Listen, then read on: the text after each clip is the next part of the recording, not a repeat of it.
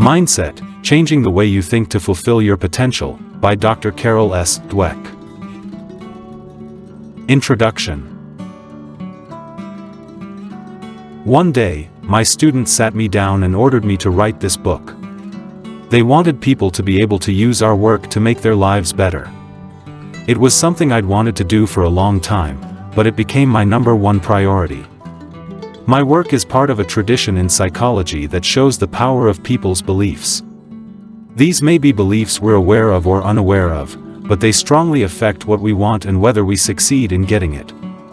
This tradition also shows how changing people's beliefs, even the simplest beliefs, can have profound effects.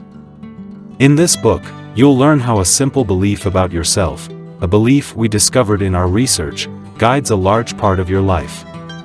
In fact, it permeates every part of your life. Much of what you think of as your personality actually grows out of this mindset. Much of what may be preventing you from fulfilling your potential grows out of it. No book has ever explained this mindset and shown people how to make use of it in their lives. You'll suddenly understand the greats, in the sciences and arts, in sports, and in business, and the would-have-beens. You'll understand your mate, your boss, your friends, your kids. You'll see how to unleash your potential, and your children's. It is my privilege to share my findings with you.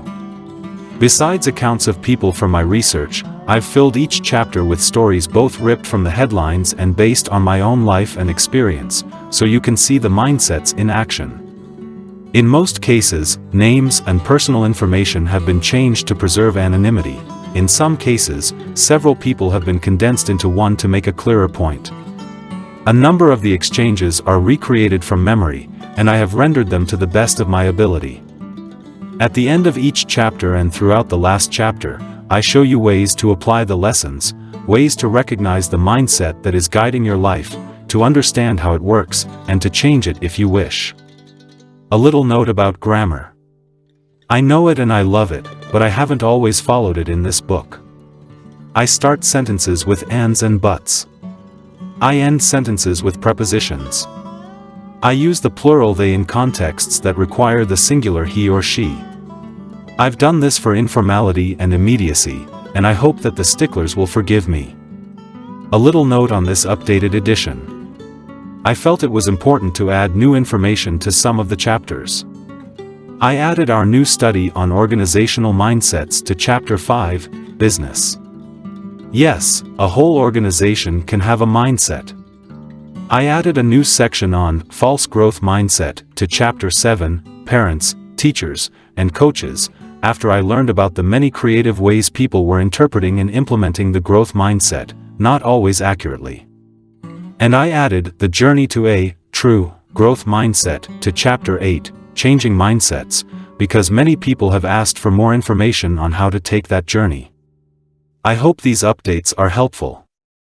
I'd like to take this chance to thank all of the people who made my research and this book possible. My students have made my research career a complete joy. I hope they've learned as much from me as I've learned from them.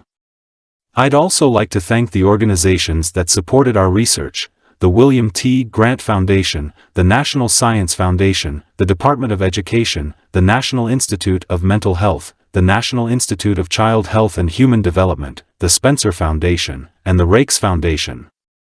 The people at Random House have been the most encouraging team I could wish for: Webster Younce, Daniel Menaker, Tom Perry, and, most of all, Caroline Sutton and Jennifer Hershey, my editors. Your excitement about my book and your great suggestions have made all the difference. I thank my superb agent, Giles Anderson, as well as Heidi Grant for putting me in touch with him. Thanks to all the people who gave me input and feedback, but special thanks to Polly Schulman, Richard Dweck, and Marianne Peshkin for their extensive and insightful comments. Finally, I thank my husband, David, for the love and enthusiasm that give my life an extra dimension. His support throughout this project was extraordinary. My work has been about growth, and it has helped foster my own growth. It is my wish that it will do the same for you. Chapter 1. The Mindsets. When I was a young researcher, just starting out, something happened that changed my life. I was obsessed with understanding how people cope with failures, and I decided to study it by watching how students grapple with hard problems. So I brought children one at a time to a room in their school, made them comfortable, and then gave them a series of puzzles to solve. The first ones were fairly easy, but the next ones were hard. As the students grunted, perspired, and toiled, I watched their strategies and probed what they were thinking and feeling. I expected differences among children in how they coped with the difficulty, but I saw something I never expected. Confronted with the hard puzzles, one 10-year-old boy pulled up his chair, rubbed his hands together, smacked his lips, and cried out, "I love a challenge." Another, sweating away on these puzzles, looked up with a pleased expression and said with authority, "You know, I was hoping this would be informative." What's wrong with them? I wondered. I always thought you coped with failure or you didn't cope with failure. I never thought anyone loved failure. Were these alien children or were they onto something? Everyone has a role model, someone who pointed the way at a critical moment in their lives. These children were my role models. They obviously knew something I didn't, and I was determined to figure it out, to understand the kind of mindset that could turn a failure into a gift. What did they know? They knew that human qualities, such as intellectual skills, could be cultivated. And that's what they were doing, getting smarter. Not only weren't they discouraged by failure, they didn't even think they were failing. They thought they were learning. I, on the other hand, thought human qualities were carved in stone. You were smart or you weren't, and failure meant you weren't. It was that simple. If you could arrange successes and avoid failures, at all costs, you could stay smart. Struggles, mistakes, perseverance were just not part of this picture. Whether human qualities are things that can be cultivated or things that are carved in stone is an old issue.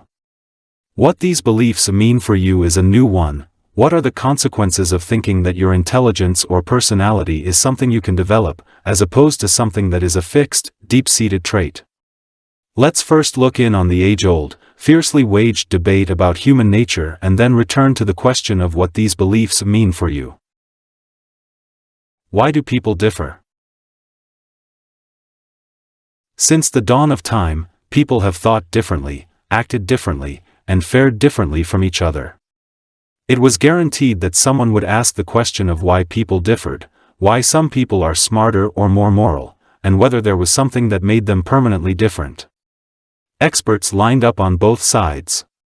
Some claim that there was a strong physical basis for these differences, making them unavoidable and unalterable. Through the ages, these alleged physical differences have included bumps on the skull, phrenology, the size and shape of the skull, craniology, and, today, genes. Others pointed to the strong differences in people's backgrounds, experiences, training, or ways of learning. It may surprise you to know that a big champion of this view was Alfred Binet, the inventor of the IQ test. Wasn't the IQ test meant to summarize children's unchangeable intelligence? In fact, no.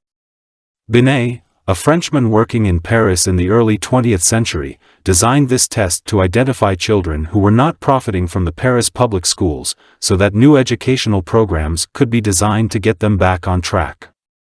Without denying individual differences in children's intellects, he believed that education and practice could bring about fundamental changes in intelligence. Here is a quote from one of his major books, Modern Ideas About Children, in which he summarizes his work with hundreds of children with learning difficulties. A few modern philosophers assert that an individual's intelligence is a fixed quantity, a quantity which cannot be increased. We must protest and react against this brutal pessimism. With practice, training, and above all, method, we manage to increase our attention, our memory, our judgment, and literally to become more intelligent than we were before. Who's right? Today most experts agree that it's not either or. It's not nature or nurture, genes or environment. From conception on, there's a constant give and take between the two.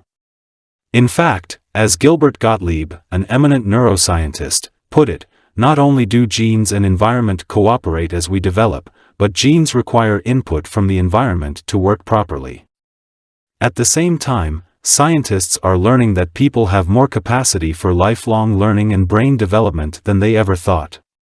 Of course, each person has a unique genetic endowment.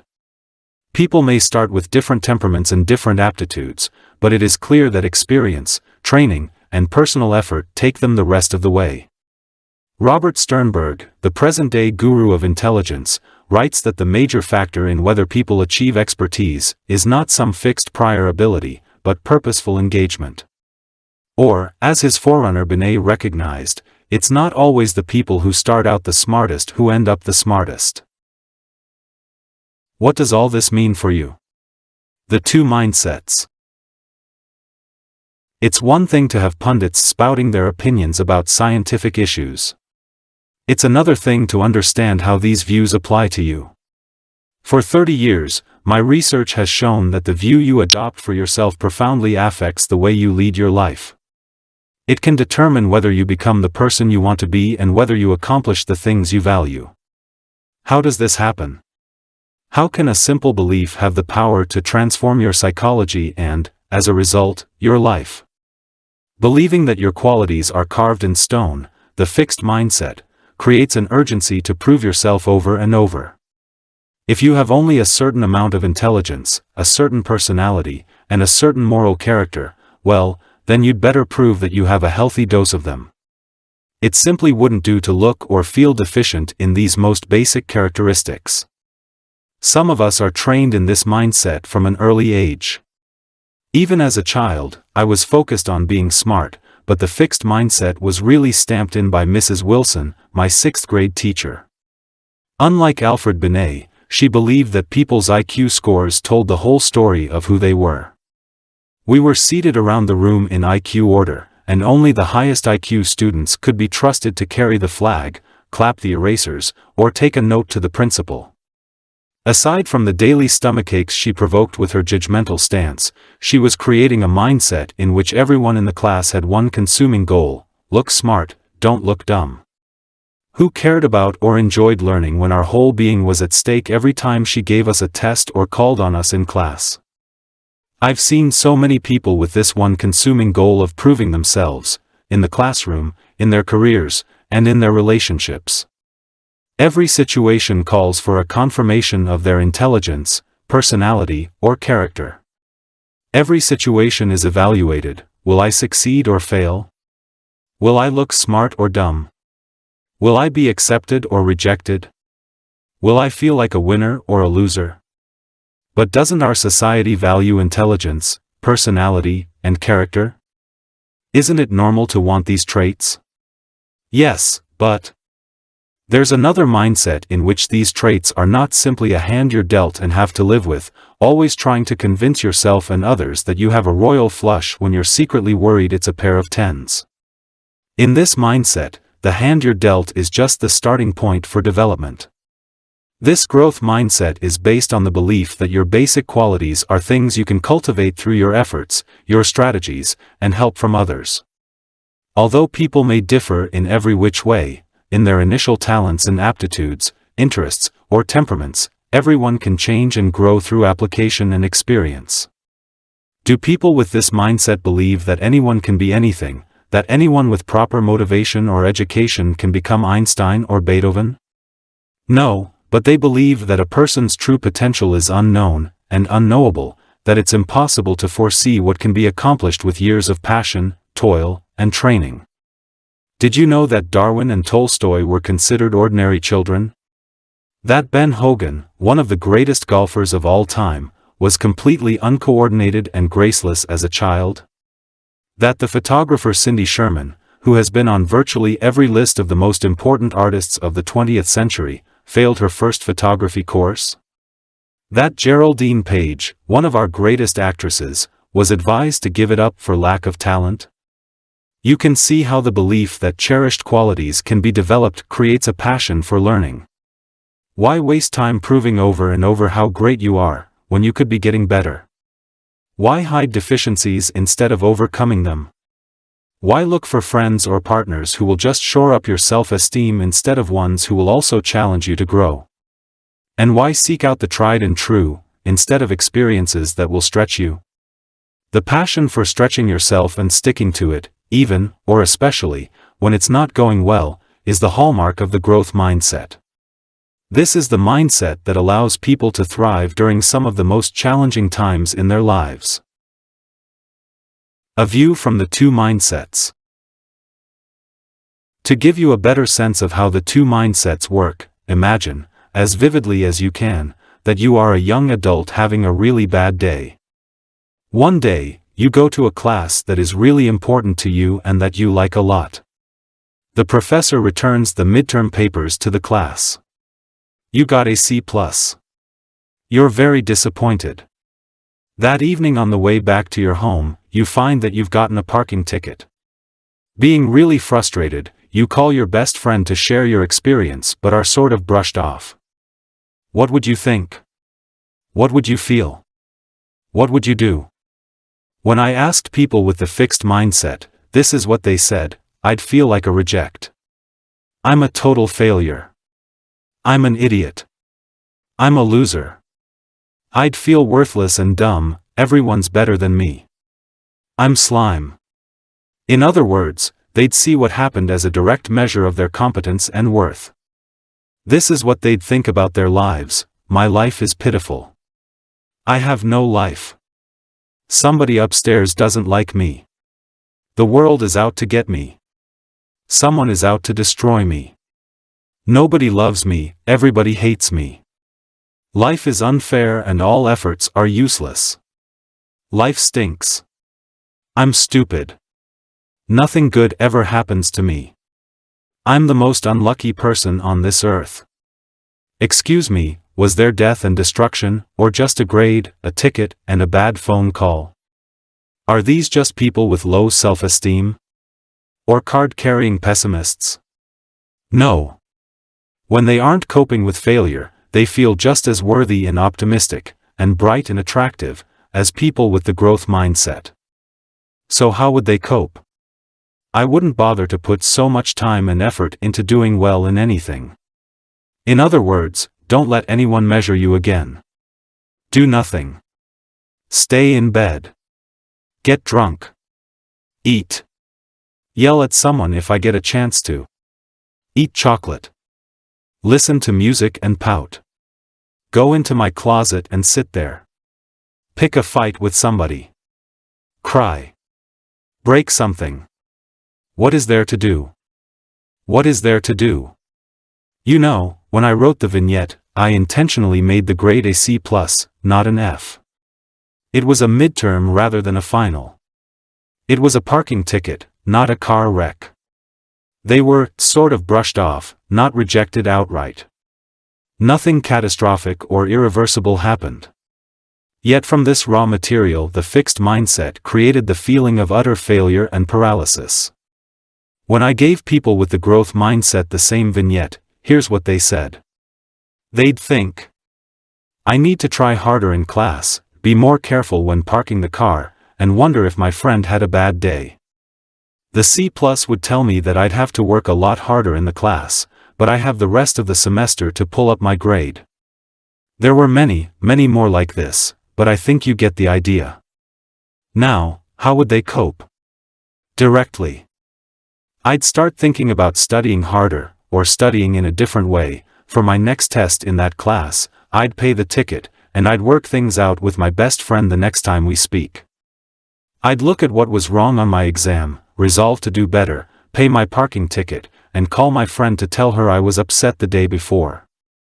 Work hard on my next paper, speak to the teacher, be more careful where I park or contest the ticket, and find out what's wrong with my friend.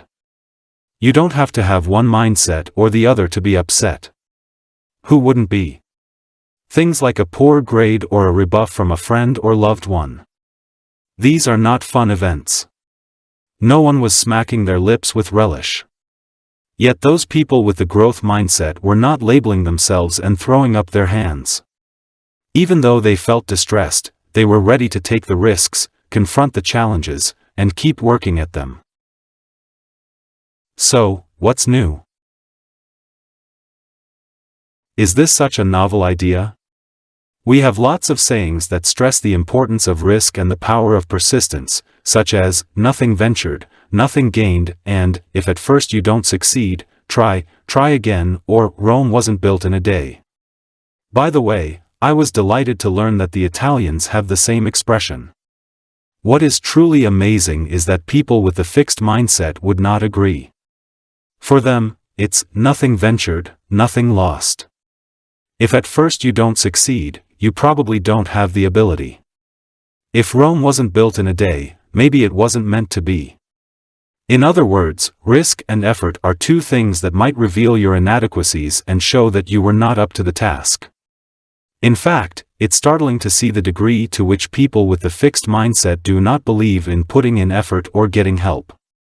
What's also new is that people's ideas about risk and effort grow out of their more basic mindset.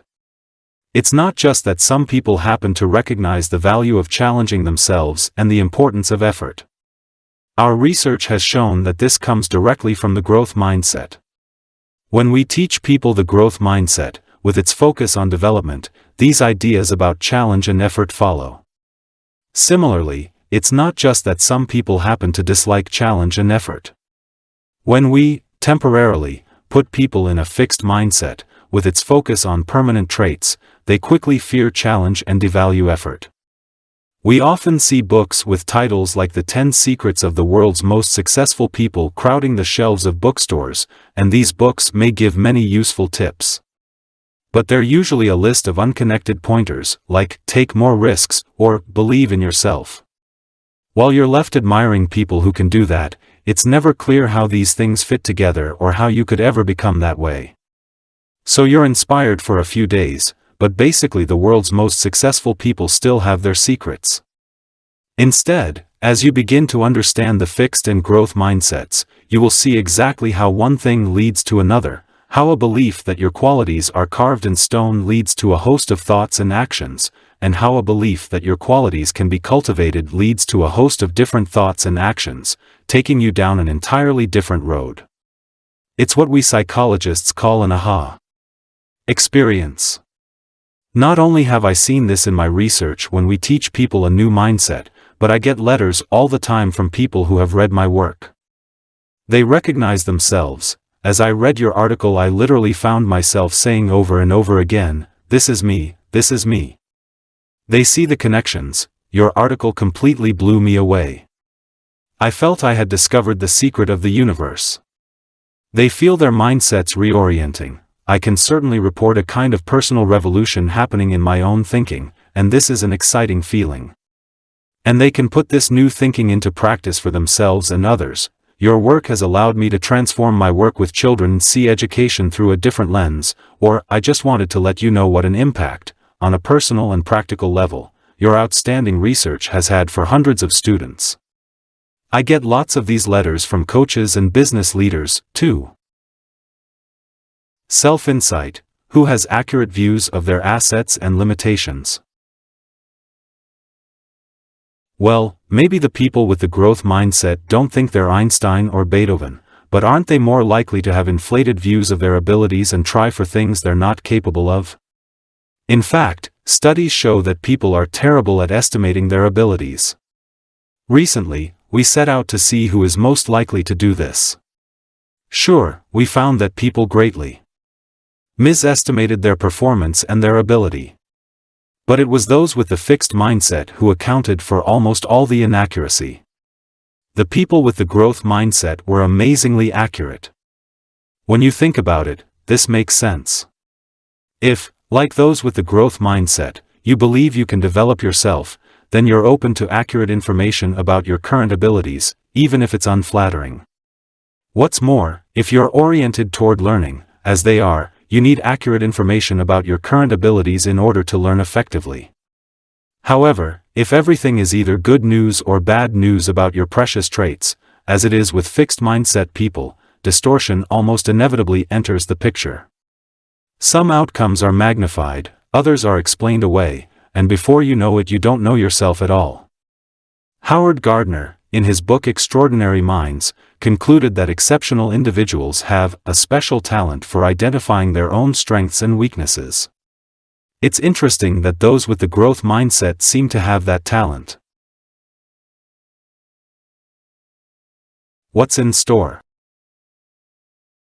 The other thing exceptional people seem to have is a special talent for converting life's setbacks into future successes. Creativity researchers concur. In a poll of 143 creativity researchers, there was wide agreement about the number one ingredient in creative achievement. And it was exactly the kind of perseverance and resilience produced by the growth mindset. You may be asking again, how can one belief lead to all this? The love of challenge, belief in effort, resilience in the face of setbacks, and greater, more creative, success. In the chapters that follow, you'll see exactly how this happens, how the mindsets change what people strive for and what they see as success. How they change the definition, significance, and impact of failure. And how they change the deepest meaning of effort. You'll see how these mindsets play out in school, in sports, in the workplace, and in relationships. You'll see where they come from and how they can be changed. Grow your mindset. Which mindset do you have? Answer these questions about intelligence. Read each statement and decide whether you mostly agree with it or disagree with it. Your intelligence is something very basic about you that you can't change very much. You can learn new things, but you can't really change how intelligent you are. No matter how much intelligence you have, you can always change it quite a bit. You can always substantially change how intelligent you are. Questions 1 and 2 are the fixed mindset questions. Questions 3 and 4 reflect the growth mindset. Which mindset did you agree with more? You can be a mixture, but most people lean toward one or the other. You also have beliefs about other abilities. You could substitute artistic talent, sports ability, or business skill for intelligence. Try it. It's not only your abilities, it's your personal qualities too. Look at these statements about personality and character and decide whether you mostly agree or mostly disagree with each one. You are a certain kind of person, and there is not much that can be done to really change that. No matter what kind of person you are, you can always change substantially. You can do things differently, but the important parts of who you are can't really be changed. You can always change basic things about the kind of person you are. Here, questions 1 and 3 are the fixed mindset questions and questions 2 and 4 reflect the growth mindset. Which did you agree with more? Did it differ from your intelligence mindset? It can. Your intelligence mindset comes into play when situations involve mental ability. Your personality mindset comes into play in situations that involve your personal qualities, for example, how dependable, cooperative, caring, or socially skilled you are. The fixed mindset makes you concerned with how you'll be judged, the growth mindset makes you concerned with improving. Here are some more ways to think about mindsets. Think about someone you know who is steeped in the fixed mindset. Think about how they're always trying to prove themselves and how they're super sensitive about being wrong or making mistakes. Did you ever wonder why they were this way? Are you this way? Now you can begin to understand why. Think about someone you know who is skilled in the growth mindset, someone who understands that important qualities can be cultivated. Think about the ways they confront obstacles. Think about the things they do to stretch themselves. What are some ways you might like to change or stretch yourself? Okay, now imagine you've decided to learn a new language and you've signed up for a class. A few sessions into the course, the instructor calls you to the front of the room and starts throwing questions at you one after another. Put yourself in a fixed mindset. Your ability is on the line. Can you feel everyone's eyes on you? Can you see the instructor's face evaluating you? Feel the tension, feel your ego bristle and waver. What else are you thinking and feeling? Now put yourself in a growth mindset. You're a novice, that's why you're here. You're here to learn. The teacher is a resource for learning. Feel the tension leave you, feel your mind open up. The message is, you can change your mindset. Chapter 2. Inside the Mindsets. When I was a young woman, I wanted a prince-like mate. Very handsome, very successful. A big cheese. I wanted a glamorous career, but nothing too hard or risky. And I wanted it all to come to me as validation of who I was. It would be many years before I was satisfied. I got a great guy, but he was a work in progress. I have a great career, but boy, is it a constant challenge. Nothing was easy. So why am I satisfied? I changed my mindset. I changed it because of my work. One day my doctoral student, Mary Bandura, and I were trying to understand why some students were so caught up in proving their ability, while others could just let go and learn. Suddenly we realized that there were two meanings to ability, not one, a fixed ability that needs to be proven, and a changeable ability that can be developed through learning. That's how the mindsets were born. I knew instantly which one I had. I realized why I'd always been so concerned about mistakes and failures. And I recognized for the first time that I had a choice. When you enter a mindset, you enter a new world. In one world, the world of fixed traits, success is about proving you're smart or talented. Validating yourself. In the other, the world of changing qualities, it's about stretching yourself to learn something new. Developing yourself. In one world, failure is about having a setback. Getting a bad grade. Losing a tournament. Getting fired. Getting rejected. It means you're not smart or talented. In the other world, failure is about not growing. Not reaching for the things you value. It means you're not fulfilling your potential. In one world, effort is a bad thing. It, like failure, means you're not smart or talented. If you were, you wouldn't need effort. In the other world, effort is what makes you smart or talented. You have a choice. Mindsets are just beliefs. They're powerful beliefs, but they're just something in your mind, and you can change your mind. As you read, think about where you'd like to go and which mindset will take you there. Is success about learning, or proving you're smart? Benjamin Barber, an eminent political theorist, once said, "I don't divide the world into the weak and the strong, or the successes and the failures. I divide the world into the learners and non-learners." What on earth would make someone a non-learner? Everyone is born with an intense drive to learn. Infants stretch their skills daily. Not just ordinary skills, but the most difficult tasks of a lifetime, like learning to walk and talk. They never decide it's too hard or not worth the effort. Babies don't worry about making mistakes or humiliating themselves. They walk, they fall, they get up. They just barge forward. What could put an end to this exuberant learning? The fixed mindset. As soon as children become able to evaluate themselves, some of them become afraid of challenges. They become afraid of not being smart. I have studied thousands of people from preschoolers on, and it's breathtaking how many reject an opportunity to learn. We offered 4-year-olds a choice. They could redo an easy jigsaw puzzle or they could try a harder one. Even at this tender age, children with the fixed mindset, the ones who believed in fixed traits, stuck with the safe one. Kids who are born smart don't do mistakes, they told us. Children with the growth mindset, the ones who believed you could get smarter, thought it was a strange choice. Why are you asking me this, lady? Why would anyone want to keep doing the same puzzle over and over? They chose one hard one after another. I'm dying to figure them out, exclaimed one little girl. So children with the fixed mindset want to make sure they succeed.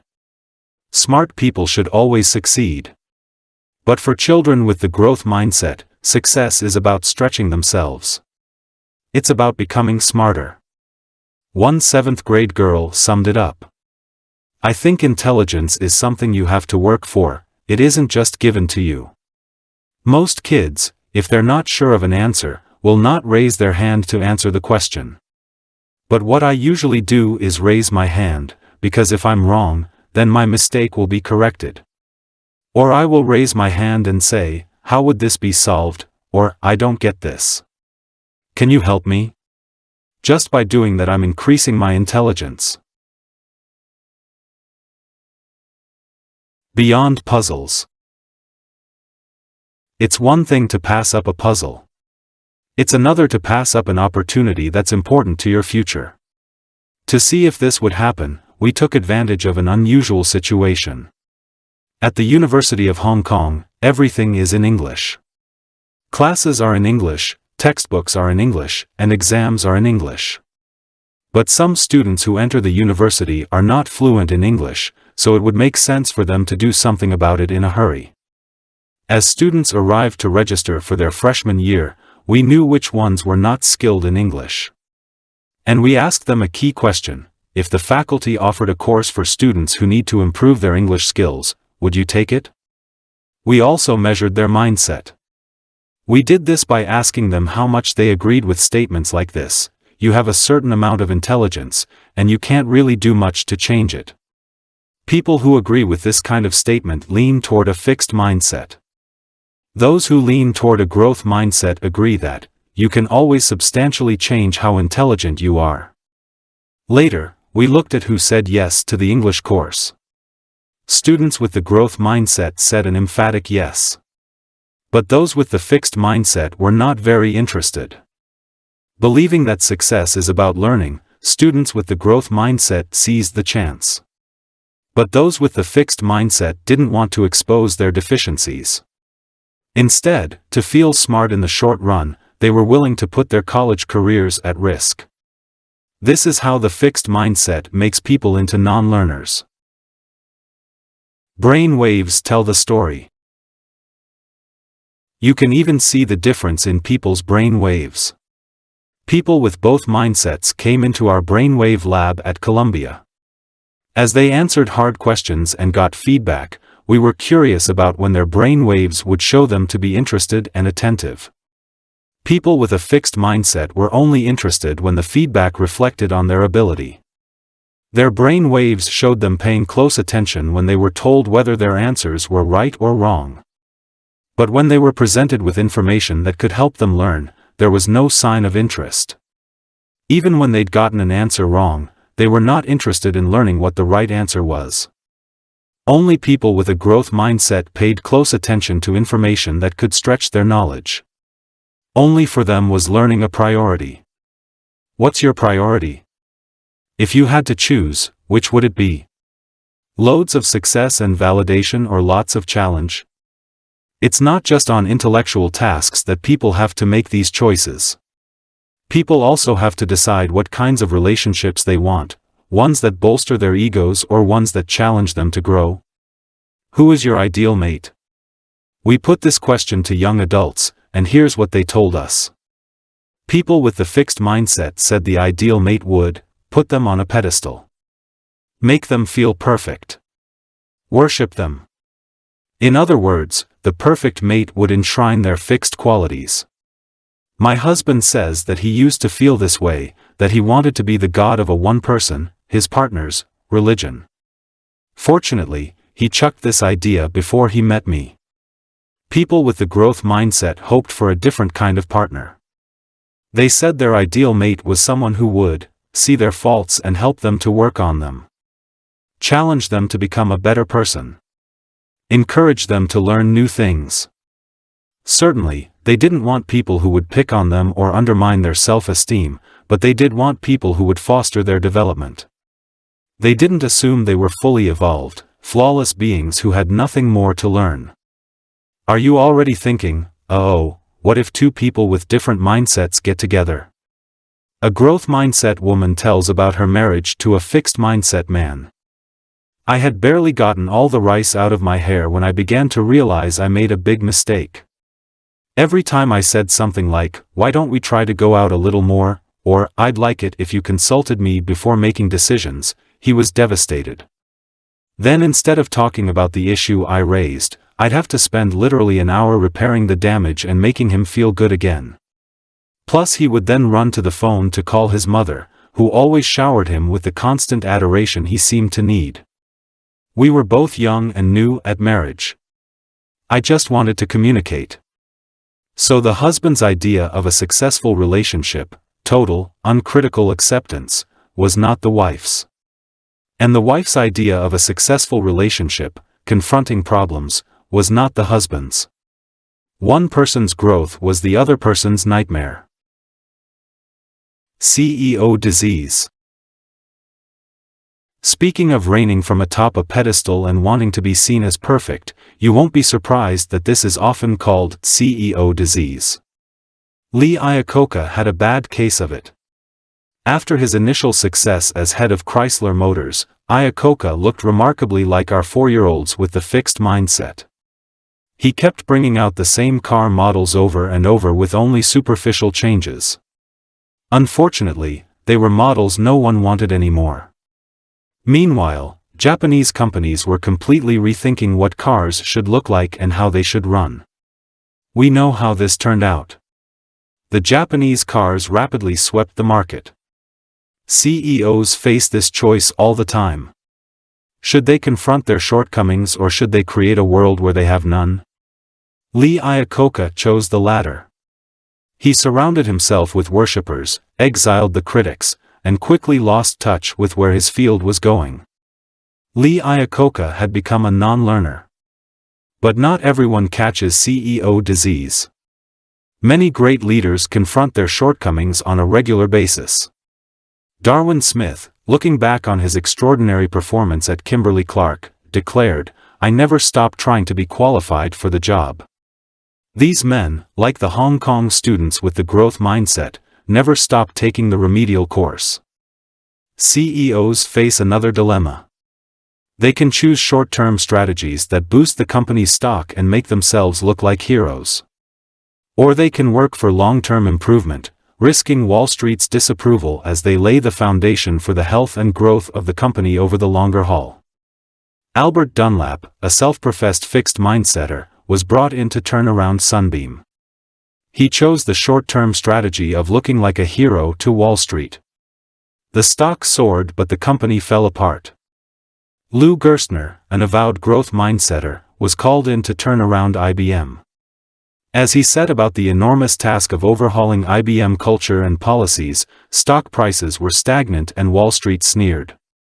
They called him a failure. A few years later, however, IBM was leading its field again.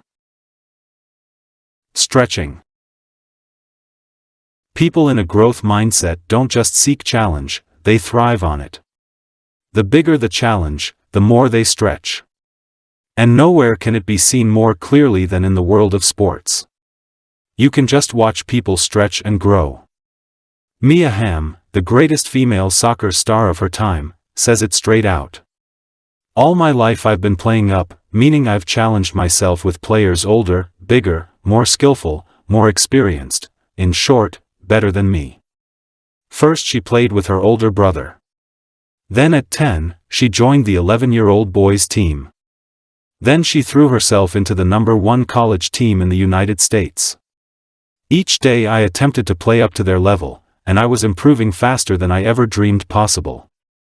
Patricia Miranda was a chubby, unathletic high school kid who wanted to wrestle. After a bad beating on the mat, she was told, "You're a joke." First she cried, then she felt, "That really set my resolve." I had to keep going and had to know if effort and focus and belief and training could somehow legitimize me as a wrestler. Where did she get this resolve? Miranda was raised in a life devoid of challenge. But when her mother died of an aneurysm at age 40, 10-year-old Miranda came up with a principle. When you're lying on your deathbed, one of the cool things to say is, "I really explored myself." This sense of urgency was instilled and my mom died. If you only go through life doing stuff that's easy, shame on you. So when wrestling presented a challenge, she was ready to take it on. Her effort paid off. At 24, Miranda was having the last laugh. She won the spot for her weight group on the U.S. Olympic team and came home from Athens with a bronze medal. And what was next? Yale Law School. People urged her to stay where she was already on top, but Miranda felt it was more exciting to start at the bottom again and see what she could grow into this time. Stretching beyond the possible. Sometimes people with the growth mindset stretch themselves so far that they do the impossible. In 1995, Christopher Reeve, the actor, was thrown from a horse. His neck was broken, his spinal cord was severed from his brain, and he was completely paralyzed below the neck. Medical science said, "So sorry. Come to terms with it." Reeve, however, started a demanding exercise program that involved moving all parts of his paralyzed body with the help of electrical stimulation. Why couldn't he learn to move again? Why couldn't his brain once again give commands that his body would obey? Doctors warned that he was in denial and was setting himself up for disappointment. They had seen this before and it was a bad sign for his adjustment. But, really, what else was Reeve doing with his time? Was there a better project? 5 years later, Reeve started to regain movement. First it happened in his hands, then his arms, then legs, and then torso. He was far from cured, but brain scans showed that his brain was once more sending signals to his body that the body was responding to. Not only did Reeve stretch his abilities, he changed the entire way science thinks about the nervous system and its potential for recovery. In doing so, he opened a whole new vista for research and a whole new avenue of hope for people with spinal cord injuries. Thriving on the sure thing. Clearly, people with the growth mindset thrive when they're stretching themselves. When do people with the fixed mindset thrive? When things are safely within their grasp. If things get too challenging, when they're not feeling smart or talented, they lose interest. I watched it happen as we followed pre-med students through their first semester of chemistry. For many students, this is what their lives have led up to, becoming a doctor. And this is the course that decides who gets to be one. It's one heck of a hard course, too. The average grade on each exam is C+, for students who've rarely seen anything less than an A. Most students started out pretty interested in chemistry. Yet over the semester, something happened. Students with the fixed mindset stayed interested only when they did well right away. Those who found it difficult showed a big drop in their interest and enjoyment. If it wasn't a testimony to their intelligence, they couldn't enjoy it. The harder it gets, reported one student, the more I have to force myself to read the book and study for the tests. I was excited about chemistry before, but now every time I think about it, I get a bad feeling in my stomach. In contrast, students with the growth mindset continued to show the same high level of interest even when they found the work very challenging. It's a lot more difficult for me than I thought it would be, but it's what I want to do, so that only makes me more determined. When they tell me I can't, it really gets me going. Challenge and interest went hand in hand. We saw the same thing in younger students. We gave fifth graders intriguing puzzles, which they all loved. But when we made them harder, children with the fixed mindset showed a big plunge in enjoyment. They also changed their minds about taking some home to practice. "It's okay, you can keep them. I already have them," fibbed one child. In fact, they couldn't run from them fast enough. This was just as true for children who were the best puzzle solvers. Having puzzle talent did not prevent the decline. Children with the growth mindset, on the other hand, couldn't tear themselves away from the hard problems. These were their favorites and these were the ones they wanted to take home. "Could you write down the name of these puzzles?" one child asked, "so my mom can buy me some more when these ones run out?" Not long ago I was interested to read about Marina Semyonova, a great Russian dancer and teacher, who devised a novel way of selecting her students. It was a clever test for mindset. As a former student tells it, her students first have to survive a trial period while she watches to see how you react to praise and to correction. Those more responsive to the correction are deemed worthy. In other words, she separates the ones who get their thrill from what's easy, what they've already mastered, from those who get their thrill from what's hard. I'll never forget the first time I heard myself say, "This is hard. This is fun." That's the moment I knew I was changing mindsets. When do you feel smart? When you're flawless or when you're learning? The plot is about to thicken, for in the fixed mindset it's not enough just to succeed. It's not enough just to look smart and talented. You have to be pretty much flawless. And you have to be flawless right away. We asked people, ranging from grade schoolers to young adults, when do you feel smart? The differences were striking. People with the fixed mindset said, "It's when I don't make any mistakes. When I finish something fast and it's perfect. When something is easy for me, but other people can't do it. It's about being perfect right now." But people with the growth mindset said, "When it's really hard, and I try really hard, and I can do something I couldn't do before. Or, when I work on something a long time and I start to figure it out." For them it's not about immediate perfection. It's about learning something over time, confronting a challenge and making progress. If you have ability, why should you need learning? Actually, people with the fixed mindset expect ability to show up on its own, before any learning takes place. After all, if you have it you have it, and if you don't you don't. I see this all the time. Out of all the applicants from all over the world, my department at Columbia admitted 6 new graduate students a year. They all had amazing test scores, nearly perfect grades, and rave recommendations from eminent scholars. Moreover, they'd been courted by the top grad schools. It took one day for some of them to feel like complete imposters. Yesterday they were hotshots, today they're failures. Here's what happens. They look at the faculty with our long list of publications. "Oh my God, I can't do that." They look at the advanced students who are submitting articles for publication and writing grant proposals. "Oh my God, I can't do that." They know how to take tests and get A's, but they don't know how to do this, yet. They forget the yet. Isn't that what school is for, to teach? They're there to learn how to do these things, not because they already know everything. I wonder if this is what happened to Janet Cook and Stephen Glass. They were both young reporters who skyrocketed to the top, on fabricated articles. Janet Cook won a Pulitzer Prize for her Washington Post articles about an 8-year-old boy who was a drug addict. The boy did not exist, and she was later stripped of her prize. Stephen Glass was the whiz kid of the New Republic, who seemed to have stories and sources reporters only dream of. The sources did not exist and the stories were not true. Did Janet Cook and Stephen Glass need to be perfect right away?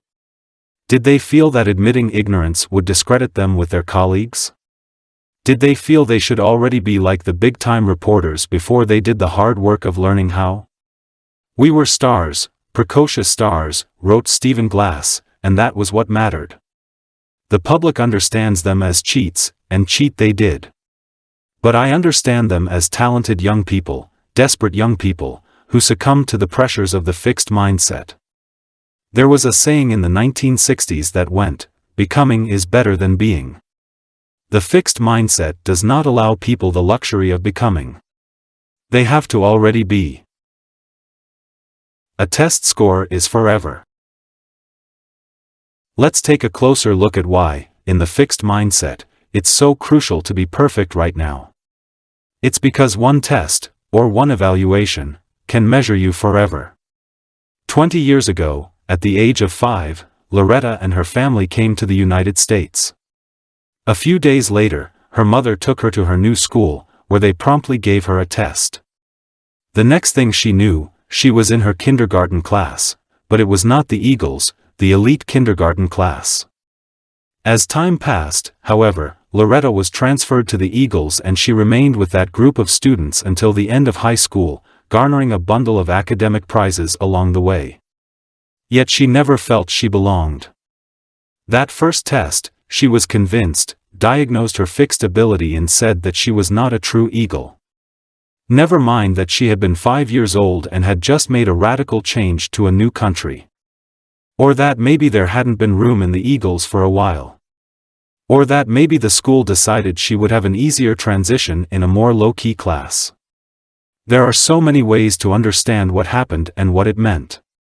Unfortunately, she chose the wrong one. For in the world of the fixed mindset, there is no way to become an eagle. If you were a true eagle, you would have aced the test and been hailed as an eagle at once. Is Loretta a rare case, or is this kind of thinking more common than we realize? To find out, we showed 5th graders a closed cardboard box and told them it had a test inside. This test, we said, measured an important school ability. We told them nothing more. Then we asked them questions about the test. First, we wanted to make sure that they'd accepted our description, so we asked them, "How much do you think this test measures an important school ability?"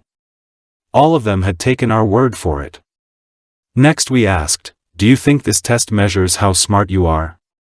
And, do you think this test measures how smart you'll be when you grow up?"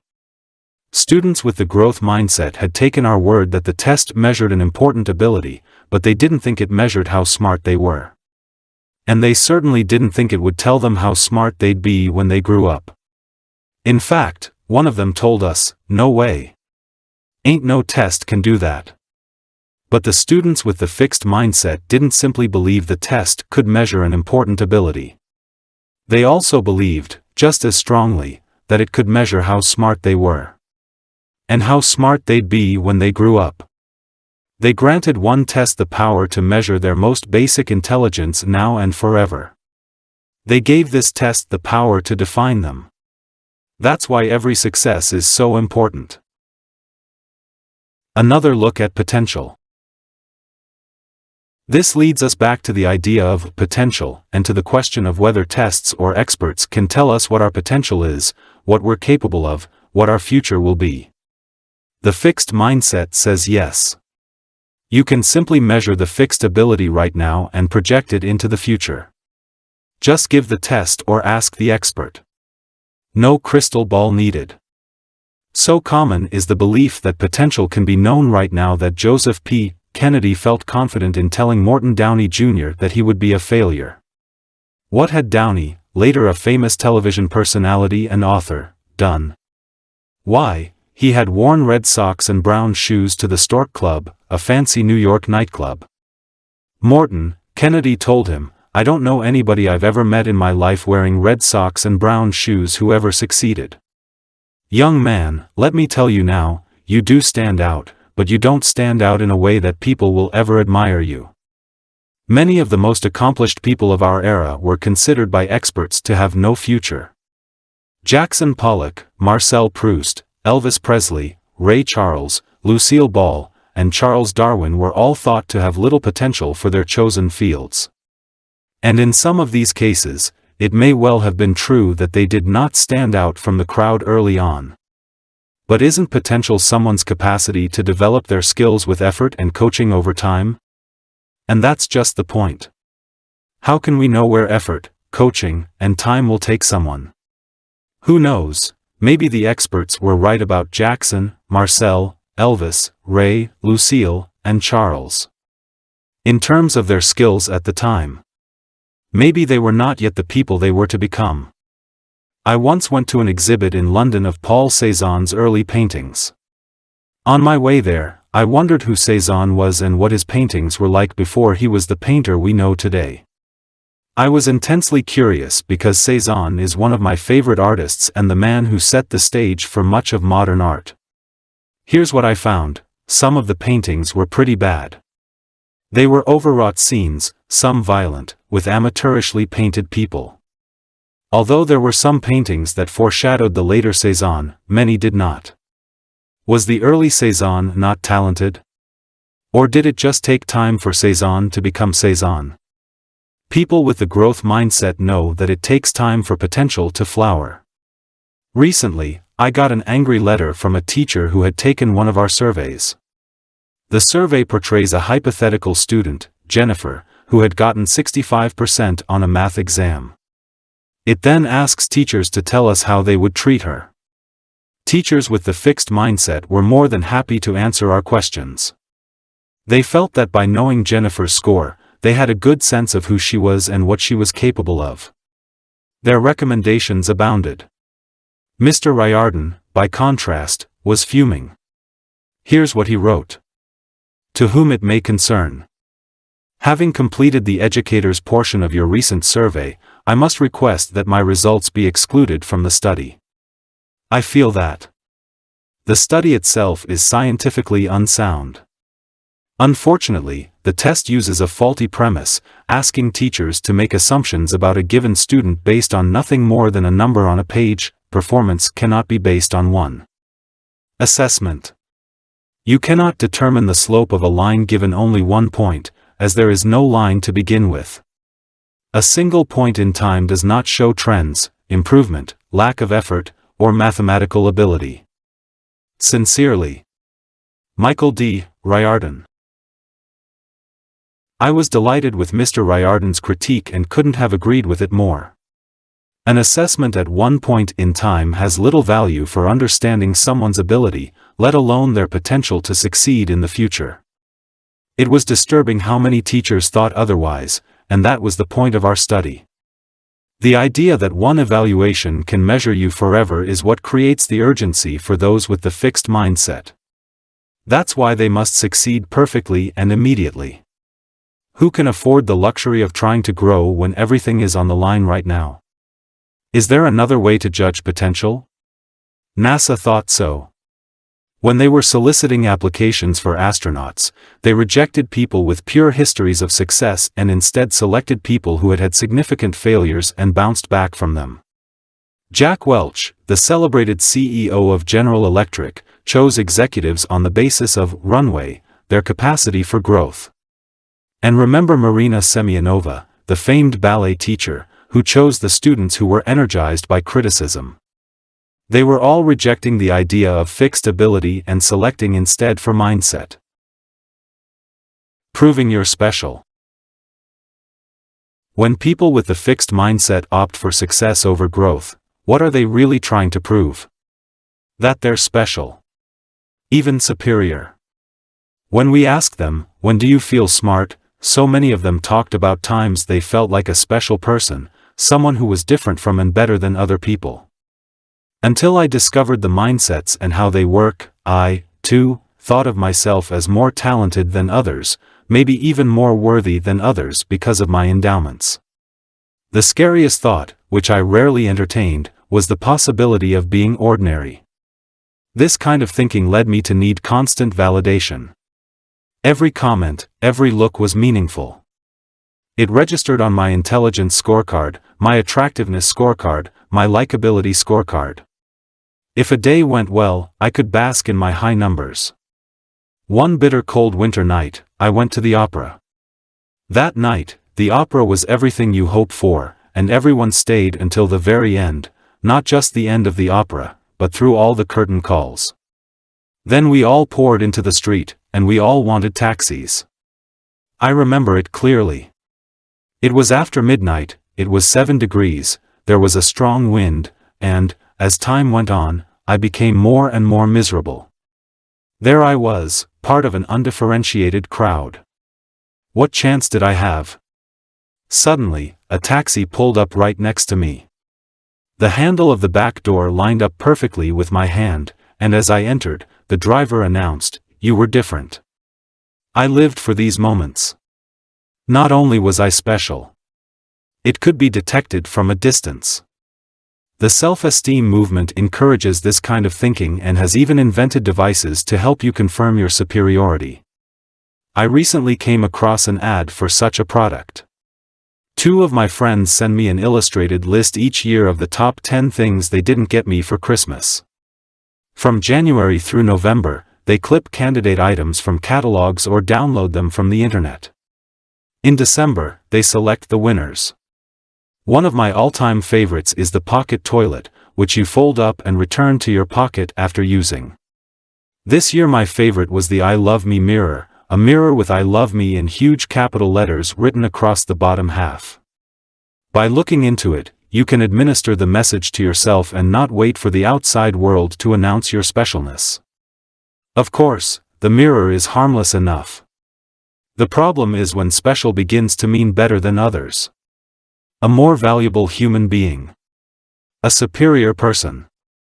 An entitled person. Special, superior, entitled. John McEnroe had a fixed mindset. He believed that talent was all. He did not love to learn. He did not thrive on challenges. When the going got rough, he often folded. As a result, by his own admission, he did not fulfill his potential.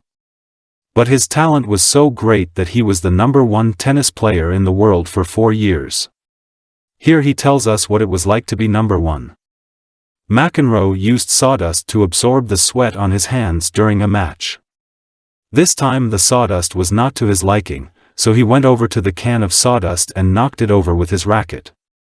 His agent, Gary, came dashing over to find out what was wrong.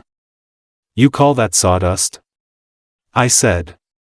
I was actually screaming at him. The sawdust was ground too fine. "This looks like rat poison. Can't you get anything right?"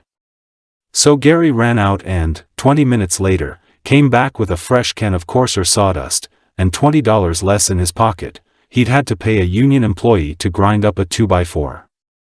This is what it was like to be #1. He goes on to tell us about how he once threw up all over a dignified Japanese lady who was hosting him. The next day she bowed, apologized to him, and presented him with a gift. This, McEnroe proclaims, is also what it was like to be #1. Everything was about you.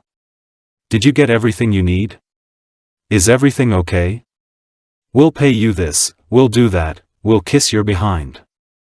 You only have to do what you want. Your reaction to anything else is, get the hell out of here. For a long time I didn't mind it a bit. Would you? So let's see. If you're successful, you're better than other people. You get to abuse them and have them grovel. In the fixed mindset, this is what can pass for self-esteem. As a contrast, let's look at Michael Jordan, growth-minded athlete par excellence, whose greatness is regularly proclaimed by the world, Superman, God in person, Jesus in tennis shoes. If anyone has reason to think of himself as special, it's he. But here's what he said when his return to basketball caused a huge commotion. "I was shocked with the level of intensity my coming back to the game created. People were praising me like I was a religious cult or something. That was very embarrassing. I'm a human being like everyone else." Jordan knew how hard he had worked to develop his abilities. He was a person who had struggled and grown, not a person who was inherently better than others. Tom Wolfe, in The Right Stuff, describes the elite military pilots who eagerly embrace the fixed mindset. Having passed one rigorous test after another, they think of themselves as special, as people who were born smarter and braver than other people. But Chuck Yeager, the hero of The Right Stuff, begged to differ. There is no such thing as a natural-born pilot. Whatever my aptitude or talents, becoming a proficient pilot was hard work, really a lifetime's learning experience. The best pilots fly more than the others, that's why they're the best. Like Michael Jordan, he was a human being.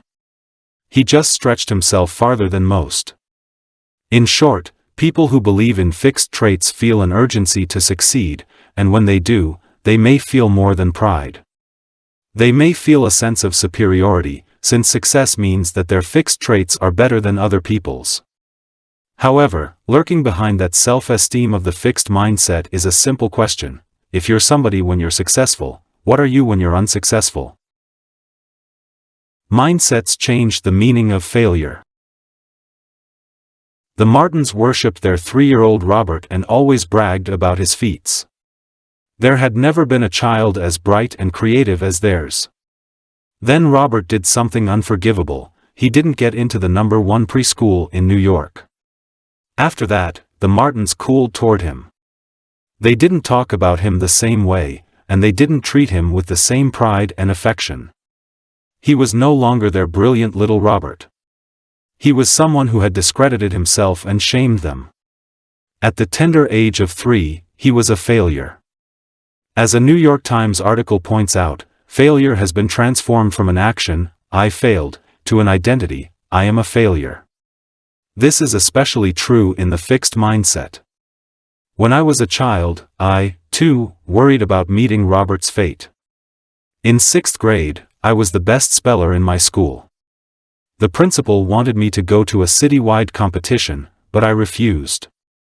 In 9th grade, I excelled in French, and my teacher wanted me to enter a citywide competition.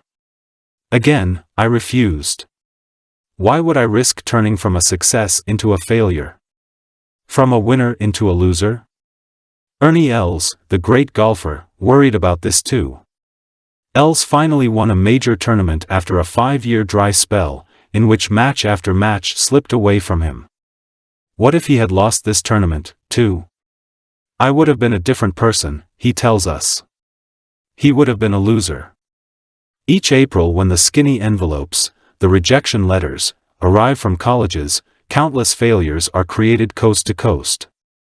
Thousands of brilliant young scholars become the girl who didn't get into Princeton or the boy who didn't get into Stanford. Defining moments. Even in the growth mindset, failure can be a painful experience. But it doesn't define you.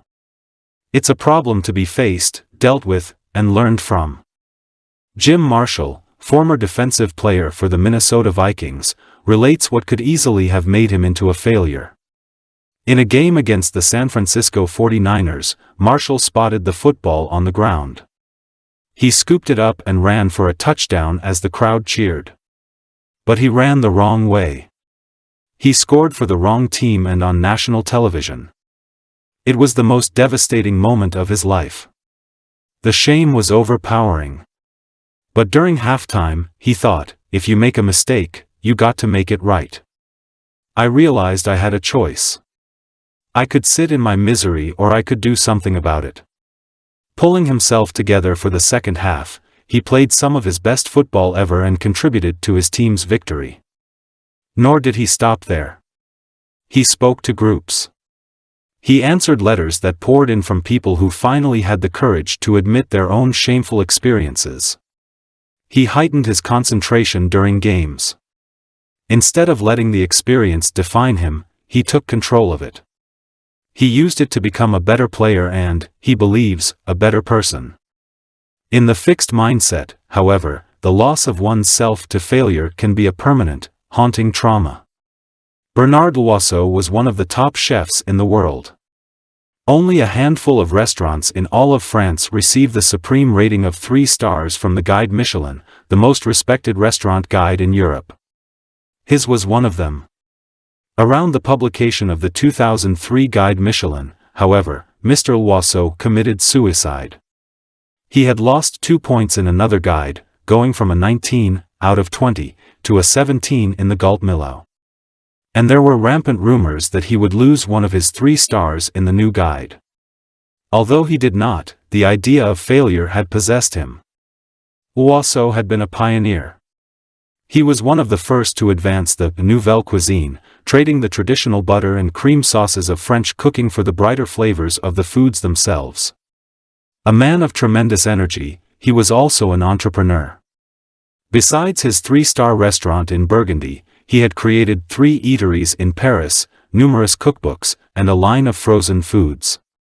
I'm like Yves Saint Laurent, he told people. I do both haute couture and ready-to-wear. A man of such talent and originality could easily have planned for a satisfying future, with or without the 2 points or the 3rd star. In fact, the director of the Guide Michelin said it was unimaginable that their rating could have taken his life.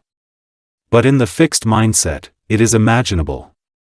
Their lower rating gave him a new definition of himself: failure. Has been.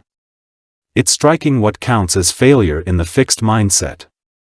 So, on a lighter note, my success is your failure. Last summer my husband and I went to a dude ranch, something very novel since neither of us had ever made contact with a horse.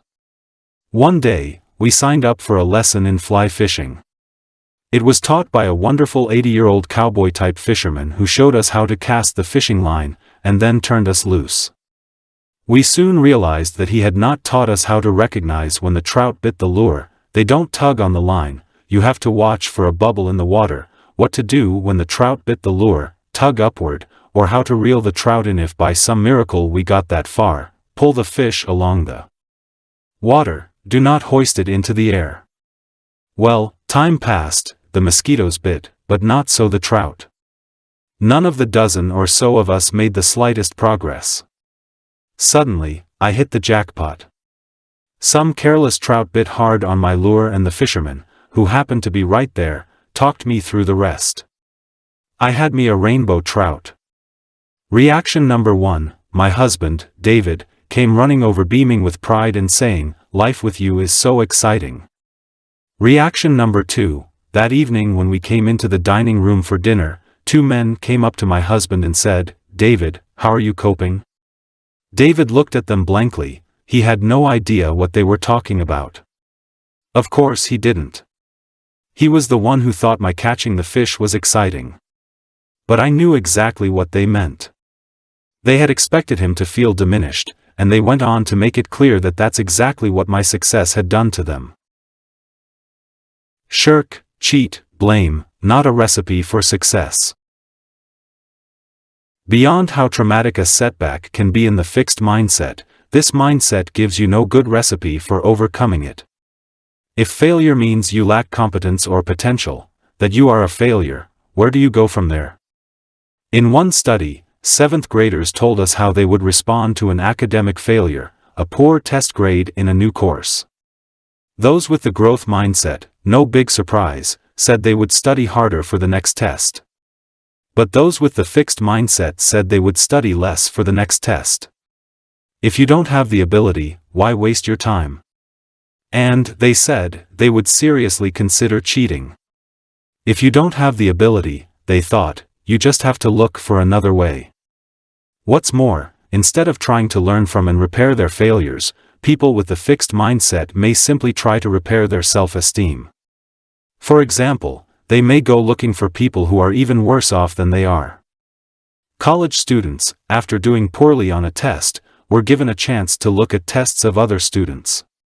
Those in the growth mindset looked at the tests of people who had done far better than they had. As usual, they wanted to correct their deficiency. But students in the fixed mindset chose to look at the tests of people who had done really poorly. That was their way of feeling better about themselves. Jim Collins tells in Good to Great of a similar thing in the corporate world. As Procter & Gamble surged into the paper goods business, Scott Paper, which was then the leader, just gave up. Instead of mobilizing themselves and putting up a fight, they said, "Oh, well, at least there are people in the business worse off than we are." Another way people with the fixed mindset try to repair their self-esteem after a failure is by assigning blame or making excuses. Let's return to John McEnroe. It was never his fault. One time he lost a match because he had a fever. One time he had a backache. One time he fell victim to expectations, another time to the tabloids. One time he lost to a friend because the friend was in love and he wasn't. One time he ate too close to the match. One time he was too chunky, another time too thin. One time it was too cold, another time too hot. One time he was undertrained, another time overtrained. His most agonizing loss, and the one that still keeps him up nights, was his loss in the 1984 French Open. Why did he lose after leading Ivan Lendl 2-0? According to McEnroe, it wasn't his fault. An NBC cameraman had taken off his headset and a noise started coming from the side of the court. Not his fault. So he didn't train to improve his ability to concentrate or his emotional control. John Wooden, the legendary basketball coach, says you aren't a failure until you start to blame. What he means is that you can still be in the process of learning from your mistakes until you deny them. When Enron, the energy giant, failed, toppled by a culture of arrogance. Whose fault was it? Not mine, insisted Jeffrey Skilling, the CEO and resident genius. It was the world's fault. The world did not appreciate what Enron was trying to do. What about the Justice Department's investigation into massive corporate deception? A witch hunt. Jack Welch, the growth-minded CEO, had a completely different reaction to one of General Electric's fiascos. In 1986, General Electric bought Kidder, Peabody, a Wall Street investment banking firm. Soon after the deal closed, Kidder, Peabody was hit with a big insider trading scandal.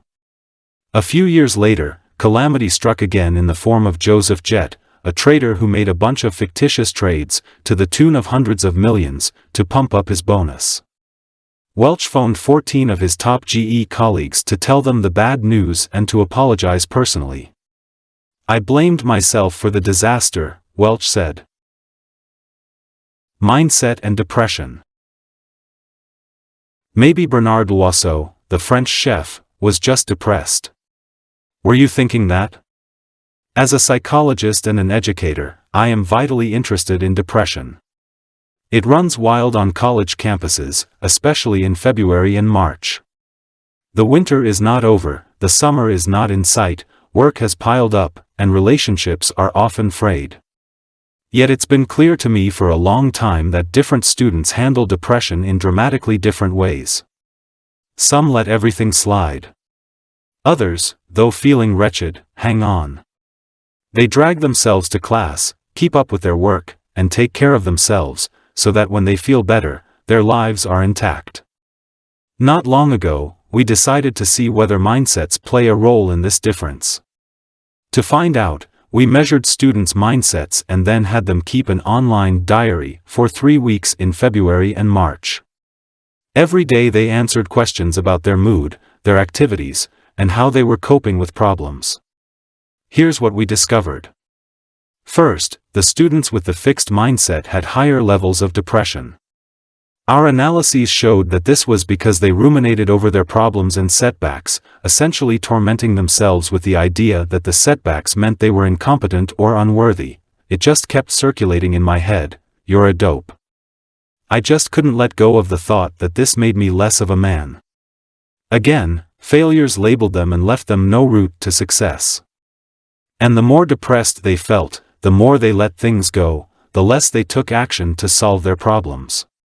For example, they didn't study what they needed to, they didn't hand in their assignments on time, and they didn't keep up with their chores.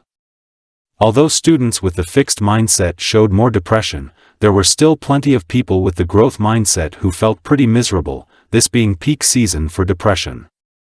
And here we saw something really amazing. The more depressed people with the growth mindset felt, short of severe depression, the more they took action to confront their problems, the more they made sure to keep up with their schoolwork, and the more they kept up with their lives.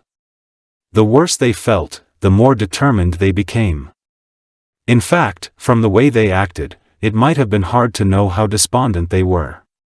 Here is a story a young man told me. I was a freshman and it was the first time I had been away from home. Everyone was a stranger, the courses were hard, and as the year wore on I felt more and more depressed. Eventually, it reached a point where I could hardly get out of bed in the morning. But every day I forced myself to get up, shower, shave, and do whatever it was I needed to do. One day I really hit a low point and I decided to ask for help, so I went to the teaching assistant in my psychology course and asked for her advice. "Are you going to your classes?" she asked. "Yes," I replied. "Are you keeping up with your reading?" "Yes." "Are you doing okay on your exams?" "Yes." "Well," she informed me, "then you're not depressed." Yes, he was depressed, but he was coping the way people in the growth mindset tend to cope, with determination. Doesn't temperament have a lot to do with it? Aren't some people sensitive by nature, while others just let things roll off their backs? Temperament certainly plays a role, but mindset is an important part of the story. When we taught people the growth mindset, it changed the way they reacted to their depressed mood. The worse they felt, the more motivated they became and the more they confronted the problems that faced them. In short, when people believe in fixed traits, they are always in danger of being measured by a failure. It can define them in a permanent way. Smart or talented as they may be, this mindset seems to rob them of their coping resources. When people believe their basic qualities can be developed, failures may still hurt, but failures don't define them. And if abilities can be expanded, if change and growth are possible, then there are still many paths to success. Mindsets change the meaning of effort. As children, we were given a choice between the talented but erratic hare and the plodding but steady tortoise. The lesson was supposed to be that slow and steady wins the race. But, really, did any of us ever want to be the tortoise? No, we just wanted to be a less foolish hare. We wanted to be swift as the wind and a bit more strategic, say, not taking quite so many snoozes before the finish line. After all, everyone knows you have to show up in order to win. The story of the tortoise and the hare, in trying to put forward the power of effort, gave effort a bad name. It reinforced the image that effort is for the plodders and suggested that in rare instances, when talented people dropped the ball, the plodder could sneak through. The little engine that could, the saggy, baggy elephant, and the scruffy tugboat, they were cute, they were often overmatched, and we were happy for them when they succeeded.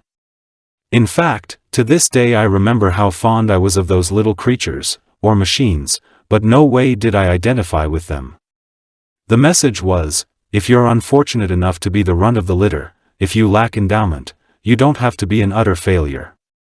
You can be a sweet, adorable little slogger, and maybe, if you really work at it and withstand all the scornful onlookers, even a success. Thank you very much, I'll take the endowment. The problem was that these stories made it into an either-or. Either you have ability or you expend effort. And this is part of the fixed mindset. Effort is for those who don't have the ability. People with the fixed mindset tell us, if you have to work at something, you must not be good at it. They add, things come easily to people who are true geniuses. I was a young professor in the psychology department at the University of Illinois. Late one night, I was passing the psychology building and noticed that the lights were on in some faculty offices. Some of my colleagues were working late. They must not be as smart as I am, I thought to myself. It never occurred to me that they might be just as smart and more hardworking. For me it was either or. And it was clear I valued the either over the or.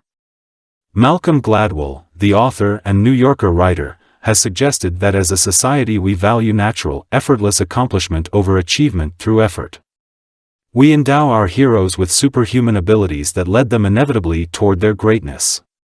It's as if Midori popped out of the womb fiddling, Michael Jordan dribbling, and Picasso doodling. This captures the fixed mindset perfectly. And it's everywhere. A report from researchers at Duke University sounds an alarm about the anxiety and depression among female undergraduates who aspire to effortless perfection. They believe they should display perfect beauty, perfect womanhood, and perfect scholarship all without trying, or at least without appearing to try. Americans aren't the only people who disdain effort. French executive Pierre Chevalier says, "We are not a nation of effort." After all, if you have savoir-faire, a mixture of know-how and cool, you do things effortlessly. People with the growth mindset, however, believe something very different. For them, even geniuses have to work hard for their achievements. And what's so heroic, they would say, about having a gift? They may appreciate endowment, but they admire effort, for no matter what your ability is, effort is what ignites that ability and turns it into accomplishment. Seabiscuit. Here was a horse who was so broken, he was supposed to be put to sleep. In fact, here was a whole team of people, the jockey, the owner, the trainer, who were damaged in one way or another. Yet through their dogged determination and against all odds, they transformed themselves into winners. A down-and-out nation saw this horse and rider as a symbol of what could be accomplished through grit and spirit. Equally moving is the parallel story about Seabiscuit's author, Laura Hillenbrand. Felled in her college years by severe, recurrent chronic fatigue that never went away, she was often unable to function. Yet something in the story of the horse who could gripped and inspired her, so that she was able to write a heartfelt, magnificent story about the triumph of will. The book was a testament to Seabiscuit's triumph in her own, equally. Seen through the lens of the growth mindset, these are stories about the transformative power of effort, the power of effort to change your ability and to change you as a person. But filtered through the fixed mindset, it's a great story about 3 men and a horse, all with deficiencies, who had to try very hard. High effort, the big risk. From the point of view of the fixed mindset, effort is only for people with deficiencies. And when people already know they're deficient, maybe they have nothing to lose by trying. But if your claim to fame is not having any deficiencies, if you're considered a genius, a talent, or a natural, then you have a lot to lose. Effort can reduce you. Nadia Salerno-Sonnenberg made her violin debut at the age of 10 with the Philadelphia Orchestra. Yet when she arrived at Juilliard to study with Dorothy DeLay, the great violin teacher, she had a repertoire of awful habits. Her fingerings and bowings were awkward and she held her violin in the wrong position, but she refused to change. After several years, she saw the other students catching up and even surpassing her, and by her late teens she had a crisis of confidence. I was used to success, to the prodigy label in newspapers, and now I felt like a failure. This prodigy was afraid of trying. Everything I was going through boiled down to fear. Fear of trying and failing. If you go to an audition and don't really try, if you're not really prepared, if you didn't work as hard as you could have and you don't win, you have an excuse. Nothing is harder than saying, I gave it my all and it wasn't good enough. The idea of trying and still failing, of leaving yourself without excuses, is the worst fear within the fixed mindset, and it haunted and paralyzed her. She had even stopped bringing her violin to her lesson.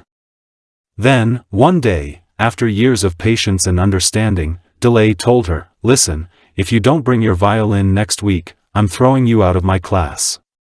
Salerno-Sonnenberg thought she was joking, but DeLay rose from the couch and calmly informed her, I'm not kidding. If you are going to waste your talent, I don't want to be a part of it. This has gone on long enough. Why is effort so terrifying? There are 2 reasons. One is that in the fixed mindset, great geniuses are not supposed to need it. So just needing it casts a shadow on your ability. The second is that, as Nadia suggests, it robs you of all your excuses. Without effort, you can always say, I could have been, fill in the blank, ... But once you try, you can't say that anymore. Someone once said to me, I could have been Yo-Yo Ma.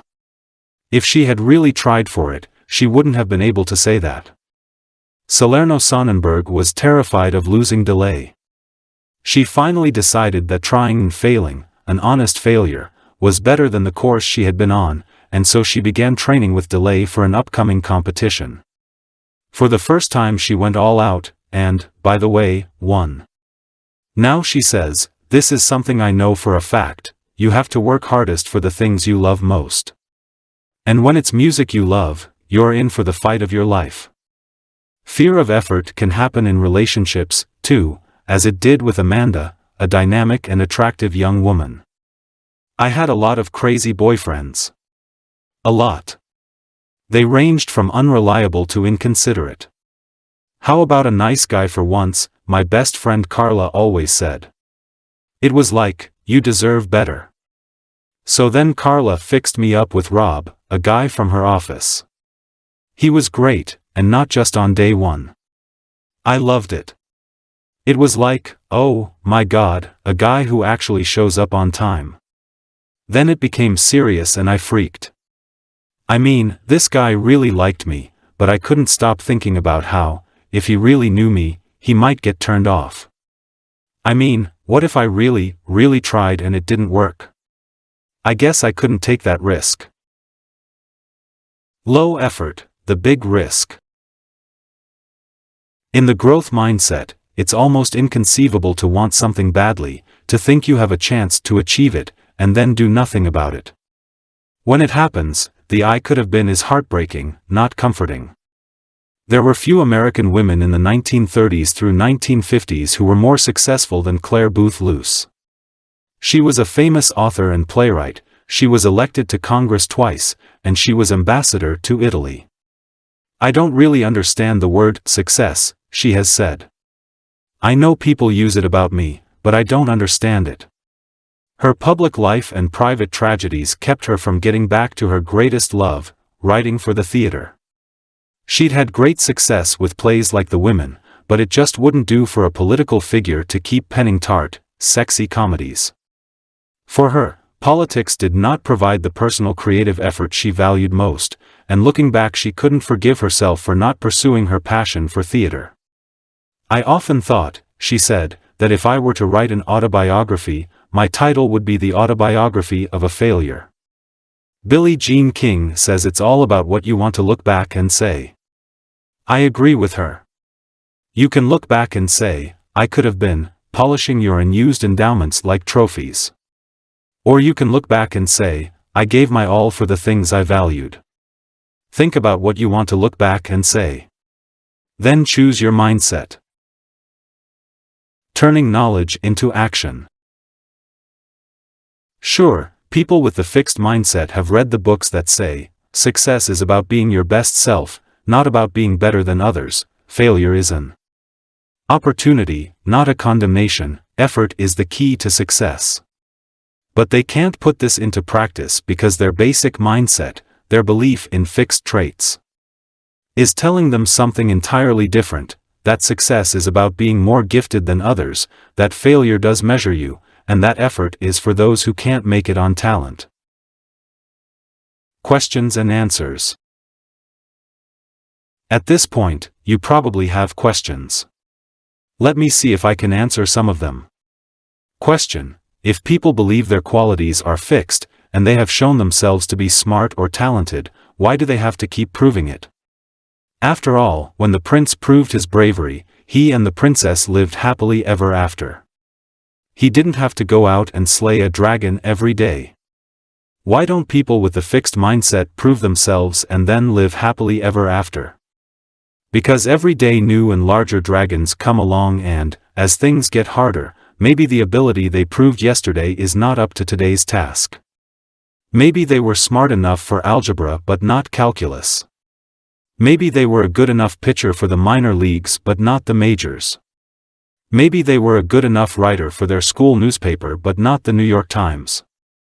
So they're racing to prove themselves over and over, but where are they going? To me, they're often running in place, amassing countless affirmations, but not necessarily ending up where they want to be. You know those movies where the main character wakes up one day and sees that his life has not been worthwhile, he has always been besting people, not growing, learning, or caring. My favorite is Groundhog Day, which I didn't see for a long time because I couldn't get past the name. At any rate, in Groundhog Day, Bill Murray doesn't just wake up one day and get the message, he has to repeat the same day over and over until he gets the message. Phil Connors, Murray, is a weatherman for a local station in Pittsburgh who is dispatched to Punxsutawney, Pennsylvania, to cover the Groundhog Day ceremony. On February 2nd, a groundhog is taken out of his little house. If he is judged to have seen his shadow, there will be another 6 weeks of winter. If not, there will be an early spring. Phil, considering himself to be a superior being, has complete contempt for the ceremony, the town, and the people, hicks and morons, and after making that perfectly clear, he plans to get out of Punxsutawney as quickly as possible. But this is not to be. A blizzard hits the town, he is forced to remain, and when he wakes up the next morning, it's Groundhog Day again.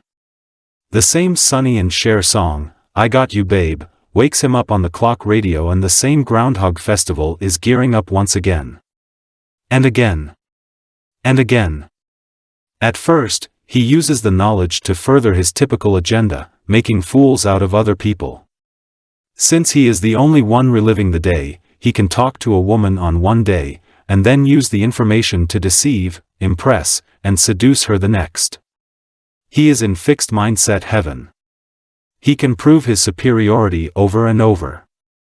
But after countless such days, he realizes it's all going nowhere and he tries to kill himself.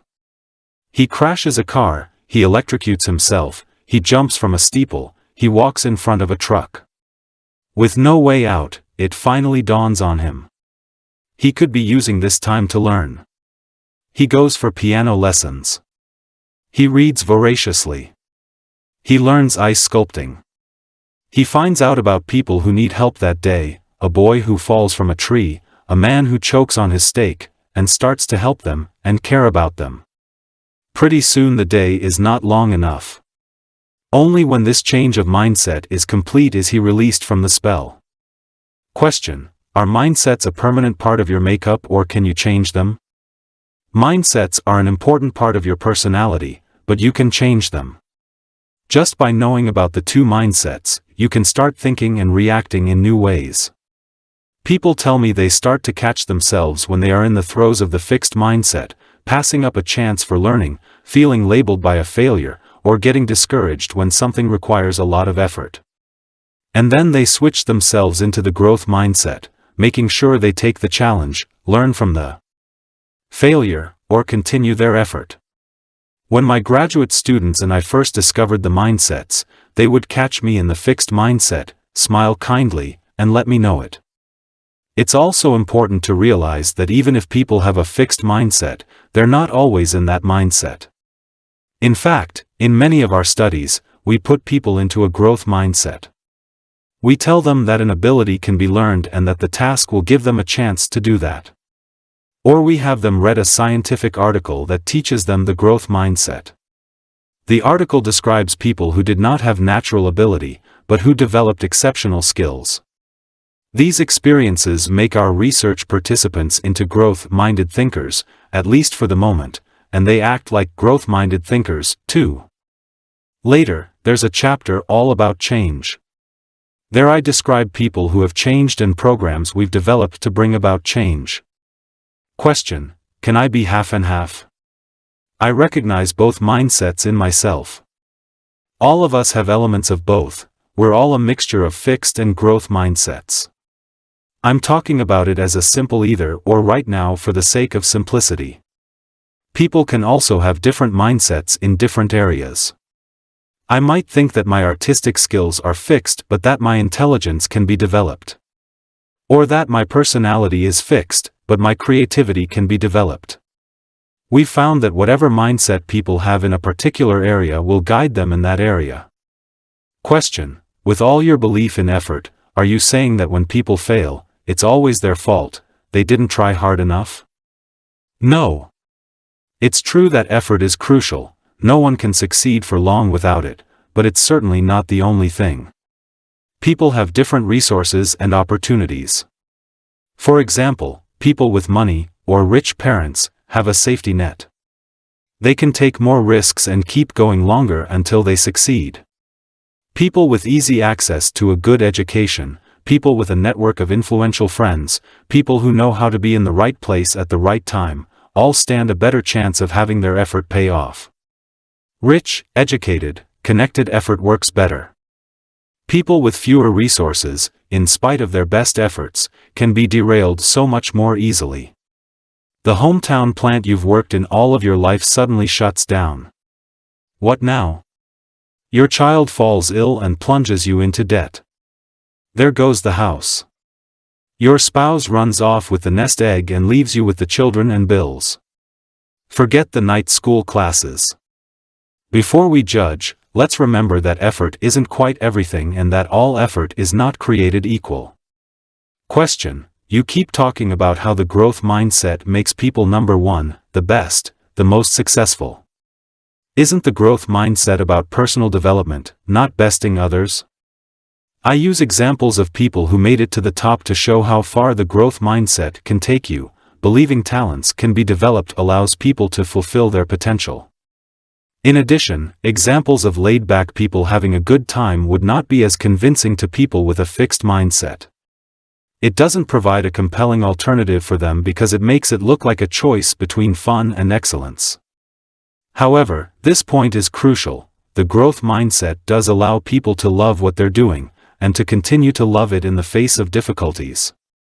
The growth-minded athletes, CEOs, musicians, or scientists all loved what they did, whereas many of the fixed-minded ones did not. Many growth-minded people didn't even plan to go to the top. They got there as a result of doing what they love. It's ironic. The top is where the fixed-mindset people hunger to be, but it's where many growth-minded people arrive as a byproduct of their enthusiasm for what they do. This point is also crucial. In the fixed mindset, everything is about the outcome. If you fail, or if you're not the best, it's all been wasted. The growth mindset allows people to value what they're doing regardless of the outcome. They're tackling problems, charting new courses, working on important issues. Maybe they haven't found the cure for cancer, but the search was deeply meaningful. A lawyer spent 7 years fighting the biggest bank in his state on behalf of people who felt they'd been cheated. After he lost, he said, "Who am I to say that just because I spent 7 years on something I am entitled to success? Did I do it for the success, or did I do it because I thought the effort itself was valid? I do not regret it. I had to do it. I would not do it differently." Question: I know a lot of workaholics on the fast track who seem to have a fixed mindset. They're always trying to prove how smart they are, but they do work hard and they do take on challenges. How does this fit with your idea that people with a fixed mindset go in for low effort and easy tasks? On the whole, people with a fixed mindset prefer effortless success, since that's the best way to prove their talent.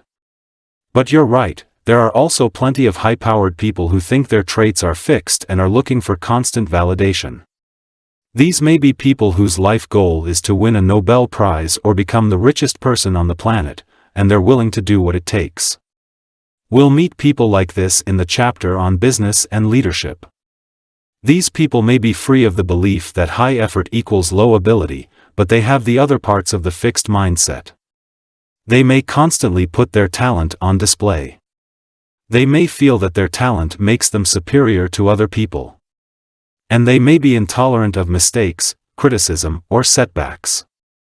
Incidentally, people with a growth mindset might also like a Nobel Prize or a lot of money. But they are not seeking it as a validation of their worth or as something that will make them better than others. Question: what if I like my fixed mindset? If I know what my abilities and talents are, I know where I stand, and I know what to expect. Why should I give that up? If you like it, by all means keep it. This book shows people they have a choice by spelling out the two mindsets and the worlds they create. The point is that people can choose which world they want to inhabit. The fixed mindset creates the feeling that you can really know the permanent truth about yourself. And this can be comforting. You don't have to try for such and such because you don't have the talent. You will surely succeed at thus and such because you do have the talent. It's just important to be aware of the drawbacks of this mindset. You may be robbing yourself of an opportunity by underestimating your talent in the first area. Or you may be undermining your chances of success in the second area by assuming that your talent alone will take you there. By the way, having a growth mindset doesn't force you to pursue something. It just tells you that you can develop your skills. It's still up to you whether you want to. Question: can everything about people be changed, and should people try to change everything they can? The growth mindset is the belief that abilities can be cultivated. But it doesn't tell you how much change is possible or how long change will take. And it doesn't mean that everything, like preferences or values, can be changed. I was once in a taxi, and the driver had an opera on the radio. Thinking to start a conversation, I said, "Do you like opera?" "No," he replied, "I hate it. I've always hated it." "I don't mean to pry," I said, "but why are you listening to it?" He then told me how his father had been an opera buff, listening to his vintage records at every opportunity. My cab driver, now well into middle age, had tried for many years to cultivate a rapturous response to opera. He played the discs, he read the scores, all to no avail. Give yourself a break, I advised him. There are plenty of cultured and intelligent people who can't stand opera. Why don't you just consider yourself one of them? The growth mindset also doesn't mean everything that can be changed should be changed. We all need to accept some of our imperfections, especially the ones that don't really harm our lives or the lives of others. The fixed mindset stands in the way of development and change. The growth mindset is a starting point for change, but people need to decide for themselves where their efforts toward change would be most valuable. Question: are people with the fixed mindset simply lacking in confidence? No. People with the fixed mindset can have just as much confidence as people with the growth mindset, before anything happens, that is. But as you can imagine, their confidence is more fragile since setbacks and even effort can undermine it. Joseph Martocchio conducted a study of employees who were taking a short computer training course. Half of the employees were put into a fixed mindset. He told them it was all a matter of how much ability they possessed. The other half were put in a growth mindset. He told them that computer skills could be developed through practice. Everyone, steeped in these mindsets, then proceeded with the course. Although the two groups started off with exactly equal confidence in their computer skills, by the end of the course they looked quite different. Those in the growth mindset gained considerable confidence in their computer skills as they learned, despite the many mistakes they inevitably made. But, because of those mistakes, those with the fixed mindset actually lost confidence in their computer skills as they learned. The same thing happened with Berkeley students. Richard Robbins and Jennifer Powles tracked students at the University of California at Berkeley over their years of college. They found that when students had the growth mindset, they gained confidence in themselves as they repeatedly met and mastered the challenges of the university. However, when students had the fixed mindset, their confidence eroded in the face of those same challenges. That's why people with the fixed mindset have to nurse their confidence and protect it. That's what John McEnroe's excuses were for, to protect his confidence. Michelle Wie was a teenage golfer when she decided to go up against the big boys. She entered the Sony Open, a PGA tournament that features the best male players in the world. Coming from a fixed mindset perspective, everyone rushed to warn her that she could do serious damage to her confidence if she did poorly, that taking too many early lumps against superior competition could hurt her long-range development. It's always negative when you don't win, warned Vijay Singh, a prominent golfer on the tour. But we disagreed. She wasn't going there to groom her confidence. Once you win junior tournaments, it's easy to win multiple times. What I'm doing now is to prepare for the future. It's the learning experience she was after, what it was like to play with the world's best players in the atmosphere of a tournament. After the event, Wie's confidence had not suffered one bit. She had exactly what she wanted. I think I learned that I can play here. It would be a long road to the winner's circle, but she now had a sense of what she was shooting for. Some years ago, I got a letter from a world-class competitive swimmer. Dear Professor Dweck, I've always had a problem with confidence. My coaches always told me to believe in myself 100%. They told me not to let any doubts enter my mind and to think about how I'm better than everyone else. I couldn't do it because I'm always so aware of my defects and the mistakes I make in every meet. Trying to think I was perfect made it even worse. Then I read your work and how it's so important to focus on learning and improving. It turned me around. My defects are things I can work on. Now a mistake doesn't seem so important. I wanted to write you this letter for teaching me how to have confidence. Thank you. Sincerely, Mary Williams. A remarkable thing I've learned from my research is that in the growth mindset, you don't always need confidence. What I mean is that even when you think you're not good at something, you can still plunge into it wholeheartedly and stick to it. Actually, sometimes you plunge into something because you're not good at it. This is a wonderful feature of the growth mindset. You don't have to think you're already great at something to want to do it and to enjoy doing it. This book is one of the hardest things I've ever done. I read endless books and articles. The information was overwhelming. I'd never written in a popular way. It was intimidating. Does it seem easy for me? Way back when, that's exactly what I would have wanted you to think. Now I want you to know the effort it took, and the joy it brought. Grow your mindset. People are all born with a love of learning, but the fixed mindset can undo it. Think of a time you were enjoying something, doing a crossword puzzle, playing a sport, learning a new dance. Then it became hard and you wanted out. Maybe you suddenly felt tired, dizzy, bored, or hungry. Next time this happens, don't fool yourself. It's the fixed mindset. Put yourself in a growth mindset. Picture your brain forming new connections as you meet the challenge and learn. Keep on going. It's tempting to create a world in which we're perfect. I remember that feeling from grade school.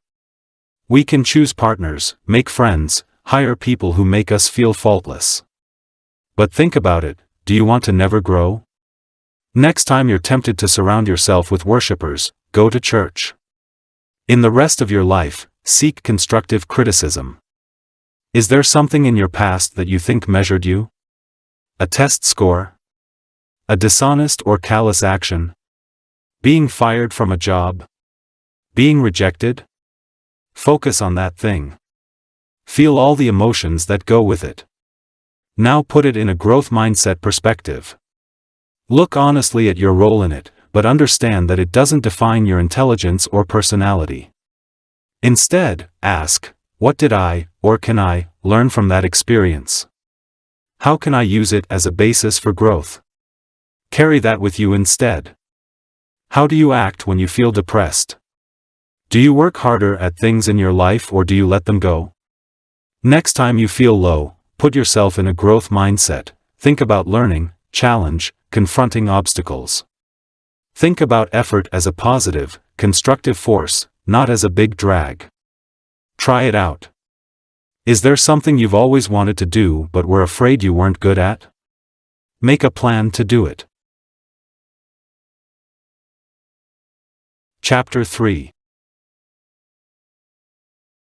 The truth about ability and accomplishment.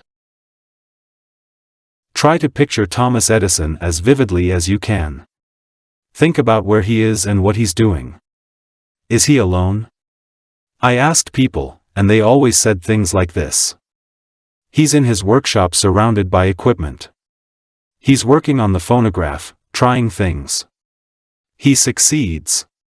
Is he alone? Yes, he's doing this stuff alone because he's the only one who knows what he's after. He's in New Jersey. He's standing in a white coat in a lab-type room. He's leaning over a light bulb. Suddenly, it works. Is he alone? Yes.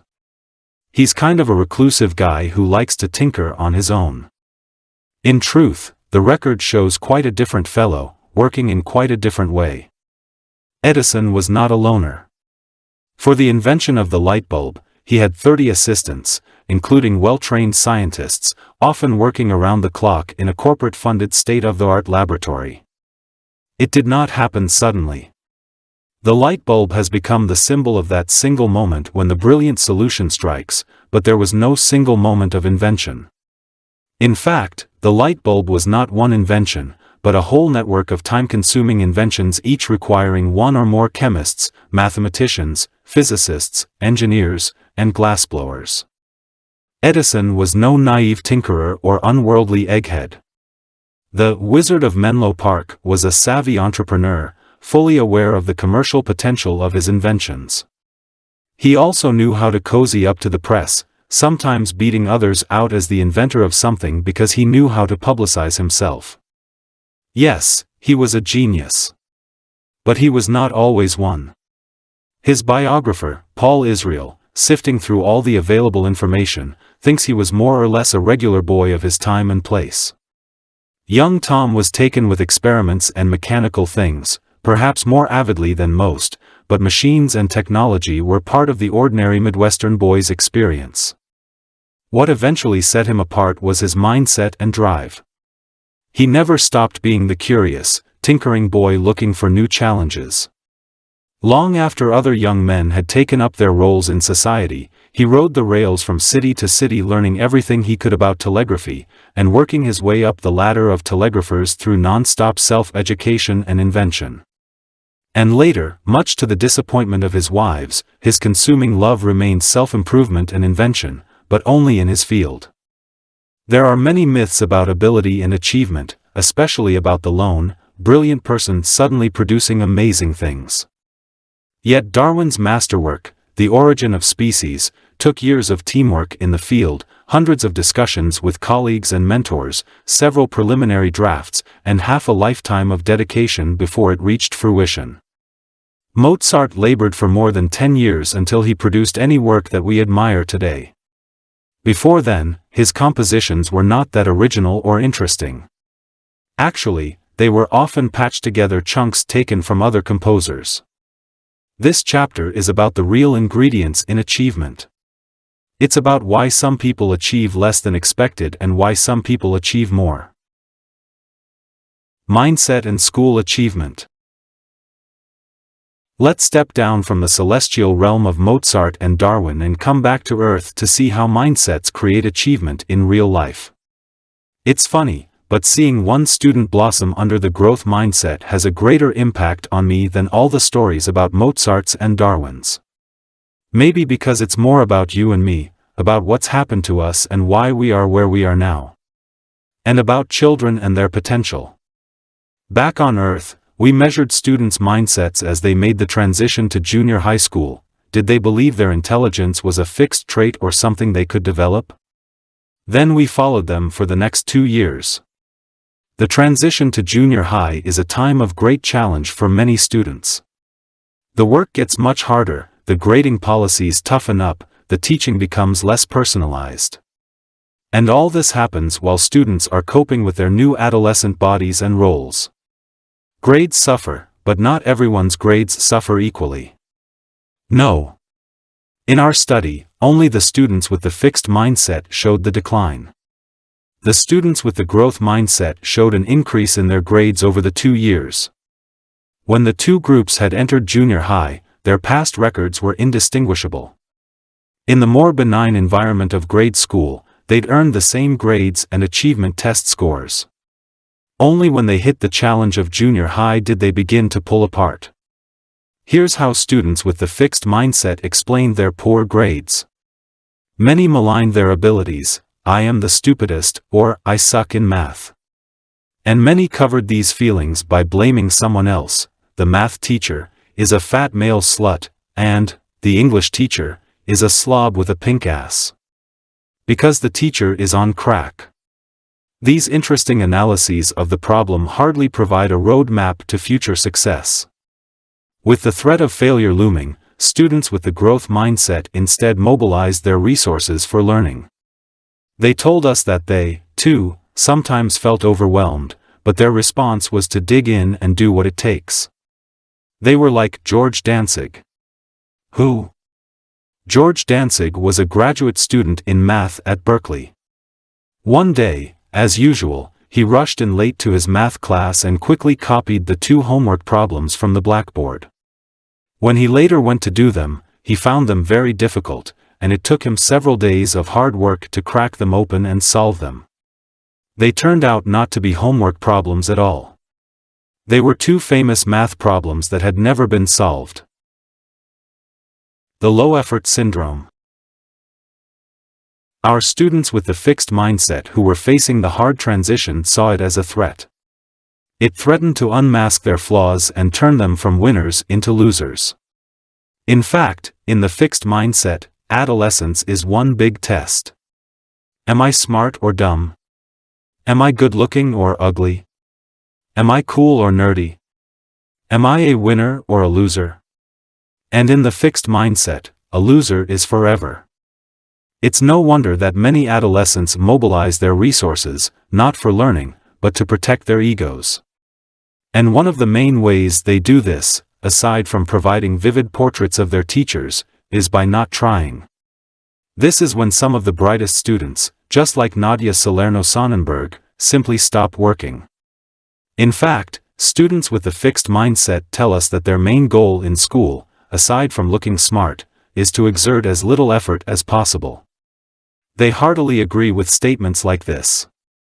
In school, my main goal is to do things as easily as possible so I don't have to work very hard. This low-effort syndrome is often seen as a way that adolescents assert their independence from adults, but it is also a way that students with the fixed mindset protect themselves. They view the adults as saying, "Now we will measure you and see what you've got." And they are answering, "No, you won't." John Holt, the great educator, says that these are the games all human beings play when others are sitting in judgment of them. The worst student we had, the worst I have ever encountered, was in his life outside the classroom as mature, intelligent, and interesting a person as anyone at the school. What went wrong? Somewhere along the line, his intelligence became disconnected from his schooling. For students with the growth mindset, it doesn't make sense to stop trying. For them, adolescence is a time of opportunity, a time to learn new subjects, a time to find out what they like and what they want to become in the future. Later, I'll describe the project in which we taught junior high students the growth mindset. What I want to tell you now is how teaching them this mindset unleashed their effort. One day, we were introducing the growth mindset to a new group of students. All at once Jimmy, the most hardcore turned-off low-effort kid in the group, looked up with tears in his eyes and said, "You mean I don't have to be dumb?" From that day on, he worked. He started staying up late to do his homework, which he never used to bother with at all. He started handing in assignments early so he could get feedback and revise them. He now believed that working hard was not something that made you vulnerable, but something that made you smarter. Finding your brain. A close friend of mine recently handed me something he'd written, a poem, story that reminded me of Jimmy in his unleashed effort. My friend's second-grade teacher, Mrs. Beer, had had each student draw and cut out a paper horse. She then lined up all the horses above the blackboard and delivered her growth mindset message: "Your horse is only as fast as your brain. Every time you learn something, your horse will move ahead." My friend wasn't so sure about the brain thing. His father had always told him, "You have too much mouth and too little brains for your own good." Plus, his horse seemed to just sit at the starting gate while everyone else's brain joined the learning chase, especially the brains of Hank and Billy, the class geniuses, whose horses jumped way ahead of everyone else's. But my friend kept at it. To improve his skills, he kept reading the comics with his mother and he kept adding up the points when he played gin rummy with his grandmother. And soon my sleek stallion bolted forward like whirlaway, and there was no one who was going to stop him. Over the weeks and months he flew forward, overtaking the others one by one. In the late spring homestretch, Hank's and Billy's mounts were ahead by just a few subtraction exercises, and when the last bell of school rang, my horse won, by a nose. Then I knew I had a brain. I had the horse to prove it. Paul Wortman. Of course, learning shouldn't really be a race. But this race helped my friend discover his brain and connect it up to his schooling. The college transition. Another transition, another crisis. College is when all the students who were the brains in high school are thrown together. Like our graduate students, yesterday they were king of the hill, but today who are they? Nowhere is the anxiety of being dethroned more palpable than in pre-med classes. In the last chapter, I mentioned our study of tense but hopeful undergraduates taking their first college chemistry course. This is the course that would give them, or deny them, entree to the pre-med curriculum, and it's well known that students will go to almost any lengths to do well in this course. At the beginning of the semester, we measured students' mindsets, and then we followed them through the course, watching their grades and asking about their study strategies.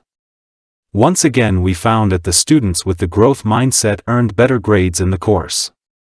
Even when they did poorly on a particular test, they bounced back on the next ones. When students with the fixed mindset did poorly, they often didn't make a comeback. In this course, everybody studied. But there are different ways to study. Many students study like this: they read the textbook and their class notes.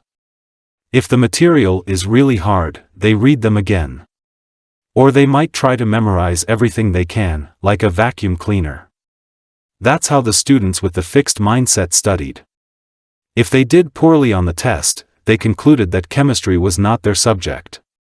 After all, I did everything possible, didn't I? Far from it. They would be shocked to find out what students with the growth mindset do. Even I find it remarkable. The students with growth mindset completely took charge of their learning and motivation. Instead of plunging into unthinking memorization of the course material, they said, I looked for themes and underlying principles across lectures, and I went over mistakes until I was certain I understood them.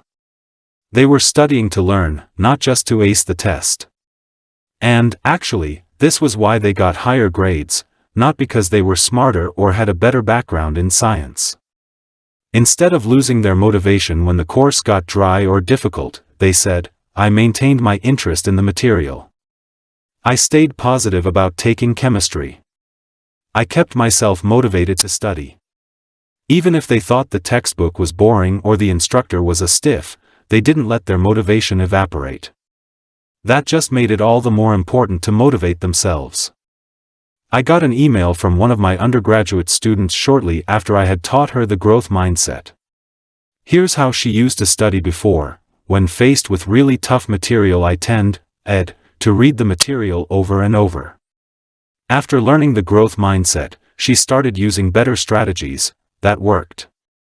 Professor Dweck. When Heidi, the teaching assistant, told me my exam results today, I didn't know whether to cry or just sit down. Heidi will tell you, I looked like I won the lottery, and I feel that way, too. I can't believe I did so well. I expected to scrape by. The encouragement you have given me will serve me well in life. I feel that I've earned a noble grade, but I didn't earn it alone. Professor Dweck, you not only teach your theory, you show it. Thank you for the lesson. It is a valuable one, perhaps the most valuable I've learned at Columbia. And yeah, I'll be doing that, using these strategies, before every exam. Thank you very, very much, and you too, Heidi. No longer helpless, June. Because they think in terms of learning, people with the growth mindset are clued into all the different ways to create learning. It's odd. Our pre-med students with the fixed mindset would do almost anything for a good grade, except take charge of the process to make sure it happens. Created equal? Does this mean that anyone with the right mindset can do well? Are all children created equal? Let's take the second question first. No, some children are different. In her book Gifted Children, Ellen Winner offers incredible descriptions of prodigies. These are children who seem to be born with heightened abilities and obsessive interests, and who, through relentless pursuit of these interests, become amazingly accomplished. Michael was one of the most precocious. He constantly played games involving letters and numbers, made his parents answer endless questions about letters and numbers, and spoke, read, and did math at an unbelievably early age. Michael's mother reports that at 4 months old, he said, "Mom, Dad, what's for dinner?" At 10 months, he astounded people in the supermarket by reading words from the signs. Everyone assumed his mother was doing some kind of ventriloquism thing. His father reports that at 3, he was not only doing algebra, but discovering and proving algebraic rules. Each day, when his father got home from work, Michael would pull him toward math books and say, "Dad, let's go do work."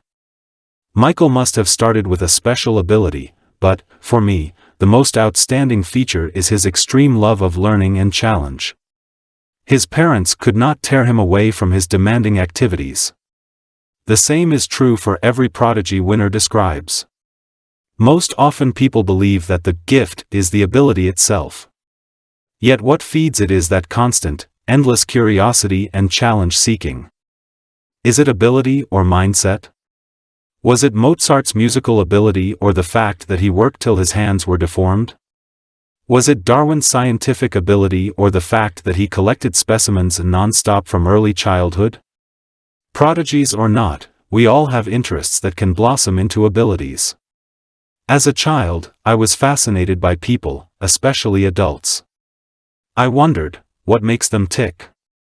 In fact, a few years back, one of my cousins reminded me of an episode that took place when we were 5 years old. We were at my grandmother's house, and he'd had a big fight with his mother over when he could eat his candy. Later, we were sitting outside on the front steps and I said to him, "Don't be so stupid. Adults like to think they're in charge. Just say yes, and then eat your candy when you want to." Were those the words of a budding psychologist? All I know is that my cousin told me this advice served him well. Interestingly, he became a dentist. Can everyone do well? Now back to the first question.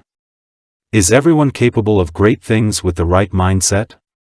Could you march into the worst high school in your state and teach the students college calculus? If you could, then one thing would be clear: with the right mindset and the right teaching, people are capable of a lot more than we think.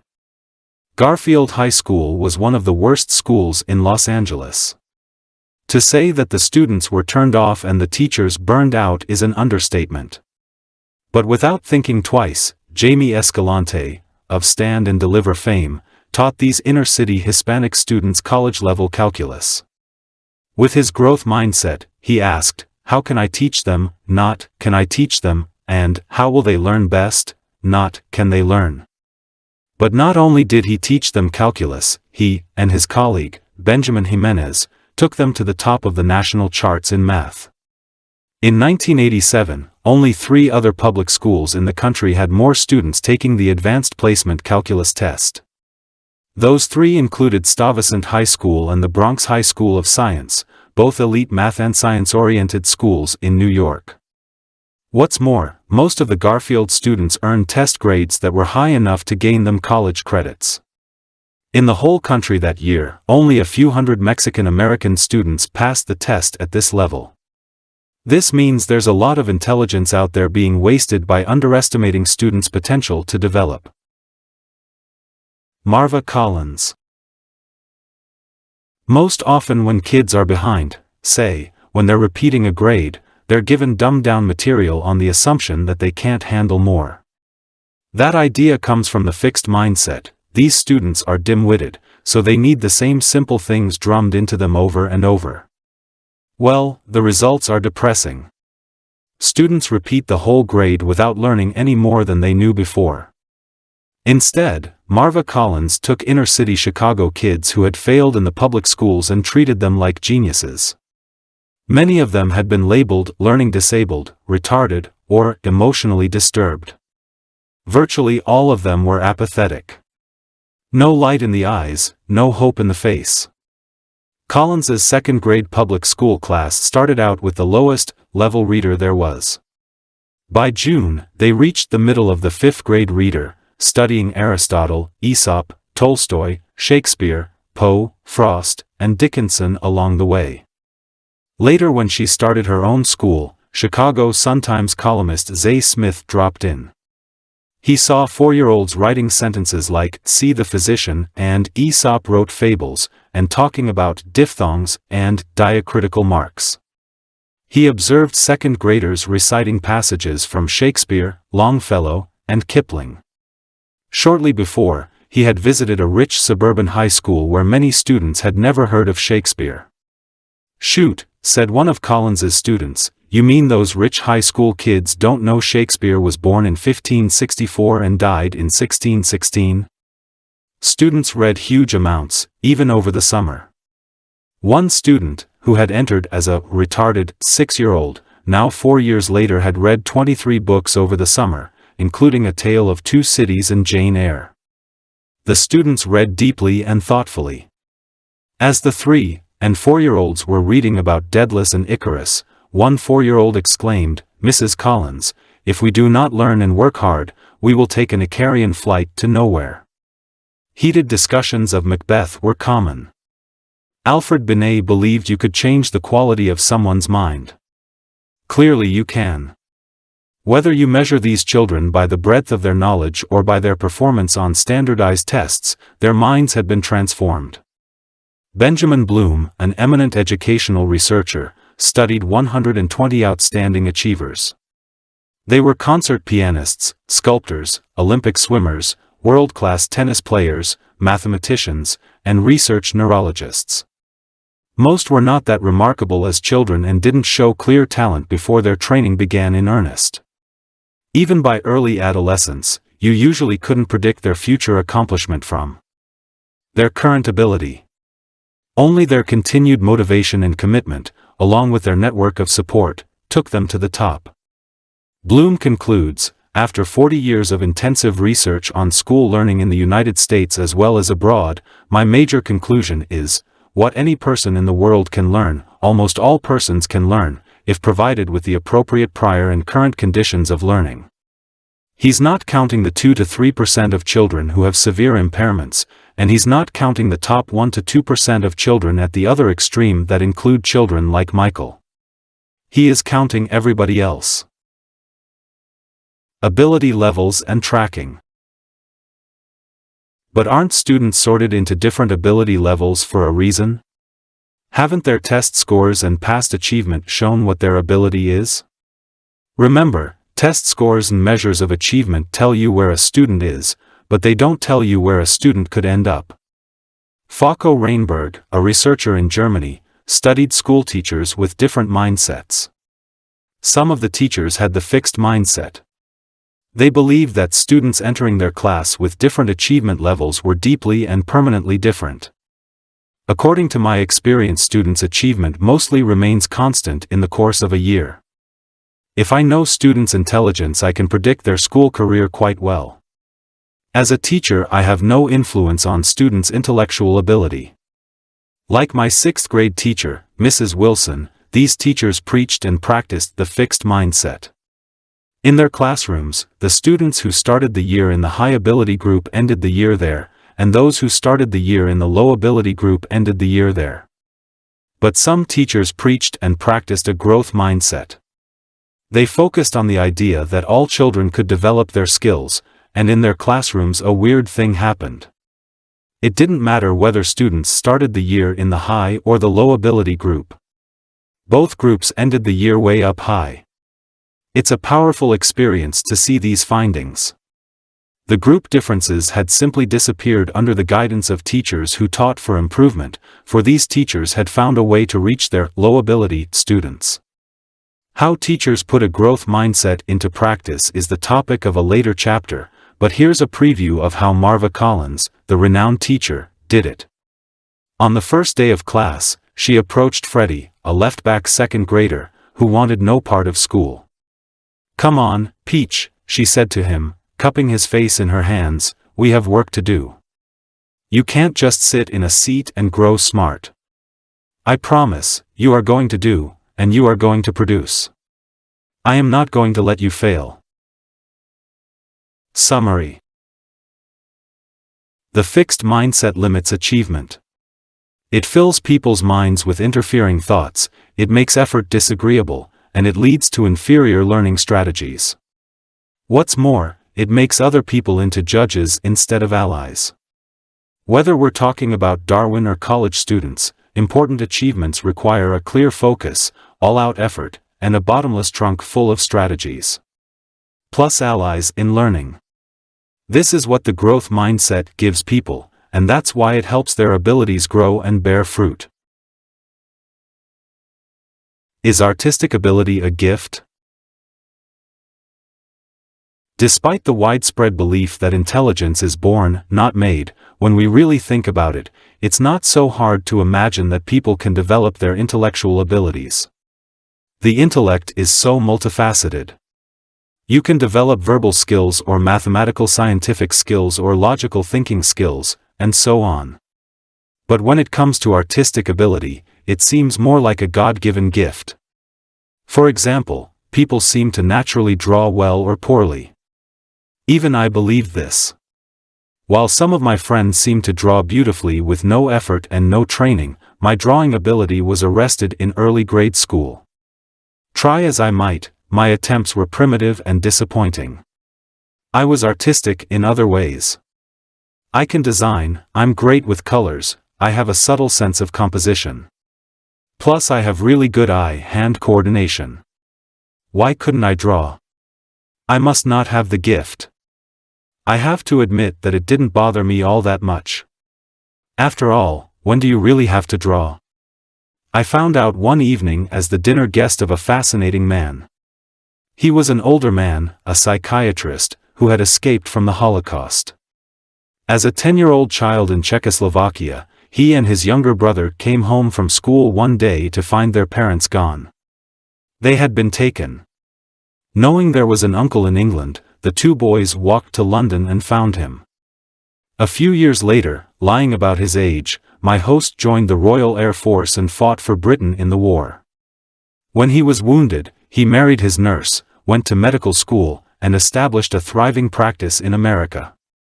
Over the years, he developed a great interest in owls.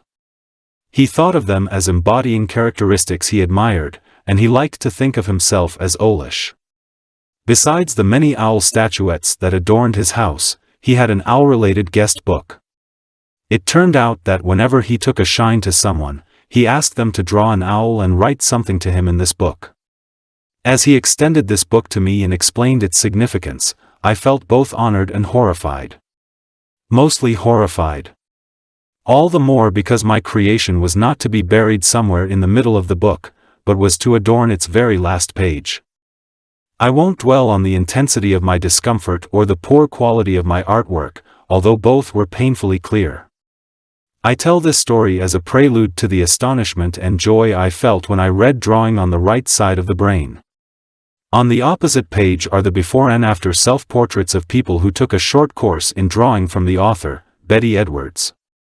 That is, they are the self-portraits drawn by the students when they entered her course and 5 days later when they had completed it. Aren't they amazing? At the beginning, these people didn't look as though they had much artistic ability. Most of their pictures reminded me of my owl. But only a few days later, everybody could really draw. And Edwards swears that this is a typical group. It seems impossible. Edwards agrees that most people view drawing as a magical ability that only a select few possess, and that only a select few will ever possess. But this is because people don't understand the components, the learnable components, of drawing. Actually, she informs us, they are not drawing skills at all, but seeing skills. They are the ability to perceive edges, spaces, relationships, lights and shadows, and the whole. Drawing requires us to learn each component's skill and then combine them into one process. Some people simply pick up these skills in the natural course of their lives, whereas others have to work to learn them and put them together. But as we can see from the after self-portraits, everyone can do it. Here's what this means. Just because some people can do something with little or no training, it doesn't mean that others can't do it, and sometimes do it even better, with training. This is so important, because many people with the fixed mindset think that someone's early performance tells you all you need to know about their talent and their future. Jackson Pollock. It would have been a real shame if people discouraged Jackson Pollock for that reason. Experts agree that Pollock had little native talent for art, and when you look at his early products, it showed. They also agree that he became one of the greatest American painters of the 20th century and that he revolutionized modern art. How did he go from point A to point B? Twyla Tharp, the world-famous choreographer and dancer, wrote a book called The Creative Habit. As you can guess from the title, she argues that creativity is not a magical act of inspiration. It's the result of hard work and dedication. Even for Mozart. Remember the movie Amadeus? Remember how it showed Mozart easily churning out one masterpiece after another while Salieri, his rival, is dying of envy? Well, Tharp worked on that movie and she says, hogwash. Nonsense. There are no natural geniuses. Dedication is how Jackson Pollock got from point A to point B. Pollock was wildly in love with the idea of being an artist. He thought about art all the time, and he did it all the time. Because he was so gung-ho, he got others to take him seriously and mentor him until he mastered all there was to master and began to produce startlingly original works. His poured paintings, each completely unique, allowed him to draw from his unconscious mind and convey a huge range of feeling. Several years ago, I was privileged to see a show of these paintings at the Museum of Modern Art in New York. I was stunned by the power and beauty of each work. Can anyone do anything? I don't really know. However, I think we can now agree that people can do a lot more than first meets the eye. The danger of praise and positive labels. If people have such potential to achieve, how can they gain faith in their potential? How can we give them the confidence they need to go for it? How about praising their ability in order to convey that they have what it takes? In fact, more than 80% of parents told us it was necessary to praise children's ability so as to foster their confidence and achievement. You know, it makes a lot of sense. But then we began to worry. We thought about how people with the fixed mindset already focus too much on their ability. Is it high enough? Will it look good? Wouldn't praising people's ability focus them on it even more? Wouldn't it be telling them that that's what we value and, even worse, that we can read their deep, underlying ability from their performance? Isn't that teaching them the fixed mindset? Adam Guettel has been called the crown prince and savior of musical theater. He is the grandson of Richard Rodgers, the man who wrote the music to such classics as Oklahoma and Carousel. Guettel's mother gushes about her son's genius. So does everyone else. The talent is there and it's major, raved a review in the New York Times. The question is whether this kind of praise encourages people. What's great about research is that you can ask these kinds of questions and then go get the answers. So we conducted studies with hundreds of students, mostly early adolescents. We first gave each student a set of 10 fairly difficult problems from a nonverbal IQ test. They mostly did pretty well on these, and when they finished we praised them. We praised some of the students for their ability. They were told, "Wow, you got, say, 8 right. That's a really good score. You must be smart at this." They were in the Adam Guettel "you're so talented" position. We praised other students for their effort. "Wow, you got, say, 8 right. That's a really good score. You must have worked really hard." They were not made to feel that they had some special gift, they were praised for doing what it takes to succeed. Both groups were exactly equal to begin with. But right after the praise, they began to differ. As we feared, the ability praise pushed students right into the fixed mindset, and they showed all the signs of it, too. When we gave them a choice, they rejected a challenging new task that they could learn from. They didn't want to do anything that could expose their flaws and call into question their talent. When Guettel was 13, he was all set to star in a Metropolitan Opera broadcast and TV movie of Amal and the Night Visitors. He bowed out, saying that his voice had broken. "I kind of faked that my voice was changing. I didn't want to handle the pressure." In contrast, when students were praised for effort, 90% of them wanted the challenging new task that they could learn from. Then we gave students some hard new problems, which they didn't do so well on. The ability kids now thought they were not smart after all. If success had meant they were intelligent, then less than success meant they were deficient. Guettel echoes this. "In my family, to be good is to fail. To be very good is to fail. The only thing not a failure is to be great." The effort kids simply thought the difficulty meant, apply more effort or try new strategies. They didn't see it as a failure, and they didn't think it reflected on their intellect. What about the students' enjoyment of the problems? After the success, everyone loved the problems, but after the difficult problems, the ability students said it wasn't fun anymore. It can't be fun when your claim to fame, your special talent, is in jeopardy. Here's Adam Gettle. I wish I could just have fun and relax and not have the responsibility of that potential to be some kind of great man. As with the kids in our study, the burden of talent was killing his enjoyment. The effort-praised students still loved the problems, and many of them said that the hard problems were the most fun. We then looked at the students' performance. After the experience with difficulty, the performance of the ability-praised students plummeted, even when we gave them some more of the easier problems. Losing faith in their ability, they were doing worse than when they started. The effort kids showed better and better performance. They had used the hard problems to sharpen their skills, so that when they returned to the easier ones, they were way ahead. Since this was a kind of IQ test, you might say that praising ability lowered the students' IQs. And that praising their effort raised them. Gettle was not thriving. He was riddled with obsessive-compulsive tics and bitten, bleeding fingers. Spend a minute with him, it takes only one, and a picture of the terror behind the tic starts to emerge, says an interviewer. Gettle has also fought serious, recurrent drug problems. Rather than empowering him, the gift has filled him with fear and doubt. Rather than fulfilling his talent, this brilliant composer has spent most of his life running from it. One thing is hopeful, his recognition that he has his own life course to follow that is not dictated by other people and their view of his talent. One night he had a dream about his grandfather. I was walking him to an elevator.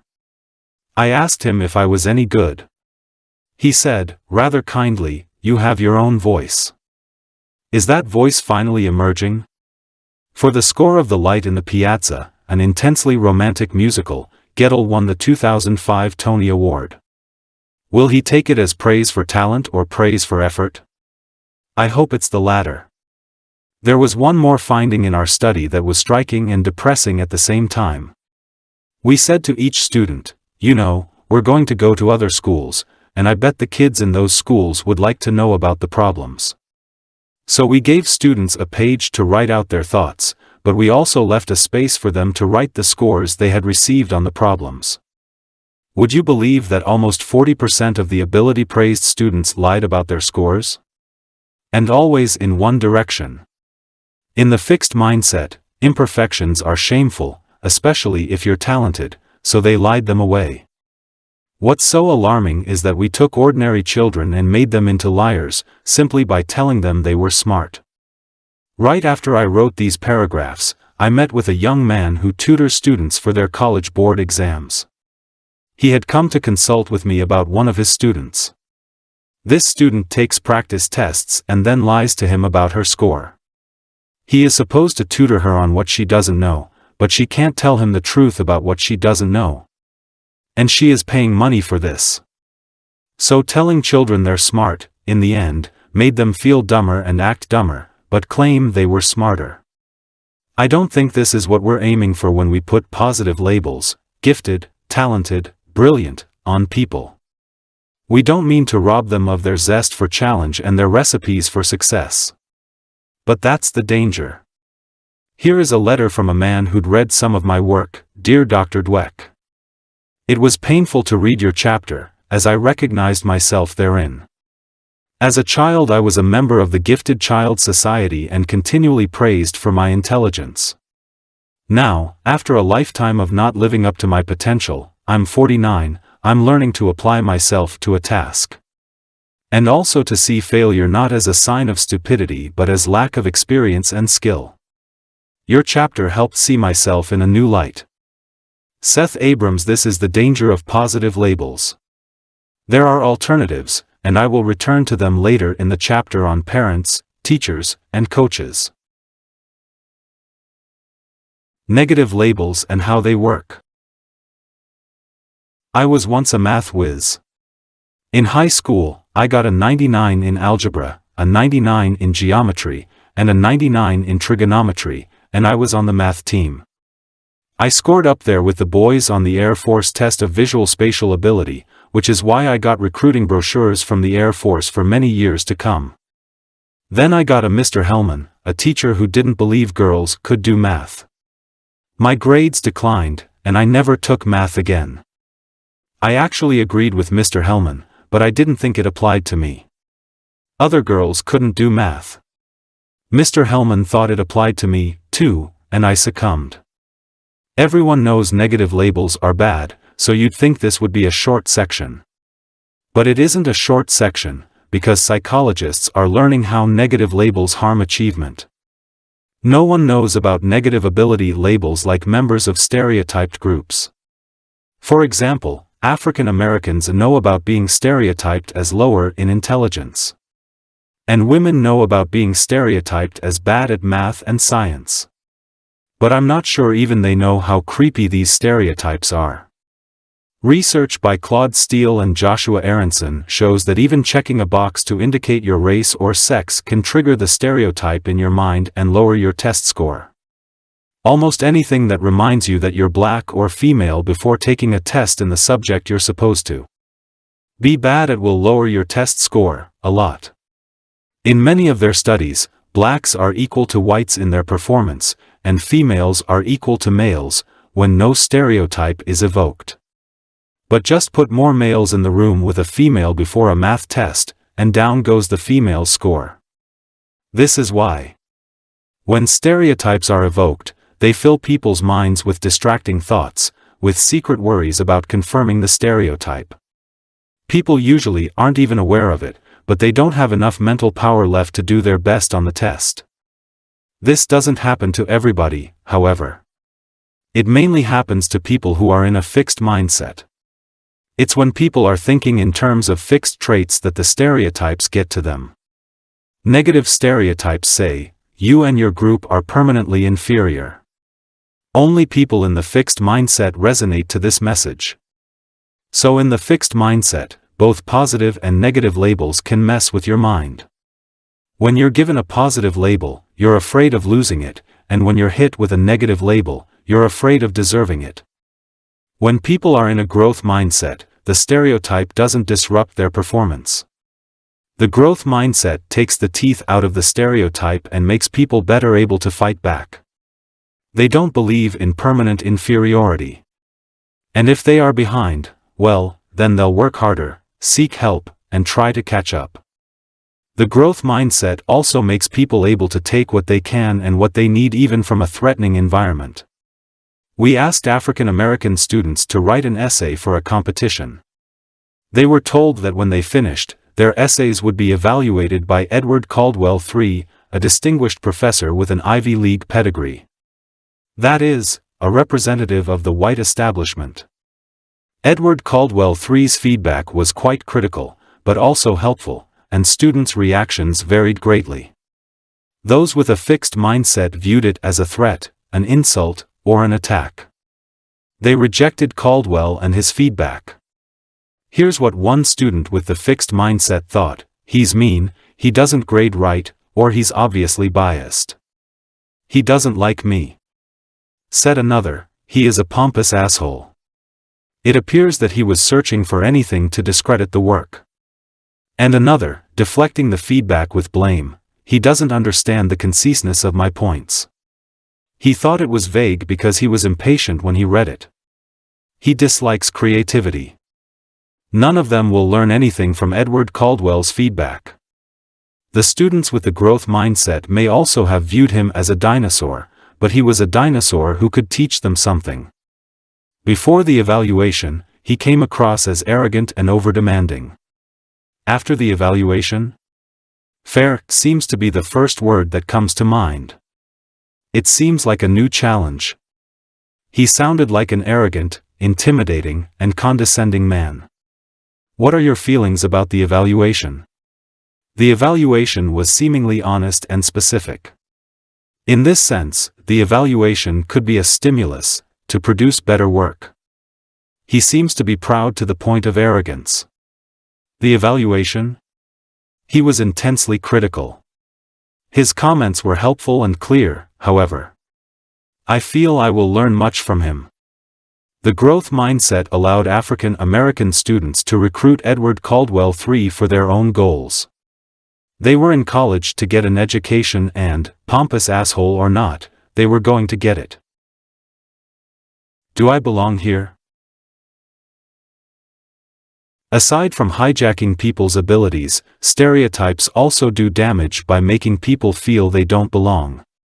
Many minorities drop out of college and many women drop out of math and science because they just don't feel they fit in. To find out how this happens, we followed college women through their calculus course. This is often when students decide whether math, or careers involving math, are right for them. Over the semester, we asked the women to report their feelings about math and their sense of belonging in math.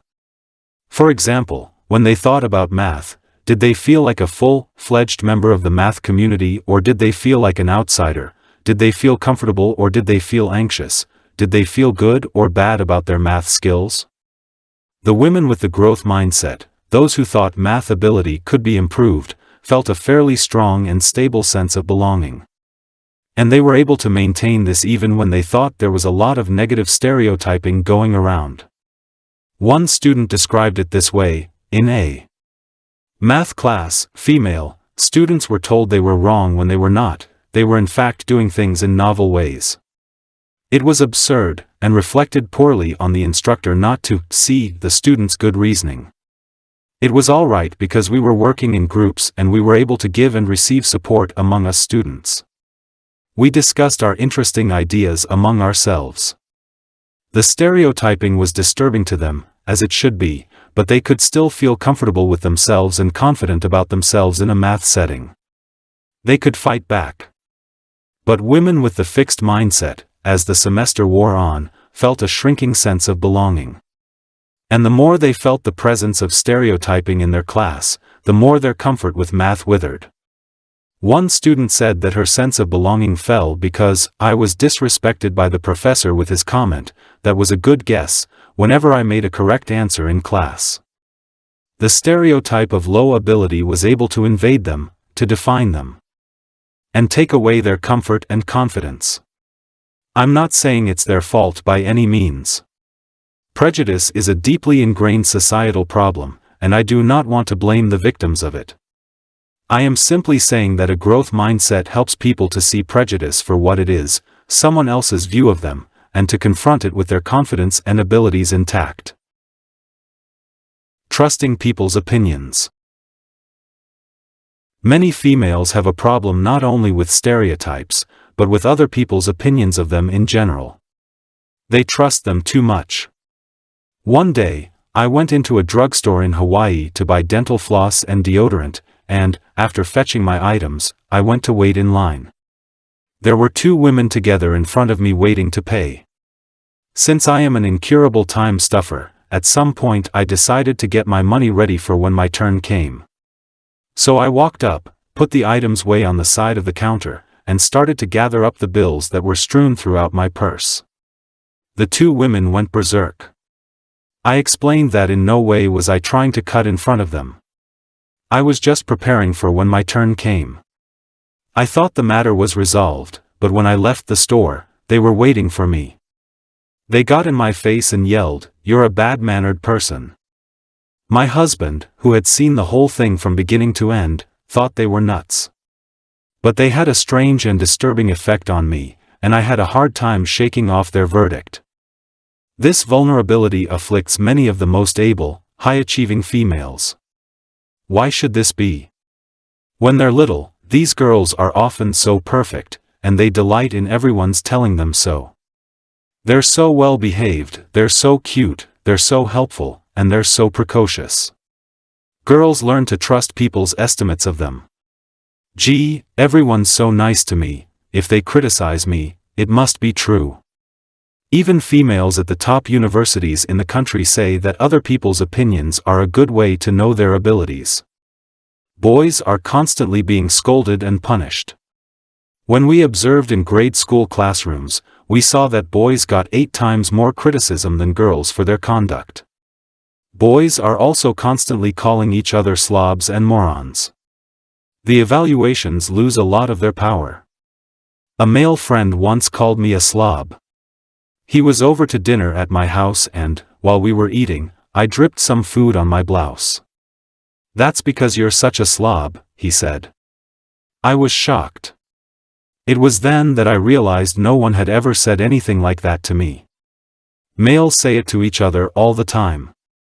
It may not be a kind thing to say, even in jest, but it certainly makes them think twice before buying into other people's evaluations. Even when women reach the pinnacle of success, other people's attitudes can get them. Frances Conley is one of the most eminent neurosurgeons in the world. In fact, she was the first woman ever given tenure in neurosurgery at an American medical school. Yet careless comments from male colleagues, even assistants, could fill her with self-doubt. One day during surgery, a man condescendingly called her honey. Instead of returning the compliment, she questioned herself. Is a honey, she wondered, especially this honey, good enough and talented enough to be doing this operation? The fixed mindset, plus stereotyping, plus women's trust in other people's assessments of them, all of these contribute to the gender gap in math and science. That gap is painfully evident in the world of high tech. Julie Lynch, a budding techie, was already writing computer code when she was in junior high school. Her father and 2 brothers worked in technology, and she loved it, too. Then her computer programming teacher criticized her. She had written a computer program and the program ran just fine, but he didn't like a shortcut she had taken. Her interest evaporated. Instead, she went on to study recreation and public relations. Math and science need to be made more hospitable places for women. And women need all the growth mindset they can get to take their rightful places in these fields. When things go right. But let's look at the times the process goes right. The Polgar family has produced 3 of the most successful female chess players ever. How? Says Susan, one of the 3, my father believes that innate talent is nothing, that success is 99% hard work. I agree with him. The youngest daughter, Judith, is now considered the best woman chess player of all time. She was not the one with the most talent. Susan reports, Judith was a slow starter, but very hardworking. A colleague of mine has 2 daughters who are math whizzes. One is a graduate student in math at a top university. The other was the first girl to rank number 1 in the country on an elite math test, won a nationwide math contest, and is now a neuroscience major at a top university. What's their secret? Is it passed down in the genes? I believe it's passed down in the mindset. It's the most growth mindset family I've ever seen. In fact, their father applied the growth mindset to everything. I'll never forget a conversation we had some years ago. I was single at the time, and he asked me what my plan was for finding a partner. He was aghast when I said I didn't have a plan. You wouldn't expect your work to get done by itself, he said. Why is this any different? It was inconceivable to him that you could have a goal and not take steps to make it happen. In short, the growth mindset lets people, even those who are targets of negative labels, use and develop their minds fully. Their heads are not filled with limiting thoughts, a fragile sense of belonging, and a belief that other people can define them. Grow your mindset. Think about your hero. Do you think of this person as someone with extraordinary abilities who achieved with little effort? Now go find out the truth. Find out the tremendous effort that went into their accomplishment, and admire them more. Think of times other people outdid you and you just assumed they were smarter or more talented. Now consider the idea that they just used better strategies, taught themselves more, practiced harder, and worked their way through obstacles. You can do that, too, if you want to. Are there situations where you get stupid, where you disengage your intelligence? Next time you're in one of those situations, get yourself into a growth mindset, think about learning and improvement, not judgment, and hook it back up. Do you label your kids? This one is the artist and that one is the scientist. Next time, remember that you're not helping them, even though you may be praising them. Remember our study where praising kids' ability lowered their IQ scores. Find a growth mindset way to complement them. More than half of our society belongs to a negatively stereotyped group. First you have all the women, and then you have all the other groups who are not supposed to be good at something or other. Give them the gift of the growth mindset. Create an environment that teaches the growth mindset to the adults and children in your life, especially the ones who are targets of negative stereotypes. Even when the negative label comes along, they'll remain in charge of their learning. Chapter 4. Sports, the mindset of a champion. In sports, everybody believes in talent. Even, or especially, the experts. In fact, sports is where the idea of a natural comes from, someone who looks like an athlete, moves like an athlete, and is an athlete, all without trying. So great is the belief in natural talent that many scouts and coaches search only for naturals, and teams will vie with each other to pay exorbitant amounts to recruit them. Billy Beane was a natural. Everyone agreed he was the next Babe Ruth. But Billy Beane lacked one thing: the mindset of a champion. As Michael Lewis tells us in Moneyball, by the time Beane was a sophomore in high school, he was the highest scorer on the basketball team, the quarterback of the football team, and the best hitter on the baseball team, batting .500 in one of the toughest leagues in the country. His talent was real enough. But the minute things went wrong, Beane searched for something to break. It wasn't merely that he didn't like to fail, it was as if he didn't know how to fail. As he moved up in baseball from the minor leagues to the majors, things got worse and worse. Each at-bat became a nightmare, another opportunity for humiliation, and with every botched at-bat, he went to pieces. As one scout said, Billy was of the opinion that he should never make an out. Sound familiar? Did Beane try to fix his problems in constructive ways? No, of course not, because this is a story of the fixed mindset. Natural talent should not need effort. Effort is for the others, the less endowed. Natural talent does not ask for help. It is an admission of weakness. In short, the natural does not analyze his deficiencies and coach or practice them away. The very idea of deficiencies is terrifying. Being so imbued with the fixed mindset, Beane was trapped. Trapped by his huge talent. Beane the player never recovered from the fixed mindset, but Beane the incredibly successful major league executive did. How did this happen? There was another player who lived and played side by side with Beane in the minors and in the majors, Lenny Dykstra. Dykstra did not have a fraction of Beane's physical endowment or natural ability, but Beane watched him in awe.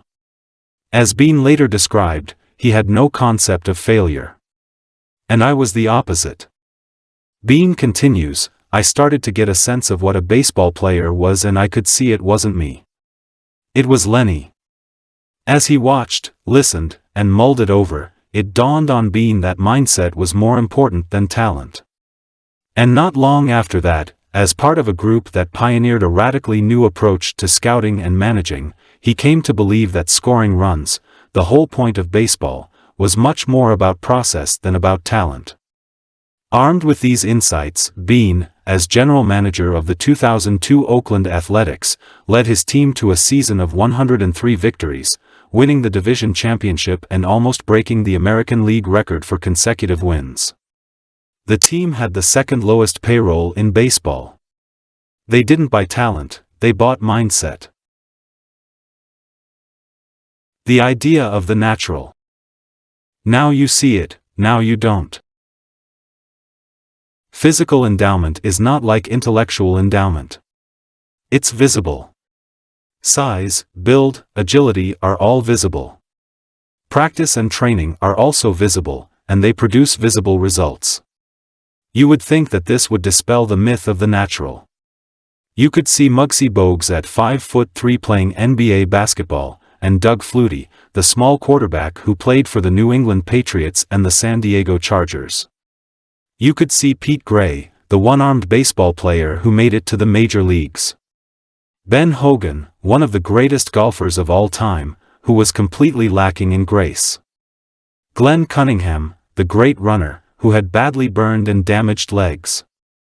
Larry Bird and his lack of swiftness. You can see the small or graceless or even disabled ones who make it, and the godlike specimens who don't. Shouldn't this tell people something? Boxing experts relied on physical measurements, called tails of the tape, to identify naturals. They included measurements of the fighter's fist, reach, chest expansion, and weight. Muhammad Ali failed these measurements. He was not a natural.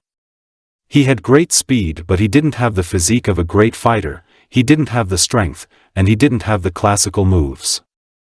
In fact, he boxed all wrong. He didn't block punches with his arms and elbows. He punched in rallies like an amateur. He kept his jaw exposed. He pulled back his torso to evade the impact of oncoming punches, which Jose Torres said was like someone in the middle of a train track trying to avoid being hit by an oncoming train, not by moving to one or the other side of the track, but by running backwards. Sonny Liston, Ali's adversary, was a natural. He had it all, the size, the strength, and the experience. His power was legendary. It was unimaginable that Ali could beat Sonny Liston. The matchup was so ludicrous that the arena was only half full for the fight. But aside from his quickness, Ali's brilliance was his mind. His brains, not his brawn. He sized up his opponent and went for his mental jugular. Not only did he study Liston's fighting style, but he closely observed what kind of person Liston was out of the ring. I read everything I could where he had been interviewed. I talked with people who had been around him or had talked with him. I would lay in bed and put all of the things together and think about them, and try to get a picture of how his mind worked. And then he turned it against him. Why did Ali appear to go crazy before each fight? Because, Torres says, he knew that a knockout punch is the one they don't see coming. Ali said, Liston had to believe that I was crazy. That I was capable of doing anything. He couldn't see nothing to me at all but mouth, and that's all I wanted him to see. Float like a butterfly, sting like a bee, your hands can't hit what your eyes can't see. Ali's victory over Liston is boxing history. A famous boxing manager reflects on Ali. He was a paradox. His physical performances in the ring were absolutely wrong. Yet, his brain was always in perfect working condition. He showed us all, he continued with a broad smile written across his face, that all victories come from here, hitting his forehead with his index finger. Then he raised a pair of fists, saying, not from here. This didn't change people's minds about physical endowment. No, we just look back at Ali now, with our hindsight, and see the body of a great boxer. It was gravy that his mind was so sharp and that he made up amusing poems, but we still think his greatness resided in his physique. And we don't understand how the experts failed to see that greatness right from the start. Michael Jordan. Michael Jordan wasn't a natural either. He was the hardest working athlete, perhaps in the history of sport. It is well known that Michael Jordan was cut from the high school varsity team. We laugh at the coach who cut him. He wasn't recruited by the college he wanted to play for, North Carolina State. Well, weren't they foolish? He wasn't drafted by the first two NBA teams that could have chosen him. What a blooper. Because now we know he was the greatest basketball player ever, and we think it should have been obvious from the start. When we look at him we see Michael Jordan. But at that point he was only Michael Jordan. When Jordan was cut from the varsity team, he was devastated. His mother says, I told him to go back and discipline himself. Boy, did he listen.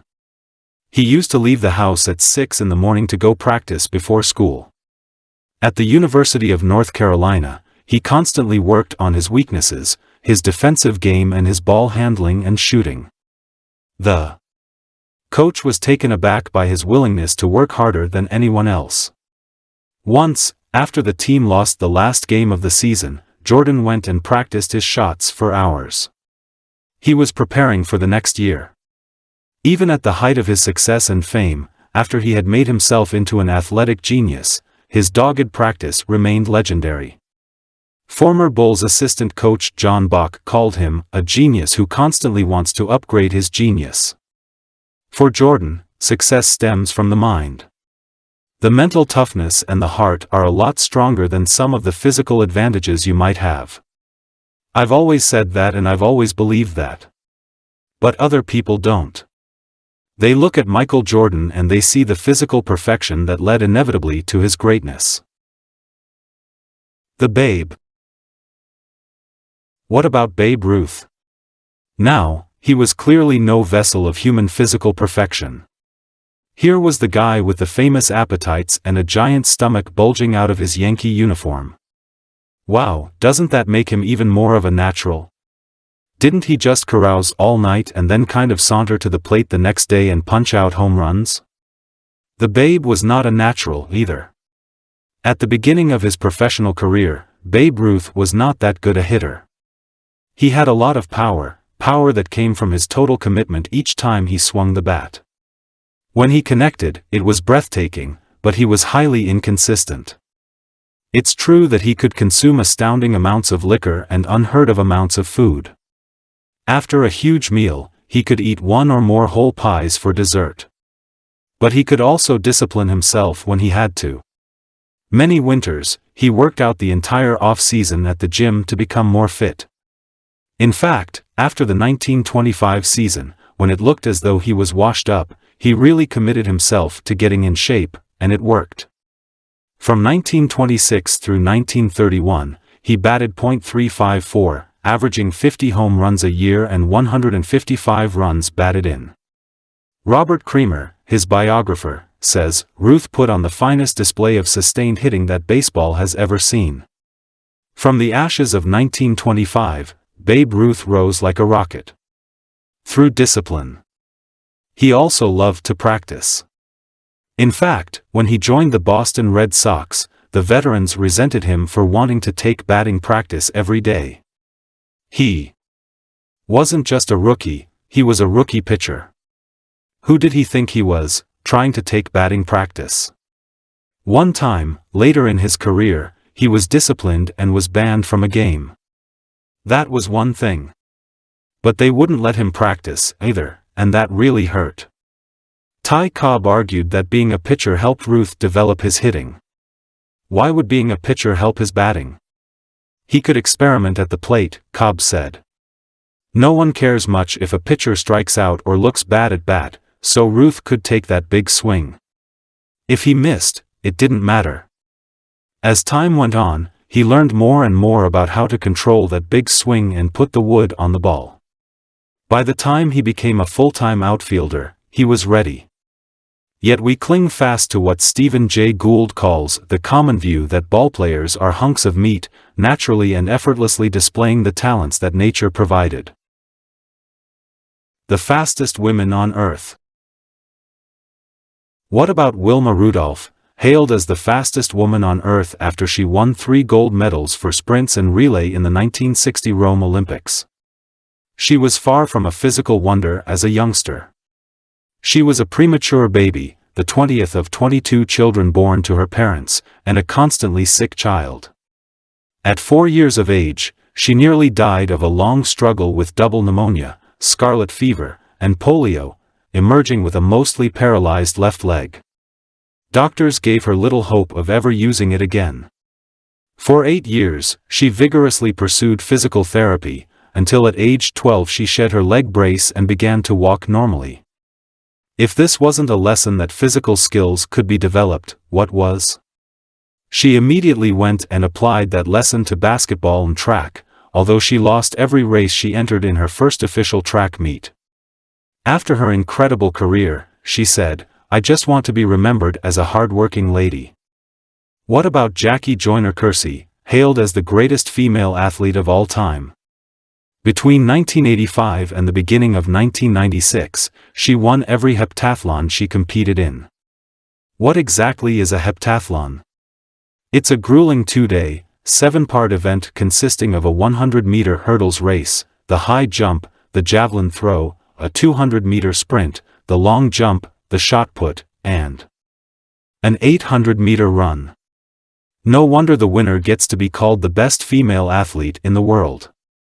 Along the way, Joyner Kersee earned the 6 highest scores in the history of the sport, set world records, and won 2 world championships as well as 2 Olympic gold medals, 6 if we count the ones in other events.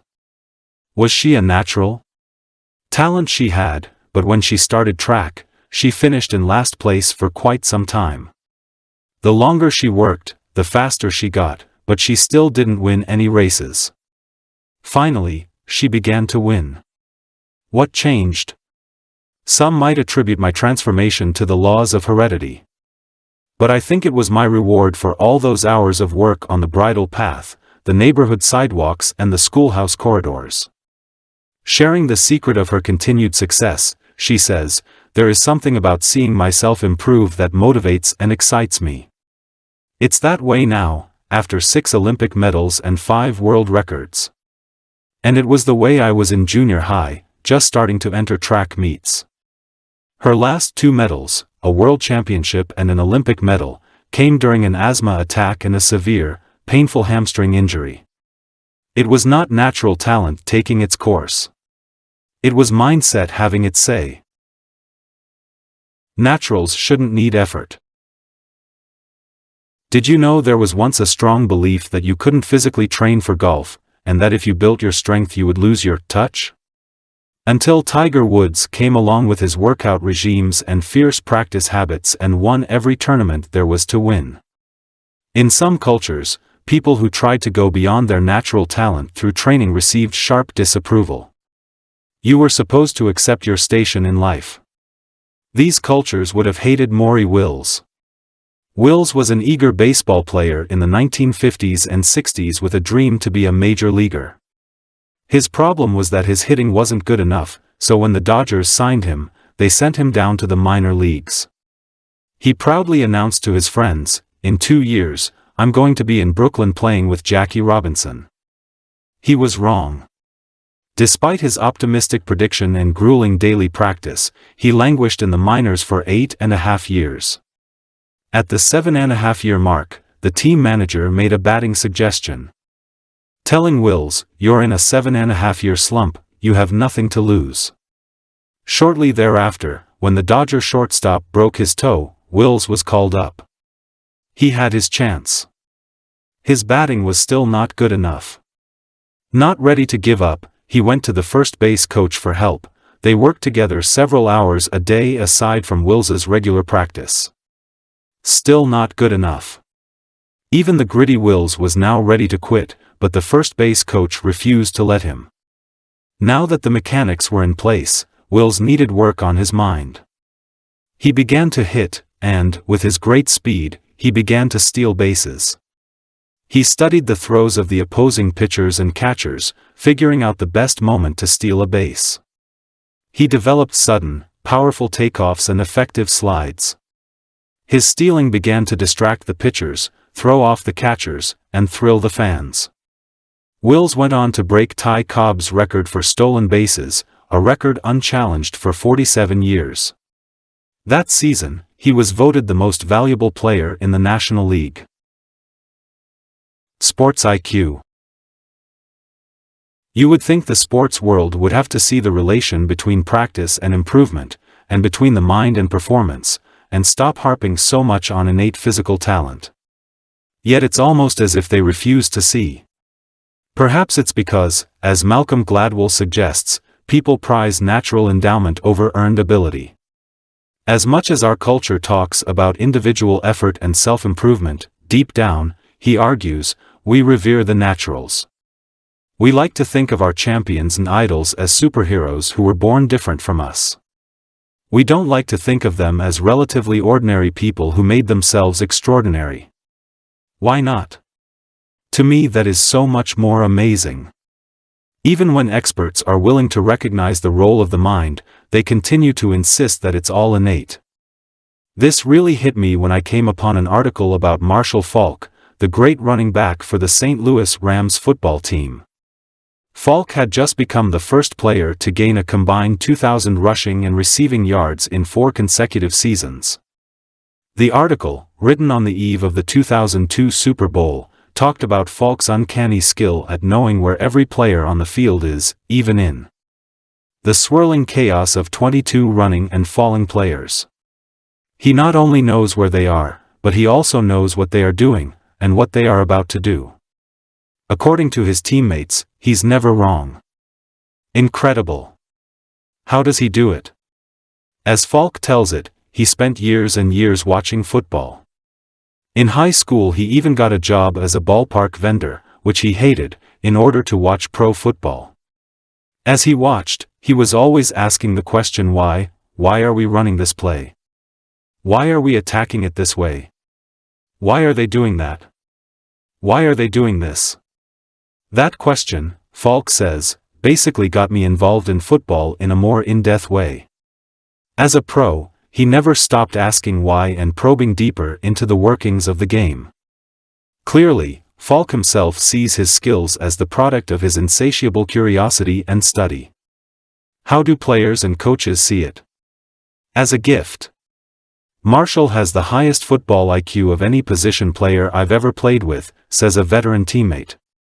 Other teammates describe his ability to recognize defensive alignments flawlessly as a savant's gift.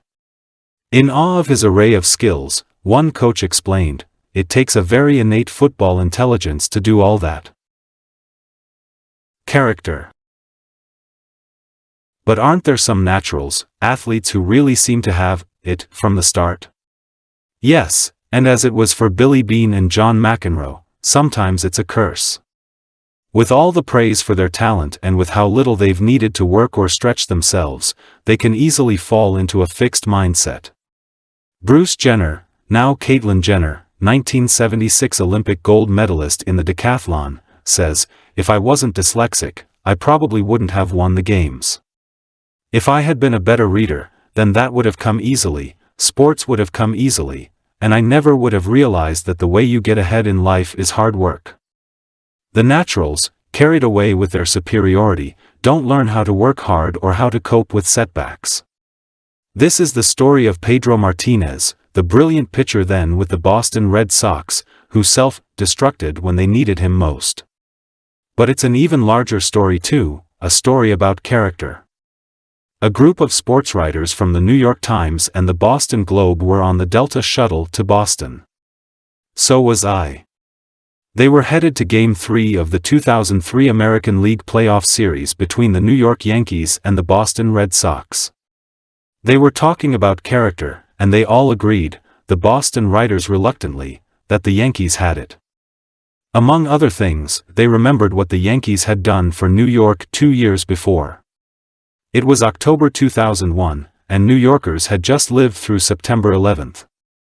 I was there and we were devastated. We needed some hope. The city needed the Yankees to go for it, to go for the World Series. But the Yankees had lived through it, too, and they were injured and exhausted. They seemed to have nothing left. I don't know where they got it from, but they dug down deep and they polished off one team after another, each win bringing us a little bit back to life, each one giving us a little more hope for the future. Fueled by our need, they became the American League East champs, then the American League champs, and then they were in the World Series, where they made a valiant run and almost pulled it off. Everyone hates the Yankees. It's the team the whole country roots against. I grew up hating the Yankees, too, but after that I had to love them. This is what the sports writers meant by character. Character, the sports writers said. They know it when they see it. It's the ability to dig down and find the strength even when things are going against you. The very next day, Pedro Martinez, the dazzling but overpampered Boston pitcher, showed what character meant. By showing what it isn't. No one could have wanted this American League championship more than the Boston Red Sox. They hadn't won a World Series in 85 years, ever since the curse of the Bambino, that is, ever since Sox owner Harry Frazee sold Babe Ruth to the Yankees for money to finance a Broadway show. It was bad enough that he was selling the best left-handed pitcher in baseball, which Ruth was at the time, but he was selling him to the despised enemy. The Yankees went on to dominate baseball, winning, it seemed, endless World Series. Meanwhile, Boston made it to 4 World Series and several playoffs, but they always lost. And they always lost in the most tragic way possible. By coming achingly near to victory and then having a meltdown. Here, finally, was another chance to fight off the curse and defeat their archrivals. If they won, they would make that trip to the World Series and the Yankees would stay home. Pedro Martinez was their hope. In fact, earlier in the season, he had cursed the curse. Yet after pitching a beautiful game, Martinez was losing his lead and falling behind. What did he do then? He hit a batter with the ball, Karim Garcia, threatened to beat another, Jorge Posada, and hurled a 72-year-old man to the ground, Yankee coach Don Zimmer. As New York Times writer Jack Curry wrote, "We knew we were going to have Pedro versus Roger Clemens on a memorable afternoon at Fenway Park. But no one expected to watch Pedro against Garcia, Pedro against Posada, Pedro against Zimmer." Even the Boston writers were aghast. Dan Shaughnessy, of the Globe, asked, "Which one would you rather have now, Red Sox fans? Roger Clemens, who kept his composure and behaved like a professional Saturday night, winning the game for his team despite his obvious anger? Or Martinez, the baby who hits a guy after he blows the lead, then points at his head and at Yankees catcher Jorge Posada, threatening, 'You're next'?" Red Sox fans don't like to hear this, but Martinez was an embarrassment Saturday, and a disgrace to baseball. He gets away with it because he's Pedro. And the Sox front office enables him. Could Martinez one time stand up and admit he's wrong? Like Billy Beane, Pedro Martinez did not know how to tolerate frustration, did not know how to dig down and turn an important setback into an important win. Nor, like Billy Beane, could he admit his faults and learn from them. Because he threw his tantrum instead of doing the job, the Yankees won the game and went on to win the playoff by 1 game. The sports writers on the plane agreed that character is all. But they confessed that they didn't understand where it comes from. Yet I think by now we're getting the idea that character grows out of mindset. We now know that there is a mindset in which people are enmeshed in the idea of their own talent and specialness. When things go wrong, they lose their focus and their ability, putting everything they want, and in this case, everything the team and the fans so desperately want, in jeopardy. We also know that there is a mindset that helps people cope well with setbacks, points them to good strategies, and leads them to act in their best interest. Wait. The story's not over. 1 year later, the Sox and the Yankees went head-to-head again. Whoever won 4 games out of the 7 would be the American League champions and would take that trip to the World Series. The Yankees won the first 3 games, and Boston's humiliating fate seemed sealed once again. But that year Boston had put their prima donnas on notice. They traded one, tried to trade another, no one wanted him, and sent out the message, "This is a team, not a bunch of stars. We work hard for each other." 4 games later, the Boston Red Sox were the American League champions. And then the world champions. It was the first time since 1904 that Boston had beaten the Yankees in a championship series, showing 2 things. First, that the curse was over. And second, that character can be learned. More about character. Let's take it from the top with Pete Sampras and the growth mindset. In 2000, Sampras was at Wimbledon, trying for his 13th Grand Slam tennis victory. If he won, he would break Roy Emerson's record of 12 wins in top tournaments. Although Sampras managed to make it to the finals, he had not played that well in the tournament and was not optimistic about his chances against the young, powerful Patrick Rafter. Sampras lost the first set, and was about to lose the second set. He was down 4-1 in the tiebreaker. Even he said, "I really felt like it was slipping away." What would McEnroe have done? What would Pedro Martinez have done? What did Sampras do? As William Roden puts it, he searched for a frame of reference that could carry him through. Sampras says, when you're sitting on the changeover you think of past matches that you've lost the first set, came back and won the next 3. There's time. You reflect on your past experiences, being able to get through it. Suddenly, Sampras had a 5-point run. Then 2 more. He had won the second set and he was alive. Last night, Roden says, Sampras displayed all the qualities of the hero, the loss in the first set, vulnerability near defeat, then a comeback and a final triumph. Jackie Joyner-Kersee talked herself through an asthma attack during her last World Championship. She was in the 800-meter race, the last event of the heptathlon, when she felt the attack coming on. Just keep pumping your arms, she instructed herself. It's not that bad, so keep going. You can make it. You're not going to have a full-blown attack. You have enough air. You've got this thing won. Just run as hard as you can in this last 200 meters, Jackie. She instructed herself all the way to victory. I have to say this is my greatest triumph, considering the competition and the ups and downs I was going through. If I really wanted it, I had to pull it together. In her last Olympics, the dreaded thing happened. A serious hamstring injury forced her to drop out of the heptathlon.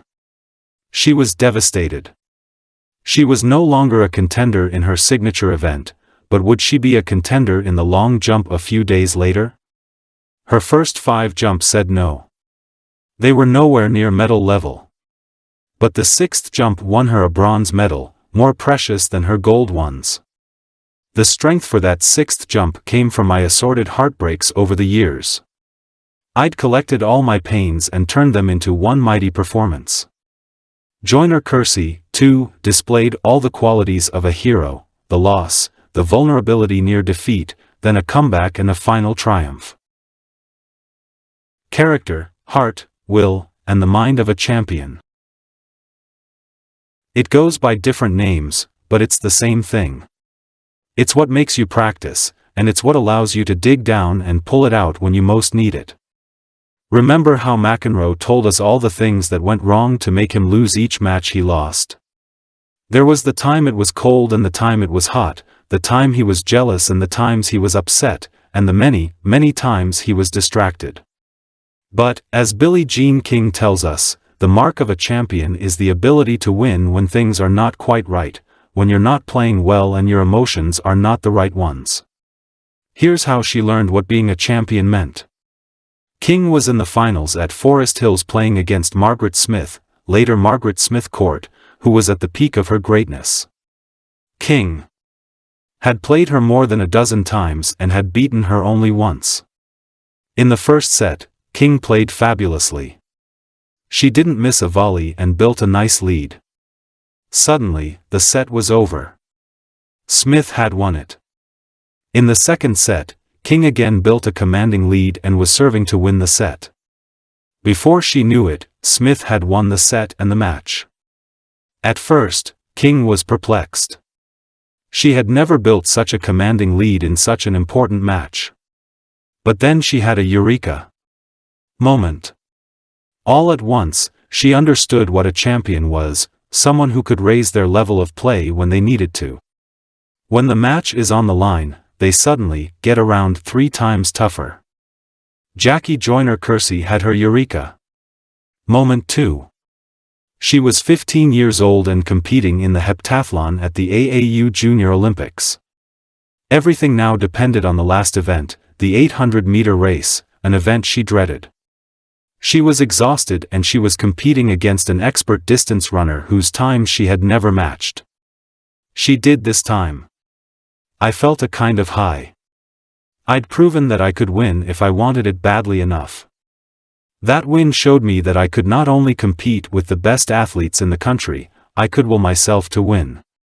Often called the best woman soccer player in the world, Mia Hamm says she was always asked, "Mia, what is the most important thing for a soccer player to have?" With no hesitation, she answered, mental toughness. And she didn't mean some innate trait. When 11 players want to knock you down, when you're tired or injured, when the referees are against you, you can't let any of it affect your focus. How do you do that? You have to learn how. It is, said Ham, one of the most difficult aspects of soccer and the one I struggle with every game and every practice. By the way, did Ham think she was the greatest player in the world? No, and because of that, she said, someday I just might be.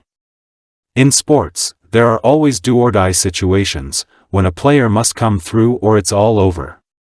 Jack Nicklaus, the famed golfer, was in these situations many times in his long professional career on the PGA Tour, where the tournament rested on his making a must-have shot.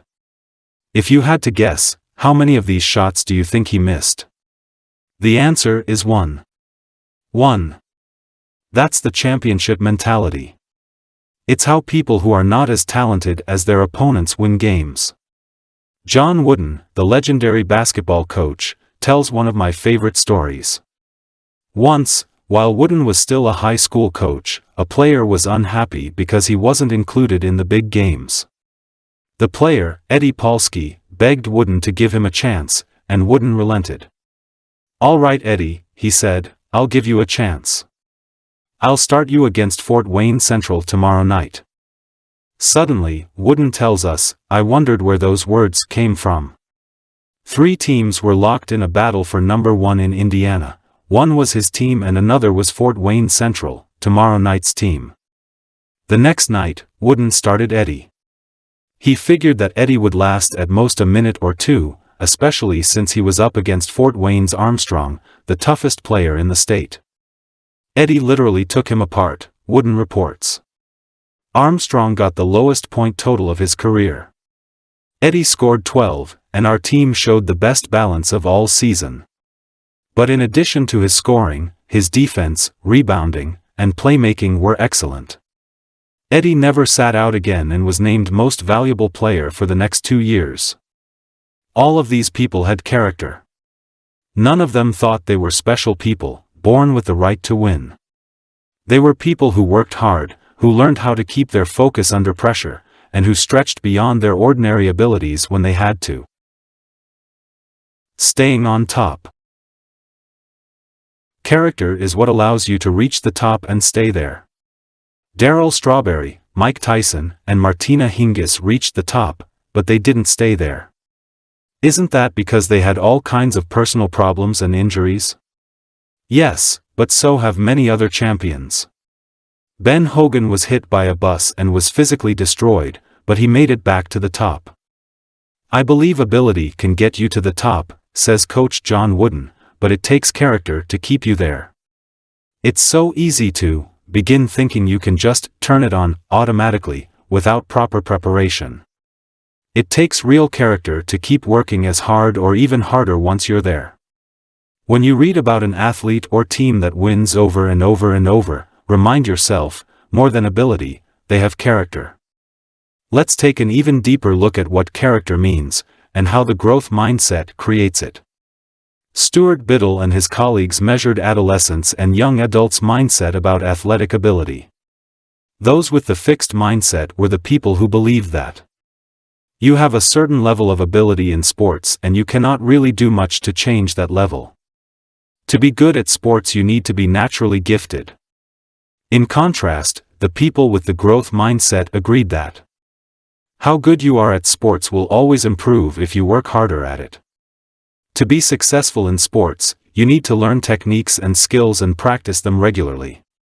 Those with the growth mindset were the ones who showed the most character or heart. They were the ones who had the minds of champions. What do I mean? Let's look at the findings from these sports researchers and see. What is success? Finding number 1, those with the growth mindset found success in doing their best, in learning and improving.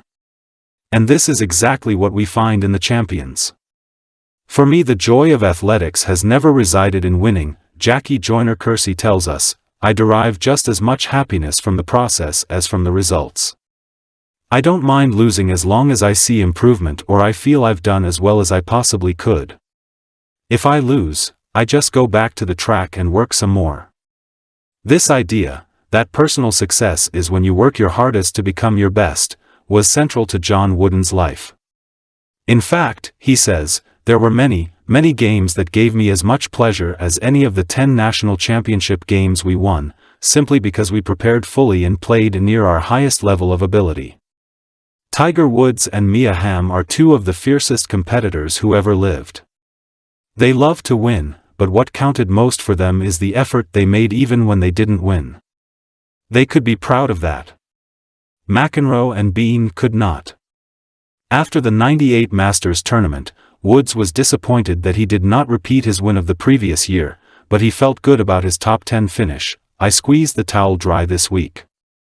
I'm very proud of the way I hung in there. Or after a British Open, where he finished third, sometimes you get even more satisfaction out of creating a score when things aren't completely perfect, when you're not feeling so well about your swing. Tiger is a hugely ambitious man. He wants to be the best, even the best ever. But the best me, that's a little more important. Mia Hamm tells us, after every game or practice, if you walk off the field knowing that you gave everything you had, you will always be a winner. Why did the country fall in love with her team? They saw that we truly love what we do and that we gave everything we had to each other and to each game. For those with the fixed mindset, success is about establishing their superiority, pure and simple. Being that somebody who is worthier than the nobodies. There was a time, I'll admit it, McEnroe says, when my head was so big it could barely fit through the door. Where's the talk about effort and personal best? There is none. Some people don't want to rehearse, they just want to perform. Other people want to practice 100 times first. I'm in the former group. Remember, in the fixed mindset, effort is not a cause for pride. It is something that casts doubt on your talent. What is failure? Finding number 2, those with the growth mindset found setbacks motivating. They're informative. They're a wake-up call. Only once did Michael Jordan try to coast. It was the year he returned to the Bulls after his stint in baseball, and he learned his lesson. The Bulls were eliminated in the playoffs. You can't leave and think you can come back and dominate this game. I will be physically and mentally prepared from now on. Truer words are rarely spoken. The Bulls won the NBA title the next 3 years. Michael Jordan embraced his failures. In fact, in one of his favorite ads for Nike, he says, "I've missed more than 9,000 shots. I've lost almost 300 games. 26 times, I've been trusted to take the game-winning shot, and missed." You can be sure that each time, he went back and practiced the shot 100 times. Here's how Kareem Abdul-Jabbar, the great basketball player, reacted when college basketball outlawed his signature shot, the dunk, later reinstated. Many thought that would stop his ascent to greatness. Instead, he worked twice as hard on developing other shots, his bank shot off the glass, his skyhook, and his turnaround jumper. He had absorbed the growth mindset from Coach Wooden, and put it to good use. In the fixed mindset, setbacks label you. John McEnroe could never stand the thought of losing. Even worse was the thought of losing to someone who was a friend or relative. That would make him less special. For example, he hoped desperately for his best friend, Peter, to lose in the finals at Maui after Peter had beaten him in an earlier round. He wanted it so badly he couldn't watch the match. Another time, he played his brother Patrick in a finals in Chicago, and said to himself, "God, if I lose to Patrick, that's it. I'm jumping off the Sears Tower." Here's how failure motivated him. In 1979, he played mixed doubles at Wimbledon. He didn't play mixed doubles again for 20 years. Why? He and his partner lost in 3 straight sets. Plus, McEnroe lost his serve twice, while no one else lost theirs even once. That was the ultimate embarrassment. I said, "That's it. I'm never playing again. I can't handle this." In 1981, McEnroe bought a beautiful black Les Paul guitar. That week, he went to see Buddy Guy play at the Checkerboard Lounge in Chicago. Instead of feeling inspired to take lessons or practice, McEnroe went home and smashed his guitar to pieces. Here's how failure motivated Sergio Garcia, another golden boy with mindset issues. Garcia had taken the golf world by storm with his great shots and his charming, boyish ways. He seemed like a younger Tiger. But when his performance took a dive, so did his charm. He fired caddy after caddy, blaming them for everything that went wrong. He once blamed his shoe when he slipped and missed a shot. To punish the shoe, he threw it and kicked it. Unfortunately, he almost hit an official. These are the ingenious remedies for failure in the fixed mindset. Taking charge of success. Finding number 3, people with the growth mindset in sports, as in pre-med chemistry, took charge of the processes that bring success, and that maintain it. How come Michael Jordan's skill didn't seem to decline with age? He did lose some stamina and agility with age, but to compensate, he worked even harder on conditioning and on his moves, like the turnaround jump shot and his celebrated fall-away jumper. He came into the league as a slam dunker and he left as the most complete player ever to grace the game. Woods, too, took charge of the process. Golf is like a wayward lover.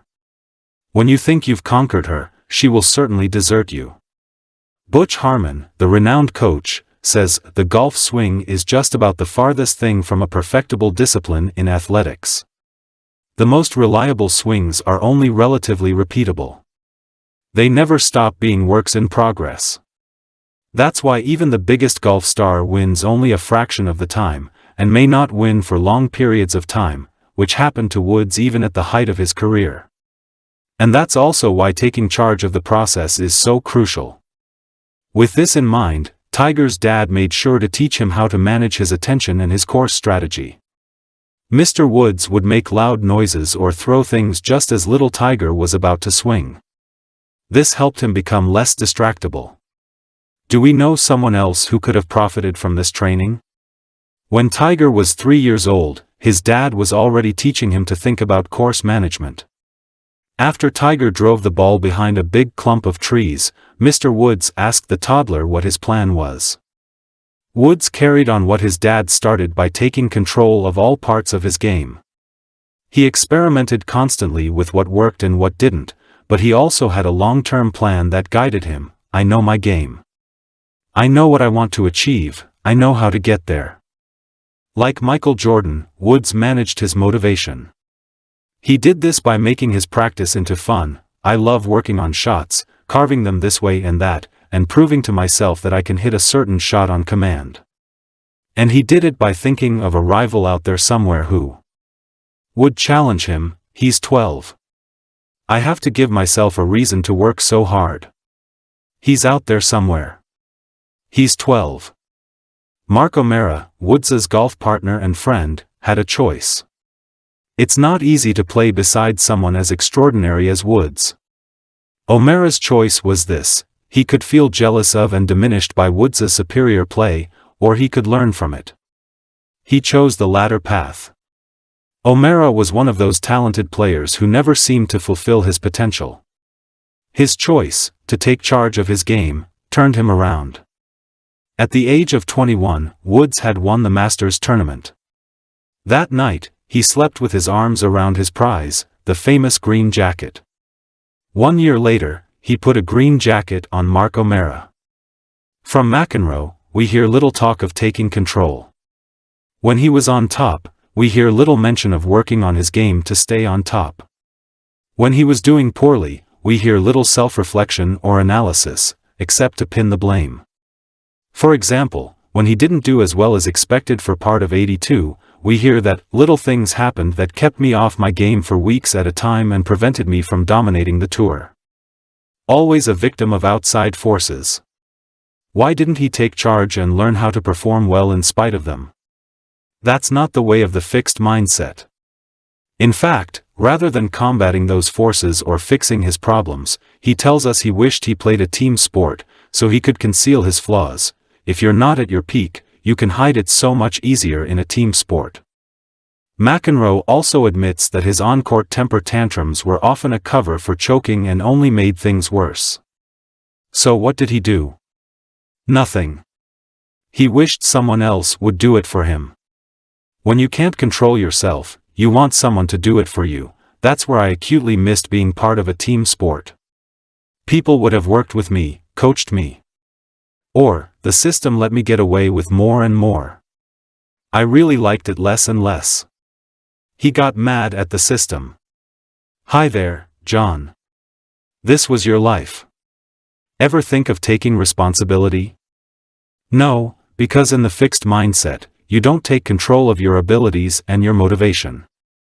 You look for your talent to carry you through, and when it doesn't, well then, what else could you have done? You are not a work in progress, you're a finished product. And finished products have to protect themselves, lament, and blame. Everything but take charge. What does it mean to be a star? Does a star have less responsibility to the team than other players? Is it just their role to be great and win games? Or does a star have more responsibility than others? What does Michael Jordan think? In our society sometimes it's hard to come to grips with filling a role instead of trying to be a superstar, says Jordan. A superstar's talent can win games, but it's teamwork that wins championships.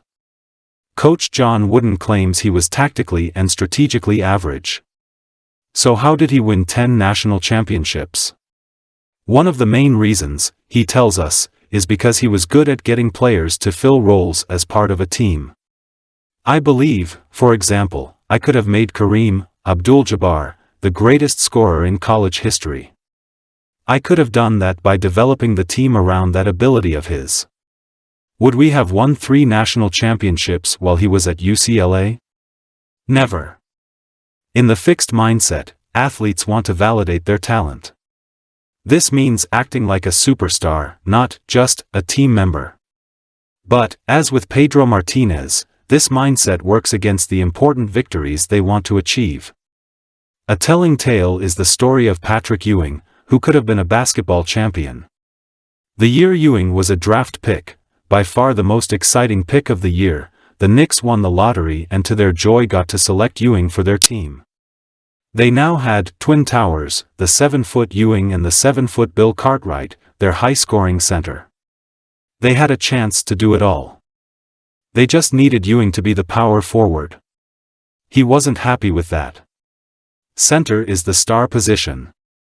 And maybe he wasn't sure he could hit the outside shots that a power forward has to hit. What if he had really given his all to learn that position?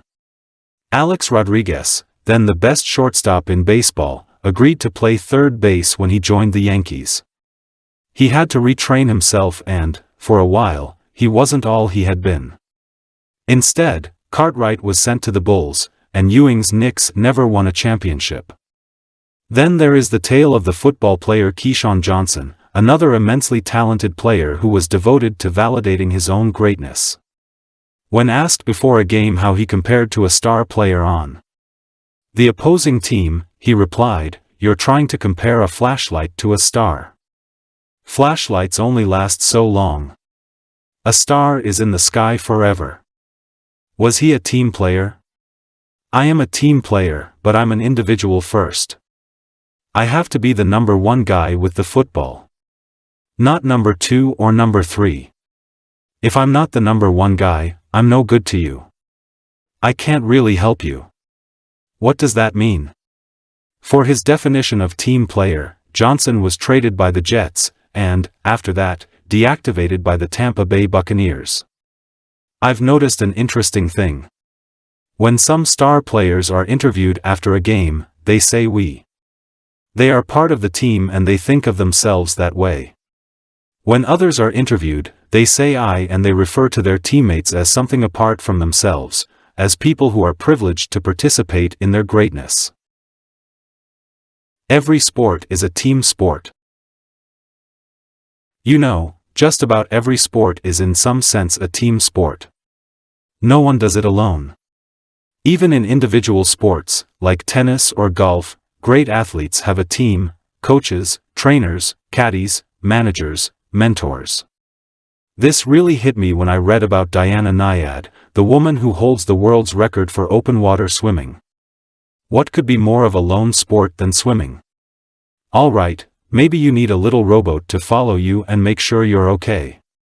When Nyad hatched her plan, the open water swimming record for both men and women was 60 miles. She wanted to swim 100. After months of arduous training, she was ready. But with her went a team of guides, for measuring the winds and the current, and watching for obstacles, divers, looking for sharks, NASA experts, for guidance on nutrition and endurance. She needed 1,100 calories per hour and she lost 29 pounds on the trip, and trainers who talked her through uncontrollable shivers, nausea, hallucinations, and despair. Her new record was 102.5 miles. It was her name in the record books, but it took 51 other people to do it. Hearing the mindsets. You can already hear the mindsets in young athletes. Listen for them. It's 2004. Isis Tillis is a college basketball star, a 6'5" forward for the Duke University women's basketball team. She has a picture of her father, James "Quick" Tillis, taped to her locker as a motivator. But the picture is not a tribute, says sportswriter Viv Bernstein. It is a reminder of all Tillis hopes she will never be. Quick Tillis was a contender in the 1980s. In 81, he boxed for the world heavyweight title. In 85, he was in the movie The Color Purple, as a boxer, and in 86, he was the first boxer to go the distance, 10 rounds, with Mike Tyson. But he never made it to the top. Isis Tillis, who is a senior, says, "This is the year to win a national championship. I just feel like I'd be such a failure. I'd feel like I'm regressing back and I'm going to end up like my dad, a nobody. Uh-oh, it's the somebody nobody syndrome. If I win, I'll be somebody, if I lose I'll be nobody." Tillis's anger at her father may be justified, he abandoned her as a child. But this thinking is getting in her way. Perhaps nobody else has that combination of size, skill, quickness, and vision in the women's college game, says Bernstein. Yet few would rate Tillis ahead of the top 2 players in the country, Connecticut's Diana Taurasi and Duke's Alana Beard. Tillis's performance often fails to match her ability. She's frustrated that people have high expectations for her and want her to play better. "I feel like I have to come out and have a triple-double, double digits in points scored, rebounds, and assists, dunk the ball over the head 360, leave your feet, turn completely around in the air, and slam the ball into the basket, and maybe people will be like, oh, she not that bad." I don't think people want the impossible. I think they just want to see her use her wonderful talent to the utmost. I think they want her to develop the skills she needs to reach her goals. Worrying about being a nobody is not the mindset that motivates and sustains champions. Hard as it is, perhaps Tillis should admire the fact that her father went for it, instead of being contemptuous that he didn't quite make it. Somebodies are not determined by whether they won or lost. Somebodies are people who go for it with all they have. If you go for it with all you have, Isis Tillis, not just in the games, but in practice too, you will already be a somebody. Here's the other mindset. It's 6'3" Candace Parker, then a 17-year-old senior at Naperville Central High near Chicago, who was going to Tennessee to play for the Lady Vols and their great coach, Pat Summitt. Candace has a very different father from Isis, a dad who is teaching her a different lesson: if you work hard at something, you get out what you put in. Several years before, when he was coach of her team, her dad lost his cool with her during a tournament game. She was not going for the rebounds, she was shooting lazy shots from the outside instead of using her height near the basket, and she was not exerting herself on defense. Now let's go out and try harder. So what happened? She went out and scored 20 points in the second half, and had 10 rebounds. They blew the other team away. He lit a fire under me. And I knew he was right. Candace lights the same fire under herself now. Rather than being content to be a star, she looks to improve all the time. When she returned from knee surgery, she knew what she needed to work on: her timing, nerves, and wind. When her three-point shot went bad, she asked her father to come to the gym to work on it with her. Whether it be in basketball or everyday life, she says, nothing is promised. Only weeks later, the mindset prophecies were already coming true. Two things happened. One, sadly, is that Tillis's team was knocked out of the championship. The other was that Candace Parker became the first woman ever to win the basketball dunking championship, against 5 men. Character, heart, the mind of a champion. It's what makes great athletes, and it's what comes from the growth mindset with its focus on self-development, self-motivation, and responsibility. Even though the finest athletes are wildly competitive and want to be the best, greatness does not come from the ego of the fixed mindset, with its somebody-nobody syndrome. Many athletes with the fixed mindset may have been naturals, but you know what? As John Wooden says, we can't remember most of them. Are there sports you always assumed you're bad at? Well, maybe you are, but then maybe you aren't. It's not something you can know until you've put in a lot of effort. Some of the world's best athletes didn't start out being that hot. If you have a passion for a sport, put in the effort and see. Sometimes being exceptionally endowed is a curse. These athletes may stay in a fixed mindset and not cope well with adversity. Is there a sport that came easily to you until you hit a wall? Try on the growth mindset and go for it again. Character is an important concept in the sports world, and it comes out of a growth mindset. Think about times you've needed to reach deep down inside in difficult sports matches. Think about the growth mindset champions from this chapter and how they do it. What could you do next time to make sure you're in a growth mindset in the pinch? Athletes with a growth mindset find success in learning and improving, not just winning. The more you can do this, the more rewarding sports will be for you, and for those who play them with you. Chapter 5. Business, Mindset and Leadership. Enron and the Talent Mindset. In 2001 came the announcement that shocked the corporate world.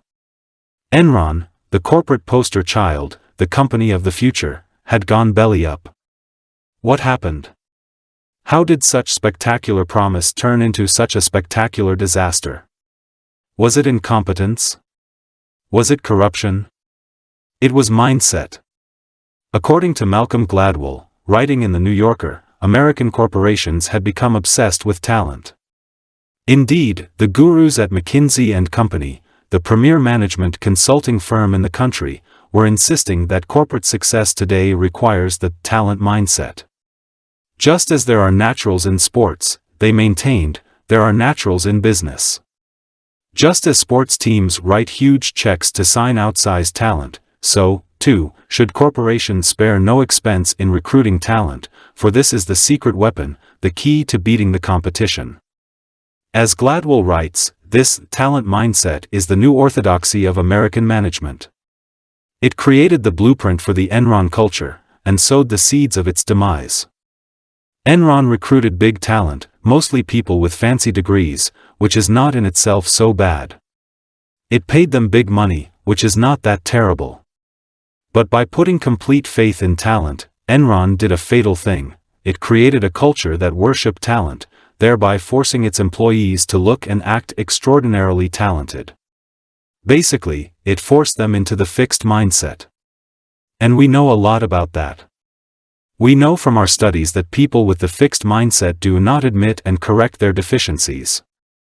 Remember the study where we interviewed students from the University of Hong Kong, where everything is in English? Students with the fixed mindset were so worried about appearing deficient that they refused to take a course that would improve their English. They did not live in a psychological world where they could take this risk. And remember how we put students into a fixed mindset by praising their intelligence, much as Enron had done with its star employees? Later, After some hard problems, we asked the students to write a letter to someone in another school describing their experience in our study. When we read their letters, we were shocked. Almost 40% of them had lied about their scores, always in the upward direction. The fixed mindset had made a flaw intolerable. Gladwell concludes that when people live in an environment that esteems them for their innate talent, they have grave difficulty when their image is threatened. They will not take the remedial course. They will not stand up to investors and the public and admit that they were wrong. They'd sooner lie. Obviously, a company that cannot self-correct cannot thrive. If Enron was done in by its fixed mindset, does it follow that companies that thrive have a growth mindset? Let's see. Organizations that grow. Jim Collins set out to discover what made some companies move from being good to being great. What was it that allowed them to make the leap to greatness, and stay there, while other, comparable companies just held steady at good? To answer this question, he and his research team embarked on a 5-year study. They selected 11 companies whose stock returns had skyrocketed relative to other companies in their industry, and who had maintained this edge for at least 15 years. They matched each company to another one in the same industry that had similar resources, but did not make the leap. He also studied a third group of companies, ones that had made a leap from good to great but did not sustain it. What distinguished the thriving companies from the others? There were several important factors, as Collins reports in his book, Good to Great, but one that was absolutely key was the type of leader who in every case led the company into greatness. These were not the larger-than-life, charismatic types who oozed ego and self-proclaimed talent. They were self-effacing people who constantly asked questions and had the ability to confront the most brutal answers, that is, to look failures in the face, even their own, while maintaining faith that they would succeed in the end. Does this sound familiar? Collins wonders why his effective leaders have these particular qualities. And why these qualities go together the way they do. And how these leaders came to acquire them. But we know. They have the growth mindset. They believe in human development. And these are the hallmarks. They're not constantly trying to prove they're better than others. For example, they don't highlight the pecking order with themselves at the top, they don't claim credit for other people's contributions, and they don't undermine others to feel powerful. Instead, they are constantly trying to improve. They surround themselves with the most able people they can find, they look squarely at their own mistakes and deficiencies, and they ask frankly what skills they and the company will need in the future. And because of this, they can move forward with confidence that's grounded in the facts, not built on fantasies about their talent. Collins reports that Alan Wurtzel, the CEO of the giant electronics chain Circuit City, held debates in his boardroom. Rather than simply trying to impress his board of directors, he used them to learn. With his executive team as well, he questioned, debated, prodded until he slowly gained a clearer picture of where the company was and where it needed to go. They used to call me the prosecutor, because I would hone in on a question, Wurtzel told Collins. You know, like a bulldog. I wouldn't let go until I understood. Why?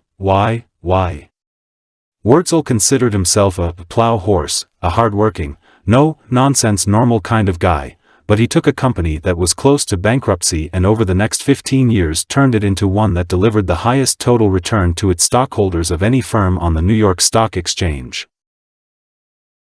A study of mindset and management decisions. Robert Wood and Albert Bandura did a fascinating study with graduate students in business, many of whom had management experience. In their study, they created Enron-type managers and Wurtzel-type managers by putting people into different mindsets. Wood and Bandura gave these budding business leaders a complex management task in which they had to run a simulated organization, a furniture company. In this computerized task, they had to place employees in the right jobs and decide how best to guide and motivate these workers. To discover the best ways, they had to keep revising their decisions based on the feedback they got about employee productivity. The researchers divided the business students into two groups. One group was given a fixed mindset. They were told that the task measured their basic, underlying capabilities.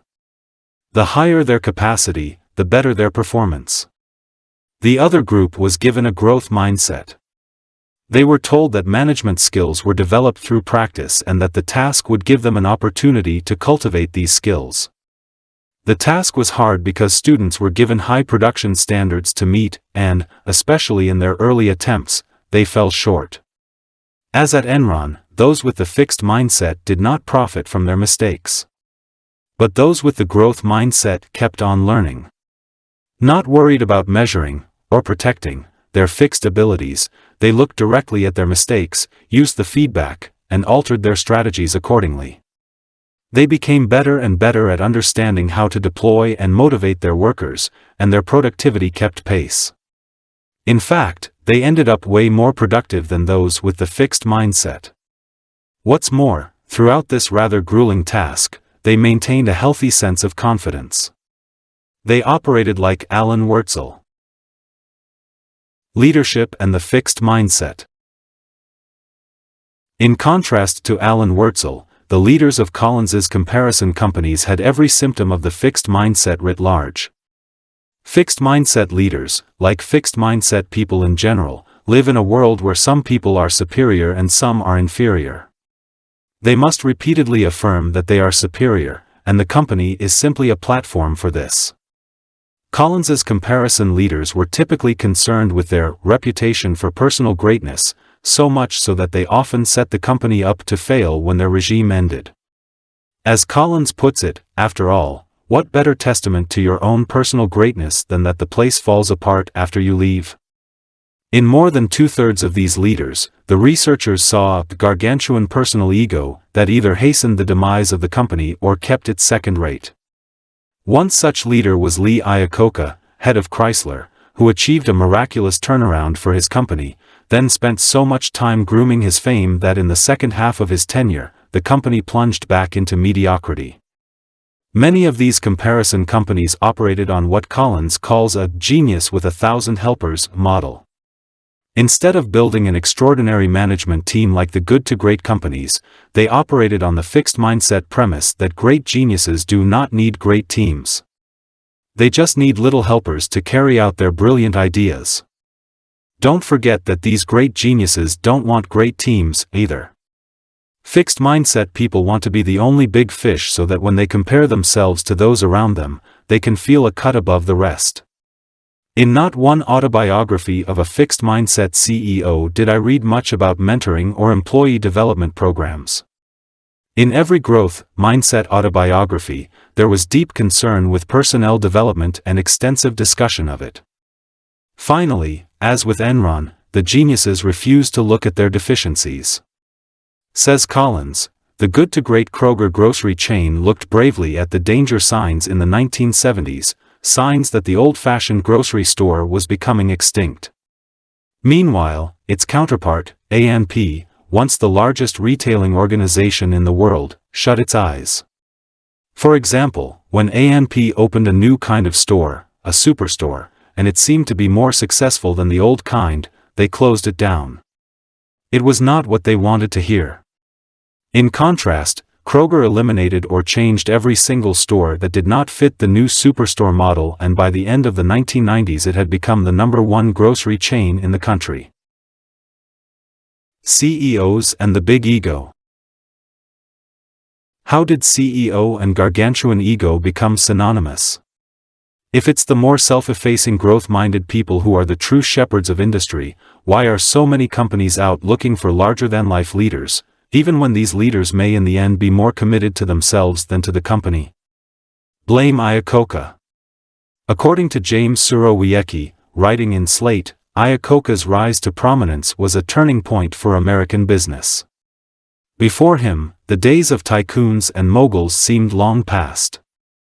In the public's mind, CEO meant a button-down organization man, well treated and well paid, but essentially bland and characterless.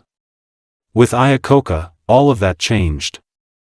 Business journalists began dubbing executives the next J.P. Morgan or the next Henry Ford. And fixed mindset executives started vying for those labels. Surowiecki even traces the recent corporate scandals to this change, for as the trend continued, CEOs became superheroes. But the people who preen their egos and look for the next self-image boost are not the same people who foster long-term corporate health. Maybe Iacocca is just a charismatic guy who, like rock and roll, is being blamed for the demise of civilization. Is that fair? Let's look at him more closely. And let's look at some other fixed mindset CEOs, Albert Dunlap of Scott Paper and Sunbeam, Jerry Levin and Steve Case of AOL Time Warner, and Kenneth Lay and Jeffrey Skilling of Enron. You'll see they all start with the belief that some people are superior, they all have the need to prove and display their superiority, they all use their subordinates to feed this need, rather than fostering the development of their workers, and they all end by sacrificing their companies to this need. The fixed mindset helps us understand where gargantuan egos come from, how they operate, and why they become self-defeating. Fixed mindset leaders in action. Iacocca, I'm a hero. Warren Bennis, the leadership guru, studied the world's greatest corporate leaders. These great leaders said they didn't set out to be leaders. They'd had no interest in proving themselves. They just did what they loved, with tremendous drive and enthusiasm, and it led where it led. Iacocca wasn't like that. Yes, he loved the car business, but more than anything he yearned to be a muckamuck at Ford. He craved the approval of Henry Ford II and the royal trappings of office. These were the things he could measure himself by, the things that would prove he was somebody. I use the term royal with good reason. Iacocca tells us the glass house, Ford corporate headquarters, was a palace and Henry Ford was the king. What's more, if Henry was king, I was the crown prince. I was His Majesty's special protégé. All of us lived the good life in the royal court. We were part of something beyond first class, royal class. White-coated waiters were on call throughout the day, and we all ate lunch together in the executive dining room. Dover sole was flown over from England on a daily basis. Iacocca achieved great things at Ford, like nurturing and promoting the Ford Mustang, and he dreamed of succeeding Henry Ford as the CEO of the company. But Henry Ford had other ideas and, much to Iacocca's shock and rage, he eventually forced Iacocca out. It's interesting that Iacocca was shocked and that he harbored an enduring rage against Henry Ford.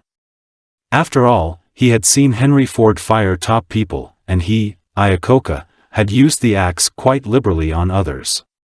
He knew the corporate game. Yet his fixed mindset clouded his vision. I had always clung to the idea that I was different, that somehow I was smarter or luckier than the rest. I didn't think it would ever happen to me. Italics added. His belief in his inherent superiority had blinded him. Now the other side of the fixed mindset kicked in. He wondered whether Henry Ford had detected a flaw in him. Maybe he wasn't superior after all. And that's why he couldn't let go. Years later, his second wife told him to get over it. You don't realize what a favor Henry Ford did for you. Getting fired from Ford brought you to greatness. You're richer, more famous and more influential because of Henry Ford. Thank him. Shortly thereafter, he divorced her. So the king who had defined him as competent and worthy now rejected him as flawed. With ferocious energy, Iacocca applied himself to the monumental task of saving face and, in the process, Chrysler Motors. Chrysler, the once thriving Ford rival, was on the brink of death, but Iacocca as its new CEO acted quickly to hire the right people, bring out new models, and lobby the government for bailout loans. Just a few years after his humiliating exit from Ford, he was able to write a triumphant autobiography and in it declare, "Today, I'm a hero." Within a short time, however, Chrysler was in trouble again. Iacocca's fixed mindset would not stay put. He needed to prove his greatness, to himself, to Henry Ford, to the world, on a larger and larger scale. He spent his company time on things that would enhance his public image, and he spent the company's money on things that would impress Wall Street and hike up Chrysler's stock prices. But he did this instead of investing in new car designs or manufacturing improvements that would keep the company profitable in the long run. He also looked to history, to how he would be judged and remembered. But he did not address this concern by building the company. Quite the contrary. According to one of his biographers, he worried that his underlings might get credit for successful new designs, so he balked at approving them. He worried, as Chrysler faltered, that his underlings might be seen as the new saviors, so he tried to get rid of them. He worried that he would be written out of Chrysler history, so he desperately hung on as CEO long after he had lost his effectiveness.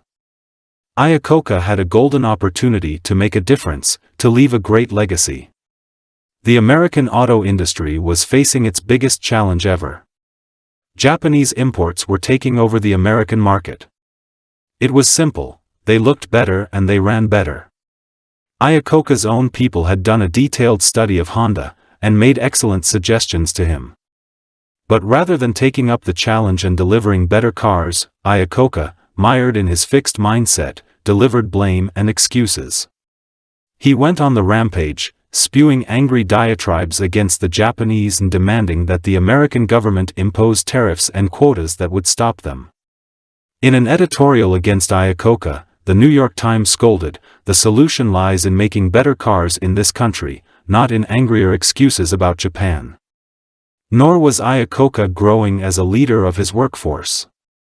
In fact, he was shrinking into the insulated, petty, and punitive tyrant he had accused Henry Ford of being. Not only was he firing people who were critical of him, he'd done little to reward the workers who had sacrificed so much to save the company. Even when the money was rolling in, he seemed to have little interest in sharing it with them. Their pay remained low and their working conditions remained poor. Yet even when Chrysler was in trouble again, he maintained a regal lifestyle. $2 million were spent renovating his corporate suite at the Waldorf in New York. Finally, while there was still time to save Chrysler, the board of directors eased Iacocca out. They gave him a grand pension, showered him with stock options, and continued many of his corporate perks. But he was beside himself with rage, especially since his successor seemed to be managing the company quite nicely. So in a bid to regain the throne, he joined a hostile takeover attempt, one that placed the future of Chrysler at risk. It failed. But for many, the suspicion that he put his ego before the welfare of the company was confirmed.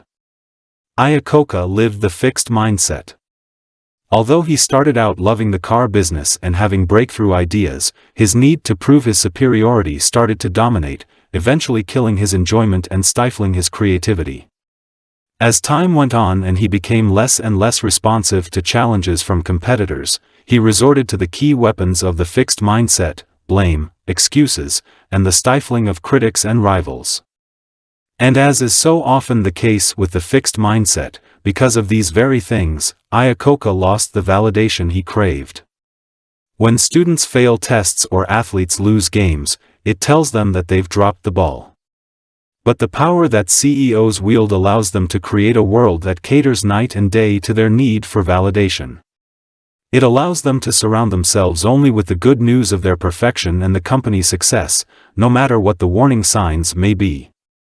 This, as you may recall, is CEO disease and a peril of the fixed mindset.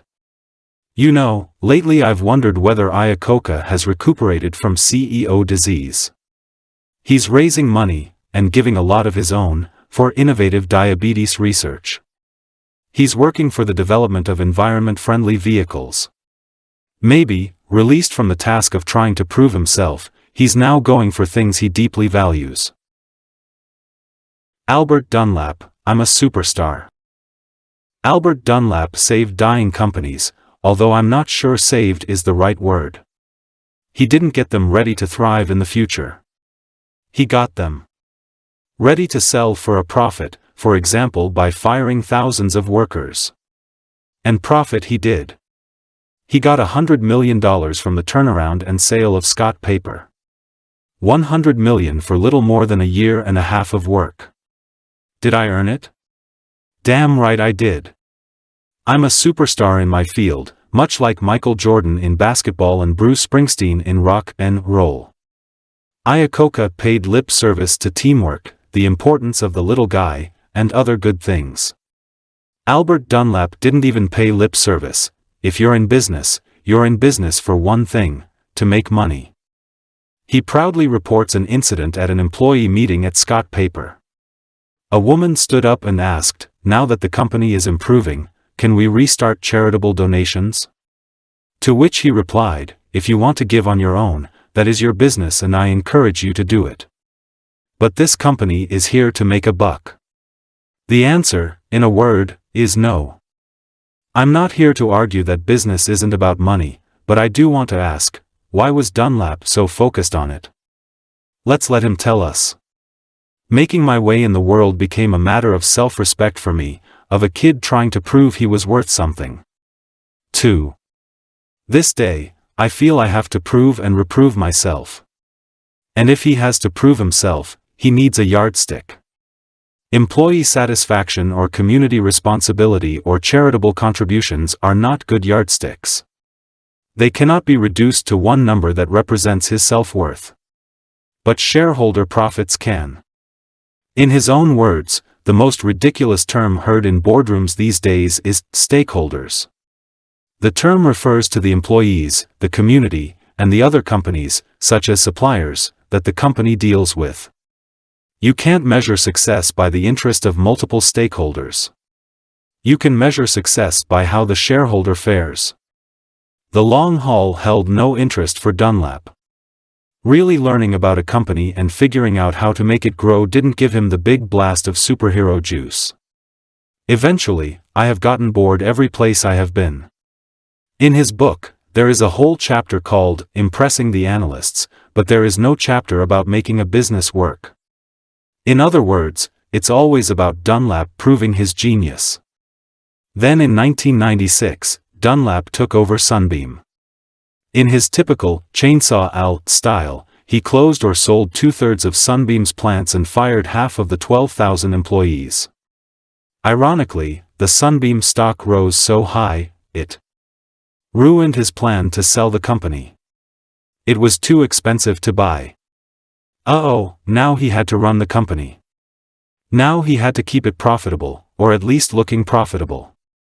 But instead of turning to his staff or learning what to do, he inflated revenues, fired people who questioned him, and covered up the increasingly dire straits his company was in. Less than 2 years after the self-proclaimed superstardom in his book, and 1 year after an even more self-congratulatory revision, Dunlap fell apart and was kicked out. As he left, Sunbeam was under investigation by the Securities and Exchange Commission and was expected to be in technical default on a $1.7 billion bank loan. Dunlap deeply misunderstood Michael Jordan and Bruce Springsteen. Both of these superstars reached the pinnacle and stayed there a long time because they constantly dug down, faced challenges, and kept growing. Al Dunlap thought that he was inherently superior, so he opted out of the kind of learning that would have helped him succeed. The smartest guys in the room. Yes, it seems as though history led inevitably from Iacocca to the moguls of the 1990s, and none more so than Kenneth Lay and Jeffrey Skilling, the leaders of Enron. Ken Lay, the company's founder, chairman, and CEO, considered himself a great visionary. According to Bethany McLean and Peter L. Kind, authors of The Smartest Guys in the Room, Lay looked down his nose at the people who actually made the company run, much the way a king might look at his serfs. He looked down on Rich Kinder, the Enron president, who rolled up his sleeves and tried to make sure the company would reach its earning targets. Kinder was the man who made Lay's royal lifestyle possible. Kinder was also the only person at the top who constantly asked if they were fooling themselves. Are we smoking our own dope? Are we drinking our own whiskey? Naturally, his days were numbered. But in his sensible and astute way, as he departed he arranged to buy the one Enron asset that was inherently valuable, the energy pipelines, the asset that Enron held in disdain. By the middle of 2003, Kinder's company had a market value of $7 billion. Even as Lay was consumed by his view of himself and the regal manner in which he wished to support it, he wanted to be seen as a good and thoughtful man with a credo of respect and integrity. Even as Enron merrily sucked the life out of its victims, he wrote to his staff, "Ruthlessness, callousness and arrogance don't belong here. We work with customers and prospects openly, honestly and sincerely." As with Iacocca and the others, the perception, usually Wall Street's perception, was all important. The reality less so. Right there with Lay was Jeff Skilling, successor to Rich Kinder as president and chief operating officer, and later the CEO. Skilling was not just smart, he was said to be the smartest person I ever met and incandescently brilliant. He used his brainpower, however, not to learn but to intimidate. When he thought he was smarter than others, which was almost always, he treated them harshly. And anyone who disagreed with him was just not bright enough to get it. When a co-CEO with superb management skills was brought in to help Skilling during a hard time in his life, Skilling was contemptuous of him. "Ron doesn't get it." When financial analysts or Wall Street traders tried to press Skilling to go beyond his pat explanations, he treated them as though they were stupid. "Well, it's so obvious. How can you not get it?" In most cases, the Wall Street guys, ever concerned about their own intellect, made believe they got it. As resident genius, Skilling had unlimited faith in his ideas. He had so much regard for his ideas that he believed Enron should be able to proclaim profits as soon as he or his people had the idea that might lead to profits. This is a radical extension of the fixed mindset: my genius not only defines and validates me. It defines and validates the company. It is what creates value. My genius is profit. Wow! And in fact, this is how Enron came to operate. As McLean and Elkind report, Enron recorded millions of dollars in profits on a business before it had generated a penny in actual revenues. Of course, after the creative act, no one cared about follow-through. That was beneath them. So, often as not, the profit never occurred. If genius equaled profit, it didn't matter that Enron people sometimes wasted millions competing against each other. Said Amanda Martin, an Enron executive, "To put one over on one of your own was a sign of creativity and greatness." Skilling not only thought he was smarter than everyone else but, like Iacocca, also thought he was luckier. According to insiders, he thought he could beat the odds. Why should he feel vulnerable? There was never anything wrong. Skilling still does not admit that there was anything wrong. The world simply didn't get it. Two geniuses collide. Resident geniuses almost brought down AOL and Time Warner, too. Steve Case of AOL and Jerry Levin of Time Warner were two CEOs with the fixed mindset who merged their companies. Can you see it coming? Case and Levin had a lot in common. Both of them cultivated an aura of supreme intelligence. Both tried to intimidate people with their brilliance. And both were known to take more credit than they deserved. As resident geniuses, neither wanted to hear complaints, and both were ready to fire people who weren't team players, meaning people who wouldn't keep up the facade that they had erected. When the merger actually took place, AOL was in such debt that the merged company was on the brink of ruin. You would think that the two CEOs might work together, marshaling their resources to save the company they created. Instead, Levin and Case scrambled for personal power. Levin was the first to fall.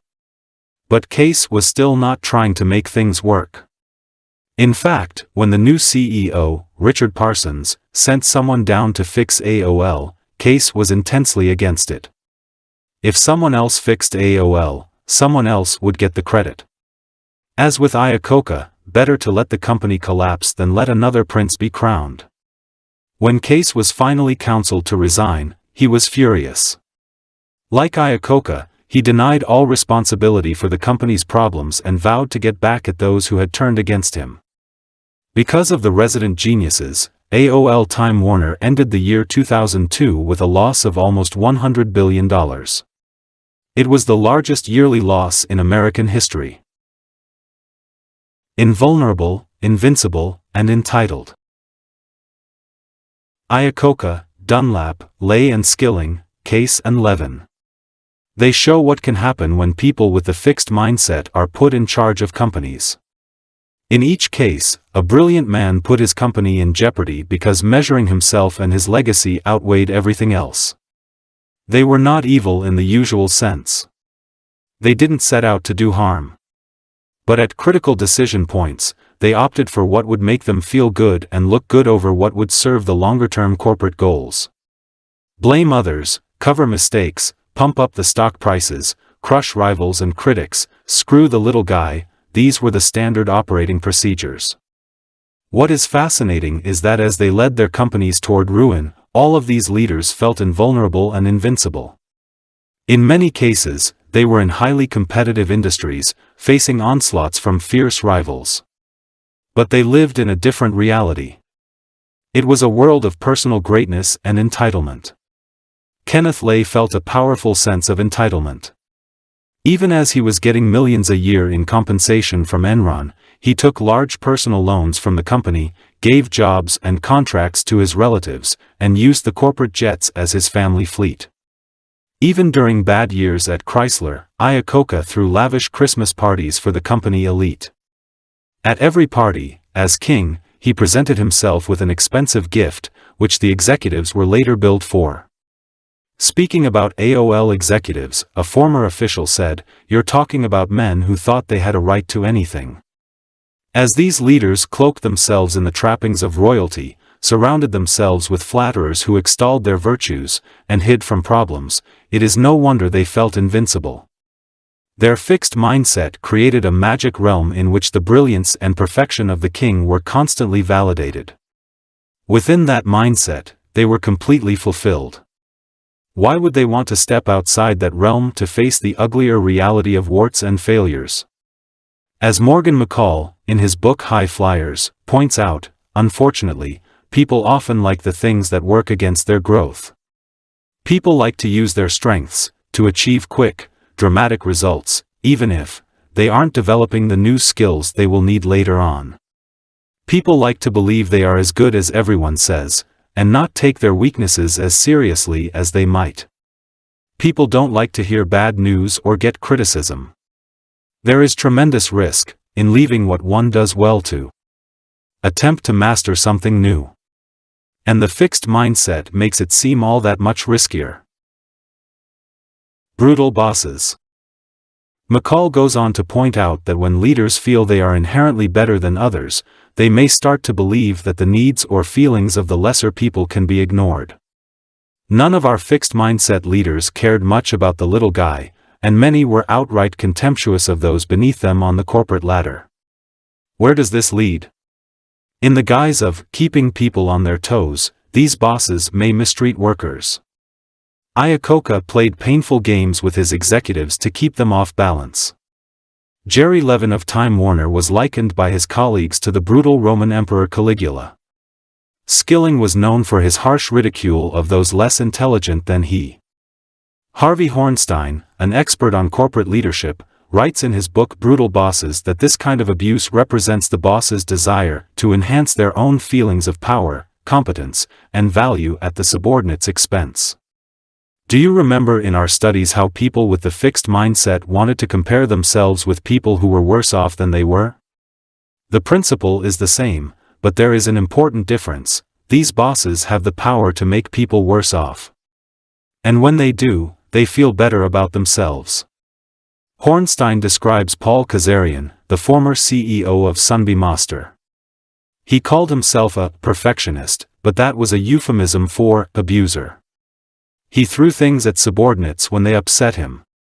One day, the comptroller, after displeasing Mr. Kazarian, saw an orange juice container flying toward him. Sometimes the victims are people the bosses consider to be less talented. This can feed their sense of superiority. But often the victims are the most competent people, because these are the ones who pose the greatest threat to a fixed mindset boss.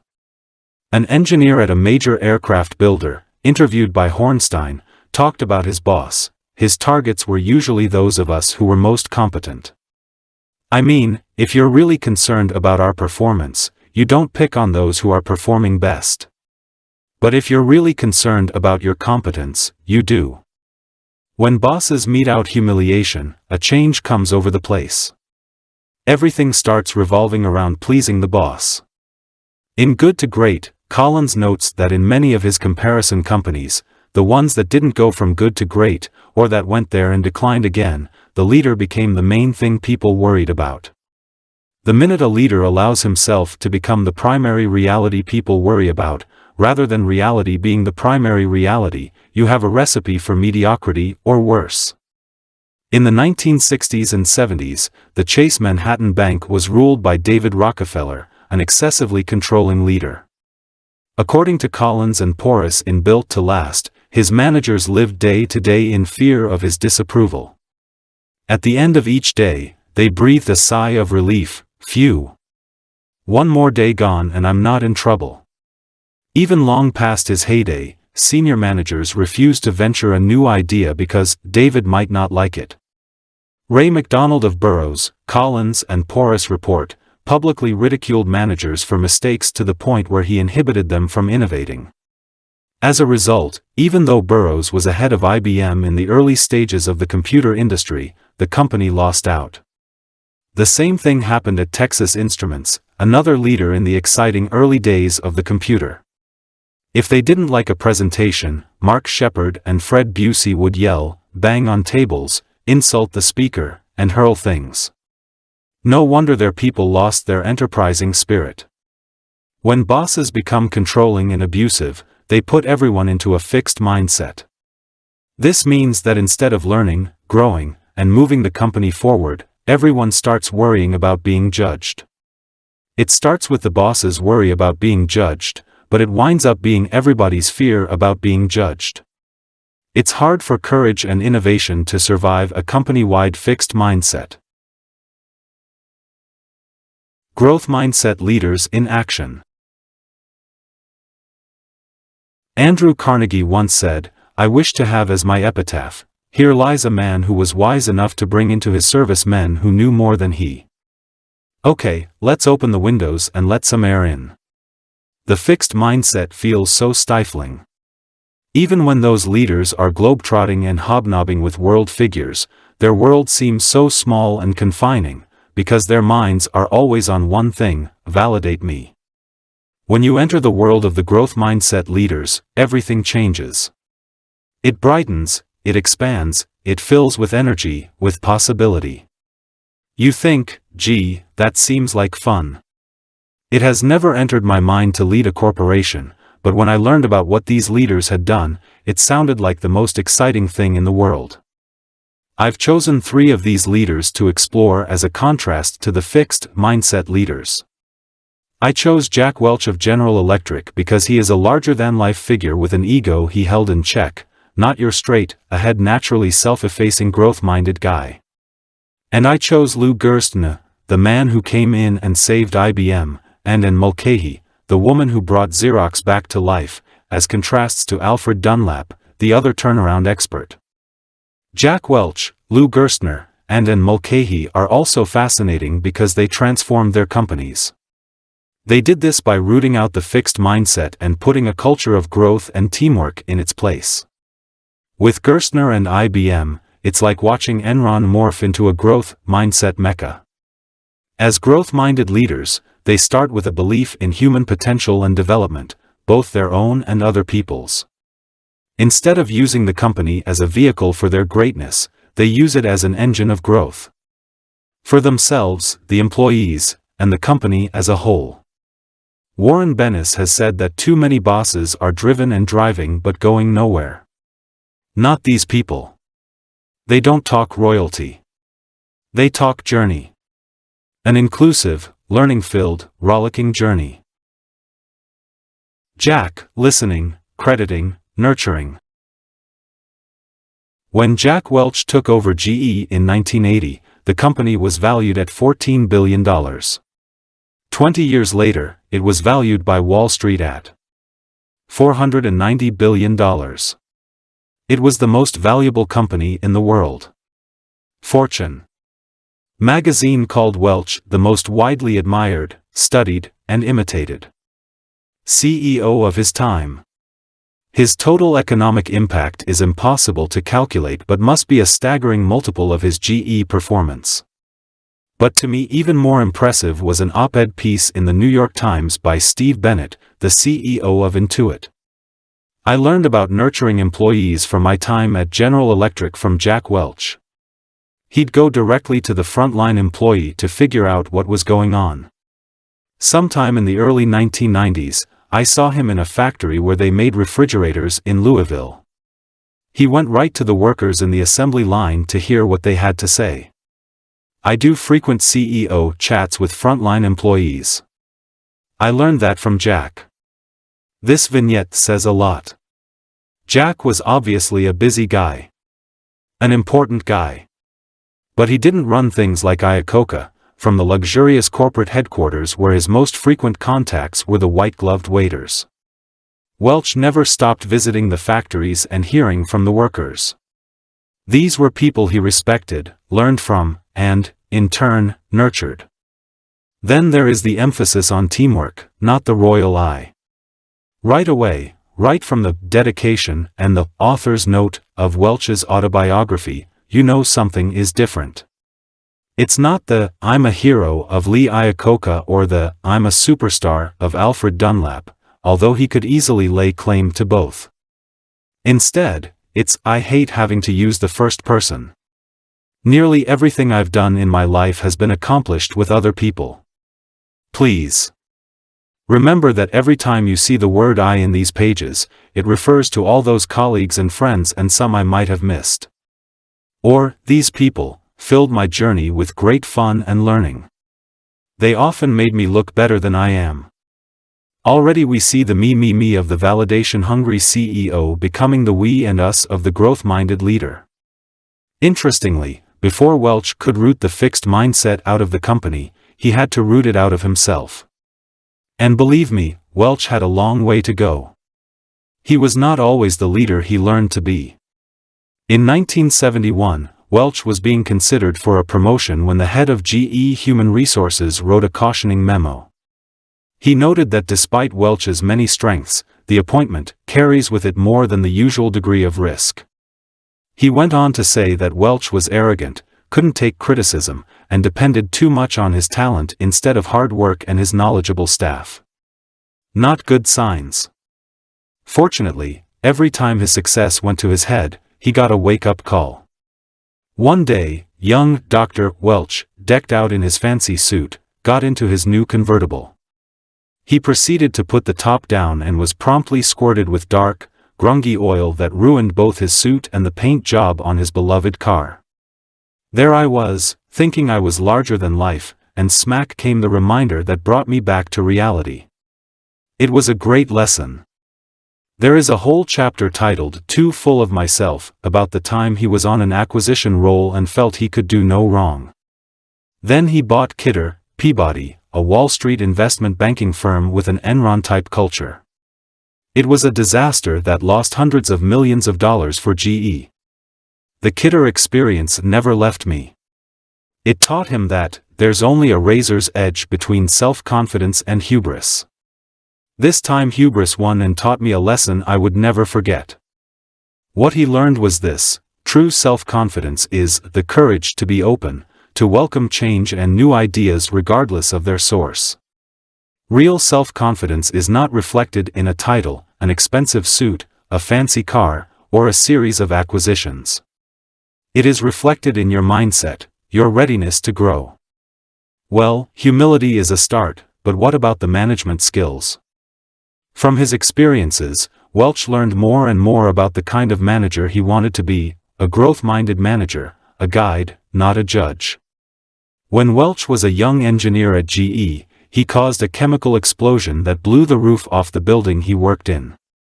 Emotionally shaken by what happened, he nervously drove the 100 miles to company headquarters to face the music and explain himself to the boss. But when he got there, the treatment he received was understanding and supportive. He never forgot it. Charlie's reaction made a huge impression on me. If we're managing good people who are clearly eating themselves up over an error, our job is to help them through it. He learned how to select people, for their mindset, not their pedigrees. Originally, academic pedigrees impressed him. He hired engineers from MIT, Princeton, and Caltech. But after a while, he realized that wasn't what counted. Eventually, I learned that I was really looking for people who were filled with passion and a desire to get things done. A resume didn't tell me much about that inner hunger. Then came a chance to become the CEO. Each of the 3 candidates had to convince the reigning CEO he was best for the job. Welch made the pitch on the basis of his capacity to grow. He didn't claim that he was a genius or that he was the greatest leader who ever lived. He promised to develop. He got the job and made good on his promise. Immediately, he opened up dialogue and the channels for honest feedback. He quickly set to work asking executives what they liked and disliked about the company and what they thought needed changing. Boy, were they surprised. In fact, they'd been so used to kissing up to the bosses that they couldn't even get their minds around these questions. Then he spread the word, this company is about growth, not self-importance. He shut down elitism, quite the opposite of our fixed mindset leaders. One evening, Welch addressed an elite executive club at GE that was the place for movers and shakers to see and be seen. To their shock, he did not tell them how wonderful they were. He told them, I can't find any value in what you're doing. Instead, he asked them to think of a role that made more sense for them and for the company. A month later, the president of the club came to Welch with a new idea, to turn the club into a force of community volunteers. 20 years later, that program, open to all employees, had 42,000 members.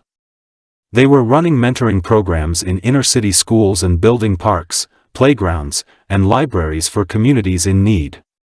They were now making a contribution to others' growth, not to their own egos. He got rid of brutal bosses. Iacocca tolerated and even admired brutal bosses who could make the workers produce. It served his bottom line. Welch admitted that he, too, had often looked the other way. But in the organization he now envisioned, he could not do that. In front of 500 managers, I explained why 4 corporate officers were asked to leave during the prior year, even though they delivered good financial performance. They were asked to go because they didn't practice our values. The approved way to foster productivity was now through mentoring, not through terror. And he rewarded teamwork rather than individual genius. For years, GE, like Enron, had rewarded the single originator of an idea, but now Welch wanted to reward the team that brought the ideas to fruition. As a result, leaders were encouraged to share the credit for ideas with their teams rather than take full credit themselves. It made a huge difference in how we all related to one another. Jack Welch was not a perfect person, but he was devoted to growth. This devotion kept his ego in check, kept him connected to reality, and kept him in touch with his humanity. In the end, it made his journey prosperous and fulfilling for thousands of people. Lou, rooting out the fixed mindset. By the late 1980s, IBM had become Enron, with one exception. The board of directors knew it was in trouble. It had a culture of smugness and elitism. Within the company, it was the old "we are royalty, but I'm more royal than you are" syndrome. There was no teamwork, only turf wars. There were deals but no follow-up. There was no concern for the customer. Yet this probably wouldn't have bothered anyone if business weren't suffering. In 1993, they turned to Lou Gerstner and asked him to be the new CEO. He said no. They asked him again. "You owe it to America. We're going to have President Clinton call and tell you to take the job. Please, please, please. We want exactly the kind of strategy and culture change you created at American Express and RJR." In the end he caved, although he can't remember why. But IBM now had a leader who believed in personal growth and in creating a corporate culture that would foster it. How did he produce it at IBM? First, as Welch had done, he opened the channels of communication up and down the company. 6 days after he arrived, he sent a memo to every IBM worker, telling them, "Over the next few months, I plan to visit as many of our operations and offices as I can. And whenever possible, I plan to meet with many of you to talk about how together we can strengthen the company." He dedicated his book to them. This book is dedicated to the thousands of IBMers who never gave up on their company, their colleagues, and themselves. They are the real heroes of the reinvention of IBM. As Welch had done, he attacked the elitism. Like Enron, the whole culture was about grappling for personal status within the company. Gerstner disbanded the management committee, the ultimate power role for IBM executives, and often went outside the upper echelons for expertise. From a growth mindset, it's not only the select few that have something to offer. Hierarchy means very little to me. Let's put together in meetings the people who can help solve a problem, regardless of position. Then came teamwork. Gerstner fired politicians, those who indulged in internal intrigue, and instead rewarded people who helped their colleagues. He stopped IBM sales divisions from putting each other down to clients to win business for themselves. He started basing executives' bonuses more on IBM's overall performance and less on the performance of their individual units. The message: we're not looking to crown a few princes, we need to work as a team. As at Enron, the deal was the glamorous thing, the rest was pedestrian. Gerstner was appalled by the endless failure to follow through on deals and decisions, and the company's unlimited tolerance of it. He demanded and inspired better execution. Message: genius is not enough, we need to get the job done. Finally, Gerstner focused on the customer. IBM customers felt betrayed and angry. IBM was so into itself that it was no longer serving their computer needs. They were upset about pricing. They were frustrated by the bureaucracy at IBM. They were irritated that IBM was not helping them to integrate their systems. At a meeting of 175 chief information officers of the largest U.S. companies, Gerstner announced that IBM would now put the customer first and backed it up by announcing a drastic cut in their mainframe computer prices. Message: we are not hereditary royalty, we serve at the pleasure of our clients. At the end of his first 3 arduous months, Gerstner received his report card from Wall Street. IBM stock has done nothing, because he has done nothing. Ticked off but undaunted, Gerstner continued his anti-royalty campaign and brought IBM back from its near-death experience. This was the sprint. This is when Dunlap would have taken his money and run. What lay ahead was the even harder task of maintaining his policies until IBM regained industry leadership. That was the marathon. By the time he gave IBM back to the IBMers in March 2002, the stock had increased in value by 800% and IBM was number 1 in the world in IT services, hardware, enterprise software, excluding PCs, and custom-designed, high-performance computer chips. What's more, IBM was once again defining the future direction of the industry. And learning, toughness, and compassion. Take IBM. Plunge it into debt to the tune of $17 billion. Destroy its credit rating. Make it the target of SEC investigations. And drop its stock from $63.69 to $4.43 a share. What do you get? Xerox.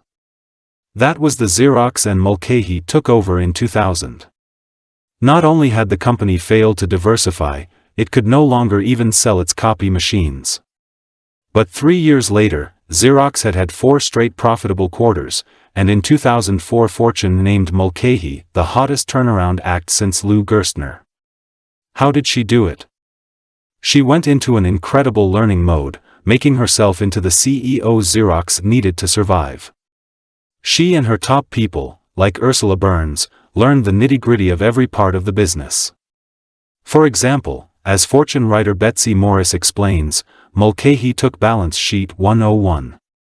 She learned about debt, inventory, taxes, and currency so she could predict how each decision she made would play out on the balance sheet. Every weekend, she took home large binders and pored over them as though her final exam was on Monday. When she took the helm, people at Xerox units couldn't give her simple answers about what they had, what they sold, or who was in charge. She became a CEO who knew those answers or knew where to get them. She was tough. She told everyone the cold, hard truth they didn't want to know, like how the Xerox business model was not viable or how close the company was to running out of money. She cut the employee rolls by 30%. But she was no chainsaw Al. Instead, she bore the emotional brunt of her decisions, roaming the halls, hanging out with the employees, and saying, "I'm sorry." She was tough but compassionate. In fact, she'd wake up in the middle of the night worrying about what would happen to the remaining employees and retirees if the company folded. She worried constantly about the morale and development of her people, so that even with the cuts, she refused to sacrifice the unique and wonderful parts of the Xerox culture. Xerox was known throughout the industry as the company that gave retirement parties and hosted retiree reunions.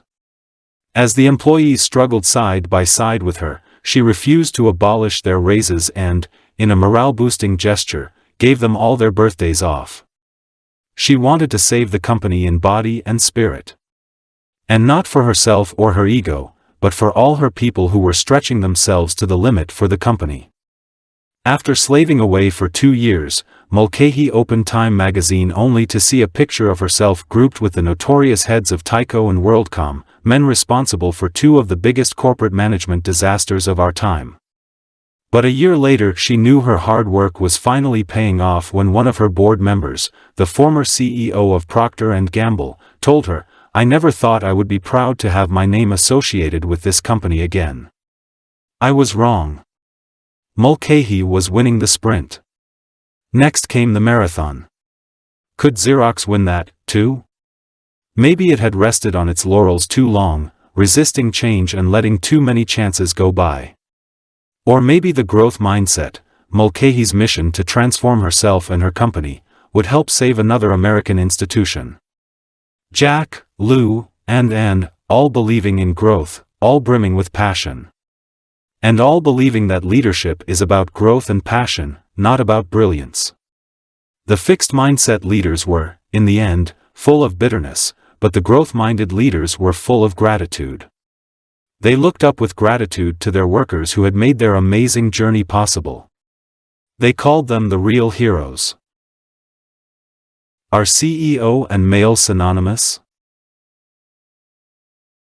When you look at the books written by and about CEOs, you would think so. Jim Collins's Good to Great Leaders, and his comparison to not-so-great leaders, were all men. Perhaps that's because men are the ones who've been at the top for a long while. A few years ago, you'd have been hard-pressed to think of women at the top of big companies. In fact, many women who've run big companies had to create them, like Mary Kay Ash, the cosmetics tycoon, Martha Stewart, or Oprah Winfrey. Or inherit them, like Katharine Graham, the former head of the Washington Post. Things are beginning to change. Women now hold more key positions in big business. They've been the CEOs of not only Xerox, but also eBay, Hewlett-Packard, Viacom's MTV Networks, Time Warner's Time Incorporated, Lucent Technologies, and Rite Aid. Women have been the presidents or chief financial officers of Citigroup, PepsiCo, and Verizon. In fact, Fortune magazine called Meg Whitman of eBay maybe the best CEO in America of the world's hottest company. I wonder whether, in a few years, I'll be able to write this whole chapter with women as the main characters. On the other hand, I hope not. I hope that in a few years, it will be hard to find fixed mindset leaders, men or women, at the top of our most important companies. A study of group processes. Researcher Robert Wood and his colleagues did another great study. This time they created management groups, 30 groups with 3 people each. Half of the groups had 3 people with a fixed mindset and half had 3 people with a growth mindset. Those with the fixed mindset believe that people have a certain fixed amount of management ability and they cannot do much to change it. In contrast, those with the growth mindset believed people can always substantially change their basic skills for managing other people. So one group thought that you have it or you don't, the other thought your skills could grow with experience. Every group had worked together for some weeks when they were given, jointly, the task I talked about before, a complex management task in which they ran a simulated organization, a furniture company. If you remember, on this task people had to figure out how to match workers with jobs and how to motivate them for maximum productivity. But this time, instead of working individually, people could discuss their choices and the feedback they got, and work together to improve their decisions. The fixed and growth mindset groups started with the same ability, but as time went on the growth mindset groups clearly outperformed the fixed mindset ones. And this difference became ever larger the longer the groups worked. Once again, those with the growth mindset profited from their mistakes and feedback far more than the fixed mindset people. But what was even more interesting was how the groups functioned. The members of the growth mindset groups were much more likely to state their honest opinions and openly express their disagreements as they communicated about their management decisions. Everyone was part of the learning process. For the fixed mindset groups, with their concern about who was smart or dumb or their anxiety about disapproval for their ideas, that open, productive discussion did not happen. Instead, it was more like groupthink. Groupthink versus we think. In the early 1970s, Irving Janis popularized the term groupthink. It's when everyone in a group starts thinking alike. No one disagrees. No one takes a critical stance. It can lead to catastrophic decisions, and, as the Wood study suggests, it often can come right out of a fixed mindset. Groupthink can occur when people put unlimited faith in a talented leader, a genius. This is what led to the disastrous Bay of Pigs invasion, America's half-baked secret plan to invade Cuba and topple Castro. President Kennedy's normally astute advisors suspended their judgment. Why? Because they thought he was golden and everything he did was bound to succeed. According to Arthur Schlesinger, an insider, the men around Kennedy had unbounded faith in his ability and luck. Everything had broken right for him since 1956. He had won the nomination and the election against all the odds in the book. Everyone around him thought he had the Midas touch and could not lose. Schlesinger also said, had one senior advisor opposed the adventure, I believe that Kennedy would have cancelled it. No one spoke against it. To prevent this from happening to him, Winston Churchill set up a special department. Others might be in awe of his titanic persona, but the job of this department, Jim Collins reports, was to give Churchill all the worst news. Then Churchill could sleep well at night, knowing he had not been groupthinked into a false sense of security. Groupthink can happen when the group gets carried away with its brilliance and superiority. At Enron, the executives believed that because they were brilliant, all of their ideas were brilliant. Nothing would ever go wrong. An outside consultant kept asking Enron people, where do you think you're vulnerable? Nobody answered him. Nobody even understood the question. We got to the point, said a top executive, where we thought we were bulletproof. Alfred P. Sloan, the former CEO of General Motors, presents a nice contrast. He was leading a group of high-level policy makers who seemed to have reached a consensus. Gentlemen, he said, I take it we are all in complete agreement on the decision here. Then I propose we postpone further discussion of this matter until our next meeting to give ourselves time to develop disagreement and perhaps gain some understanding of what the decision is all about. Herodotus, writing in the 5th century BC, reported that the ancient Persians used a version of Sloane's techniques to prevent groupthink. Whenever a group reached a decision while sober, they later reconsidered it while intoxicated. Groupthink can also happen when a fixed mindset leader punishes dissent. People may not stop thinking critically, but they stop speaking up. Iacocca tried to silence, or get rid of, people who were critical of his ideas and decisions. He said the new, rounder cars looked like flying potatoes, and that was the end of it. No one was allowed to differ, as Chrysler and its square cars lost more and more of the market share. David Packard, on the other hand, gave an employee a medal for defying him. The co-founder of Hewlett-Packard tells this story. Years ago at a Hewlett-Packard lab, they told a young engineer to give up work on a display monitor he was developing. In response, he went on vacation, touring California and dropping in on potential customers to show them the monitor and gauge their interest. The customers loved it, he continued working on it, and then he somehow persuaded his manager to put it into production. The company sold more than 17,000 of his monitors and reaped a sales revenue of $35 million. Later, at a meeting of Hewlett-Packard engineers, Packard gave the young man a medal for extraordinary contempt and defiance beyond the normal call of engineering duty. There are so many ways the fixed mindset creates groupthink. Leaders are seen as gods who never err. A group invests itself with special talents and powers. Leaders, to bolster their ego, suppress dissent. Or workers, seeking validation from leaders, fall into line behind them. That's why it's critical to be in a growth mindset when important decisions are made. As Robert Wood showed in his study, a growth mindset, by relieving people of the illusions or the burdens of fixed ability, leads to a full and open discussion of the information and to enhanced decision-making. The praise generation hits the workforce. Are we going to have a problem finding leaders in the future?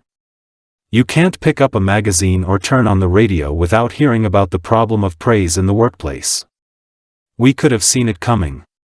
We've talked about all the well-meaning parents who've tried to boost their children's self-esteem by telling them how smart and talented they are. And we've talked about all the negative effects of this kind of praise. Well, these children of praise have now entered the workforce, and sure enough, many can't function without getting a sticker for their every move. Instead of yearly bonuses, some companies are giving quarterly or even monthly bonuses.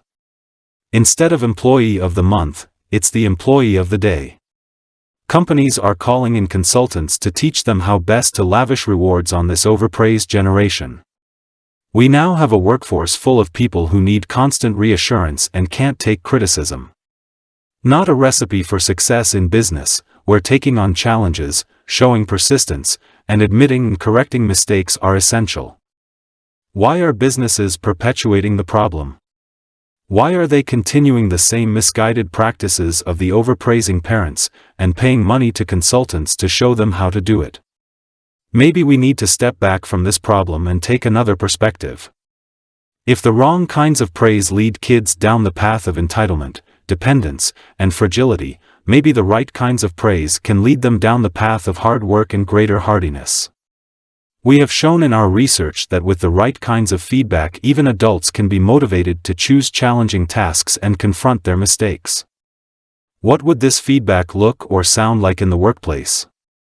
Instead of just giving employees an award for the smartest idea or praise for a brilliant performance, they would get praise for taking initiative, for seeing a difficult task through, for struggling and learning something new, for being undaunted by a setback, or for being open to and acting on criticism.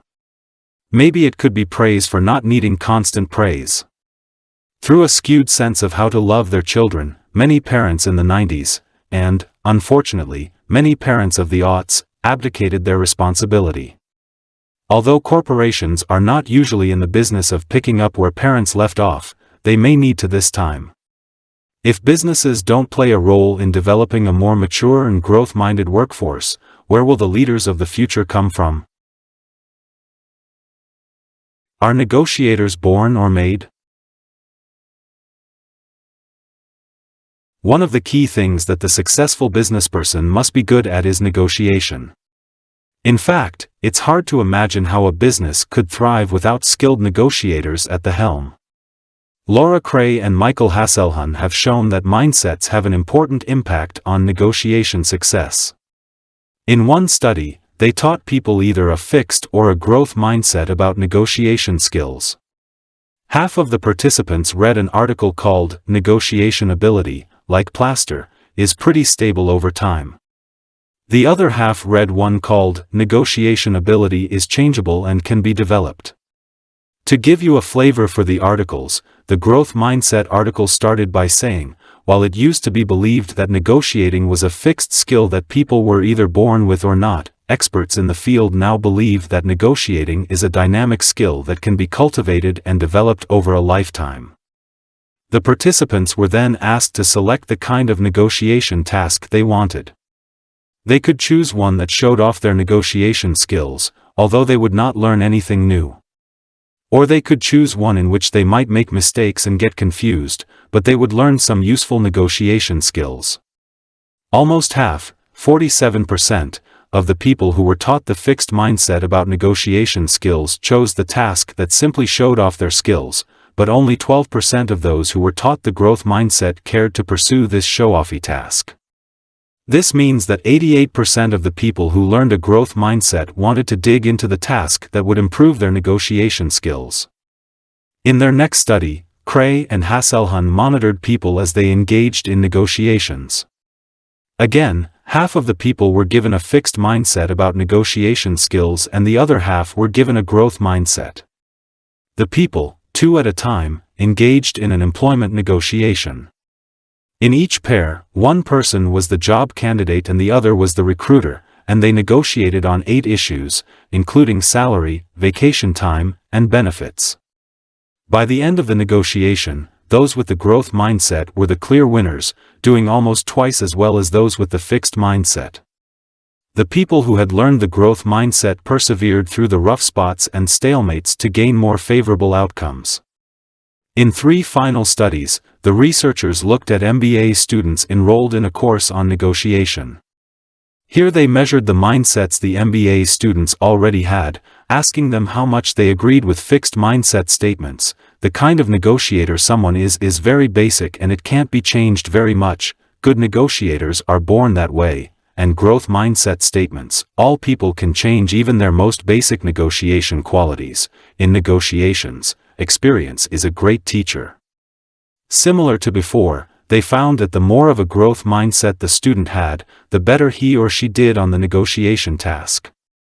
But does a growth mindset make people good just at getting their own way? Often negotiations require people to understand and try to serve the other person's interests as well. Ideally, at the end of a negotiation, both parties feel their needs have been met.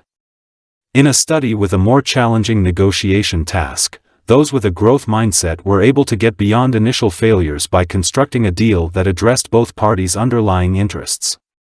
So, not only do those with a growth mindset gain more lucrative outcomes for themselves, but, more important, they also come up with more creative solutions that confer benefits all around. Finally, a growth mindset promoted greater learning. Those MBA students who endorsed a growth mindset on the first day of the negotiation course earned higher final grades in the course weeks later. This grade was based on performance on written assignments, in class discussions, and during class presentations, and reflected a deeper comprehension of negotiation theory and practice. Corporate training: are managers born or made? Millions of dollars and thousands of hours are spent each year trying to teach leaders and managers how to coach their employees and give them effective feedback. Yet much of this training is ineffective, and many leaders and managers remain poor coaches. Is that because this can't be trained? No, that's not the reason. Research sheds light on why corporate training often fails. Studies by Peter Heslin, Don Vandewall, and Gary Latham show that many managers do not believe in personal change.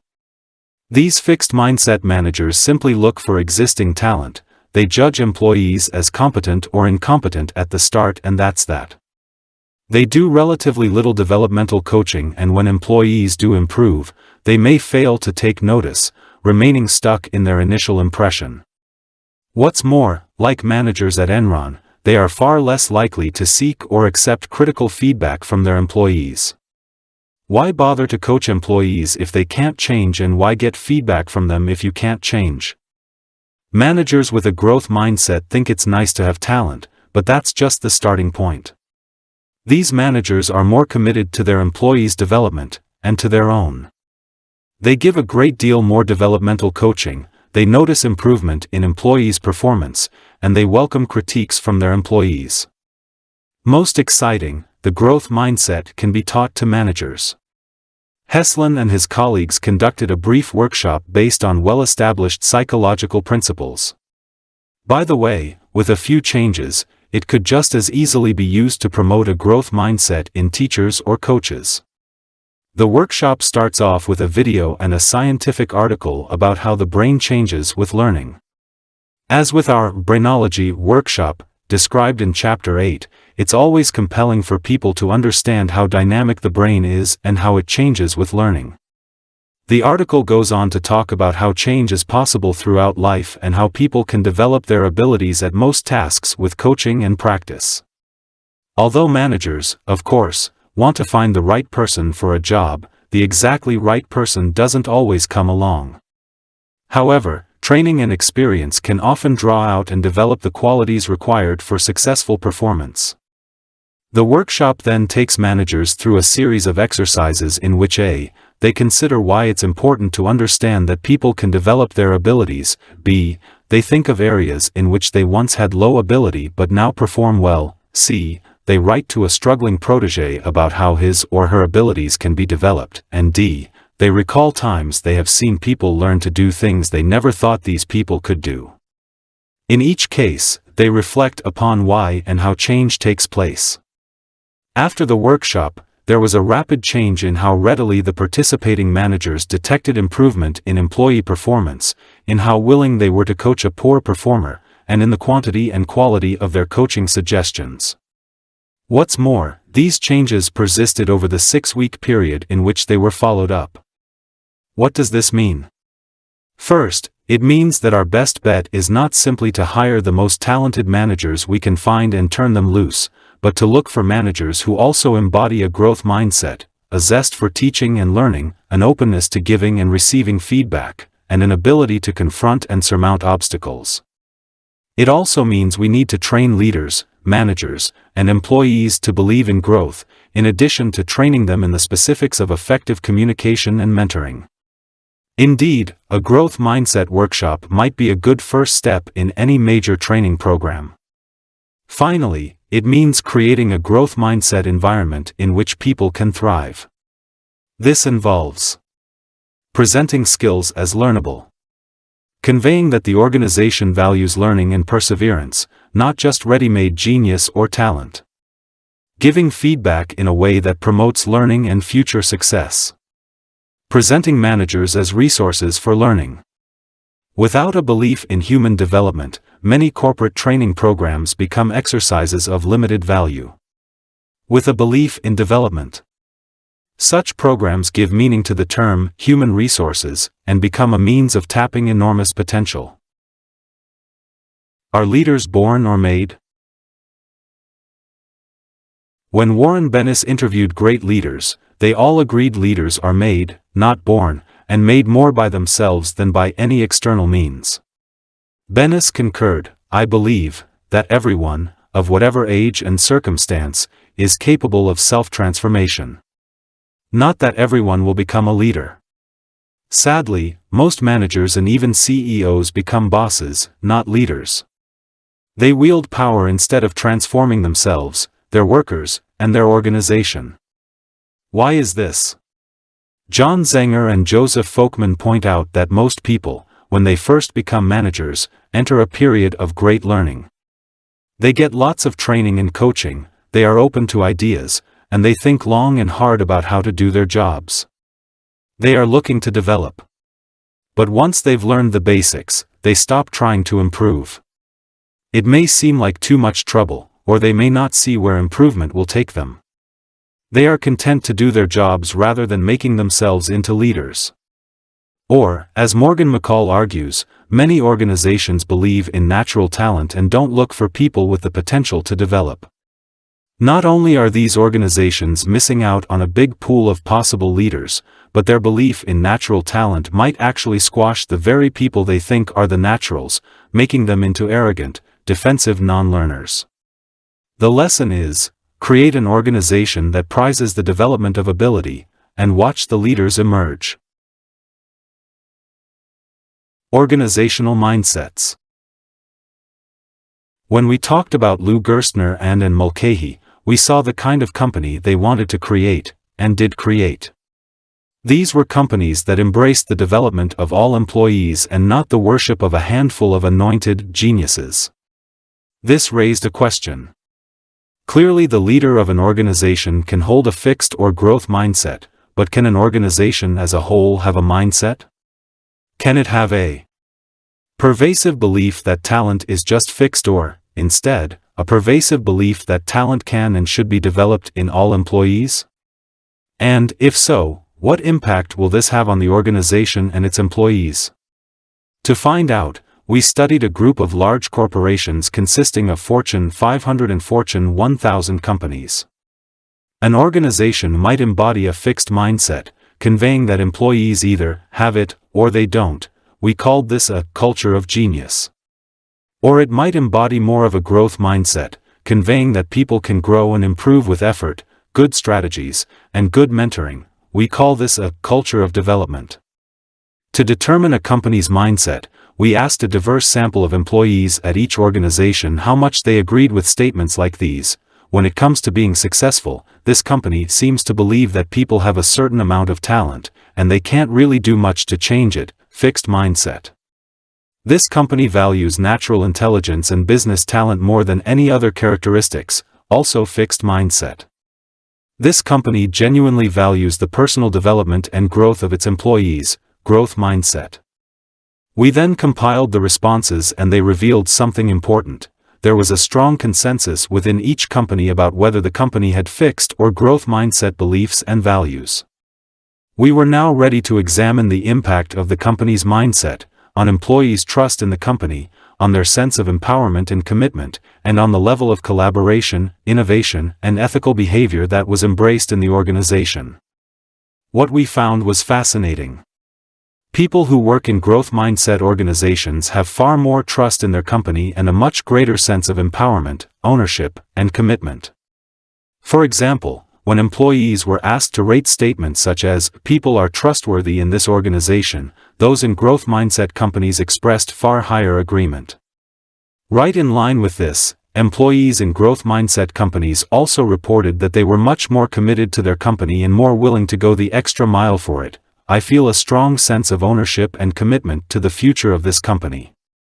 Those who worked in fixed mindset companies, however, expressed greater interest in leaving their company for another.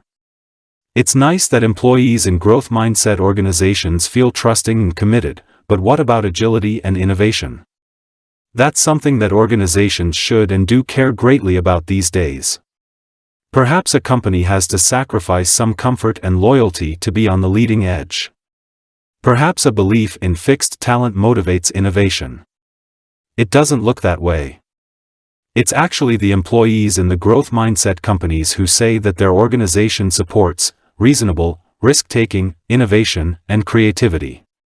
For example, they agreed far more strongly with statements like this: "This company genuinely supports risk-taking and will support me even if I fail, and people are encouraged to be innovative in this company." Creativity is welcomed. Employees in the fixed mindset companies not only say that their companies are less likely to support them in risk-taking and innovation, they are also far more likely to agree that their organizations are rife with cutthroat or unethical behavior. In this company there is a lot of cheating, taking shortcuts, and cutting corners, or, in this company people often hide information and keep secrets. It makes a lot of sense when you think about it. When organizations put the premium on natural talent, then everyone wants to be the superstar, everyone wants to shine brighter than the others, and people may be more likely to cheat or cut corners to do so. Teamwork can take a nosedive. So, employees in growth mindset companies have more positive views of their organizations, but is that admiration reciprocated? Yes, it is. Supervisors in growth mindset companies had significantly more positive views of their employees, and on dimensions companies should care about. Supervisors in growth mindset companies rated their employees as more collaborative and more committed to learning and growing, and as more innovative, and as having far greater management potential. These are all things that make a company more agile and more likely to stay in the vanguard. I love this last finding. Supervisors in growth mindset companies saw their team members as having far greater management potential than did supervisors in fixed mindset companies. They saw future leaders in the making. I love the irony. The fixed mindset companies presumably searched for the talent, hired the talent, and rewarded the talent, but now they were looking around and saying, "Where's the talent?" The talent wasn't flourishing. Our findings tell us that it's possible to weave a fixed or growth mindset into the very fabric of an organization to create a culture of genius or a culture of development. Everybody knows that the business models of the past are no longer valid and that modern companies must constantly reinvent themselves to stay alive. Which companies do you think have a better chance of thriving in today's world? Grow your mindset. Are you in a fixed mindset or growth mindset workplace? Do you feel people are just judging you, or are they helping you develop? Maybe you could try making it a more growth mindset place, starting with yourself. Are there ways you could be less defensive about your mistakes? Could you profit more from the feedback you get? Are there ways you can create more learning experiences for yourself? How do you act toward others in your workplace? Are you a fixed mindset boss, focused on your power more than on your employees' well-being? Do you ever reaffirm your status by demeaning others? Do you ever try to hold back high-performing employees because they threaten you? Consider ways to help your employees develop on the job: apprenticeships, workshops, coaching sessions. Think about how you can start seeing and treating your employees as your collaborators, as a team. Make a list of strategies and try them out. Do this even if you already think of yourself as a growth mindset boss. Well-placed support and growth-promoting feedback never hurt. If you run a company, look at it from a mindset perspective. Does it need you to do a Lou Gerstner on it? Think seriously about how to root out elitism and create a culture of self-examination, open communication, and teamwork. Read Gerstner's excellent book Who Says Elephants Can't Dance? To see how it's done. Chapter 6. Relationships, mindsets in love or not. What was that about the course of true love never running smooth? Well, the course to true love isn't so smooth either. That path is often strewn with disappointments and heartbreaks. Some people let these experiences scar them and prevent them from forming satisfying relationships in the future. Others are able to heal and move on. What separates them? To find out, we recruited more than 100 people and asked them to tell us about a terrible rejection. When I first got to New York, I was incredibly lonely. I didn't know a soul and I totally felt like I didn't belong here. After about a year of misery, I met Jack. It's almost an understatement to say that we clicked instantly. We felt like we had known each other forever. It wasn't long before we were living together and doing everything together. I thought I would spend my whole life with him, and he said he felt the same way. 2 really happy years passed. Then one day I came home and found a note. He said he had to leave. Don't try to find him. He didn't even sign it love. I never heard from him again. Sometimes when the phone rings I still think maybe it's him. We heard a variation of that story over and over again. People with both mindsets told stories like this. Almost everyone, at one time or another, had been in love and had been hurt. What differed, and differed dramatically, was how they dealt with it. After they told their stories, we asked them follow-up questions. What did this mean to you? How did you handle it? What were you hoping for? When people had the fixed mindset, they felt judged and labeled by the rejection. Permanently labeled. It was as though a verdict had been handed down and branded on their foreheads, unlovable. And they lashed out. Because the fixed mindset gives them no recipe for healing their wound, all they could do was hope to wound the person who inflicted it. Lydia, the woman in the story above, told us that she had lasting, intense feelings of bitterness. I would get back at him, hurt him any way I could if I got the chance. He deserves it. In fact, for people with the fixed mindset, their number one goal came through loud and clear. Revenge. As one man put it, she took my worth with her when she left. Not a day goes by I don't think about how to make her pay. During the study, I asked one of my fixed mindset friends about her divorce. I'll never forget what she said.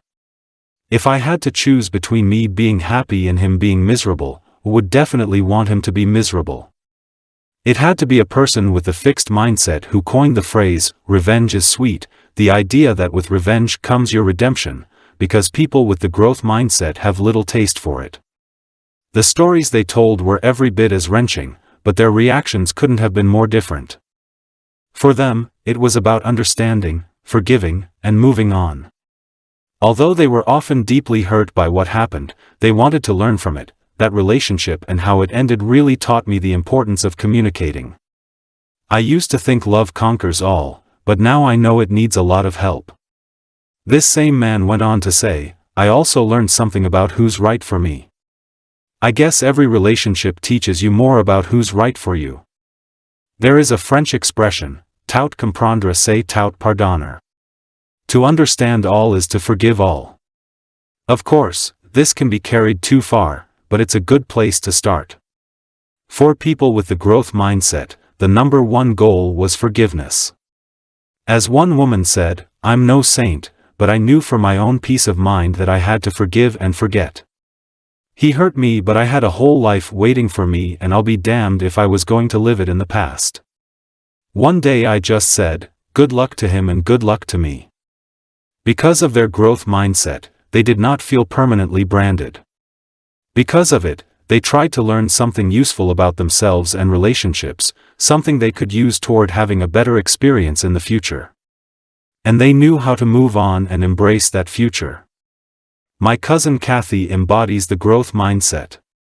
Several years ago, after 23 years of marriage, her husband left her.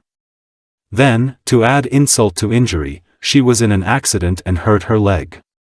There she sat, home alone one Saturday night, when she said to herself, I'll be damned if I'm going to sit here and feel sorry for myself. Perhaps this phrase should be the mantra of the growth mindset. Out she went to a dance, leg and all, where she met her future husband. The Contos family had pulled out all the stops. Nicole Contos, in her exquisite wedding dress, arrived at the church in a Rolls-Royce. The Archbishop was inside waiting to perform the ceremony, and hundreds of friends and relatives from all over the world were in attendance. Everything was perfect until the best man went over to Nicole and told her the news. The groom would not be coming. Can you imagine the shock, the pain? The family, thinking of the hundreds of guests, decided to go through with the reception and dinner. Then, rallying around Nicole, they asked her what she wanted to do. In an act of great courage, she changed into a little black dress, went to the party, and danced solo to I Will Survive. It was not the dance she had anticipated, but it was one that made her an icon of gutsiness in the national press the next day. Nicole was like the football player who ran the wrong way. Here was an event that could have defined and diminished her. Instead, it was one that enlarged her. It's interesting. Nicole spoke repeatedly about the pain and trauma of being stood up at her wedding, but she never used the word humiliated. If she had judged herself, felt flawed and unworthy, humiliated, she would have run and hidden. Instead, her good clean pain made her able to surround herself with the love of her friends and relatives and begin the healing process. What, by the way, had happened to the groom? As it turned out, he had gone on the honeymoon, flying off to Tahiti on his own. What happened to Nicole? A couple of years later, in the same wedding dress and the same church, she married a great guy. Was she scared? No, she says, I knew he was going to be there. When you think about how rejection wounds and inflames people with the fixed mindset, it will come as no surprise that kids with the fixed mindset are the ones who react to taunting and bullying with thoughts of violent retaliation. I'll return to this later. Relationships are different. In his study of gifted people, Benjamin Bloom included concert pianists, sculptors, Olympic swimmers, tennis players, mathematicians, and research neurologists. But not people who were gifted in interpersonal relationships. He planned to. After all, there are so many professions in which interpersonal skills play a key role: teachers, psychologists, administrators, diplomats. But no matter how hard Bloom tried, he couldn't find any agreed-upon way of measuring social ability. Sometimes we're not even sure it's an ability. When we see people with outstanding interpersonal skills, we don't really think of them as gifted. We think of them as cool people or charming people. When we see a great marriage relationship, we don't say these people are brilliant relationship makers. We say they're fine people. Or they have chemistry. Meaning what? Meaning that as a society, we don't understand relationship skills. Yet everything is at stake in people's relationships. Maybe that's why Daniel Goleman's emotional intelligence struck such a responsive chord. It said, there are social emotional skills and I can tell you what they are. Mindsets add another dimension. They help us understand even more about why people often don't learn the skills they need or use the skills they have. Why people throw themselves so hopefully into new relationships, only to undermine themselves. Why love often turns into a battlefield where the carnage is staggering.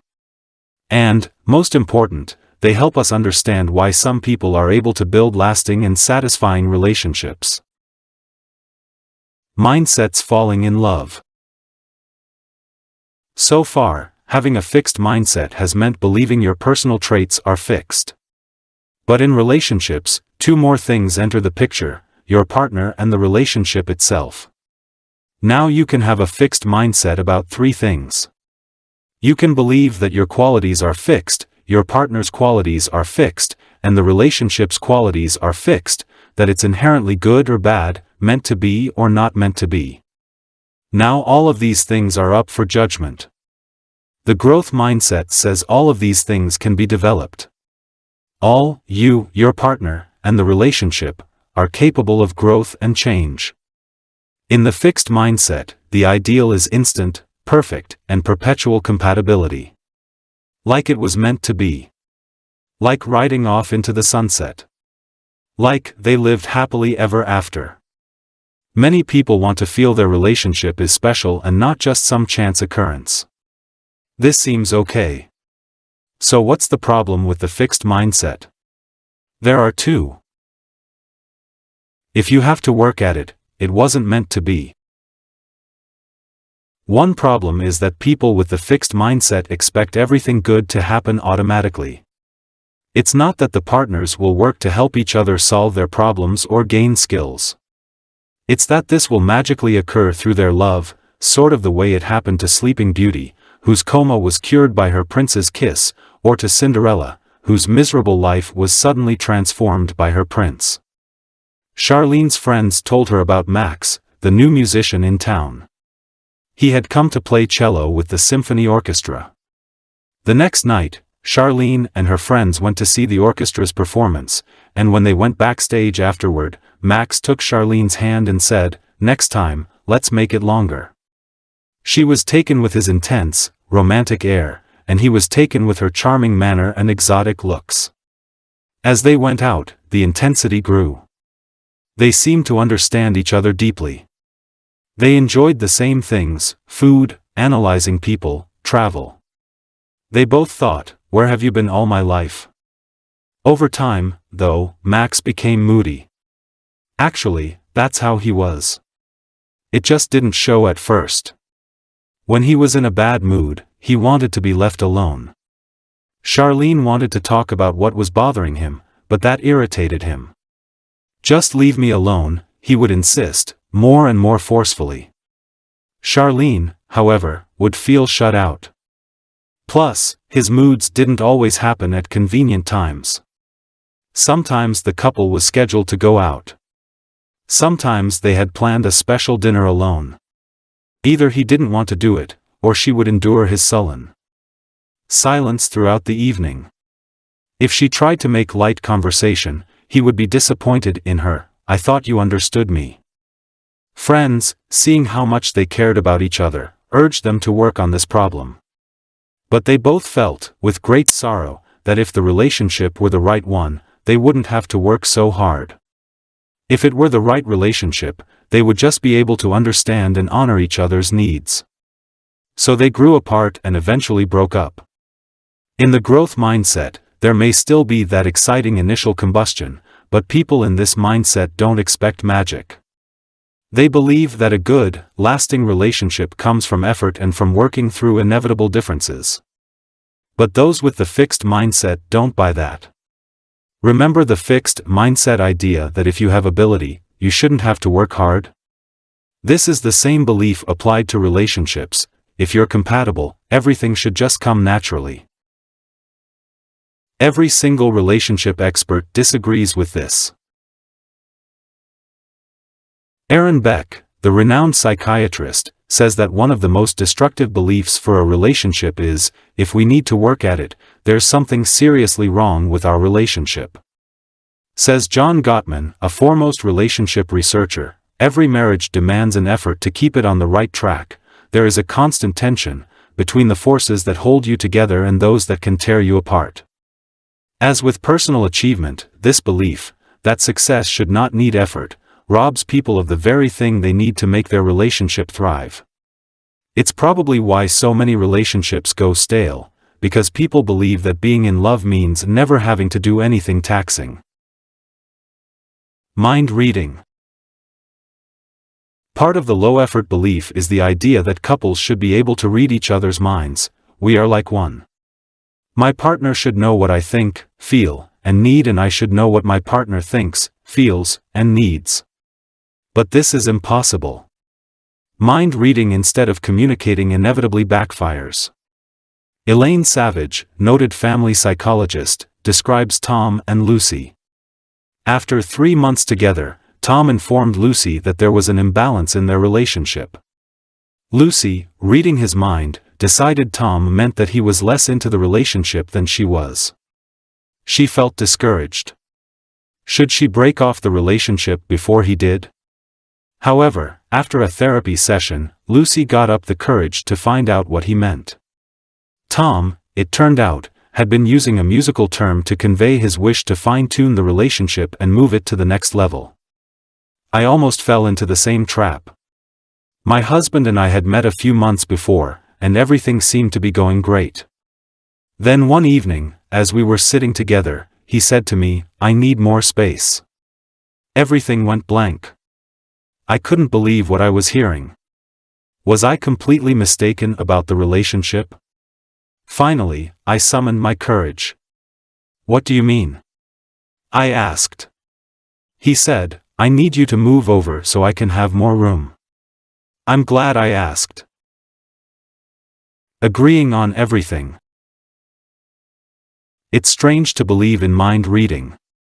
But it makes sense when you realize that many people with a fixed mindset believe that a couple should share all of each other's views.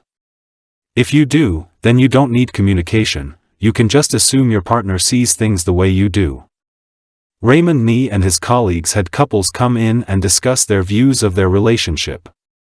Those with the fixed mindset felt threatened and hostile after talking about even minor discrepancies in how they and their partner saw their relationship. Even a minor discrepancy threatened their belief that they shared all of each other's views. It's impossible for a couple to share all of each other's assumptions and expectations.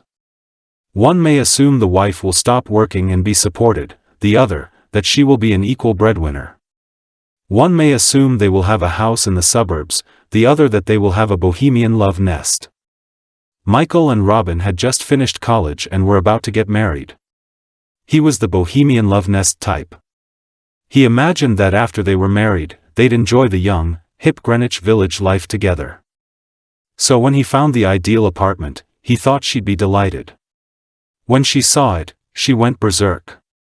She'd been living in crummy little apartments all her life, and here it was all over again. Married people were supposed to live in nice houses with new cars parked outside. They both felt betrayed, and it didn't get any better from there. Couples may erroneously believe they agree on each person's rights and duties.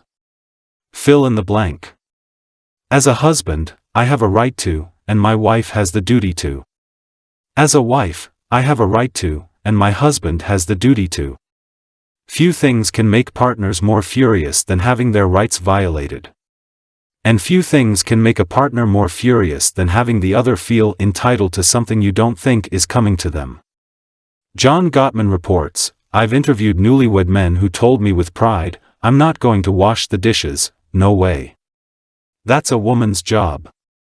2 years later the same guys ask me, why don't my wife and I have sex anymore?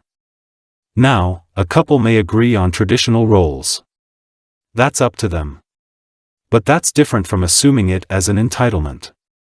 When Janet, a financial analyst, and Phil, a real estate agent, met, he had just gotten a new apartment and was thinking he'd like to have a housewarming party, a dinner for a bunch of his friends. When Janet said, let's do it, he was thrilled. Her emphasis was on the S, the us. Because she was the more experienced cook and party giver, however, she did most of the preparation, and she did it gladly. She was delighted to see how happy he was to be having this event. The problem started after the guests arrived.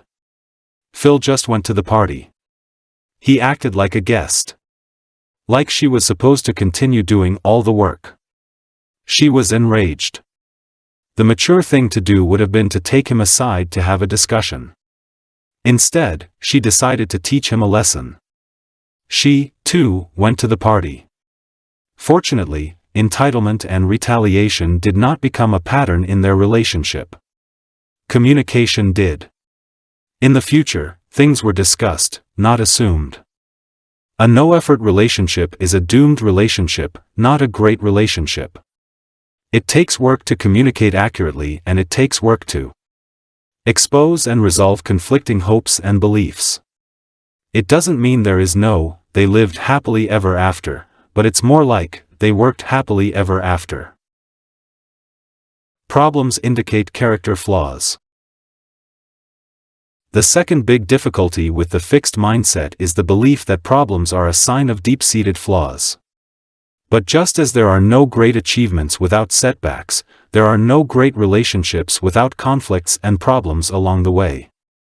When people with a fixed mindset talk about their conflicts, they assign blame. Sometimes they blame themselves, but often they blame their partner. And they assign blame to a trait, a character flaw. But it doesn't end there. When people blame their partner's personality for the problem, they feel anger and disgust toward them. And it barrels on, since the problem comes from fixed traits, it can't be solved.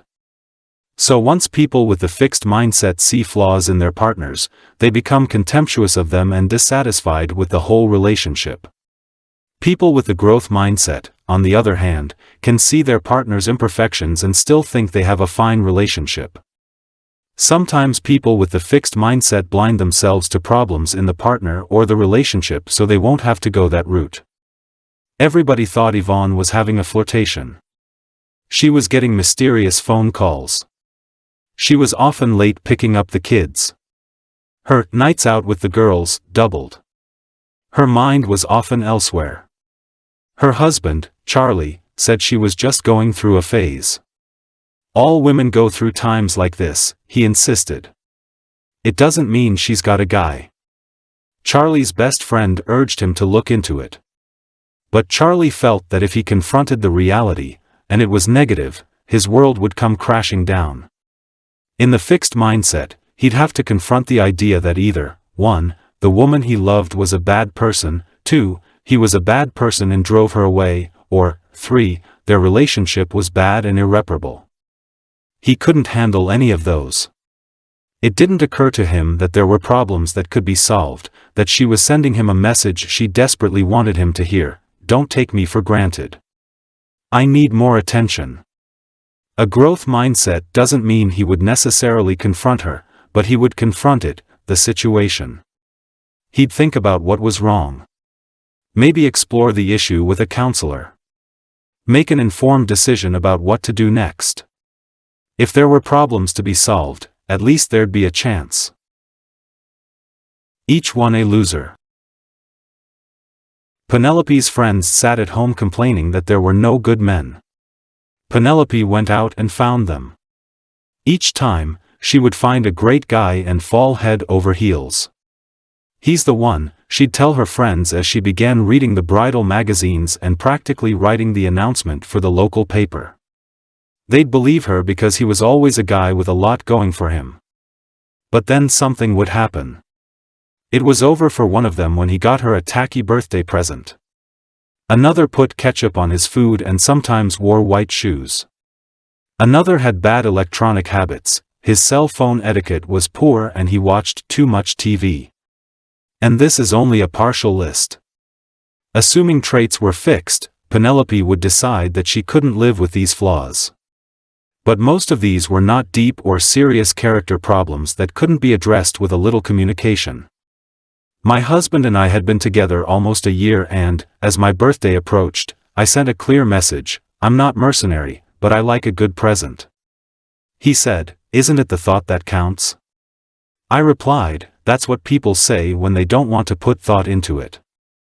Once a year, I continued, we each have our day. I love you and I plan to put time and effort into choosing a present for you. I would like you to do that for me, too. He's never let me down. Penelope assumed that somewhere out there was someone who was already perfect. Relationship expert Daniel Weil says that choosing a partner is choosing a set of problems. There are no problem-free candidates. The trick is to acknowledge each other's limitations, and build from there. The flaws fly. Brenda and Jack were clients of Daniel Weil, and he tells this tale. Brenda came home from work and told Jack a long, detailed story with no apparent point. Jack was bored to tears but tried to hide it to be polite. Brenda, however, could sense his true feelings, so, hoping to be more amusing, she launched into another endless story, also about a project at work. Jack was ready to burst. They were both mentally hurling traits right and left. According to Weil, they were both thinking, Brenda is boring, Jack is selfish, and our relationship is no good. In fact, both meant well. Brenda was afraid to say outright that she did some great work at the office that day. She didn't want to be boastful. So instead she talked about the tiny details of her project. Jack didn't want to be impolite, so instead of asking Brenda questions or expressing his puzzlement, he steeled himself and waited for her story to end. Jack just needed to say, "You know, honey, when you get into so many details, I lose your point and get frustrated. Why don't you tell me why you're excited about this project? I'd really love to hear that." It was a problem of communication, not a problem of personality or character. Yet in the fixed mindset, the blame came fast and furious. By the way, I love these stories. When I was a kid, Ladies' Home Journal used to have a feature in each issue called, "Can This Marriage Be Saved?" Usually, the answer was yes.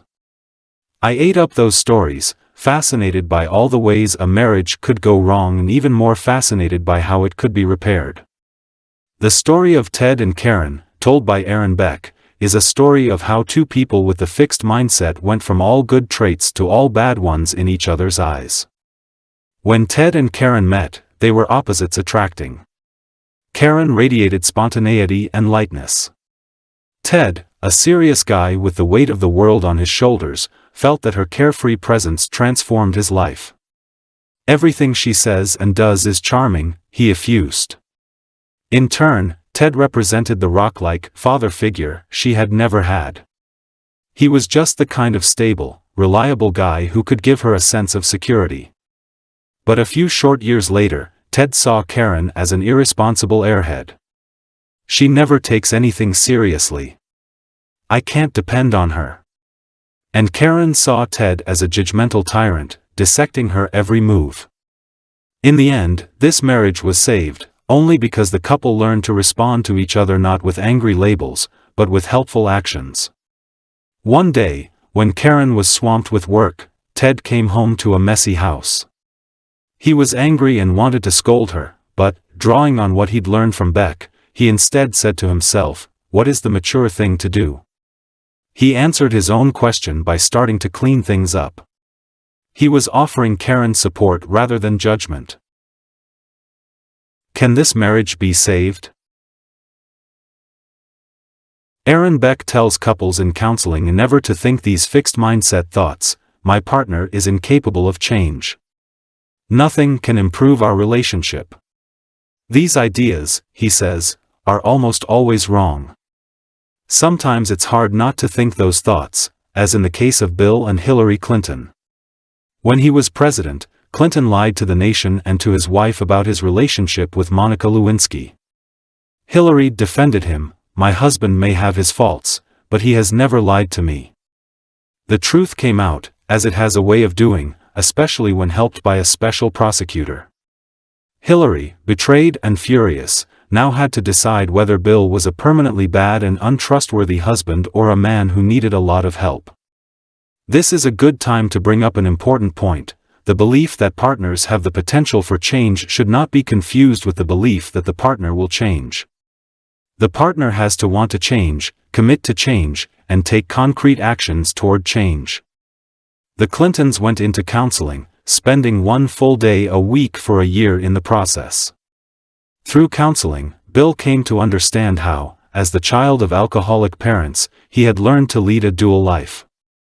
On the one hand, he'd learned to shoulder excessive responsibility at an early age, for example, as a boy sternly forbidding his stepfather to strike his mother. On the other hand, he had another part of his life where he took little responsibility, where he made believe everything was okay no matter what was going on. That's how he could appear on TV and earnestly vow that he was not involved with Lewinsky. He was in that no responsibility and high denial space. People were urging Hillary to forgive him. One evening, Stevie Wonder called the White House to ask if he could come over. He had written a song for her on the power of forgiveness, and he played it to her that night.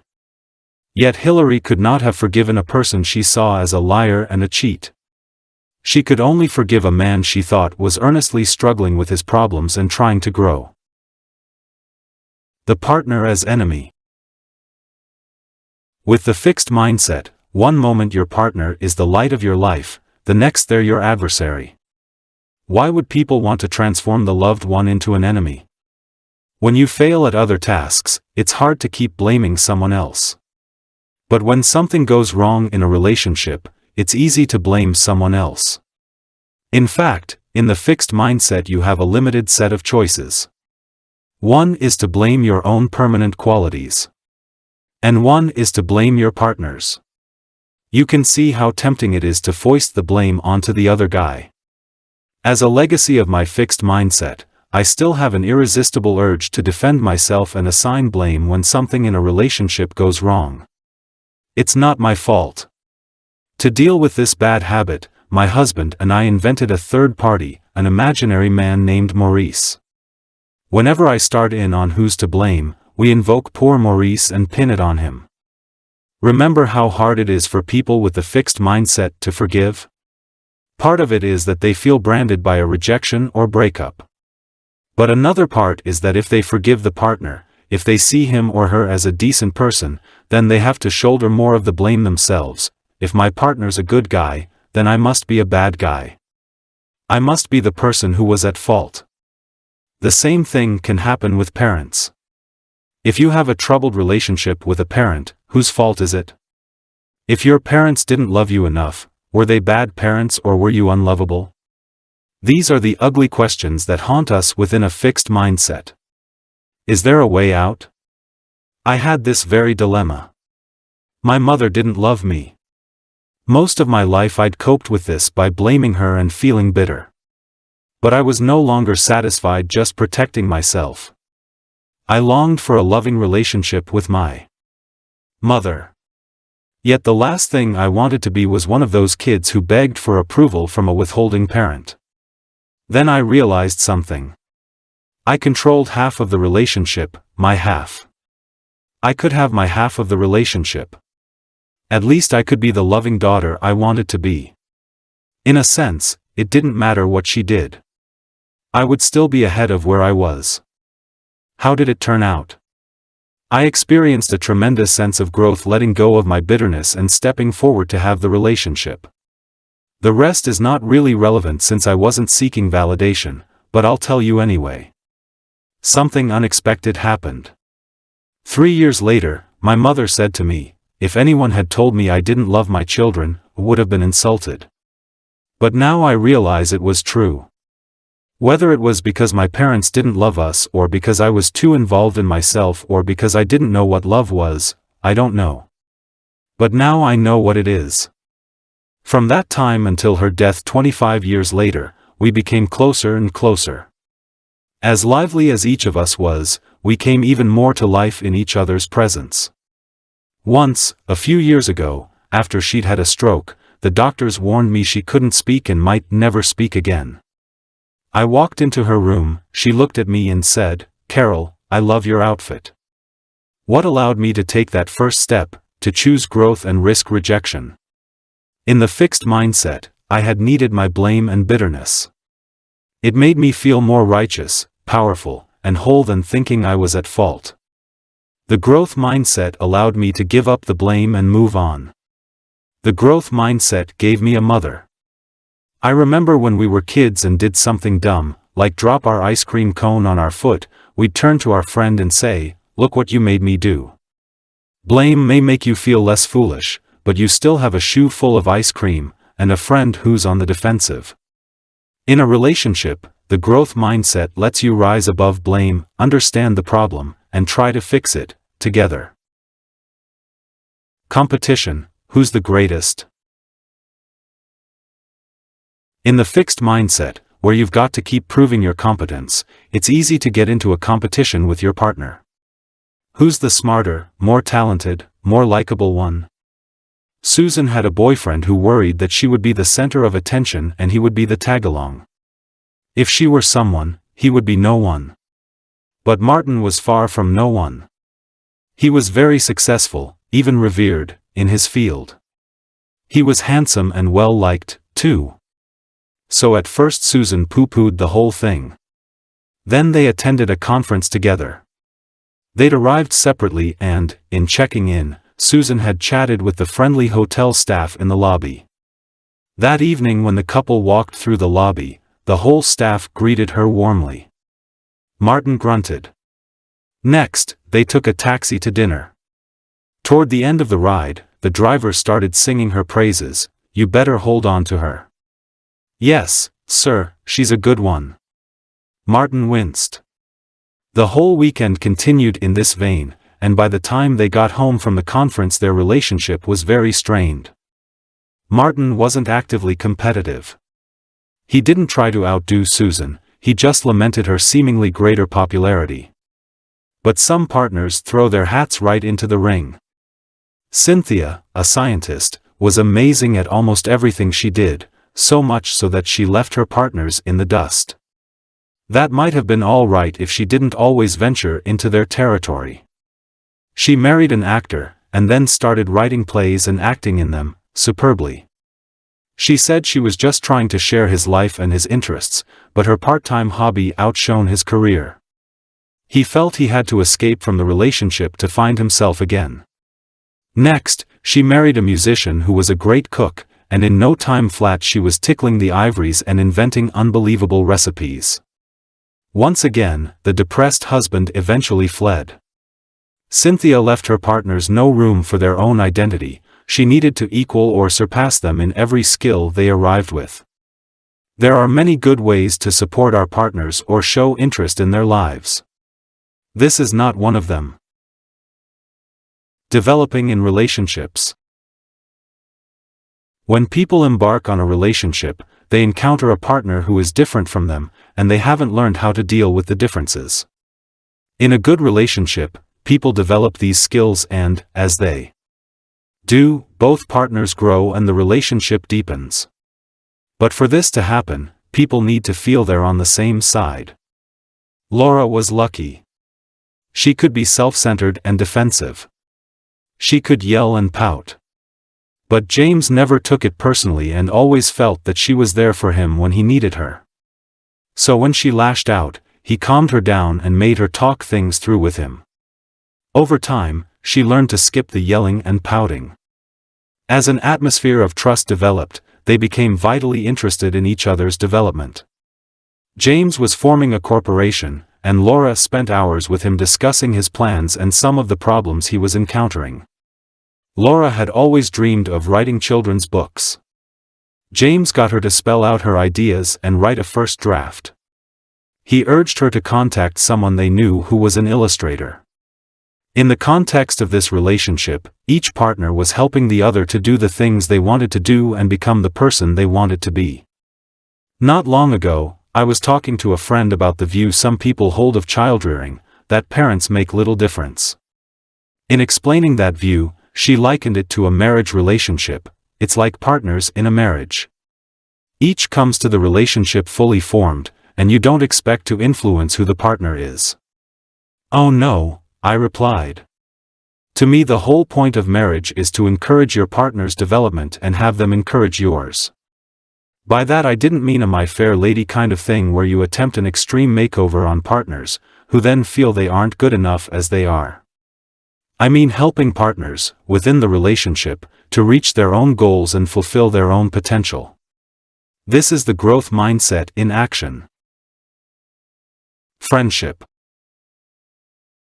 Friendships, like partnerships, are places where we have a chance to enhance each other's development, and to validate each other. Both are important.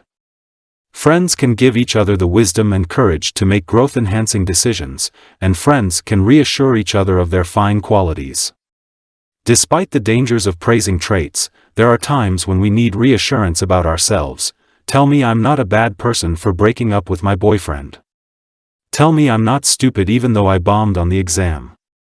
In fact, these occasions give us a chance to provide support and give a growth message. You gave that relationship everything you had for 3 years and he made no effort to improve things. I think you're right to move on. Or, what happened on that exam? Do you understand the material? Did you study enough? Do you think you need a tutor? Let's talk about it. But as in all relationships, people's need to prove themselves can tilt the balance in the wrong direction. Sherry Levy did a study that was not about friendship, but makes an important and relevant point. Levy measured adolescent boys' self-esteem and then asked them how much they believed in negative stereotypes about girls. For example, how much did they believe that girls were worse in math or that girls were less rational than boys? She then measured their self-esteem again. Boys who believed in the fixed mindset showed a boost in self-esteem when they endorsed the stereotypes. Thinking that girls were dumber and more scatterbrained made them feel better about themselves. Boys with the growth mindset were less likely to agree with the stereotypes, but even when they did, it did not give them an ego boost. This mentality can intrude on friendships. The lower you are, the better I feel is the idea. One day I was talking to a dear, wise friend. I was puzzled about why she put up with the behavior of some of her friends. Actually, I was puzzled about why she even had these friends. One often acted irresponsibly, another flirted shamelessly with her husband. Her answer was that everyone has virtues and foibles, and that, really, if you looked only for perfect people, your social circle would be impoverished. There was, however, one thing she would not put up with: people who made her feel bad about herself. We all know these people. They can be brilliant, charming, and fun, but after being with them, you feel diminished. You may ask, am I just doing a number on myself? But it is often them, trying to build themselves up by establishing their superiority and your inferiority. It could be by actively putting you down, or it could be by the careless way they treat you. Either way, you are a vehicle for, and a casualty of, confirming their worth. I was at a friend's 50th birthday party and her sister gave a speech, supposedly in her honor.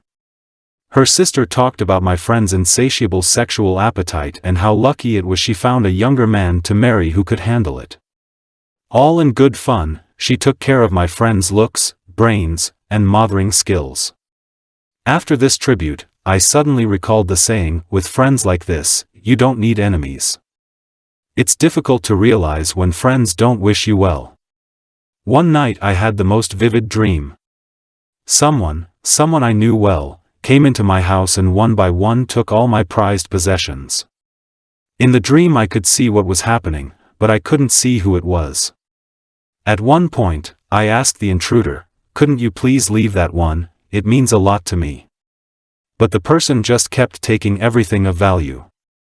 The next morning I realized who it was and what it meant. For the past year a close friend had been calling upon me constantly to help him with his work. I obliged. He was under a great deal of stress, and I was at first happy to use whatever skills I had for his benefit. But it was endless, it was not reciprocal, and on top of that he punished me for it. Don't think you could ever do work this good. You can help me polish my work, but you could never be this creative. He needed to reduce me so he wouldn't feel one down. My dream told me it was time to draw the line. I'm afraid that in the fixed mindset, I was also a culprit. I don't think I put people down, but when you need validation, you use people for it. One time, when I was a graduate student, I was taking the train to New York and sat next to a very nice businessman. In my opinion, we chatted back and forth pleasantly through the hour-and-a-half journey, but at the end he said to me, "Thank you for telling me about yourself." It really hit me. He was the dream validator, handsome, intelligent, successful. And that's what I had used him for. I had shown no interest in him as a person, only in him as a mirror of my excellence. Luckily for me, what he mirrored back was a far more valuable lesson. Conventional wisdom says that you know who your friends are in your times of need. And of course this view has merit. Who will stand by you day after day when you're in trouble? However, sometimes an even tougher question is, who can you turn to when good things happen? When you find a wonderful partner? When you get a great job offer or promotion? When your child does well? Who would be glad to hear it? Your failures and misfortunes don't threaten other people's self-esteem. Ego-wise, it's easy to be sympathetic to someone in need. It's your assets and your successes that are problems for people who derive their self-esteem from being superior. Shyness. In some ways, shyness is the flip side of what we've been talking about. We've been examining people who use others to buoy themselves up. Shy people worry that others will bring them down. They often worry about being judged or embarrassed in social situations. People's shyness can hold them back from making friends and developing relationships. When they're with new people, shy people report that they feel anxious, their hearts race, they blush, they avoid eye contact, and they may try to end the interaction as soon as possible. Underneath it all, shy people may be wonderful and interesting, but they often can't show it with someone new. And they know it. What can mindsets teach us about shyness? Jennifer Beer studied hundreds of people to find out. She measured people's mindsets, she assessed their shyness, and then she brought them together two at a time to get acquainted. The whole thing was filmed, and, later on, trained raters watched the film and evaluated the interactions. Beer found, first, that people with the fixed mindset were more likely to be shy. This makes sense. The fixed mindset makes you concerned about judgment, and this can make you more self-conscious and anxious. But there were plenty of shy people with both mindsets, and when she looked at them more closely, she found something even more interesting. Shyness harmed the social interactions of people with the fixed mindset but did not harm the social relations of people with the growth mindset. The observers' ratings showed that, although both fixed and growth-minded shy people looked very nervous for the first 5 minutes of the interaction, after that the shy growth-minded people showed greater social skills, were more likable, and created a more enjoyable interaction.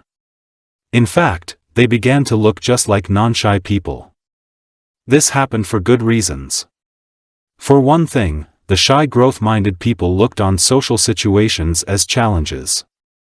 Even though they felt anxious, they actively welcomed the chance to meet someone new. The shy fixed people, instead, wanted to avoid meeting someone who might be more socially skilled than they were. They said they were more worried about making mistakes.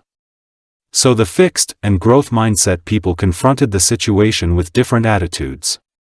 One embraced the challenge and the other feared the risk.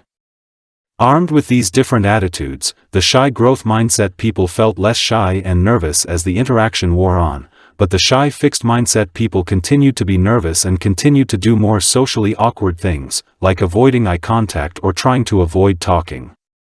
You can see how these different patterns would affect making friends.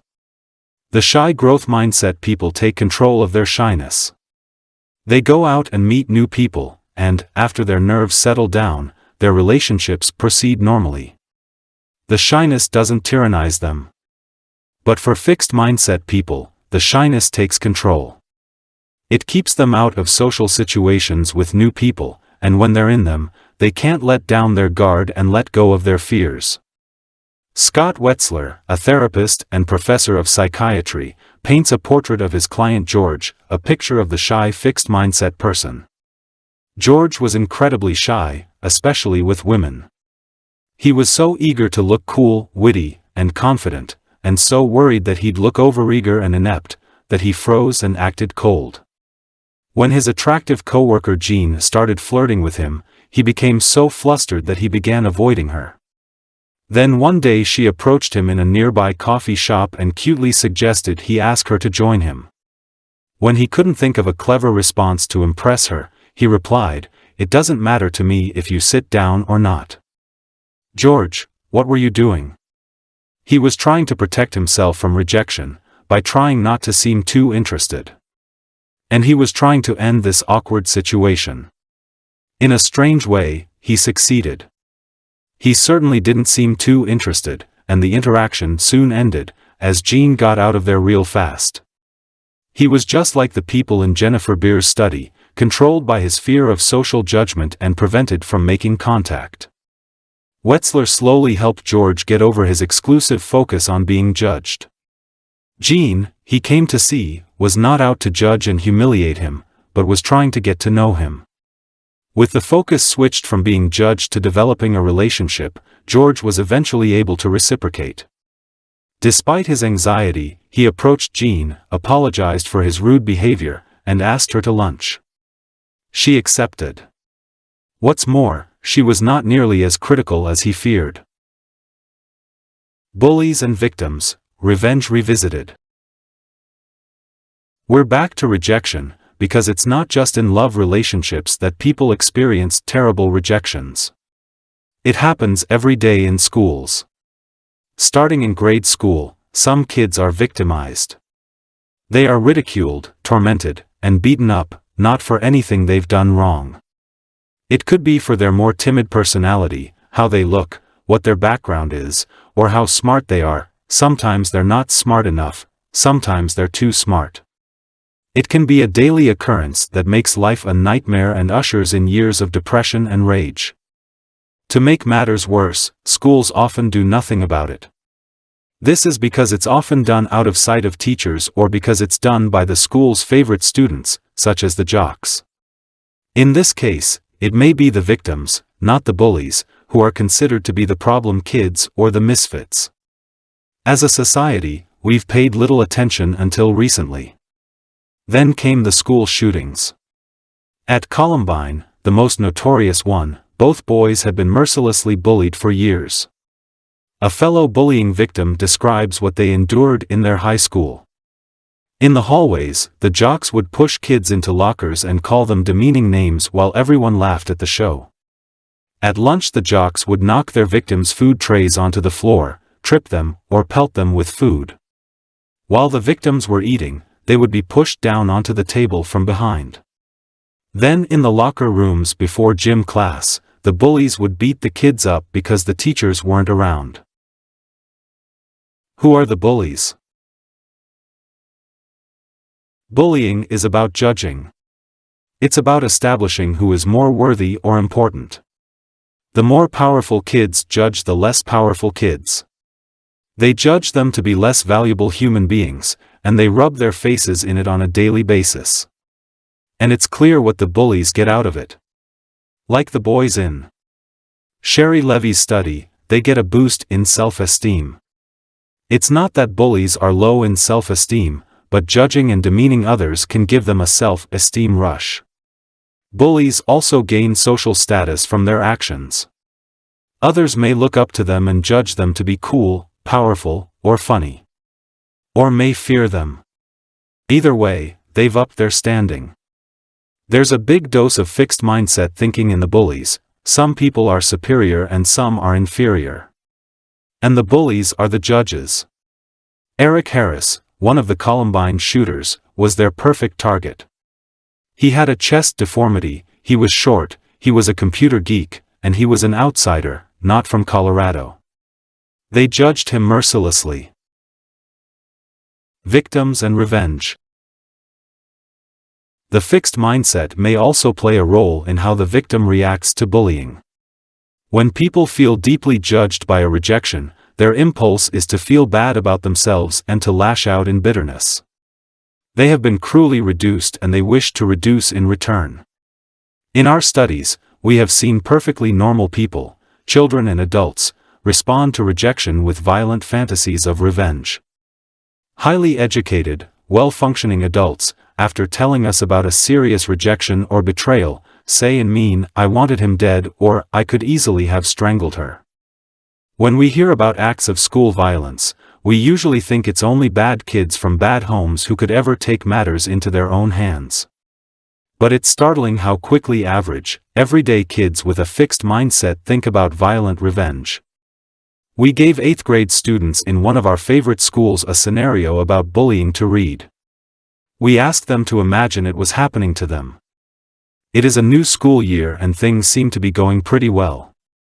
Suddenly some popular kids start teasing you and calling you names.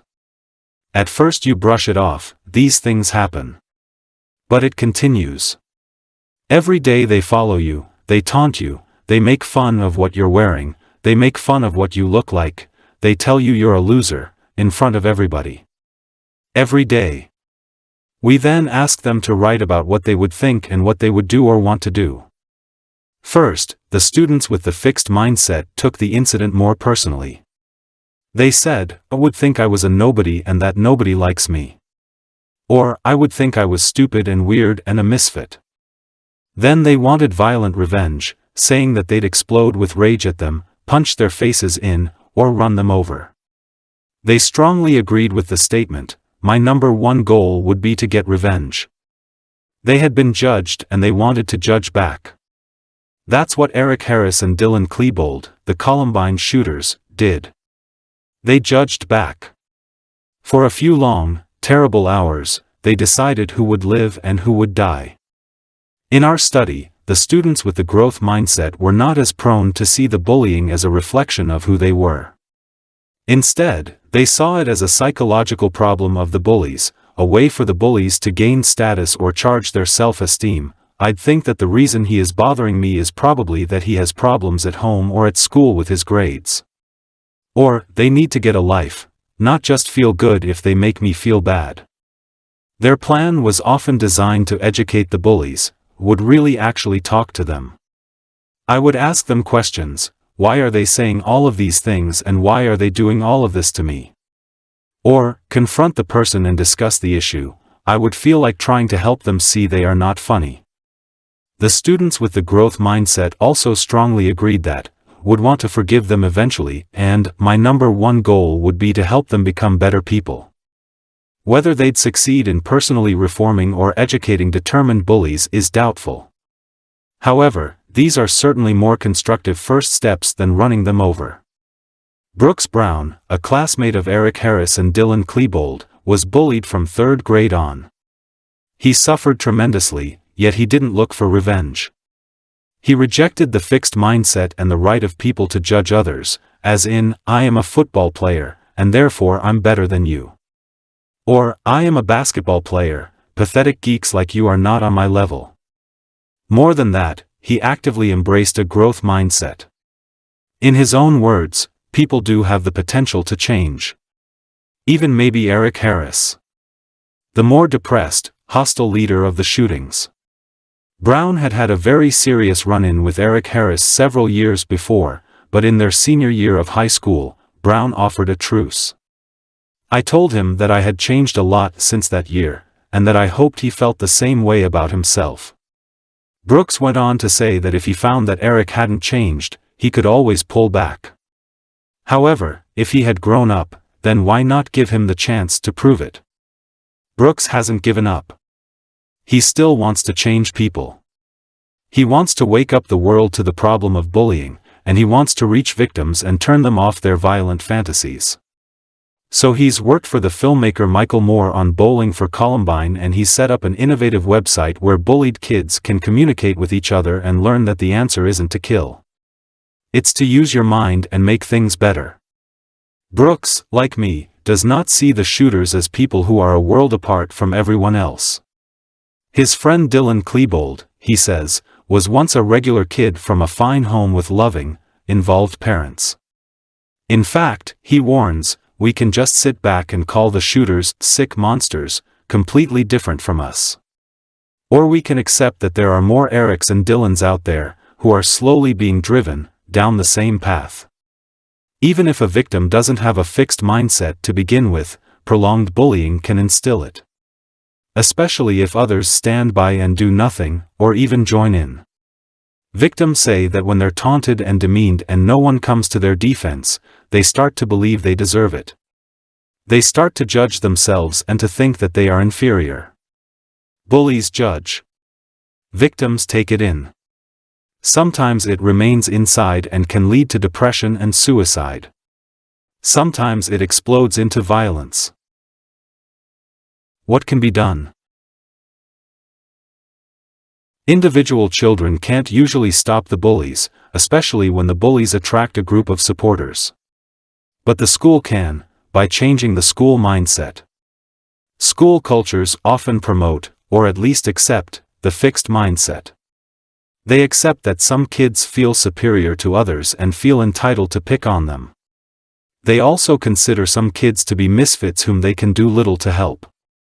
But some schools have created a dramatic reduction in bullying by fighting the atmosphere of judgment and creating one of collaboration and self-improvement. Stan Davis, a therapist, school counselor, and consultant, has developed an anti-bullying program that works. Building on the work of Dan Alwius, a researcher in Norway, Davis's program helps bullies change, supports victims, and empowers bystanders to come to a victim's aid. Within a few years, physical bullying in his school was down 93% and teasing was down 53%. Darla, a third grader, was overweight, awkward, and a crybaby. She was such a prime target that half of the class bullied her, hitting her and calling her names on a daily basis, and winning one another's approval for it. Several years later, because of Davis's program, the bullying had stopped. Darla had learned better social skills and even had friends. Then Darla went to middle school and, after a year, came back to report what had happened. Her classmates from elementary school had seen her through. They'd helped her make friends and protected her from her new peers when they wanted to harass her. Davis also gets the bullies changing. In fact, some of the kids who rushed to Darla's support in middle school were the same ones who had bullied her earlier. What Davis does is this. First, while enforcing consistent discipline, he doesn't judge the bully as a person. No criticism is directed at traits. Instead, he makes them feel liked and welcome at school every day. Then he praises every step in the right direction. But again, he does not praise the person, he praises their effort. I notice that you have been staying out of fights. That tells me you are working on getting along with people. You can see that Davis is leading students directly to the growth mindset. He is helping them see their actions as part of an effort to improve. Even if the change was not intentional on the part of the bullies, they may now try to make it so. Stan Davis has incorporated our work on praise, criticism, and mindsets into his program, and it has worked. This is a letter I got from him. Dear Dr. Dweck, your research has radically changed the way I work with students. I am already seeing positive results from my own different use of language to give feedback to young people. Next year our whole school is embarking on an initiative to build student motivation based on growth feedback. Yours, Stan Davis. Chaim Ginott, the renowned child psychologist, also shows how teachers can point bullies away from judgment and toward improvement and compassion. Here is a letter from a teacher to an 8-year-old bully in her class. Notice that she doesn't imply he's a bad person, and she shows respect by referring to his leadership, by using big words, and by asking for his advice. Dear Jay, Andy's mother has told me that her son has been made very unhappy this year. Name-calling and ostracism have left him sad and lonely. I feel concerned about the situation. Your experience as a leader in your class makes you a likely person for me to turn to for advice. I value your ability to sympathize with those who suffer. Please write me your suggestions about how we can help Andy. Sincerely, your teacher. In a New York Times article on bullying, Eric Harris and Dylan Klebold are referred to as two misfit teenagers. It's true. They didn't fit in. But you never hear the bullies referred to as misfits. Because they weren't. They fit right in.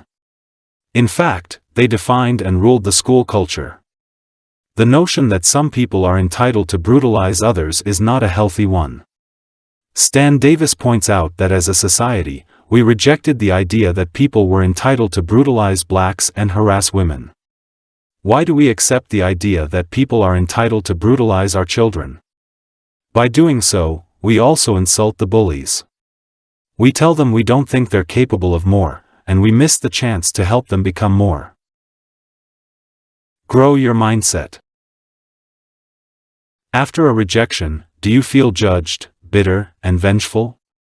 Or do you feel hurt, but hopeful of forgiving, learning, and moving on? Think of the worst rejection you ever had. Get in touch with all the feelings, and see if you can view it from a growth mindset. What did you learn from it? Did it teach you something about what you want and don't want in your life? Did it teach you some positive things that were useful in later relationships? Can you forgive that person and wish them well? Can you let go of the bitterness? Picture your ideal love relationship. Does it involve perfect compatibility, no disagreements, no compromises, no hard work? Please think again. In every relationship, issues arise. Try to see them from a growth mindset. Problems can be a vehicle for developing greater understanding and intimacy. Allow your partner to air his or her differences, listen carefully, and discuss them in a patient and caring manner. You may be surprised at the closeness this creates. Are you a blamer like me? It's not good for a relationship to pin everything on your partner.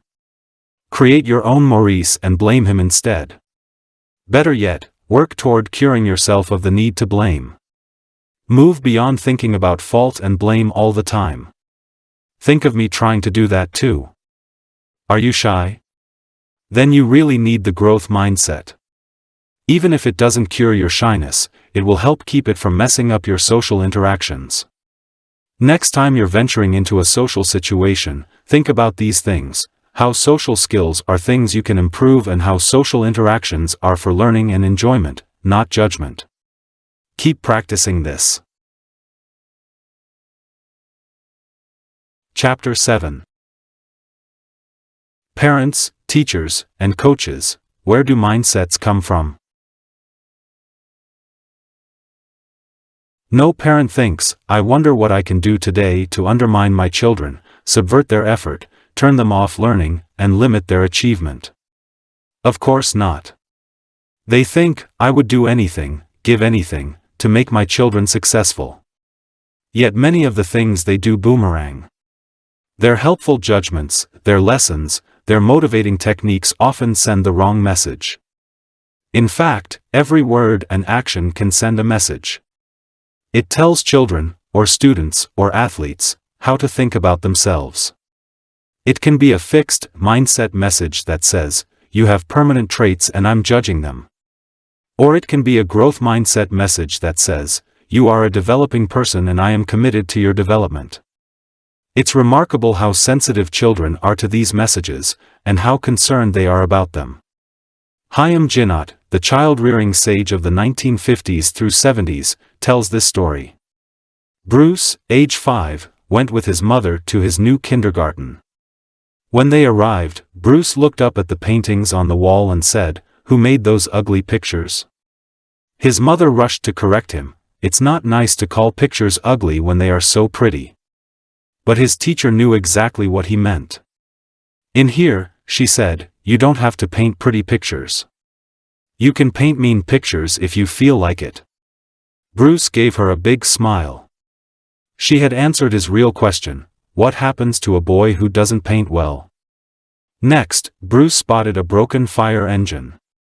He picked it up and asked in a self-righteous tone, "Who broke this fire engine?" Again his mother rushed in. "What difference does it make to you who broke it? You don't know anyone here." But the teacher understood. "Toys are for playing," she told him. "Sometimes they get broken. It happens." Again, his question was answered: what happens to boys who break toys? Bruce waved to his mother and went off to start his first day of kindergarten. This was not a place where he would be judged and labeled. You know, we never outgrow our sensitivity to these messages. Several years ago, my husband and I spent 2 weeks in Provence, in the south of France.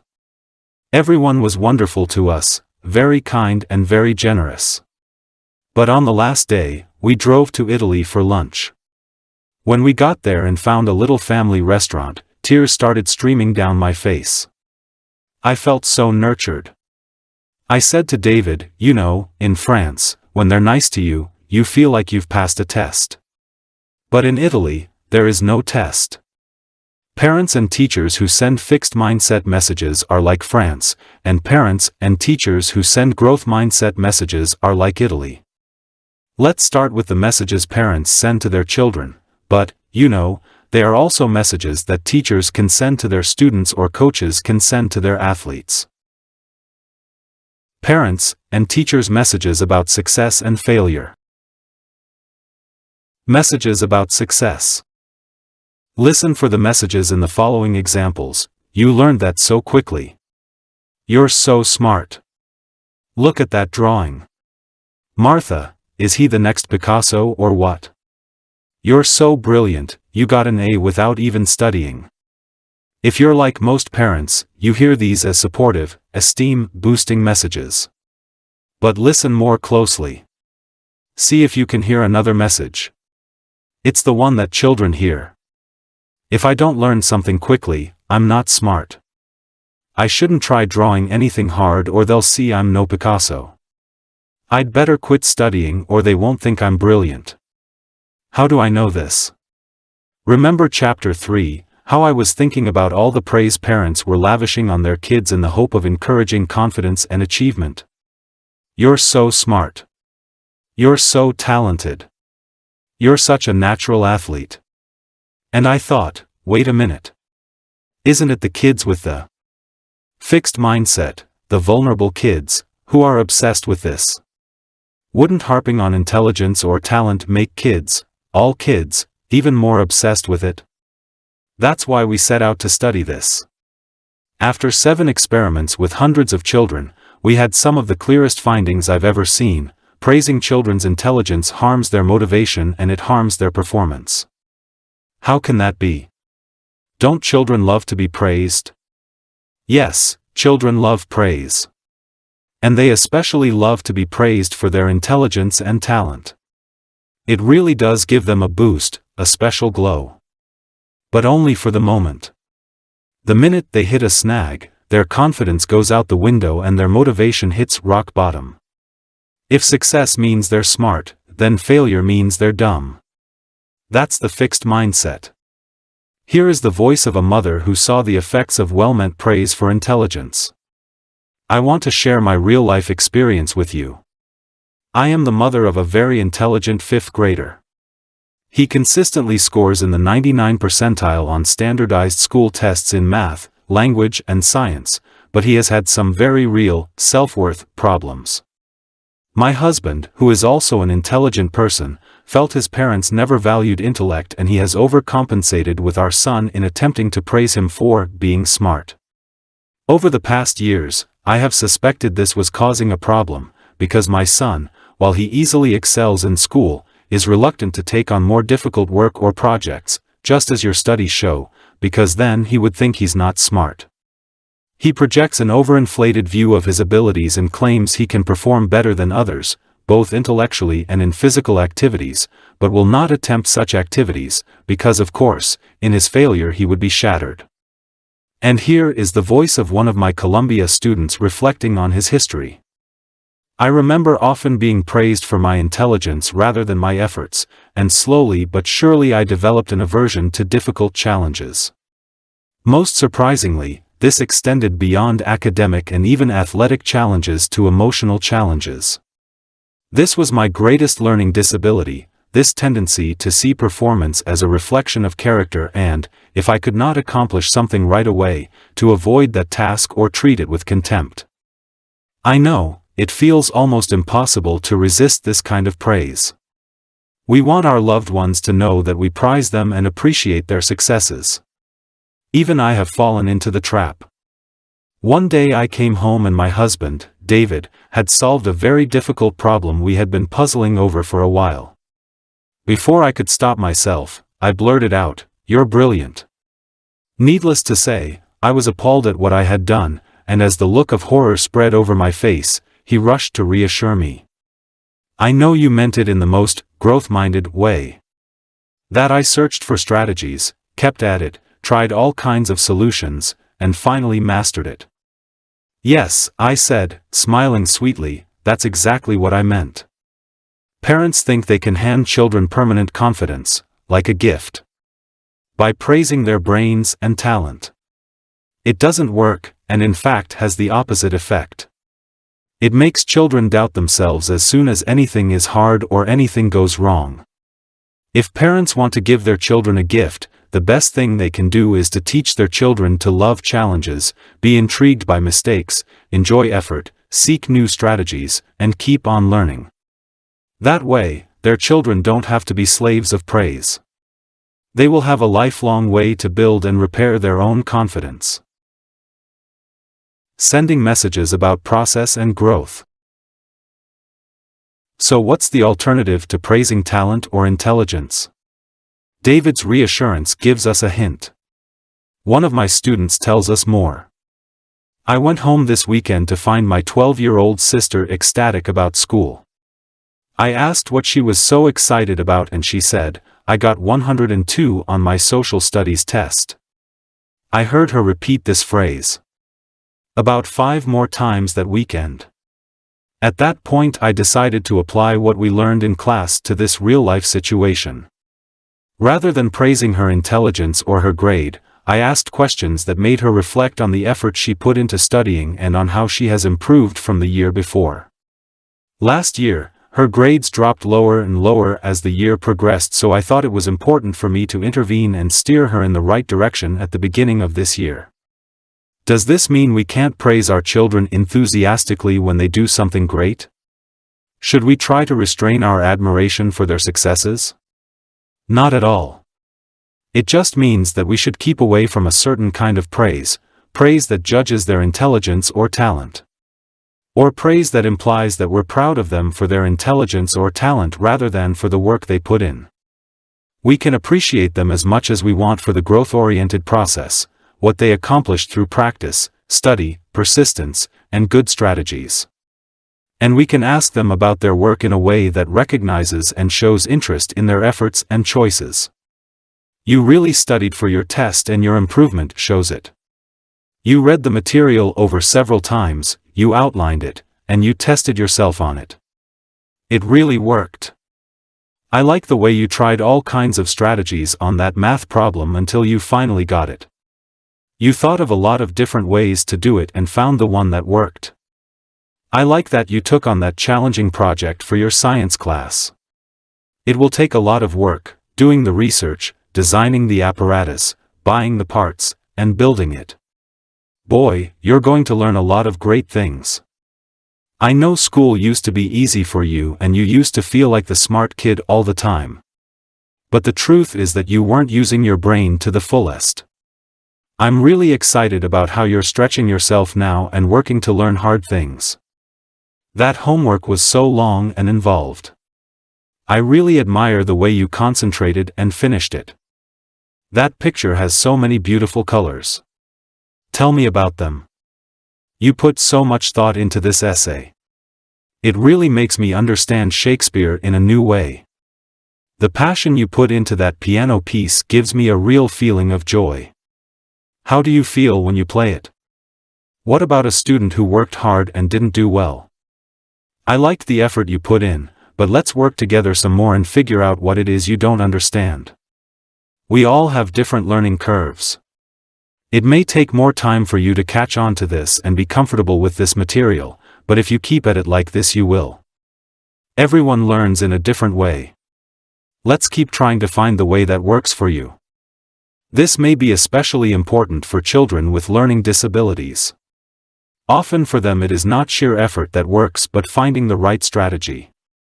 I was excited to learn recently that Chaim Jinnot, through his lifelong work with children, came to the same conclusion.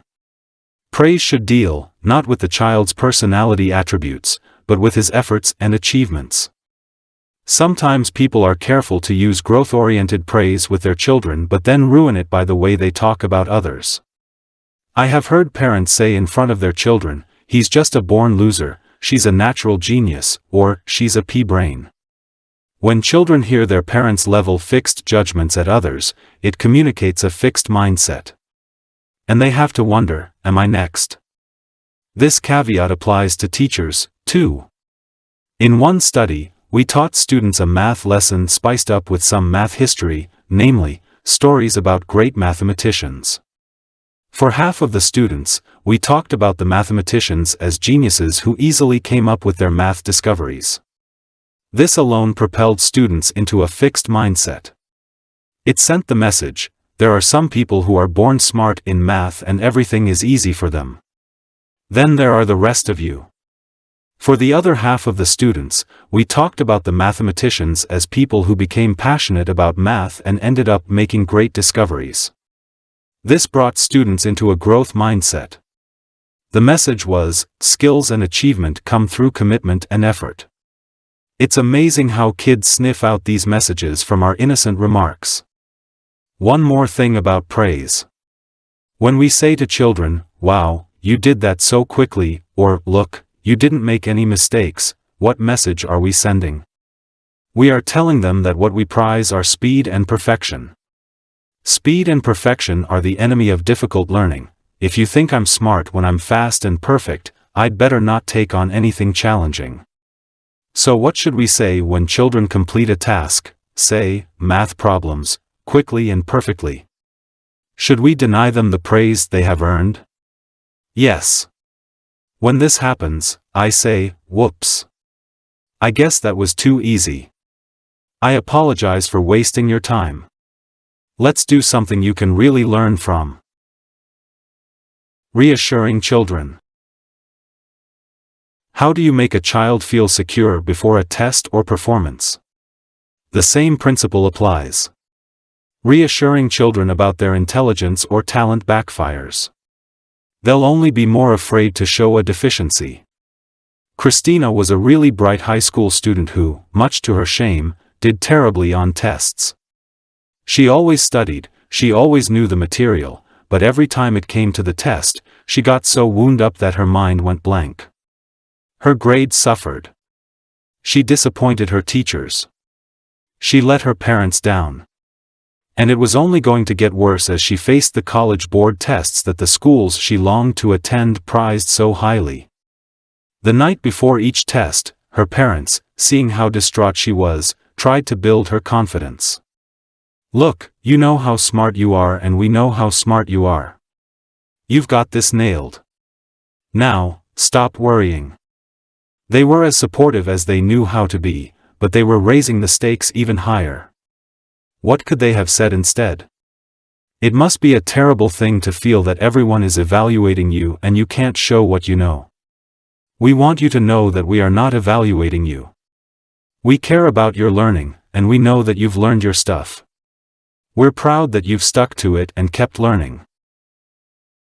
Messages about failure. Praising success should be the least of our problems, right? Failure seems like a much more delicate matter. Children may already feel discouraged and vulnerable. Let's tune in again, this time to the messages parents can send in times of failure. 9-year-old Elizabeth was on her way to her first gymnastics meet. Lanky, flexible, and energetic, she was just right for gymnastics, and she loved it. Of course, she was a little nervous about competing, but she was good at gymnastics and felt confident of doing well. She had even thought about the perfect place in her room to hang the ribbon she would win. In the first event, the floor exercises, Elizabeth went first. Although she did a nice job, the scoring changed after the first few girls and she lost. Elizabeth also did well in the other events, but not well enough to win. By the end of the evening, she had received no ribbons and was devastated. What would you do if you were Elizabeth's parents? Tell Elizabeth you thought she was the best. Tell her she was robbed of a ribbon that was rightfully hers. Reassure her that gymnastics is not that important. Tell her she has the ability and will surely win next time. Tell her she didn't deserve to win. There is a strong message in our society about how to boost children's self-esteem, and a main part of that message is, protect them from failure. While this may help with the immediate problem of a child's disappointment, it can be harmful in the long run. Why? Let's look at the 5 possible reactions from a mindset point of view, and listen to the messages. The first, you thought she was the best, is basically insincere. She was not the best, you know it, and she does, too. This offers her no recipe for how to recover or how to improve. The second, she was robbed, places blame on others, when in fact the problem was mostly with her performance, not the judges. Do you want her to grow up blaming others for her deficiencies? The third, reassure her that gymnastics doesn't really matter, teaches her to devalue something if she doesn't do well in it right away. Is this really the message you want to send? The fourth, she has the ability, may be the most dangerous message of all. Does ability automatically take you where you want to go? If Elizabeth didn't win this meet, why should she win the next one? The last option, tell her she didn't deserve to win, seems hard-hearted under the circumstances. And of course you wouldn't say it quite that way. But that's pretty much what her growth-minded father told her. Here's what he actually said, Elizabeth, I know how you feel. It's so disappointing to have your hopes up and to perform your best but not to win. But you know, you haven't really earned it yet. There were many girls there who've been in gymnastics longer than you and who've worked a lot harder than you. If this is something you really want, then it's something you'll really have to work for. He also let Elizabeth know that if she wanted to do gymnastics purely for fun, that was just fine. But if she wanted to excel in the competitions, more was required. Elizabeth took this to heart, spending much more time repeating and perfecting her routines, especially the ones she was weakest in. At the next meet, there were 80 girls from all over the region. Elizabeth won 5 ribbons for the individual events and was the overall champion of the competition, hauling home a giant trophy. By now, her room is so covered with awards, you can hardly see the walls. In essence, her father not only told her the truth, but also taught her how to learn from her failures and do what it takes to succeed in the future. He sympathized deeply with her disappointment, but he did not give her a phony boost that would only lead to further disappointment. I've met with many coaches and they ask me, what happened to the coachable athletes? Where did they go? Many of the coaches lament that when they give their athletes corrective feedback, the athletes grumble that their confidence is being undermined. Sometimes the athletes phone home and complain to their parents. They seem to want coaches who will simply tell them how talented they are and leave it at that. The coaches say that in the old days, after a little league game or a kiddie soccer game, parents used to review and analyze the game on the way home and give helpful tips. Now on the ride home, they say, parents heap blame on the coaches and referees for the child's poor performance or the team's loss. They don't want to harm the child's confidence by putting the blame on the child. But as in the example of Elizabeth above, children need honest and constructive feedback. If children are protected from it, they won't learn well. They will experience advice, coaching, and feedback as negative and undermining. Withholding constructive criticism does not help children's confidence, it harms their future. Constructive criticism, more about failure messages. We always hear the term constructive criticism. But doesn't everyone think the criticism they give their children is constructive? Why would they give it if they didn't think it was helpful? Yet a lot if it is not helpful at all. It's full of judgment about the child. Constructive means helping the child to fix something, build a better product, or do a better job. Billy rushed through his homework, skipping several questions and answering the others in a short, sloppy way. His father hit the roof. "This is your homework? Can't you ever get it right? You are either dense or irresponsible. Which is it?" The feedback managed to question his son's intelligence and character at the same time and to imply that the defects were permanent. How could the dad have expressed his frustration and disappointment without assassinating his son's attributes? Here are some ways. "Son, it really makes me upset when you don't do a full job. When do you think you can complete this? Son, is there something you didn't understand in the assignment? Would you like me to go over it with you? Son, I feel sad when I see you missing a chance to learn. Can you think of a way to do this that would help you learn more? Son, this looks like a really boring assignment. You have my sympathy. Can you think of a way to make it more interesting, or let's try to think of a way to lessen the pain and still do a good job? Do you have any ideas? Son, remember I told you how tedious things help us learn to concentrate? This one is a real challenge. This will really take all your concentration skills. Let's see if you can concentrate through this whole assignment. Sometimes children will judge and label themselves.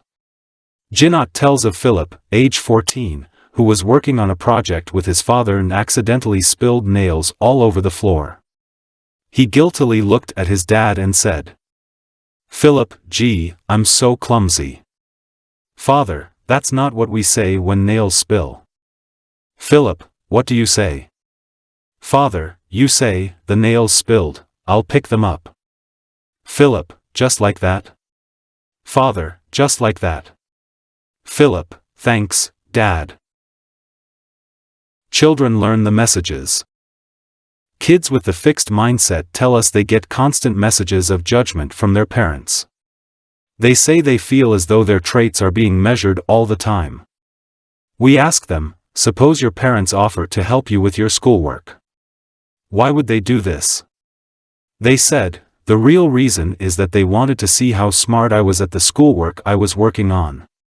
We asked, suppose your parents are happy that you got a good grade. Why would that be? They said, they were happy to see I was a smart kid. We asked, suppose your parents discussed your performance with you when you did poorly on something in school. Why would they do this? They said, they might have been worried I wasn't one of the bright kids, and they think bad grades might mean I'm not smart. So every time something happens, these children hear a message of judgment. Maybe all kids think their parents are judging them. Isn't that what parents do, nag and judge? That's not what students with the growth mindset think. They think their parents are just trying to encourage learning and good study habits. Here's what they say about their parents' motives. Q. Suppose your parents offer to help you with your schoolwork.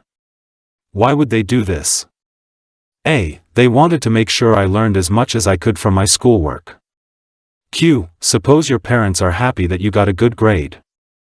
A. They're happy because a good grade means that I really stuck to my work. Q. Suppose your parents discussed your performance with you when you did poorly on something in school. A. They wanted to teach me ways to study better in the future. Even when it was about their conduct or their relationships, the kids with the fixed mindset felt judged, but the kids with the growth mindset felt helped. Q. Imagine that your parents became upset when you didn't do what they asked you to do. Why would they be this way? Fixed mindset child, they were worried I might be a bad kid. Growth mindset child, they wanted to help me learn ways of doing it better next time. All kids misbehave. Research shows that normal young children misbehave every 3 minutes. Does it become an occasion for judgment of their character or an occasion for teaching? Q. Imagine that your parents were unhappy when you didn't share with other kids. Why would they be this way? Fixed mindset child, they thought it showed them what kind of person I was. Growth mindset child, they wanted to help me learn better skills for getting along with other kids. Children learn these lessons early.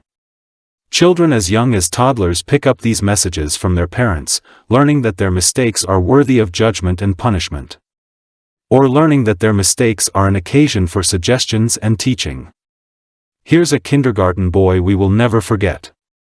You will hear him role-playing different messages from his 2 parents. This is the situation: he wrote some numbers in school, they contained an error, and now he tells us how his parents would react. Mother: hello. What are you sad about? Boy: I gave my teacher some numbers and I skipped the number 8 and now I'm feeling sad.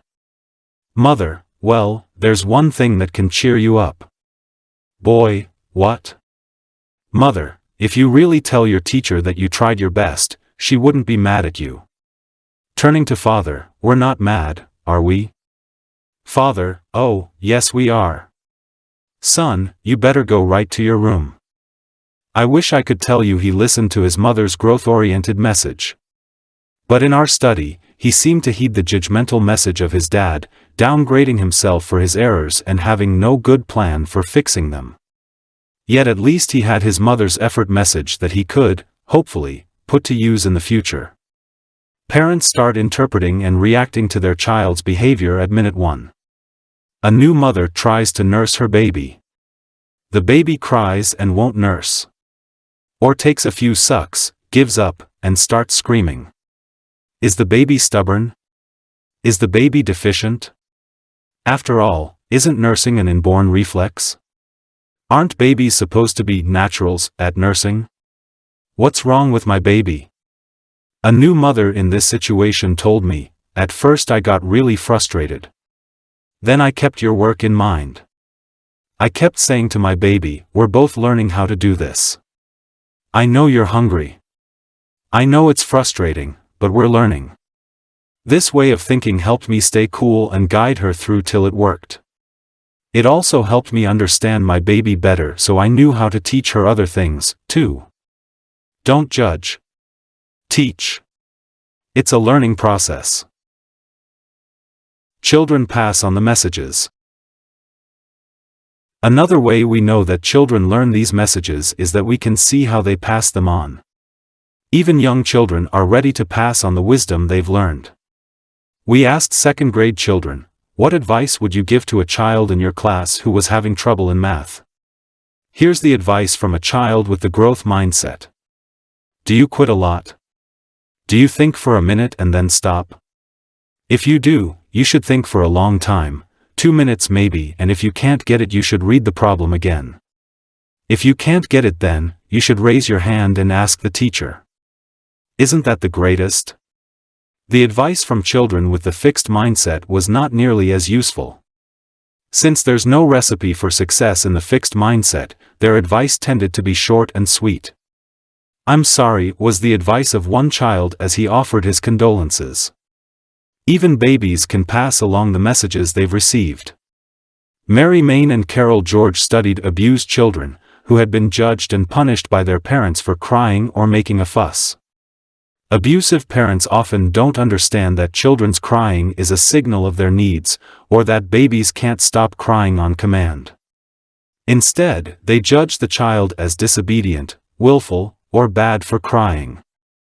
Maine and George watched the abused children, who were 1 to 3 years old, in their daycare setting, observing how they reacted when other children were in distress and crying.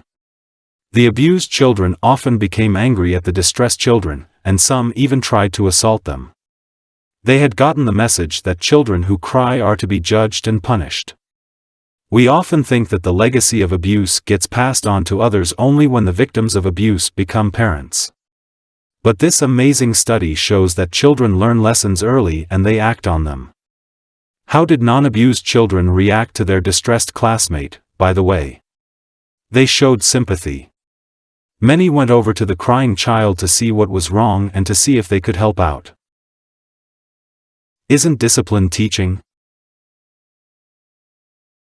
Many parents think that when they judge and punish, they are teaching, as in, I'll teach you a lesson you'll never forget.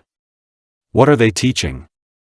They are teaching their children that if they go against the parents' rules or values, they'll be judged and punished. They're not teaching their children how to think through the issues and come to ethical, mature decisions on their own. And chances are, they're not teaching their children that the channels of communication are open. 16-year-old Alyssa came to her mother and said that she and her friends wanted to try alcohol. Could she invite them over for a cocktail party?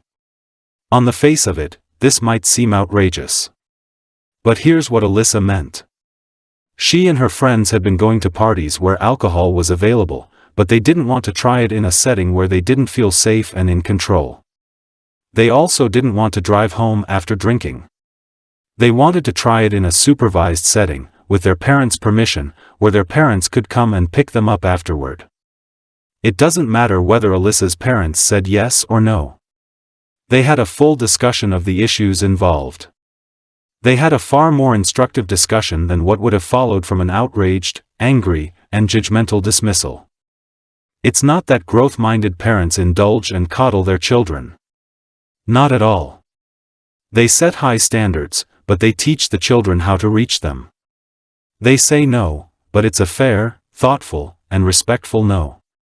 Next time you're in a position to discipline, ask yourself, what is the message I'm sending here? I will judge and punish you. Or I will help you think and learn. Mindsets can be a life and death matter. Of course, parents want the best for their children, but sometimes parents put their children in danger. As the director of undergraduate studies for my department at Columbia, I saw a lot of students in trouble. Here is the story of a great kid who almost didn't make it. Sandy showed up in my office at Columbia 1 week before graduation. She wanted to change her major to psychology. This is basically a wacky request, but I sensed her desperation and listened carefully to her story. When I looked over her record, it was filled with A+, S and Fs. What was going on? Sandy had been groomed by her parents to go to Harvard. Because of their fixed mindset, the only goal of Sandy's education was to prove her worth and competence, and perhaps theirs, by gaining admission to Harvard. Going there would mean that she was truly intelligent. For them, it was not about learning. It was not about pursuing her love of science. It was not even about making a great contribution. It was about the label. But she didn't get in. And she fell into a depression that had plagued her ever since. Sometimes she managed to work effectively, the A+S, but sometimes she did not, the Fs. I knew that if I didn't help her she wouldn't graduate, and if she didn't graduate she wouldn't be able to face her parents. And if she couldn't face her parents, I didn't know what would happen. I was legitimately able to help Sandy graduate, but that isn't really the point. It's a real tragedy to take a brilliant and wonderful kid like Sandy and crush her with the weight of these labels. I hope these stories will teach parents to want the best for their children in the right way, by fostering their interests, growth, and learning. Wanting the best in the worst way. Let's look more closely at the message from Sandy's parents. We don't care about who you are, what you're interested in, and what you can become.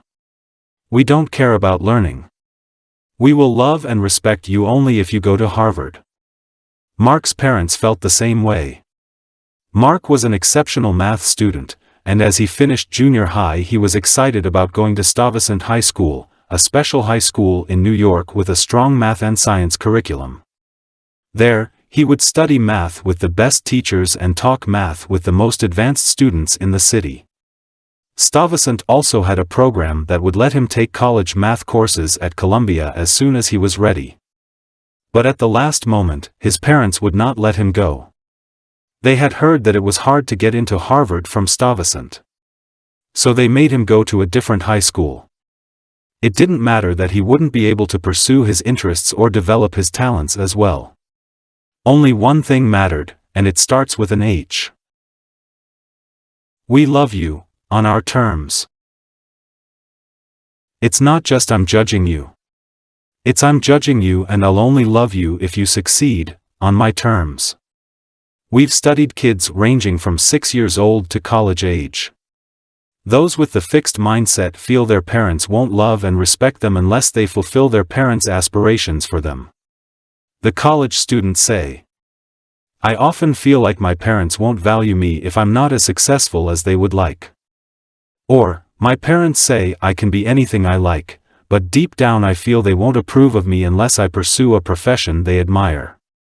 John McEnroe's father was like that. He was judgmental, everything was black and white, and he put on the pressure. My parents pushed me. My dad was the one mainly. He seemed to live for my growing little junior career. I remember telling my dad that I wasn't enjoying it. I'd say, do you have to come to every match? Do you have to come to this practice? Can't you take one off? McEnroe brought his father the success he craved, but McEnroe didn't enjoy a moment of it. He says he enjoyed the consequences of his success. Being at the top, the adulation, and the money. However, he says, many athletes seem truly to love to play their sport. I don't think I ever felt that way about tennis. I think he did love it at the very beginning, because he talks about how at first he was fascinated by all the different ways you could hit a ball and create new shots. But we never hear about that kind of fascination again. Mr. McEnroe saw his boy was good at tennis and on went the pressure, the judgment, and the love that depended on his son's success. Tiger Woods' father presents a contrast. There's no doubt that this guy is ambitious. He also sees his son as a chosen person with a God-given destiny, but he fostered Tiger's love of golf and raised Tiger to focus on growth and learning. If Tiger had wanted to be a plumber, I wouldn't have minded, as long as he was a hell of a plumber. The goal was for him to be a good person. He's a great person. Tiger says in return, my parents have been the biggest influence in my life. They taught me to give of myself, my time, talent, and, most of all, my love. This shows that you can have super-involved parents who still foster the child's own growth, rather than replacing it with their own pressure and judgments. Dorothy DeLay, the famous violin teacher, encountered pressure cooker parents all the time. Parents who cared more about talent, image, and labels than about the child's long-term learning. One set of parents brought their 8-year-old boy to play for DeLay. Despite her warnings, they had made him memorize the Beethoven violin concerto. He was no perfect, but he played like a frightened robot. They had, in fact, ruined his playing to suit their idea of talent, as in, my 8-year-old can play the Beethoven violin concerto. What can yours do? DeLay spent countless hours with a mother who insisted it was time for her son to be signed by a fancy talent agency. But had she followed DeLay's advice? No. For quite a while, DeLay had been warning her that her son didn't have a large enough repertoire. Rather than heeding the expert advice and fostering her son's development, however, the mother refused to believe that anyone could turn down a talent like his for such a slight reason. In sharp contrast was Ura Lee's mother. Mrs. Lee always sat serenely during Ura's lesson, without the tension and frantic note-taking of some of the other parents. She smiled, she swayed to the music, she enjoyed herself. As a result, Ura did not develop the anxieties and insecurities that children with over-invested, judgmental parents do. Says Yura, I'm always happy when I play. Ideals. Isn't it natural for parents to set goals and have ideals for their children? Yes, but some ideals are helpful and others are not. We asked college students to describe their ideal of a successful student. And we asked them to tell us how they thought they measured up to that ideal. Students with the fixed mindset described ideals that could not be worked toward. You had it or you didn't. The ideal successful student is one who comes in with innate talent. Genius, physically fit and good at sports. They got there based on natural ability. Did they think they measured up to their ideal? Mostly not. Instead, they said these ideals disrupted their thinking, made them procrastinate, made them give up, and made them stressed out. They were demoralized by the ideal they could never hope to be. Students with the growth mindset described ideals like these. A successful student is one whose primary goal is to expand their knowledge and their ways of thinking and investigating the world. They do not see grades as an end in themselves but as means to continue to grow. Or, the ideal student values knowledge for its own sake, as well as for its instrumental uses. He or she hopes to make a contribution to society at large. Were they similar to their ideal? They were working toward it. As similar as I can be, hey, it takes effort. Or, I believed for many years that grades/tests were the most important thing but I am trying to move beyond that. Their ideals were inspiring to them. When parents give their children a fixed mindset ideal, they are asking them to fit the mold of the brilliant, talented child, or be deemed unworthy. There is no room for error. And there is no room for the children's individuality, their interests, their quirks, their desires and values. I can hardly count the times fixed mindset parents have wrung their hands and told me how their children were rebelling or dropping out. Chaim Jinot describes Nicholas, age 17. In my father's mind there is a picture of an ideal son. When he compares him to me, he is deeply disappointed. I don't live up to my father's dream. Since early childhood, I sensed his disappointment. He tried to hide it, but it came out in 100 little ways, in his tone, in his words, in his silence. He tried hard to make me a carbon copy of his dreams. When he failed he gave up on me. But he left a deep scar, a permanent feeling of failure. When parents help their children construct growth-minded ideals, they are giving them something they can strive for. They are also giving their children growing room to grow into full human beings who will make their contribution to society in a way that excites them. I have rarely heard a growth-minded parent say, "I am disappointed in my child." Instead, with a beaming smile, they say, "I am amazed at the incredible person my child has become." Everything I've said about parents applies to teachers, too. But teachers have additional concerns. They face large classes of students with differing skills, whose past learning they've had no part in. What's the best way to educate these students? Teachers, and parents. What makes a great teacher, or parent? Many educators think that lowering their standards will give students success experiences, boost their self-esteem, and raise their achievement. It comes from the same philosophy as the overpraising of students' intelligence. Well, it doesn't work. Lowering standards just leads to poorly educated students who feel entitled to easy work and lavish praise. For 35 years, Sheila Schwartz taught aspiring English teachers. She tried to set high standards, especially since they were going to pass on their knowledge to generations of children. But they became indignant. One student, whose writing was full of grammatical mistakes and misspellings, she says, marched into my office with her husband from West Point, in a dress uniform, his chest covered with ribbons, because her feelings had been hurt by my insistence on correct spelling. Another student was asked to summarize the theme of To Kill a Mockingbird, Harper Lee's novel about a Southern lawyer fighting prejudice and, unsuccessfully, defending a black man accused of murder. The student insisted the theme was that all people are basically nice. When Schwartz questioned that conclusion, the student left the class and reported her to the dean. Schwartz was reprimanded for having standards that were too high. Why? Schwartz asks, should the low standards of these future teachers be honored above the needs of the children they will one day teach? On the other hand, simply raising standards in our schools, without giving students the means of reaching them, is a recipe for disaster. It just pushes the poorly prepared or poorly motivated students into failure and out of school. Is there a way to set standards high and have students reach them? In Chapter 3, we saw in the work of Fauco Reinberg that teachers with the growth mindset brought many low achievers up into the high-achieving range.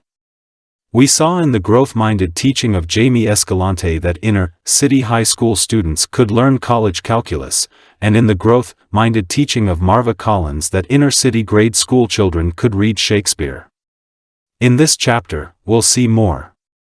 We'll see how growth-oriented teaching unleashes children's minds. I'll focus on 3 great teachers, 2 who worked with students who are considered disadvantaged, and 1 who worked with students considered super talented. What do these great teachers have in common? Great teachers. The great teachers believe in the growth of the intellect and talent, and they are fascinated with the process of learning. Marva Collins taught Chicago children who had been judged and discarded.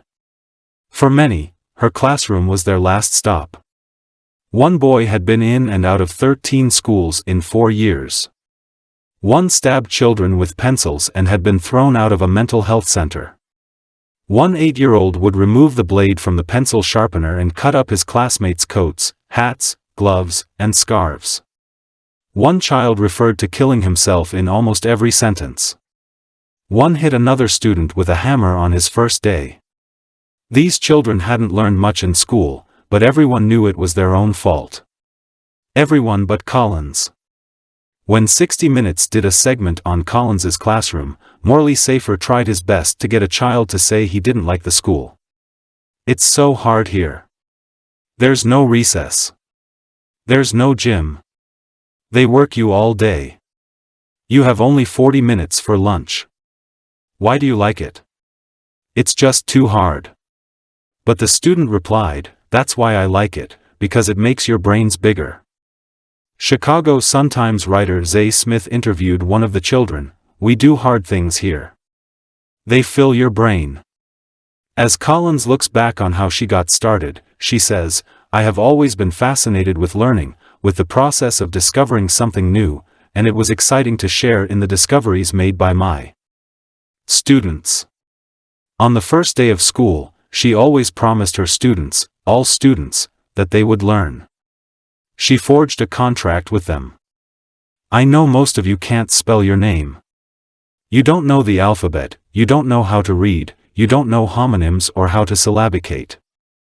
I promise you that you will. None of you has ever failed.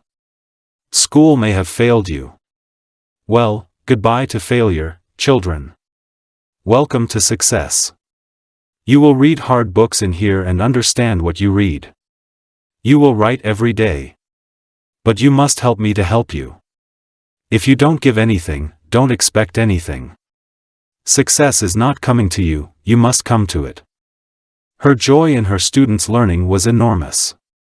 As they changed from children who arrived with toughened faces and glassed-over eyes, to children who were beginning to brim with enthusiasm, she told them, I don't know what St. Peter has planned for me, but you children are giving me my heaven on earth. Rafe Asquith teaches Los Angeles second graders from poor areas plagued with crime. Many live with people who have drug, alcohol, and emotional problems. Every day he tells his students that he is no smarter than they are, just more experienced. He constantly makes them see how much they have grown intellectually, how assignments that were once hard have become easier because of their practice and discipline. Unlike Collins's school or Asquith's school, the Juilliard School of Music accepts only the most talented students in the world. You would think the idea would be, you're all talented, now let's get down to learning. But if anything, the idea of talent and genius looms even larger there. In fact, many teachers mentally weeded out the students they weren't going to bother with. Except for Dorothy DeLay, the wondrous violin teacher of Itzhak Perlman, Midori, and Sarah Chang. DeLay's husband always teased her about her Midwestern belief that anything is possible. Here is the empty prairie, let's build a city. That's exactly why she loved teaching. For her, teaching was about watching something grow before her very eyes. And the challenge was to figure out how to make it happen. If students didn't play in tune, it was because they hadn't learned how. Her mentor and fellow teacher at Juilliard, Ivan Galamian, would say, "Oh, he has no ear. Don't waste your time." But she would insist on experimenting with different ways of changing that. How can I do it? And she usually found a way. As more and more students wanted a part of this mindset and as she wasted more and more of her time on these efforts, Galamian tried to get the president of Juilliard to fire her. It's interesting. Both DeLay and Galamian valued talent, but Galamian believed that talent was inborn and DeLay believed that it was a quality that could be acquired. I think it's too easy for a teacher to say, "Oh, this child wasn't born with it, so I won't waste my time." Too many teachers hide their own lack of ability behind that statement. DeLay gave her all to every one of her students. Itzhak Perlman was her student and so was his wife, Toby, who says that very few teachers get even a fraction of an Itzhak Perlman in a lifetime. She got the whole thing, but I don't believe she gave him more than she gave me, and I believe I am just one of many, many such people. Once DeLay was asked, about another student, why she gave so much time to a pupil who showed so little promise. "I think she has something special. It's in her person. There is some kind of dignity." If DeLay could get her to put it into her playing, that student would be a special violinist. High standards and a nurturing atmosphere. Great teachers set high standards for all their students, not just the ones who are already achieving. Marva Collins set extremely high standards, right from the start. She introduced words and concepts that were, at first, way above what her students could grasp. Yet she established on day one an atmosphere of genuine affection and concern as she promised students they would produce, "I'm gonna love you. I love you already, and I'm going to love you even when you don't love yourself," she said to the boy who wouldn't try. Do teachers have to love all of their students? No, but they have to care about every single student. Teachers with the fixed mindset create an atmosphere of judging. These teachers look at students' beginning performance and decide who's smart and who's dumb.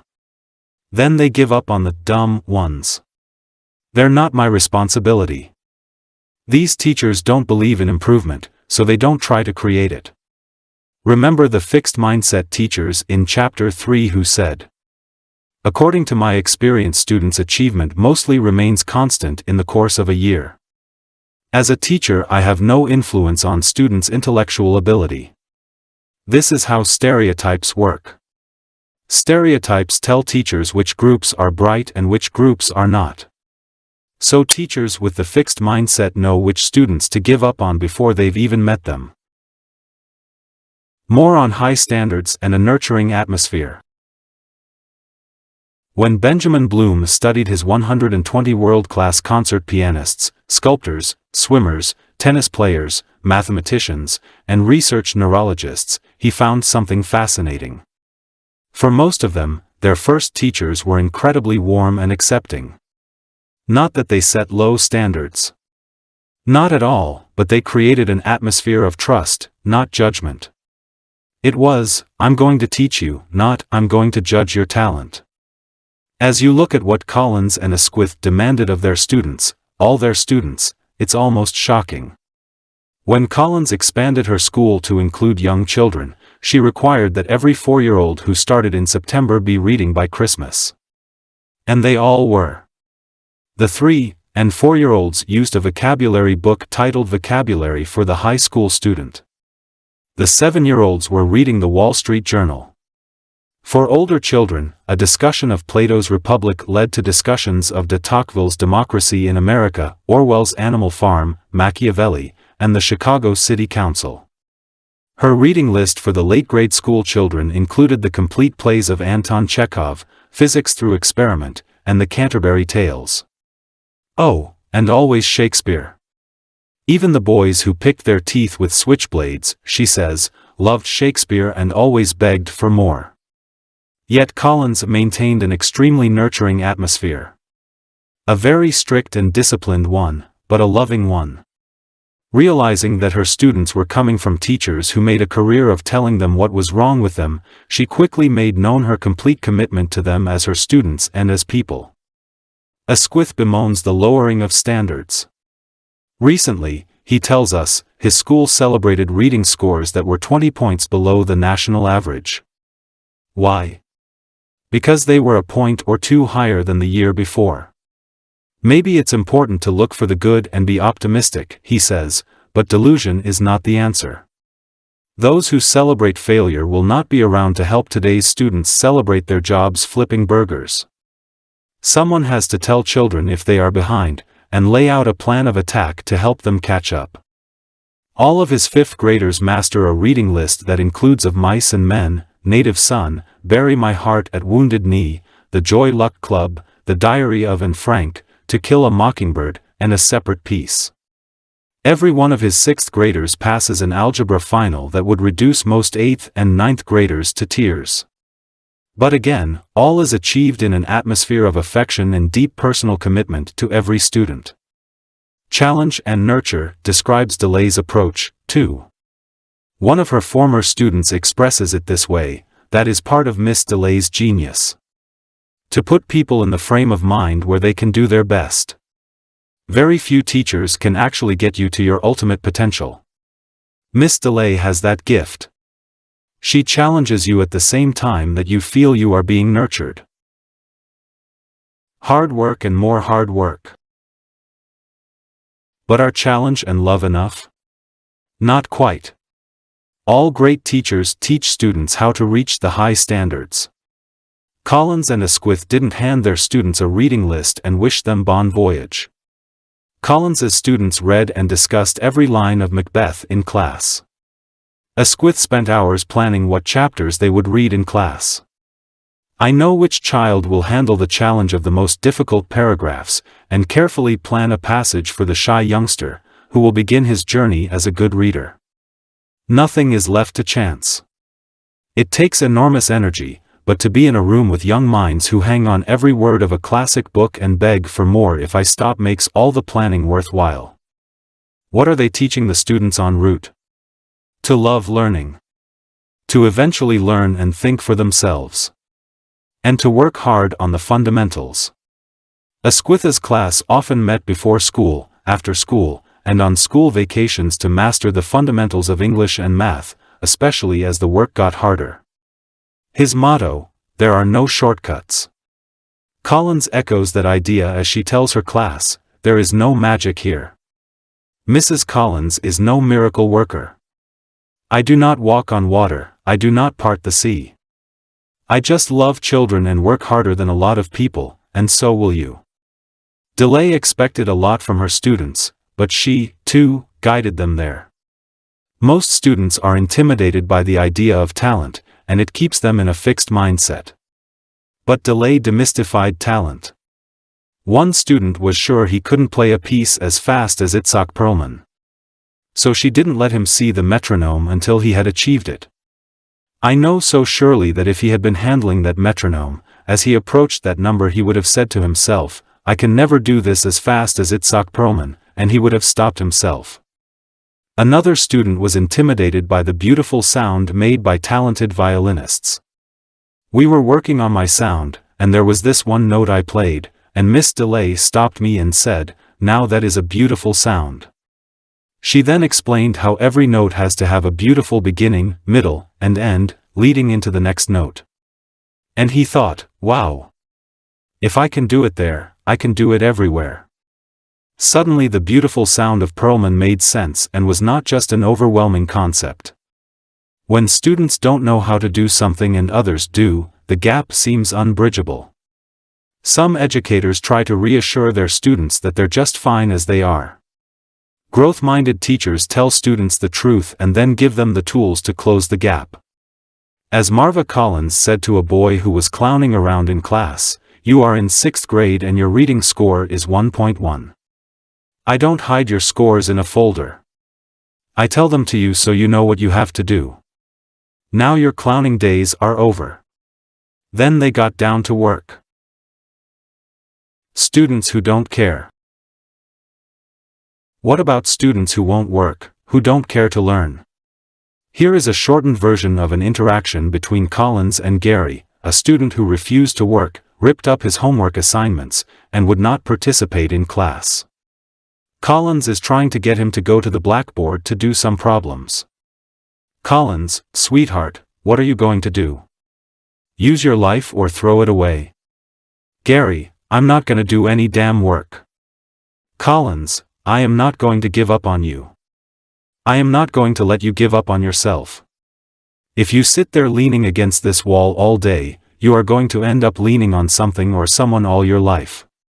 And all that brilliance bottled up inside you will go to waste."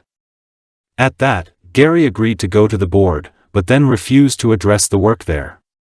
After a while Collins said, "If you do not want to participate, go to the telephone and tell your mother, 'Mother, in this school we have to learn, and Mrs. Collins says I can't fool around, so will you please pick me up?'" Gary started writing. Eventually, Gary became an eager participant and an avid writer. Later that year, the class was discussing Macbeth and how his misguided thinking led him to commit murder. "It's sort of like Socrates says, isn't it, Miss Collins?" Gary piped up. Macbeth should have known that straight thinking leads to straight living.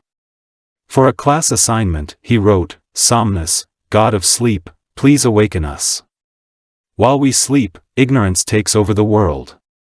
Take your spell off us.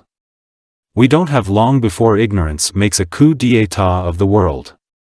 When teachers are judging them, students will sabotage the teacher by not trying.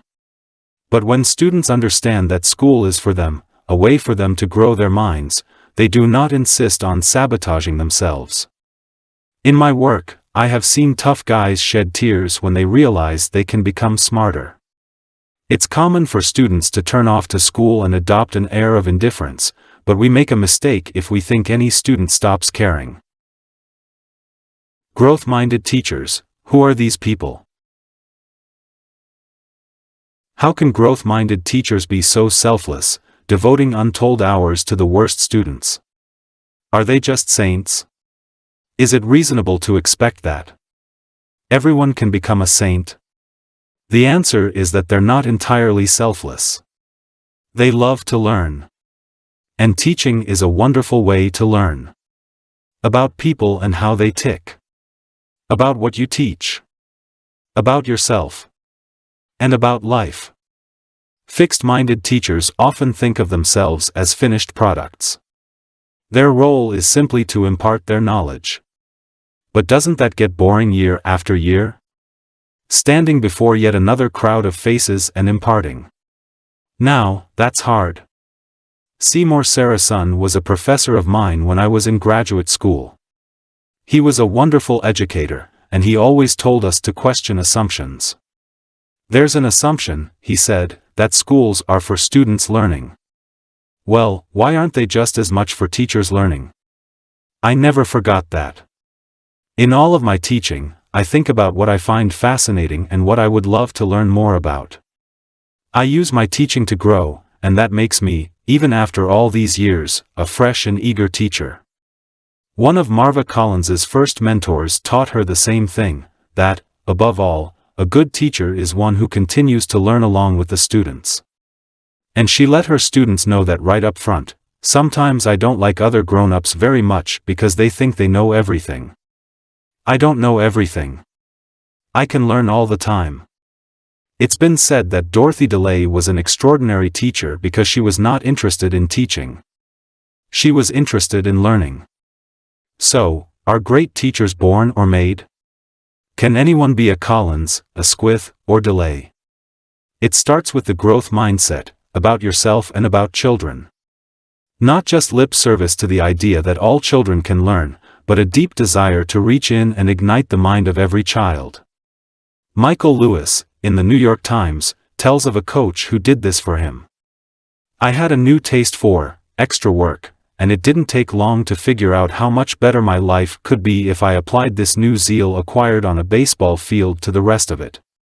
It was as if this baseball coach had reached inside me, found a rusty switch marked turn on before attempting to use and flipped it. Coaches are teachers, too, but their students' successes and failures are played out in front of crowds, published in the newspapers, and written into the record books. Their jobs rest on producing winners. Let's look closely at 3 legendary coaches to see their mindsets in action. Coaches, winning through mindset. Everyone who knows me well laughs when I say someone is complicated. "What do you think of so-and-so?" "Oh, he's complicated." It's usually not a compliment. It means that so-and-so may be capable of great charm, warmth, and generosity, but there's an undercurrent of ego that can erupt at any time. You never really know when you can trust him. The fixed mindset makes people complicated. It makes them worried about their fixed traits and creates the need to document them, sometimes at your expense. And it makes them judgmental. The fixed mindset coach in action. Bobby Knight, the famous and controversial college basketball coach, is complicated. He could be unbelievably kind. One time he passed up an important and lucrative opportunity to be a sportscaster, because a former player of his had been in a bad accident. Knight rushed to his side and saw him through the ordeal. He could be extremely gracious. After the basketball team he coached won the Olympic gold medal, he insisted that the team pay homage first and foremost to Coach Henry IBA. IBA had never been given proper respect for his Olympic accomplishments, and in whatever way he could, Knight wanted to make up for it. He had the team carry Coach IBA around the floor on their shoulders. Knight cared greatly about his players' academic records. He wanted them to get an education, and he had a firm rule against missing classes or tutoring sessions. But he could also be cruel, and this cruelty came from the fixed mindset. John Feinstein, author of Season on the Brink, a book about Knight and his team, tells us, Knight was incapable of accepting failure. Every defeat was personal, his team lost, a team he had selected and coached. Failure on any level all but destroyed him, especially failure in coaching, because it was coaching that gave him his identity, made him special, set him apart. A loss made him a failure, obliterated his identity. So when he was your coach, when your wins and losses measured him, he was mercilessly judgmental. His demeaning of players who let him down was, hopefully, without parallel. In Darryl Thomas, Feinstein says, Knight saw a player of huge potential. Thomas had what coaches call a million-dollar body. He was big and strong, but also fast. He could shoot the ball with his left hand or his right hand. Knight couldn't live with the thought that Thomas and his million-dollar body weren't bringing the team success. "You know what you are, Darryl? You are the worst pussy I've ever seen play basketball at this school. The absolute worst pussy ever. You have more goddamn ability than 95% of the players we've had here, but you are a pussy from the top of your head to the bottom of your feet. An absolute pussy. That's my assessment of you after 3 years." To make a similar point, Knight once put a Tampax in a player's locker. Thomas was a sensitive guy. An assistant coach had given this advice. When he's calling you an asshole, don't listen. But when he starts telling you why you're an asshole, listen. That way, you'll get better. Thomas couldn't follow that advice. He heard everything, and, after the tirade, he broke down right there on the basketball court. The axe of judgment came down on players who had the audacity to lose a game. Often Knight did not let the guilty parties ride back home with the rest of the team. They were no longer worthy of respectful treatment. One time, after his team reached the semi-finals of a national tournament, but not the national tournament, he was asked by an interviewer what he liked best about the team. "What I like best about this team right now," Knight answered, "is the fact that I only have to watch it play one more time. Some players could take it better than others." Steve Alford, who went on to have a professional career, had come to Indiana with clear goals in mind and was able to maintain a strong growth focus much of the time. He was able to hear and use Knight's wisdom and, for the most part, ignore the obscene or demeaning parts of the tirades. But even he describes how the team broke down under the yoke of Knight's judgments, and how he himself became so personally unhappy at some points that he lost his zest for the sport. "The atmosphere was poisonous. When I had been playing well, I had always stayed upbeat, no matter how much coach yelled. But now, his negativism, piled on top of my own, was drowning me. Mom and Dad were concerned. They could see the love of the game going out of me. The Holy Grail, no mistakes." Says Alford, coach's Holy Grail was the mistake-free game. Oh. We know which mindset makes mistakes intolerable. And Knight's explosions were legendary. There was the time he threw the chair across the court. There was the time he yanked his player off the court by his jersey. There was the time he grabbed his player by the neck. He often tried to justify his behavior by saying he was toughening the team up, preparing them to play under pressure. But the truth is, he couldn't control himself. Was the chair a teaching exercise? Was the chokehold educational? He motivated his players, not through respect for them, but through intimidation, through fear. They feared his judgments and explosions. Did it work? Sometimes it worked. He had 3 championship teams. In the season on the brink described by John Feinstein, the team did not have size, experience, or quickness, but they were contenders. They won 21 games, thanks to Knight's great basketball knowledge and coaching skills. But other times, it didn't work. Individual players or the team as a whole broke down. In the season on the brink, they collapsed at the end of the season. The year before, too, the team had collapsed under Knight's pressure. Over the years, some players had escaped by transferring to other schools, by breaking the rules, like cutting classes or skipping tutoring sessions, or by going early to the pros, like Isaiah Thomas. On a world tour, the players often sat around fantasizing about where they should have gone to school, if they hadn't made the mistake of choosing Indiana.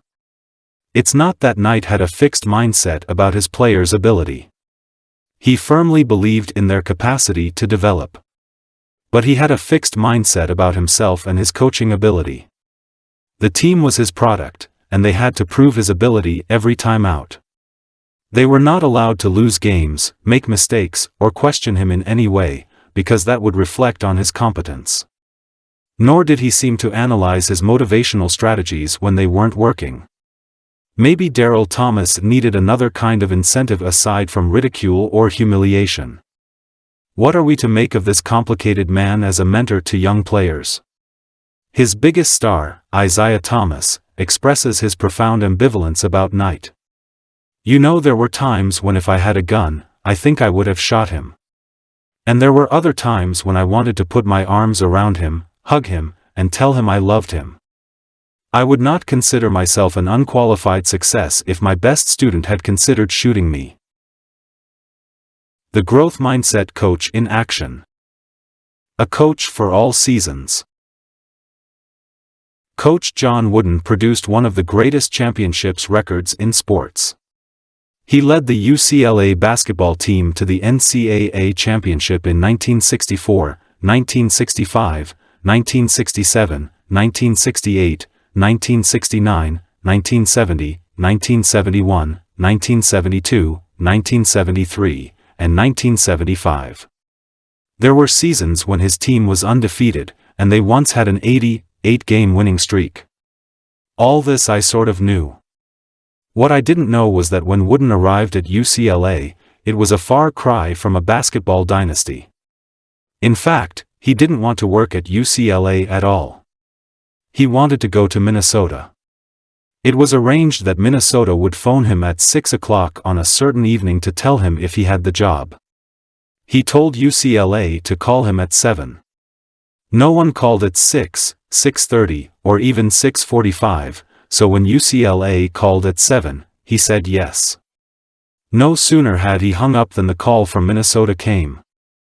A storm had messed up the phone lines and prevented the 6 o'clock phone call with the job offer from getting through. UCLA had grossly inadequate facilities. For his first 16 years, Wooden held practice in a crowded, dark, and poorly ventilated gym, known as the BO Barn because of the atmospheric effect of the sweating bodies. In the same gym, there were often wrestling matches, gymnastics training, trampoline jumping, and cheerleading workouts going on alongside basketball practice. There was also no place for the games. For the first few years, they had to use the BO Barn, and then for 14 more years, they had to travel around the region borrowing gyms from schools and towns. Then there were the players. When he put them through their first practice, he was shattered. They were so bad that if he'd had an honorable way to back out of the job, he would have. The press had, perceptively, picked his team to finish last in their division, but Wooden went to work, and this laughable team did not finish last. It won the division title, with 22 wins and 7 losses for the season. The next year, they went to the NCAA playoffs. What did he give them? He gave them constant training in the basic skills, he gave them conditioning, and he gave them mindset. The Holy Grail, full preparation and full effort. Wooden was not complicated. He was wise and interesting, but not complicated. He was just a straight-ahead growth mindset guy who lived by this rule: you have to apply yourself each day to becoming a little better. By applying yourself to the task of becoming a little better each and every day over a period of time, you will become a lot better. He didn't ask for mistake-free games. He didn't demand that his players never lose. He asked for full preparation and full effort from them. Did I win? Did I lose? Those are the wrong questions. The correct question is, did I make my best effort? If so, he says, you may be outscored but you will never lose. He was not a softie. He did not tolerate coasting. If the players were coasting during practice, he turned out the lights and left, gentlemen, practice is over. They had lost their opportunity to become better that day. Equal treatment. Like DeLay, Wooden gave equal time and attention to all of his players, regardless of their initial skills. They, in turn, gave all, and blossomed. Here is Wooden talking about 2 new players when they arrived at UCLA. I looked at each one to see what he had and then said to myself, oh gracious, if he can make a real contribution, a playing contribution, to our team, then we must be pretty lousy. However, what I couldn't see was what these men had inside. Both gave just about everything they could possibly give and both became starters, one as the starting center on a national championship team. He respected all players equally. You know how some players' numbers are retired after they move on, in homage to their greatness? No player's number was retired while Wooden was coach, although he had some of the greatest players of all time, like Kareem Abdul-Jabbar and Bill Walton. Later on, when their numbers were retired, he was against it. Other fellows who played on our team also wore those numbers. Some of those other players gave me close to everything they had. The jersey and the number on it never belonged to just one single player, no matter how great or how big a star that particular player is. It goes against the whole concept of what a team is. Wait a minute. He was in the business of winning games. Don't you have to go with your talented players and give less to the second stringers? Well, he didn't play all players equally, but he gave to all players equally. For example, when he recruited another player the same year as Bill Walton, he told him that he would play very little in actual games because of Walton. But he promised him, by the time you graduate you'll get a pro contract. You'll be that good. By his 3rd year, the player was giving Bill Walton all he could handle in practice. And when he turned pro, he was named Rookie of the Year in his league. Preparing players for life. Was Wooden a genius, a magician able to turn mediocre players into champions? Actually, he admits that in terms of basketball tactics and strategies, he was quite average. What he was really good at was analyzing and motivating his players. With these skills he was able to help his players fulfill their potential, not just in basketball, but in life, something he found even more rewarding than winning games. Did Wooden's methods work? Aside from the 10 championship titles, we have the testimony of his players, none of whom refer to firearms. Bill Walton, Hall of Famer, of course, the real competition he was preparing us for was life. He taught us the values and characteristics that could make us not only good players, but also good people. Denny Crum, successful coach. I can't imagine what my life would have been had Coach Wooden not been my guiding light. As the years pass, I appreciate him more and more and can only pray that I can have half as much influence on the young people I coach as he has had on me. Kareem Abdul-Jabbar, Hall of Famer. The wisdom of Coach Wooden had a profound influence on me as an athlete, but an even greater influence on me as a human being. He is responsible, in part, for the person I am today. Listen to this story. It was the moment of victory. UCLA had just won its first national championship. But Coach Wooden was worried about Fred Slaughter, a player who had started every game and had had a brilliant year up until this final, championship game. The game had not been going well, and, as it got worse and worse, Wooden felt a change had to be made. So he pulled Fred. The replacement player did a great job, and Wooden left him in until the game was virtually won. The victory was a peak moment. Not only had they just won their first NCAA title by beating Duke, but they had ended the season with 30 wins and 0 losses. Yet Wooden's concern for Fred dampened his euphoria. As Wooden left the press conference and went to find Fred, he opened the door to the dressing room. Fred was waiting for him. "Coach, I want you to know I understand. You had to leave Doug in there because he played so well, and I didn't. I wanted to play in the worst way, but I do understand, and if anyone says I was upset, it's not true. Disappointed, yes, but upset, no. And I was very happy for Doug. There are coaches out there," Wooden says, "who have won championships with the dictator approach, among them Vince Lombardi and Bobby Knight. I had a different philosophy. For me, concern, compassion, and consideration were always priorities of the highest order. Read the story of Fred Slaughter again and you tell me whether, under the same circumstances, Coach Knight would have rushed to console Daryl Thomas. And would Knight have allowed Thomas to reach down to find his pride, dignity, and generosity in his moment of disappointment? Which is the enemy, success or failure?" Pat Summitt was the coach of the Tennessee women's basketball team. The Lady Volumes she coached them to 8 national championships. She didn't come into the game with Wooden's philosophical attitude, but was at first more Knight-like in her stance. Every time the team lost, she couldn't let go of it. She continued to live it, beating it to death and torturing herself and the team with it. Then she graduated to a love-hate relationship with losing. Emotionally, it still made her feel sick. But she loved what it did. It forces everyone, players and coaches, to develop a more complete game. It was success that had become the enemy. Wooden calls it being infected with success. Pat Riley, former coach of the championship Los Angeles Lakers team, calls it the disease of me, thinking you are the success, and chucking the discipline and the work that got you there. Summitt explained, "Success lulls you. It makes the most ambitious of us complacent and sloppy." As Summitt spoke, Tennessee had won 5 NCAA championships, but only once when they were favored to win. On every other occasion, we were upset. We've lost as many as 4 or 5 titles that we were predicted to win. After the 1996 championship, the team was complacent.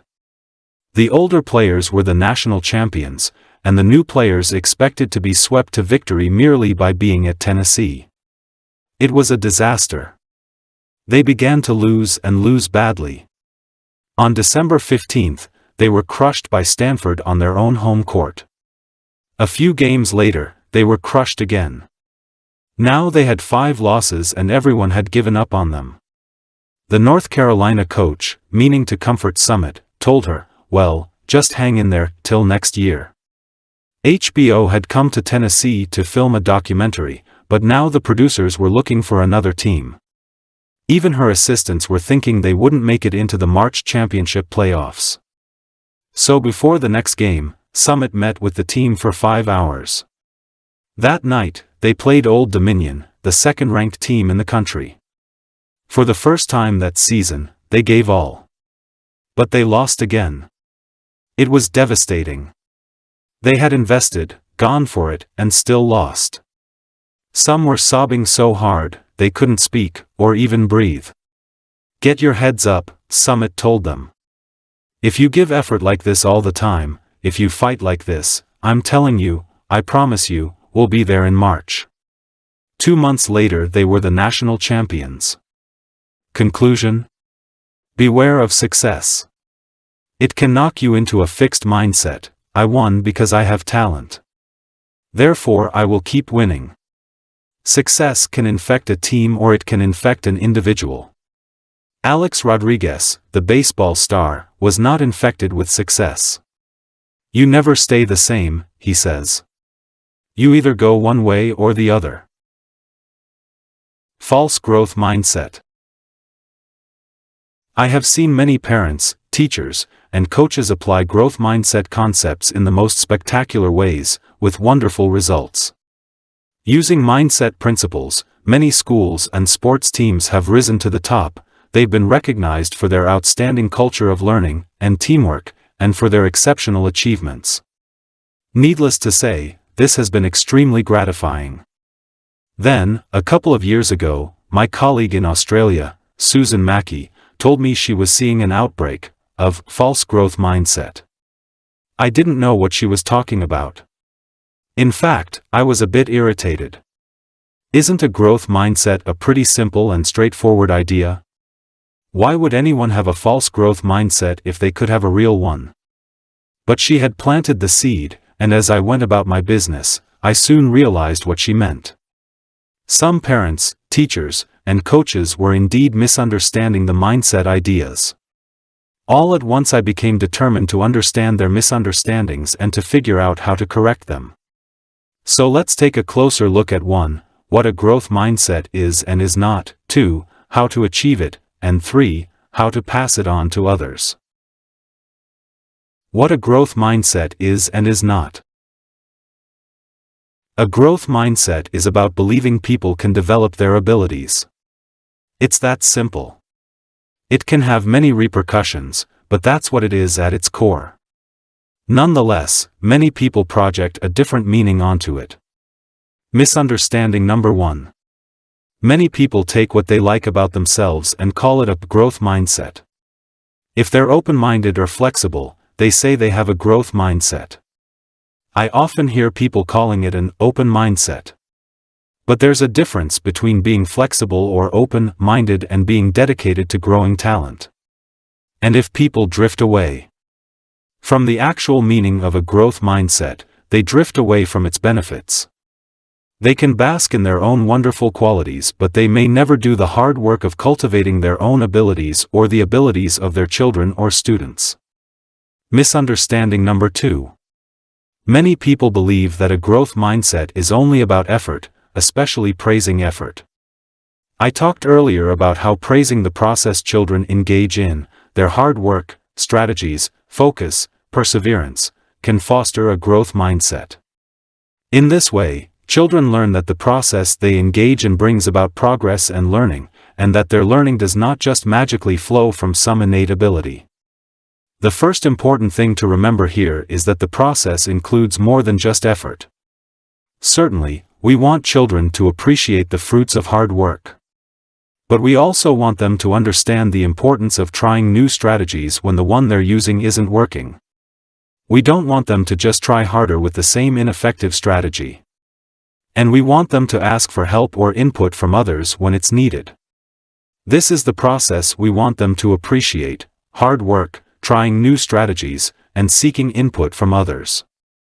Another pitfall is praising effort or any part of the process that's not there. More than once, parents have said to me, "I praise my child's effort, but it's not working." I immediately ask, "Was your child actually trying hard?"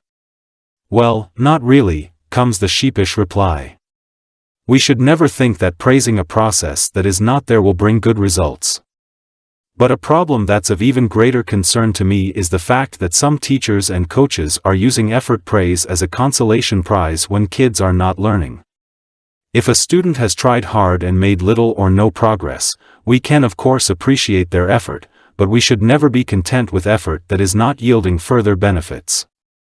We need to figure out why that effort is not effective and guide kids toward other strategies and resources that can help them resume learning. Recently, someone asked me, "What keeps you up at night?" And I said, "It's the fear that the mindset concept will be used to make kids feel good when they're not learning, just like the failed self-esteem movement." The growth mindset is meant to help kids learn, not to paper over the fact that they are not learning. Finally, when people realize I'm the mindset person, they often say, "Oh, yeah. Praise the process, not the outcome, right?" Well, not quite. This is such a common misconception. In all of our research on praise, we indeed praise the process, but we tie it to the outcome, that is, to children's learning, progress, or achievements. Children need to understand that engaging in that process helped them learn. Not long ago, a mother told me how very frustrating it was that she was not allowed to praise her daughter when the child did something wonderful. That she could only praise her when she was struggling. No. No. No. Of course you can appreciate your children's wonderful accomplishments, but then tie those accomplishments to the process they engaged in. And remember, we don't have to always be praising. Inquiring about the child's process and just showing interest in it goes a very long way.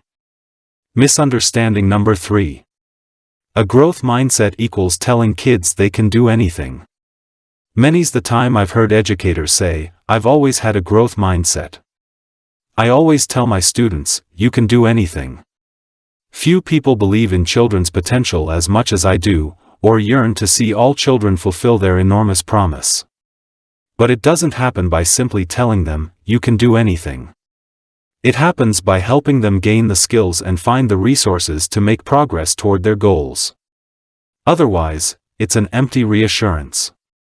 It puts the onus entirely on the student and may make them feel like a failure if they don't reach their goals. One final word about putting the onus on the student. It broke my heart to learn that some educators and coaches were blaming kids for having a fixed mindset, scolding or criticizing them for not displaying growth mindset qualities. Notice that these adults were absolving themselves of the responsibility, not only for teaching a growth mindset but also for the child's learning. "I can't teach this child. He has a fixed mindset." Let's be totally clear here. We as educators must take seriously our responsibility to create growth mindset-friendly environments, where kids feel safe from judgment, where they understand that we believe in their potential to grow, and where they know that we are totally dedicated to collaborating with them on their learning. We are in the business of helping kids thrive, not finding reasons why they can't. How do you get a true growth mindset? You don't get a growth mindset by proclamation. You move toward it by taking a journey. As a growth mindset gained currency and became the correct way to think in some quarters, more and more people claim to have it. It sort of makes sense. Don't we all want to see ourselves as enlightened people who help children fulfill their potential? A noted educator told me that it had become politically incorrect for educators to even talk about, and maybe even think about, having a fixed mindset in any area. And a principal told me that he was recently giving some mild suggestions to a teacher when she looked at him indignantly and said, "Are you implying I have a fixed mindset?" Although for simplicity I've talked as though some people have a growth mindset and some people have a fixed mindset, in truth we're all a mixture of the two. There's no point denying it. Sometimes we're in one mindset and sometimes we're in the other. Our task then becomes to understand what triggers our fixed mindset. What are the events or situations that take us to a place where we feel our, or other people's, abilities are fixed? What are the events or situations that take us to a place of judgment rather than to a place of development? What happens when our fixed mindset, persona, shows up, the character within who warns us to avoid challenges and beats us up when we fail at something? How does that persona make us feel? What does it make us think and how does it make us act? How do those thoughts, feelings, and actions affect us and those around us? And, most important, what can we do over time to keep that persona from interfering with our growth and that of our children? How can we persuade that fixed mindset persona to get on board with the goals that spring from our growth mindset? I'll address these questions in the final chapter as we examine the process of personal change. What I will emphasize here is that it is a long journey, one that takes commitment and persistence. But once we acknowledge that we all have recurrent fixed mindsets, we can talk to one another openly. We can talk about our fixed mindset personas, when they show up, how they affect us, and how we're learning to deal with them. And as we do, we will realize that we have lots of fellow travelers on our journey. How do you pass a growth mindset on? You would think that once adults adopted more of a growth mindset they would automatically pass it on to kids. It would simply ooze out in their words and deeds. That's what we thought, but it's not what we're finding. Many adults are not passing on their growth mindsets. How is that possible? First, let's look at the findings. In a number of studies, we and researchers looked at the mindsets of parents and their children. In each case, many parents held a growth mindset, but they were not necessarily passing it on to their children. In other studies, researchers looked at the mindsets of teachers and their students. In each case, many teachers held a growth mindset, but they were not necessarily passing it on to their students. Something else was going on. Of course, it's possible that some of these parents or teachers had false growth mindsets. But beyond that, we're finding something fascinating. Adults' mindsets are in their heads and are not directly visible to children. Adults' overt actions speak far louder, and this is what children are picking up on. Unfortunately, these actions often don't line up with the growth mindsets in adults' heads. So what are the actions that convey the different mindsets? First, no surprise, it's the praise. Parents' praise molds their children's mindsets. It's interesting that this doesn't necessarily line up with the parents' mindsets. Even parents who hold a growth mindset can find themselves praising their child's ability, and neglecting to focus on their child's learning process. It can be hard to shake the idea that telling kids they're smart will build their confidence. Second, it's the way adults respond to children's mistakes or failures. When a child has a setback and the parent reacts with anxiety or with concern about the child's ability, this fosters more of a fixed mindset in the child. The parent may try to gloss over the child's failure, but the very act of doing so may convey that the failure is an issue.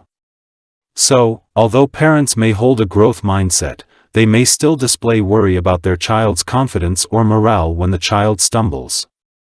It's the parents who respond to their children's setbacks with interest and treat them as opportunities for learning who are transmitting a growth mindset to their children. These parents think setbacks are good things that should be embraced, and that setbacks should be used as a platform for learning. They address the setback head-on and talk to their children about the next steps for learning. In other words, every single day parents are teaching their children whether mistakes, obstacles, and setbacks are bad things or good things. The parents who treat them as good things are more likely to pass on a growth mindset to their children. Third, passing on a growth mindset is about whether teachers are teaching for understanding or are simply asking students to memorize facts, rules, and procedures. Research is showing that when teachers care about deeper understanding and work with students to achieve it, then students are more likely to believe that their abilities can be developed. One study found that when math teachers taught for conceptual understanding, gave feedback that deepened students' understanding, and then allowed students to revise their work, to experience and show their deeper understanding, their students moved toward a growth mindset in math. These students believed they could develop their basic mathematical ability. On the other hand, when teachers thought of math as just a set of rules and procedures to memorize, they could emphasize the importance of effort or persistence, but students could not feel their abilities growing and did not tend to move toward a growth mindset. By the way, many of these teachers used the words growth mindset in their classrooms, but their teaching methods, their actions, did not foster that growth mindset in their students. Other studies paint a similar picture. In one study, high school students talked about their math teachers. Some of them said that when they were stuck, their teacher sat down with them and said things like this: "Show me what you've done, let's try to understand how you're thinking, and then let's figure out what you should try next." The students who were treated like this, as though understanding was of paramount importance and could be achieved with support from the teacher, were moving toward a growth mindset in math. Yet in this era of high-stakes testing, much teaching emphasizes memorization of facts, rules, and procedures to ensure that students do well on the all-important tests. As we have seen, this may promote more fixed mindsets and perhaps, ironically, undermine students' performance on these very tests. There is nothing like deep learning to ensure good outcomes. Sadly, in this atmosphere many students are coming to equate learning with memorizing. I am hearing from many researchers and educators that students across the economic spectrum are becoming increasingly unable to grasp the difference between memorizing facts, rules, and procedures and truly understanding the concepts underlying the material. Aside from the bad news for growth mindsets, this also has disturbing implications for our nation. Great contributions to society are born of curiosity and deep understanding. If students no longer recognize and value deep learning, where will the great contributions of the future come from? We were initially surprised to find that many adults with growth mindsets were not passing them on. However, the moral of this story is that parents, teachers, and coaches pass on a growth mindset not by having a belief sitting in their heads but by embodying a growth mindset in their deeds, the way they praise, conveying the processes that lead to learning, the way they treat setbacks as opportunities for learning, and the way they focus on deepening understanding as the goal of learning. Our legacy. As parents, teachers, and coaches, we are entrusted with people's lives. They are our responsibility and our legacy. We now know that the growth mindset has a key role to play in helping us fulfill our mission and in helping them fulfill their potential. Messages you're sending. Are they messages that say, "You have permanent traits and I'm judging them"? Or are they messages that say you're a developing person and I'm interested in your development? How do you use praise? Remember that praising children's intelligence or talent, tempting as it is, sends a fixed mindset message. It makes their confidence and motivation more fragile. Instead, try to focus on the processes they used, their strategies, effort, or choices. Practice working the process praise into your interactions with your children. Watch and listen to yourself carefully when your child messes up.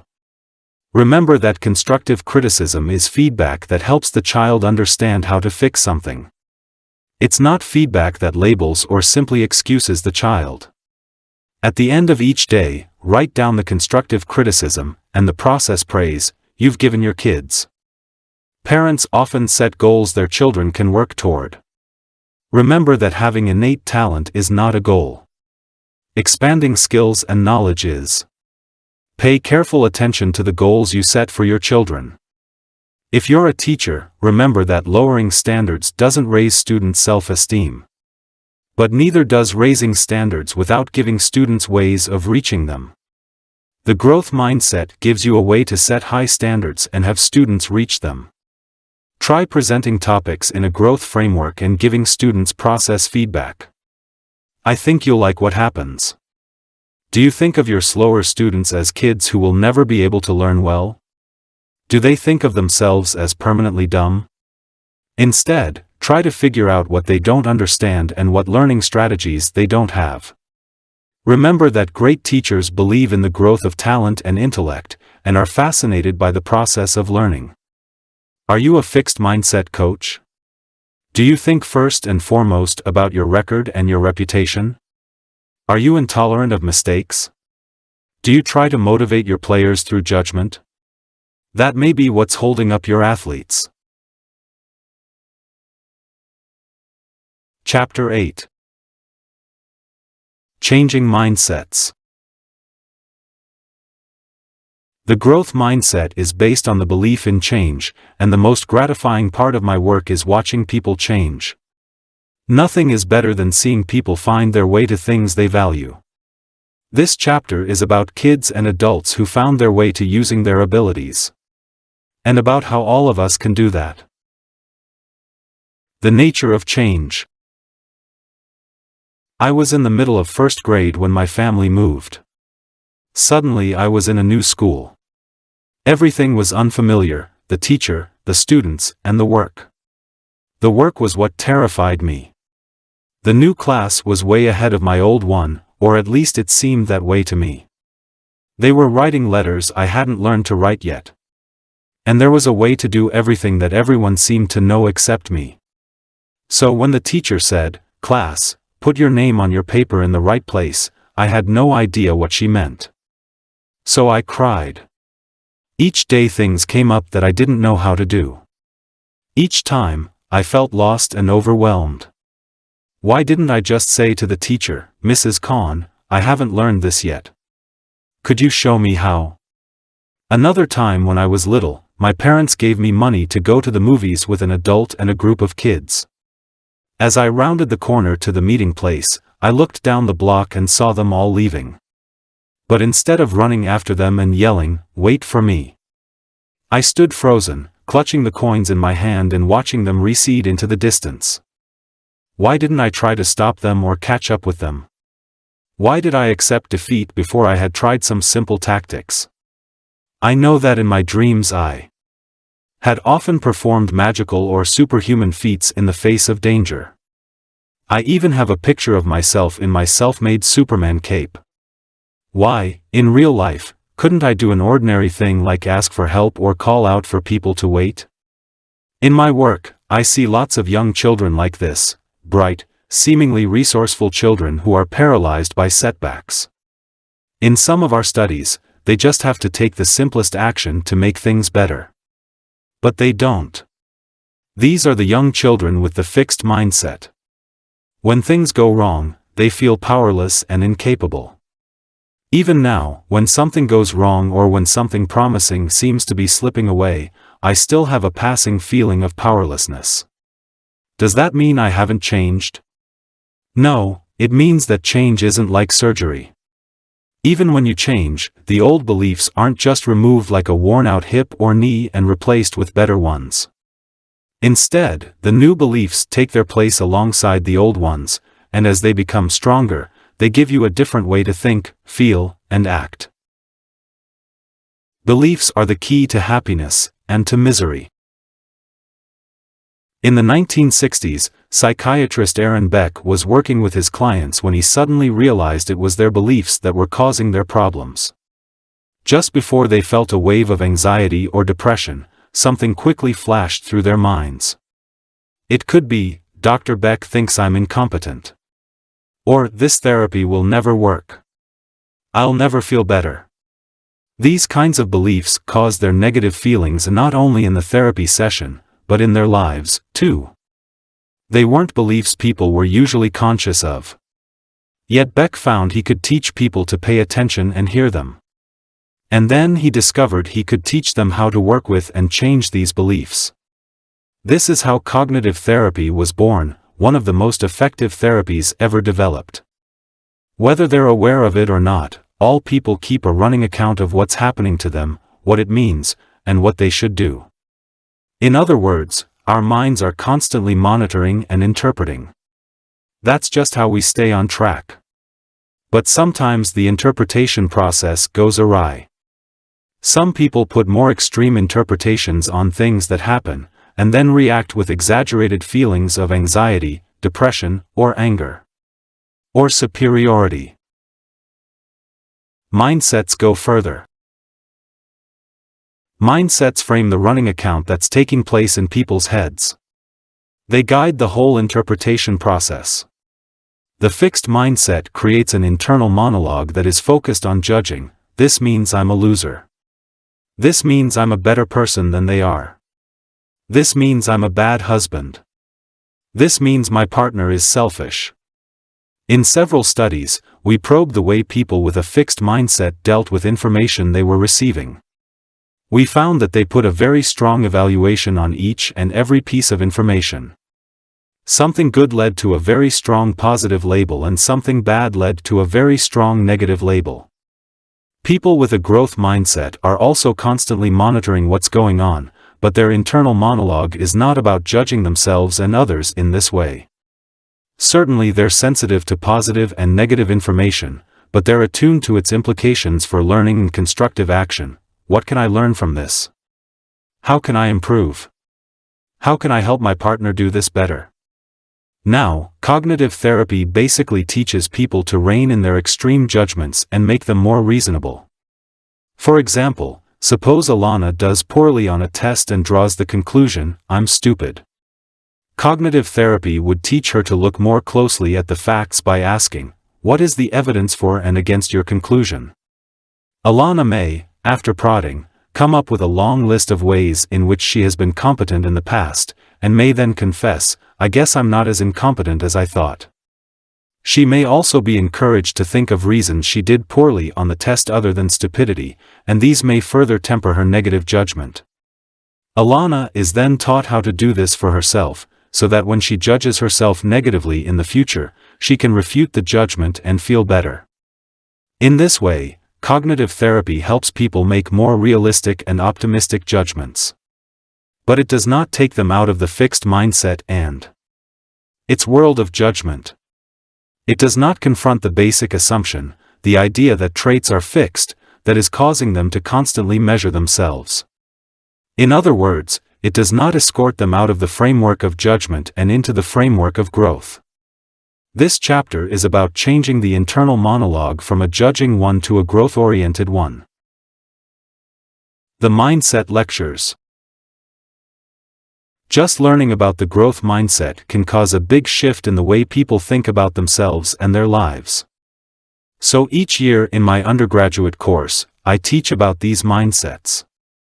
Not only because they are part of the topic of the course but also because I know what pressure these students are under. Every year, students describe to me how these ideas have changed them in all areas of their lives. Here is Maggie, the aspiring writer.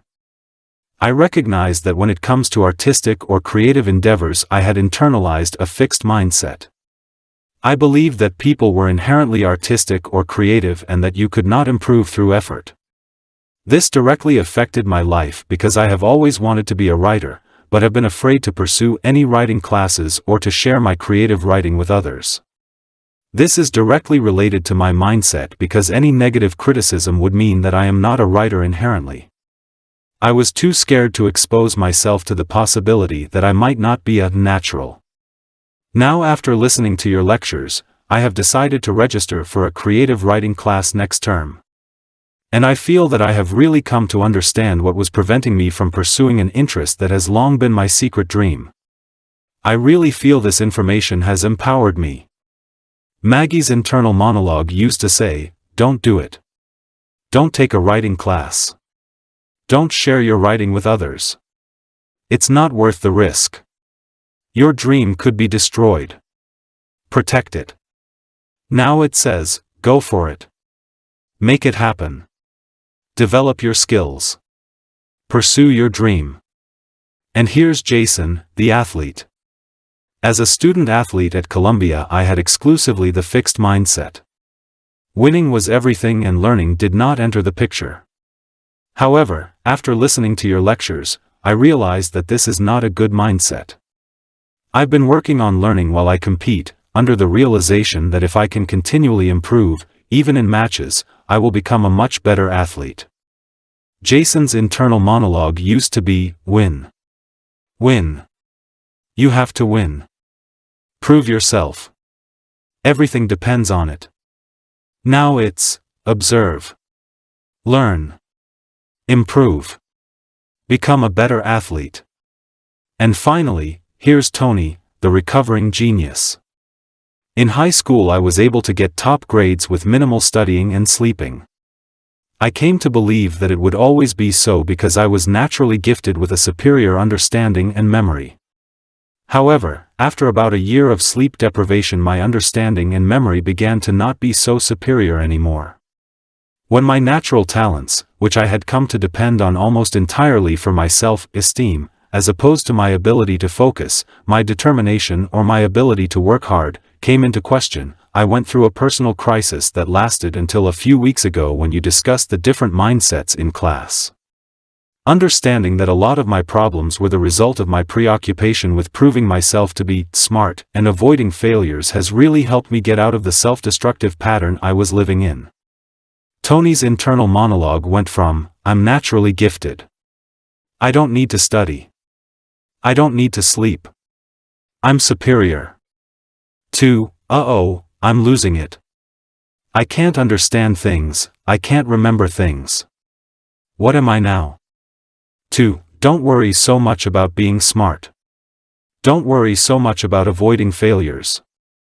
That becomes self-destructive.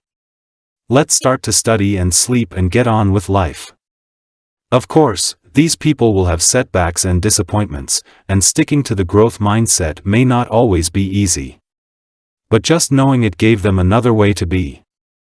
Instead of being held captive by some intimidating fantasy about the great writer, the great athlete, or the great genius, the growth mindset gave them courage to embrace their own goals and dreams. And more important, it gave them a way to work toward making them real. A mindset workshop. Adolescence, as we've seen, is a time when hordes of kids turn off to school. You can almost hear the stampede as they try to get as far from learning as possible.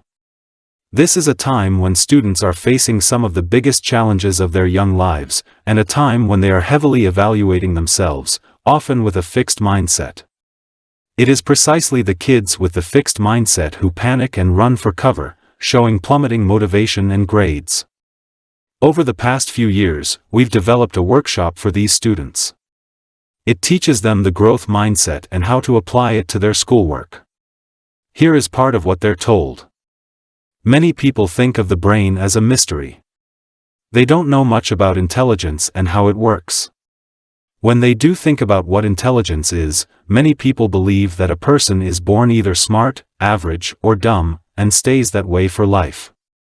But new research shows that the brain is more like a muscle, it changes and gets stronger when you use it. And scientists have been able to show just how the brain grows and gets stronger when you learn. We then describe how the brain forms new connections and grows when people practice and learn new things. When you learn new things, these tiny connections in the brain actually multiply and get stronger. The more that you challenge your mind to learn, the more your brain cells grow. Then, things that you once found very hard or even impossible, like speaking a foreign language or doing algebra, seem to become easy. The result is a stronger, smarter brain. We go on to point out that nobody laughs at babies and says how dumb they are because they can't talk. They just haven't learned yet. We show students pictures of how the density of brain connections changes during the first years of life as babies pay attention, study their world, and learn how to do things.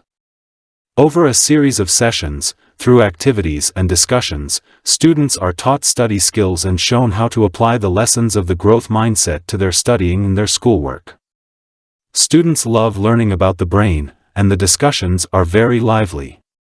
But even more rewarding are the comments students make about themselves. Let's revisit Jimmy, the hardcore turned-off student from Chapter 3. In our very first workshop, we were amazed to hear him say with tears in his eyes, "You mean I don't have to be dumb? You may think these students are turned off, but I saw that they never stop caring. Nobody gets used to feeling dumb. Our workshop told Jimmy, "You're in charge of your mind. You can help it grow by using it in the right way." And as the workshop progressed, here is what Jimmy's teacher said about him. Jimmy, who never puts in any extra effort and often doesn't turn in homework on time, actually stayed up late working for hours to finish an assignment early so I could review it and give him a chance to revise it. He earned a B+ on the assignment. He had been getting C's and lower. Incidentally, teachers weren't just trying to be nice to us by telling us what we wanted to hear. The teachers didn't know who was in our growth mindset workshop. This was because we had another workshop too. This workshop met just as many times, and taught them even more study skills. And students got just as much personal attention from supportive tutors. But they didn't learn the growth mindset and how to apply it. Teachers didn't know which of their students went to which of the workshops, but they still singled out Jimmy and many of the students in the growth mindset workshop to tell us that they'd seen real changes in their motivation to learn and improve. Lately, I have noticed that some students have a greater appreciation for improvement. Art was performing below standards. He has learned to appreciate the improvement from his grades of 52, 46, and 49 to his grades of 67 and 71. He valued his growth in learning mathematics. M was far below grade level. During the past several weeks, she has voluntarily asked for extra help from me during her lunch period in order to improve her test-taking performance. Her grades drastically improved from failing to an 84 on the most recent exam. Positive changes in motivation and behavior are noticeable in K and J. They have begun to work hard on a consistent basis. Several students have voluntarily participated in peer tutoring sessions during their lunch periods or after school. Students such as N and S were passing when they requested the extra help and were motivated by the prospect of sheer improvement. We were eager to see whether the workshop affected students' grades, so, with their permission, we looked at students' final marks at the end of the semester. We looked especially at their math grades, since these reflected real learning of challenging new concepts. Before the workshops, students' math grades had been suffering badly. But afterward, lo and behold, students who'd been in the growth mindset workshop showed a jump in their grades. They were now clearly doing better than the students who'd been in the other workshop. The growth mindset workshop, just 8 sessions long, had a real impact. This one adjustment of students' beliefs seemed to unleash their brain power and inspire them to work and achieve. Of course, they were in a school where the teachers were responsive to their outpouring of motivation, and were willing to put in the extra work to help them learn. Even so, these findings show the power of changing mindsets. The students in the other workshop did not improve.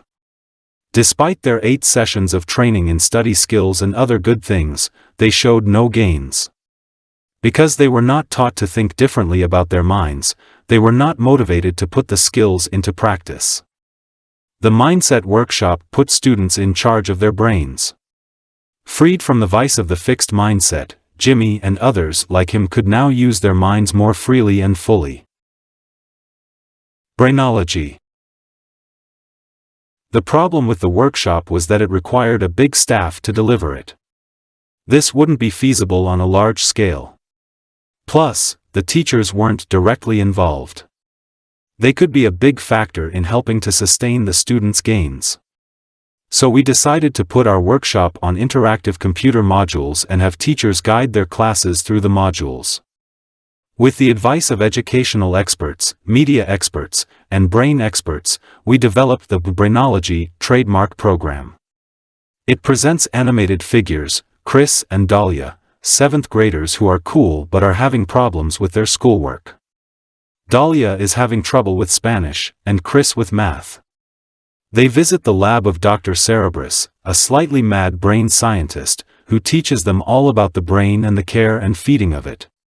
He teaches them what to do for maximum performance from the brain, like sleeping enough, eating the right things, and using good study strategies, and he teaches them how the brain grows as they learn.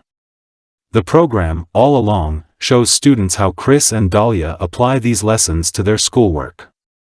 The interactive portions allow students to do brain experiments, see videos of real students with their problems and study strategies, recommend study plans for Chris and Dahlia, and keep a journal of their own problems and study plans. Here are some of the 7th graders writing about how this program changed them. After brainology, I now have a new look at things. Now, my attitude towards the subjects I have trouble in is, I try harder to study and master the skills. I have been using my time more wisely, studying every day and reviewing the notes that I took on that day. I am really glad that I joined this program because it increased my intelligence about the brain. I did change my mind about how the brain works and I do things differently. I will try harder because I know that the more you try the more your brain works. All I can say is that brainology changed my grades. Bon voyage. The brainology program kind of made me change the way I work and study and practice for school work now that I know how my brain works and what happens when I learn. Thank you for making us study more and helping us build up our brain.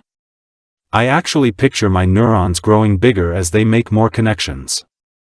Teachers told us how formerly turned-off students were now talking the brainology talk.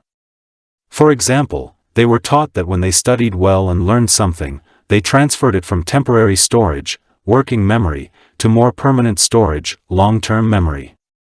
Now they were saying to each other, I'll have to put that into my long-term memory.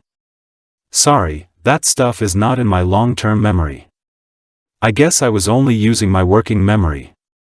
Teachers said that students were also offering to practice, study, take notes, or pay attention more to make sure that neural connections would be made. As one student said, yes, the brainology program helped a lot. Every time I thought about not doing work I remembered that my neurons could grow if I did do the work. The teachers also changed. Not only did they say great things about how their students benefited, they also said great things about the insights they themselves had gained. In particular, they said brainology was essential for understanding. That all students can learn, even the ones who struggle with math and with self-control.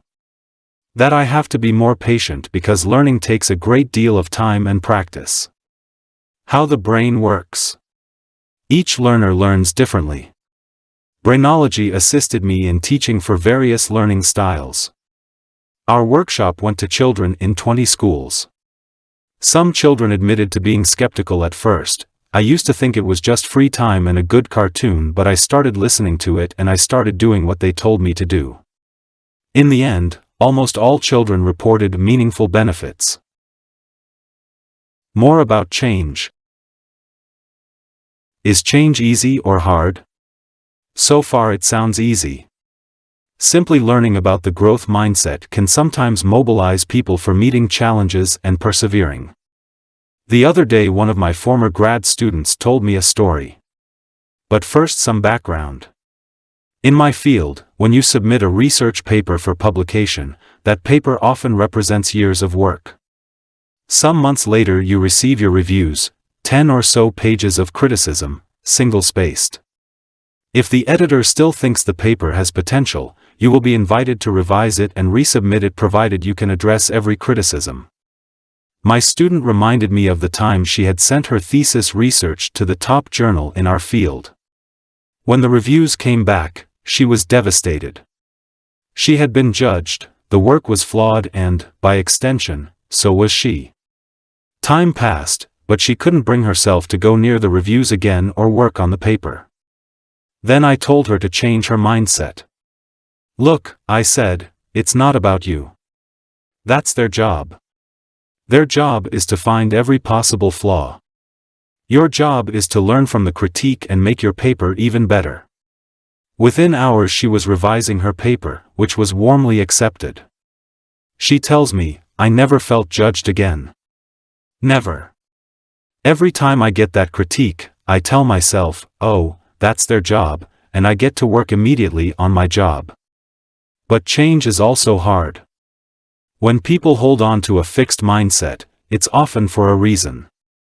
At some point in their lives it served a good purpose for them.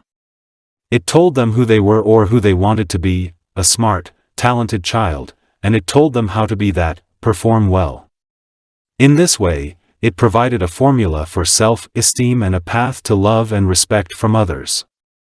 The idea that they are worthy and will be loved is crucial for children, and, if a child is unsure about being valued or loved, the fixed mindset appears to offer a simple, straightforward route to this. Psychologists Karen Horney and Carl Rogers, working in the mid-1900s, both proposed theories of children's emotional development. They believe that when young children feel insecure about being accepted by their parents, they experience great anxiety. They feel lost and alone in a complicated world.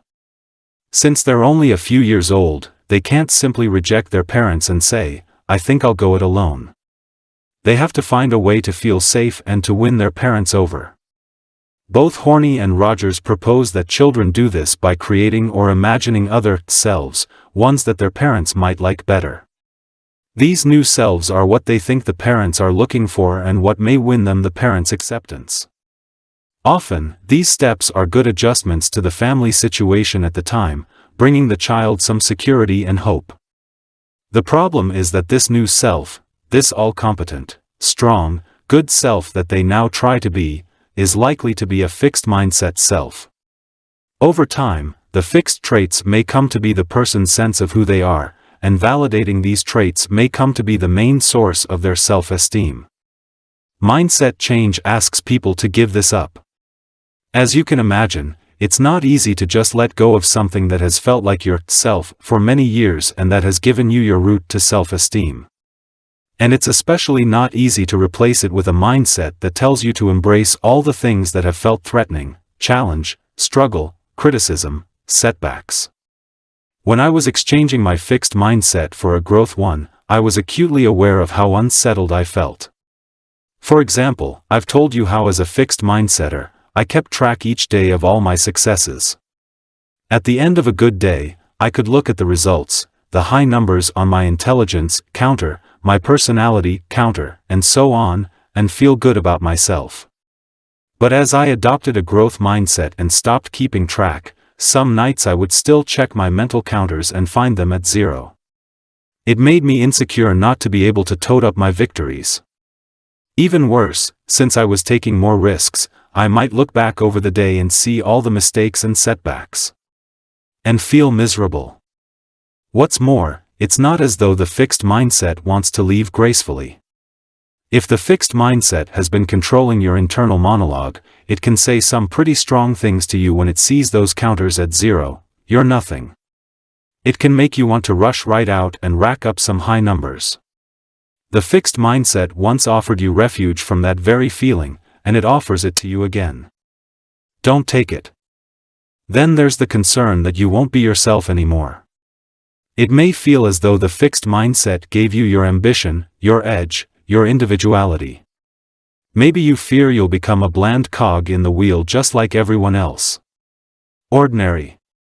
But opening yourself up to growth makes you more yourself, not less.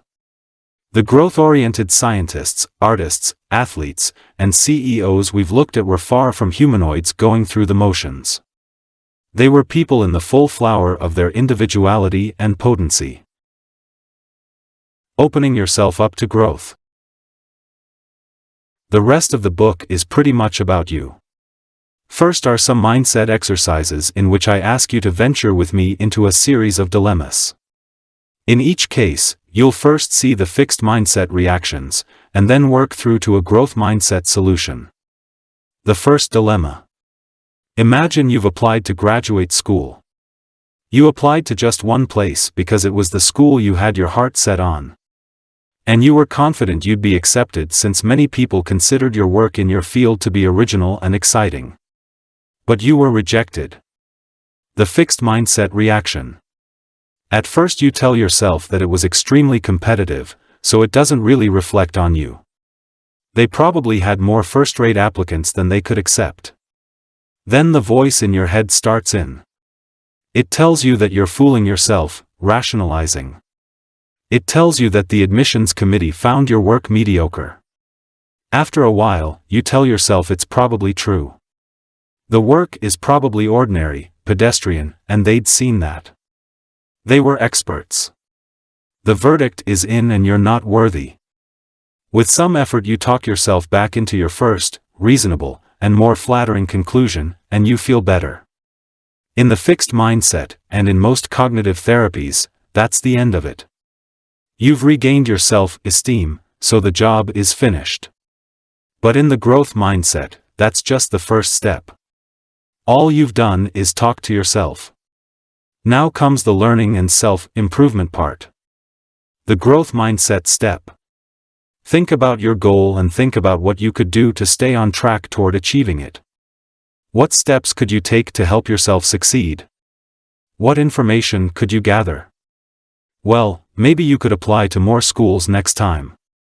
Or maybe, in the meantime, you could gather more information about what makes a good application. What are they looking for? What experiences do they value? You could seek out those experiences before the next application. Since this is a true story, I know what step the rejected applicant took. She was given some strong growth mindset advice and, a few days later, she called the school. When she located the relevant person and told him the situation, she said, "I don't want to dispute your decision. I just want to know, if I decide to apply again in the future, how I can improve my application. I would be very grateful if you could give me some feedback along those lines." Nobody scoffs at an honest plea for helpful feedback. Several days later, he called her back and offered her admission. It had indeed been a close call and, after reconsidering her application, the department decided they could take one more person that year. Plus, they liked her initiative. She had reached out for information that would allow her to learn from experience and improve in the future. It turned out in this case that she didn't have to improve her application. She got to plunge right into learning in her new graduate program. Plans that you'll carry out and ones that you won't. The key part of our applicant's reaction was her call to the school to get more information. It wasn't easy. Every day people plan to do difficult things, but they don't do them. They think, "I'll do it tomorrow," and they swear to themselves that they'll follow through the next day. Research by Peter Gallwitzer and his colleagues shows that vowing, even intense vowing, is often useless. The next day comes and the next day goes. What works is making a vivid, concrete plan. Tomorrow during my break, I'll get a cup of tea, close the door to my office, and call the graduate school. Or, in another case, on Wednesday morning, right after I get up and brush my teeth, I'll sit at my desk and start writing my report. Or, tonight, right after the dinner dishes are done, I'll sit down with my wife in the living room and have that discussion. I'll say to her, "Dear, I'd like to talk about something that I think will make us happier." Think of something you need to do, something you want to learn, or a problem you have to confront. What is it? Now make a concrete plan. When will you follow through on your plan? Where will you do it? How will you do it? Think about it in vivid detail. These concrete plans you can visualize, about when, where, and how you are going to do something lead to really high levels of follow-through, which, of course, ups the chances of success. So the idea is not only to make a growth mindset plan, but also to visualize, in a concrete way, how you're going to carry it out. Feeling bad, but doing good. Let's go back a few paragraphs to when you were rejected by the graduate school. Suppose your attempt to make yourself feel better had failed. You could still have taken the growth mindset step. You can feel miserable and still reach out for information that will help you improve. Sometimes after I have a setback, I go through the process of talking to myself about what it means and how I plan to deal with it. Everything seems fine, until I sleep on it. In my sleep, I have dream after dream of loss, failure, or rejection, depending on what happened. Once when I'd experienced a loss, I went to sleep and had the following dreams: my hair fell out, my teeth fell out, I had a baby and it died, and so on. Another time when I felt rejected, my dreams generated countless rejection experiences, real and imagined. In each instance, the incident triggered a theme, and my too active imagination gathered up all the variations on the theme to place before me. When I woke up, I felt as though I'd been through the wars. It would be nice if this didn't happen, but it's irrelevant. It might be easier to mobilize for action if I felt better, but it doesn't matter. The plan is the plan. Remember the depressed students with the growth mindset? The worse they felt, the more they did the constructive thing. The less they felt like it, the more they made themselves do it. The critical thing is to make a concrete, growth-oriented plan, and to stick to it. The number one draft choice. The last dilemma seemed hard, but, basically, it was solved by a phone call. Now imagine you're a promising quarterback. In fact, you're the winner of the Heisman Trophy, college football's highest award. You're the top draft pick of the Philadelphia Eagles, the team you've always dreamed of playing for. So what's the dilemma? The second dilemma. The pressure is overwhelming. You yearn for playing time in the games, but every time they put you in a game to try you out, you turn anxious and lose your focus. You were always cool under pressure, but this is the pros. Now all you see are giant guys coming toward you, 1,200 pounds of giant guys who want to take you apart. Giant guys who move faster than you ever thought possible. You feel cornered, helpless. The fixed mindset reaction.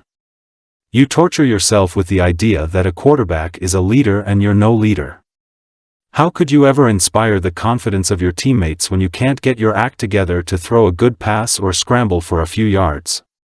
To make things worse, the sportscasters keep asking, "What happened to the boy wonder?" To minimize the humiliation, you begin to keep to yourself and, to avoid the sportscasters, you disappear into the locker room right after the game. Whoa! Is this a recipe for success? What steps could you take to make things better? Think about the resources at your disposal and how you could use them. But first, get your mindset turned around. The growth mindset step. In the growth mindset, you tell yourself that the switch to the professionals is a huge step, one that takes a lot of adjustment and a lot of learning. There are many things you couldn't possibly know yet and that you'd better start finding out about. You try to spend more time with the veteran quarterbacks, asking them questions and watching tapes with them. Instead of hiding your insecurities, you talk about how different it is from college. They, in turn, tell you that's exactly how they felt. In fact, they share their humiliating stories with you. You ask them what they did to overcome the initial difficulties and they teach you their mental and physical techniques. As you begin to feel more integrated into the team, you realize you're part of an organization that wants to help you grow, not judge and belittle you. Rather than worrying that they overpaid for your talent, you begin to give them their money's worth of incredibly hard work and team spirit. People who don't want to change. Entitlement, the world owes you. Many people with the fixed mindset think the world needs to change, not them. They feel entitled to something better, a better job, house, or spouse. The world should recognize their special qualities and treat them accordingly. Let's move to the next dilemma and imagine yourself in this situation. The next dilemma. Here I am, you think, in this low-level job. It's demeaning. With my talent, I shouldn't have to work like this. I should be up there with the big boys, enjoying the good life. Your boss thinks you have a bad attitude. When she needs someone to take on more responsibilities, she doesn't turn to you. When it's time to give out promotions, she doesn't include you. The fixed mindset reaction. She's threatened by me, you say bitterly. Your fixed mindset is telling you that, because of who you are, you should automatically be thrust into the upper levels of the business. In your mind, people should see your talents and reward you. When they don't, it's not fair. Why should you change? You just want your due. But putting yourself in a growth mindset, what are some new ways you could think and some steps you could take? For example, what are some new ways you could think about effort? About learning? And how could you act on this new thinking in your work? Well, you could consider working harder and being more helpful to people at work. You could use your time to learn more about the business you're in instead of bellyaching about your low status. Let's see how this might look. The growth mindset step. But first, let's be clear. For a long time, it's frightening to think of giving up the idea of being superior. An ordinary, run-of-the-mill human being isn't what you want to be. How could you feel good about yourself if you're no more valuable than the people you look down on? You begin to consider the idea that some people stand out because of their commitment and effort. Little by little you try putting more effort into things and seeing if you get more of the rewards you wanted. You do. Although you can slowly accept the idea that effort might be necessary, you still can't accept that it's no guarantee. It's enough of an indignity to have to work at things, but to work and still not have them turn out the way you want. Now, that's really not fair. That means you could work hard and somebody else could still get the promotion. Outrageous. It's a long time before you begin to enjoy putting in effort and a long time before you begin to think in terms of learning. Instead of seeing your time at the bottom of the corporate ladder as an insult, you slowly see that you can learn a lot at the bottom that could help you greatly on your rise to the top. Learning the nuts and bolts of the company could later give you a big advantage. All of our top growth mindset CEOs knew their companies from top to bottom, inside out, and upside down. Instead of seeing your discussions with your colleagues as time spent getting what you want, you begin to grasp the idea of building relationships or even helping your colleagues develop in ways they value. This can become a new source of satisfaction. You might say you were following in the footsteps of Bill Murray and his Groundhog Day experience. As you become a more growth-minded person, you're amazed at how people start to help you, support you. They no longer seem like adversaries out to deny you what you deserve. They're more and more often collaborators toward a common goal. It's interesting, you started out wanting to change other people's behavior, and you did. In the end, many people with a fixed mindset understand that their cloak of specialness was really a suit of armor they built to feel safe, strong, and worthy. While it may have protected them early on, later it constricted their growth, sent them into self-defeating battles, and cut them off from satisfying, mutual relationships. Denial, my life is perfect. People in a fixed mindset often run away from their problems.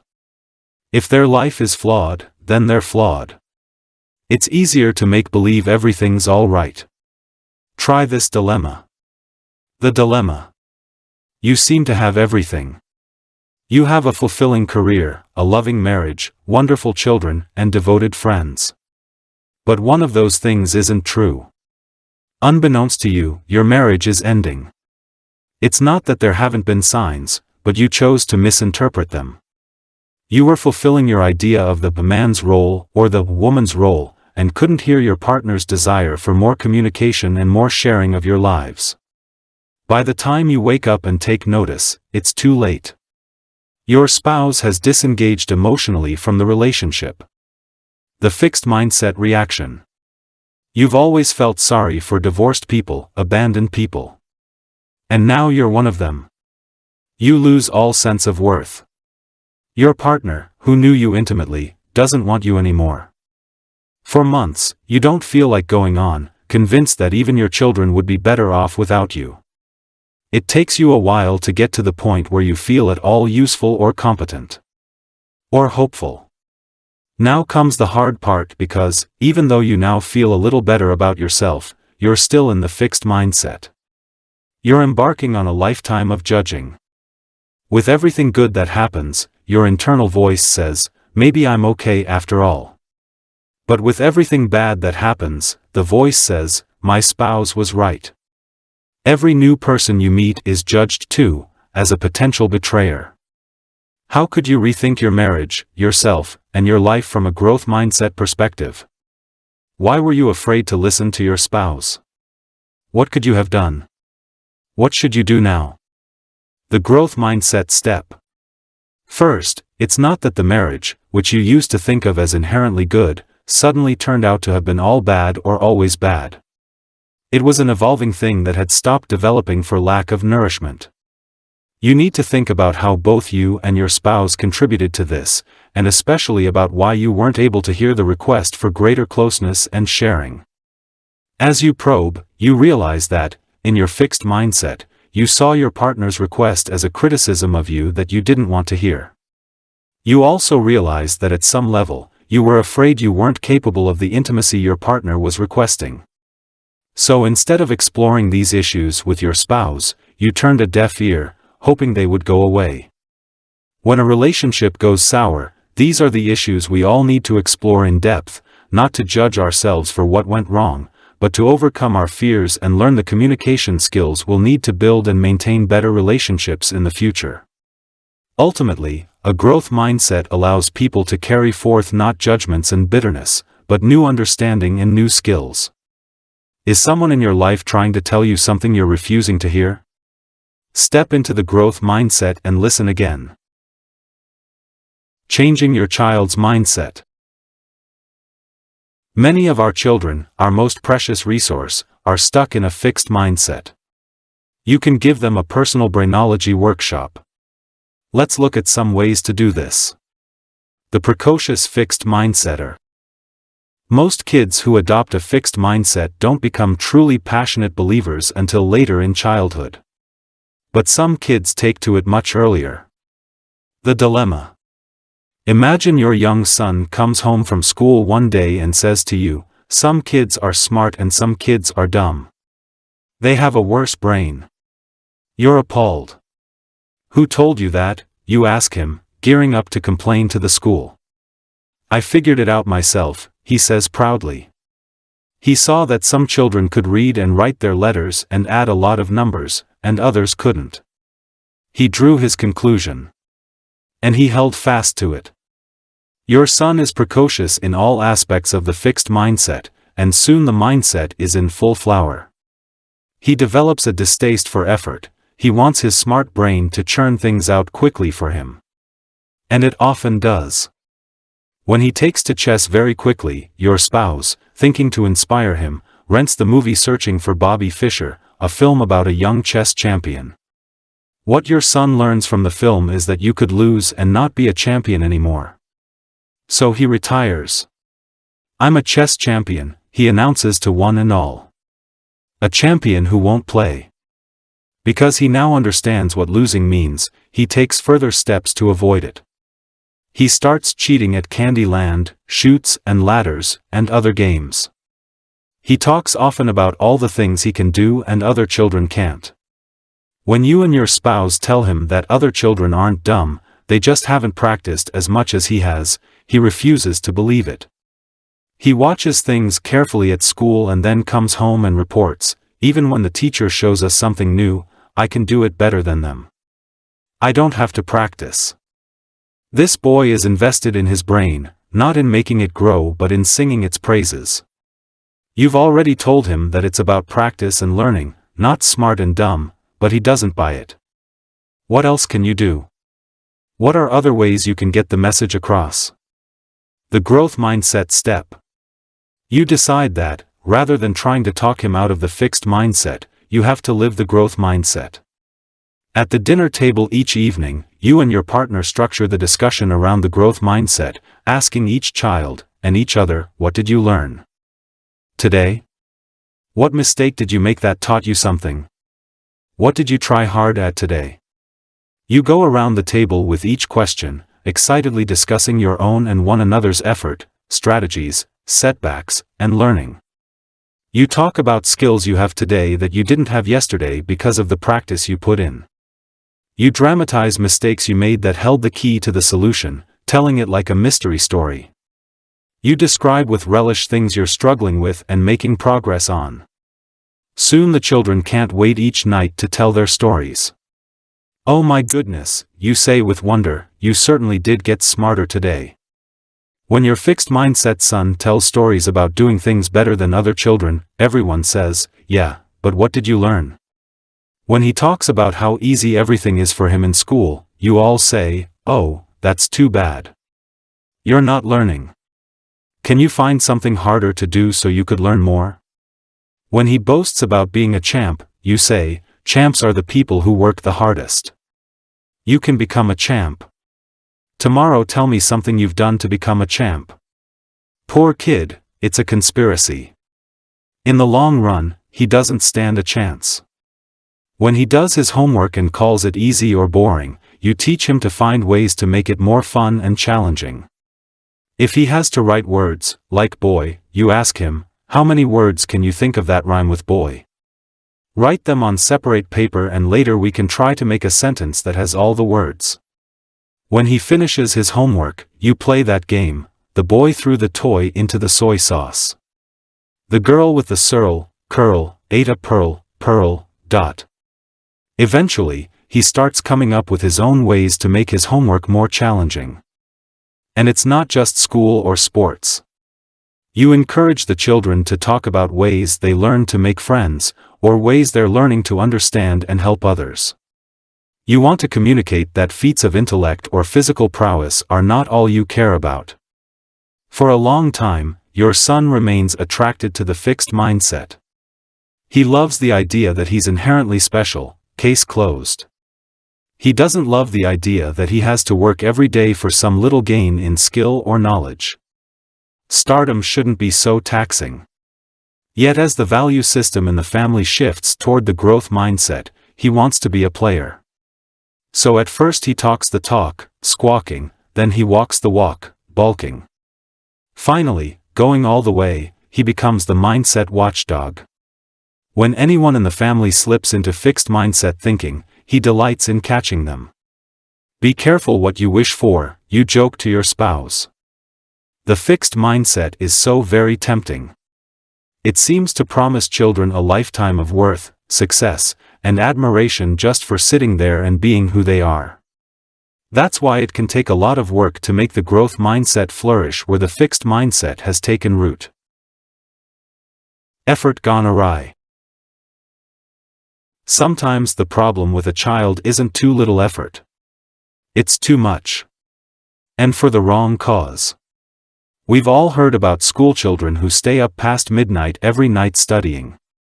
Or children who are sent to tutors so they can outstrip their classmates. These children are working hard, but they're typically not in a growth mindset. They're not focused on love of learning. They're usually trying to prove themselves to their parents. And in some cases, the parents may like what comes out of this high effort, the grades, the awards, the admission to top schools. Let's see how you would handle this one. The dilemma. You're proud of your daughter. She's at the top of her class and bringing home straight A's. She's a flute player studying with the best teacher in the country. And you're confident she'll get into the top private high school in the city. But every morning before school, she gets an upset stomach, and some days she throws up. You keep feeding her a blander and blander diet to soothe her sensitive stomach, but it doesn't help. It never occurs to you that she's a nervous wreck. When your daughter is diagnosed with an ulcer, it should be a wake-up call, but you and your spouse remain asleep. You continue to see it as a gastrointestinal issue. The doctor, however, insists that you consult a family counselor. He tells you it's a mandatory part of your daughter's treatment and hands you a card with the counselor's name and number. The fixed mindset reactions. The counselor tells you to ease up on your daughter, let her know it's okay not to work so hard. Make sure she gets more sleep. So you, dutifully following the instructions, make sure she gets to sleep by 10 o'clock each night. But this only makes things worse. She now has less time to accomplish all the things that are expected of her. Despite what the counselor has said, it doesn't occur to you that she could possibly want your daughter to fall behind other students. Or be less accomplished at the flute.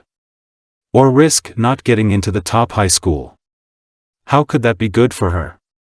The counselor realizes she has a big job.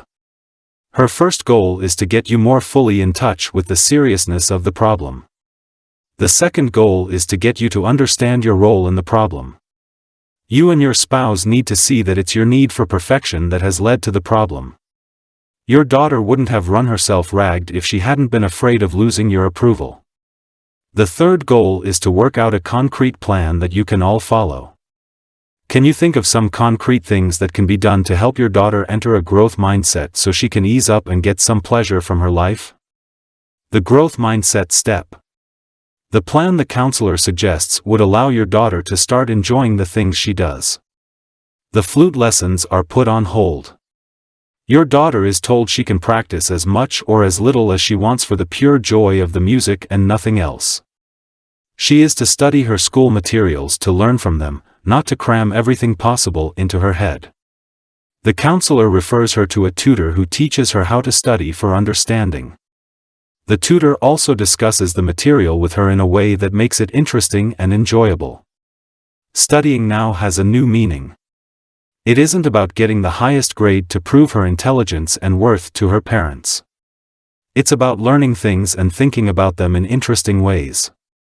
Your daughter's teachers are brought into the loop to support her in her reorientation toward growth. They're asked to talk to her about, and praise her for, her learning process rather than how she did on tests. I can see that you really understand how to use metaphors in your writing.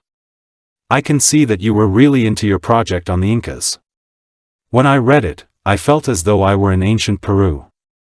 You are taught to talk to her this way too. Finally, the counselor strongly urges that your daughter attend a high school that is less pressured than the one you have your eye on. There are other fine schools that focus more on learning and less on grades and test scores.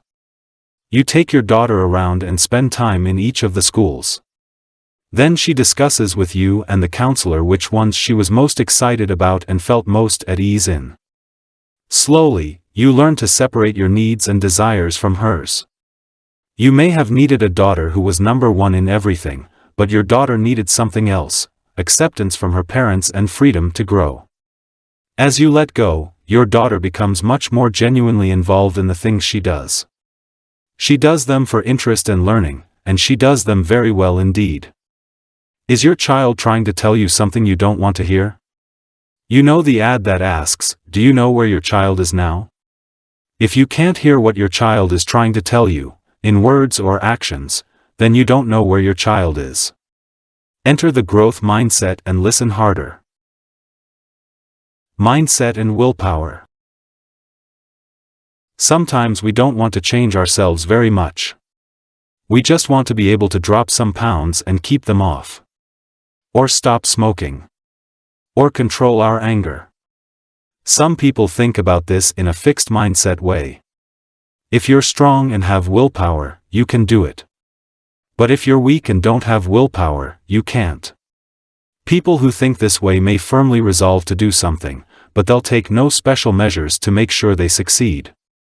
These are the people who end up saying, "Quitting is easy. I've done it 100 times." It's just like the chemistry students we talked about before. The ones with the fixed mindset thought, "If I have ability, I'll do well, if I don't, I won't." As a result, they didn't use sophisticated strategies to help themselves. They just studied in an earnest but superficial way and hoped for the best. When people with a fixed mindset fail their test, in chemistry, dieting, smoking, or anger, they beat themselves up. They're incompetent, weak, or bad people. Where do you go from there?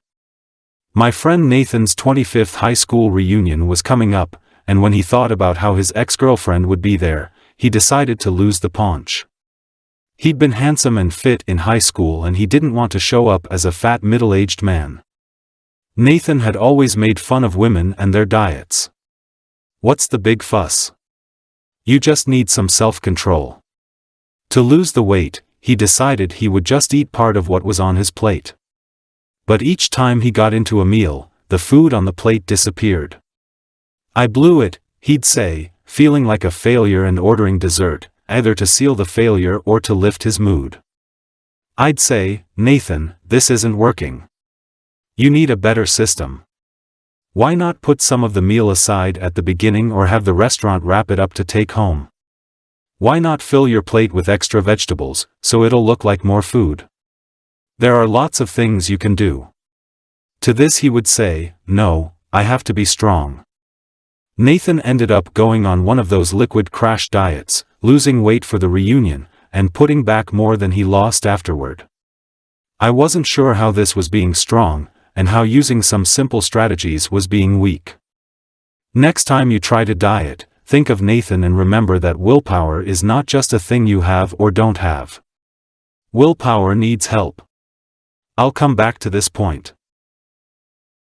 Anger.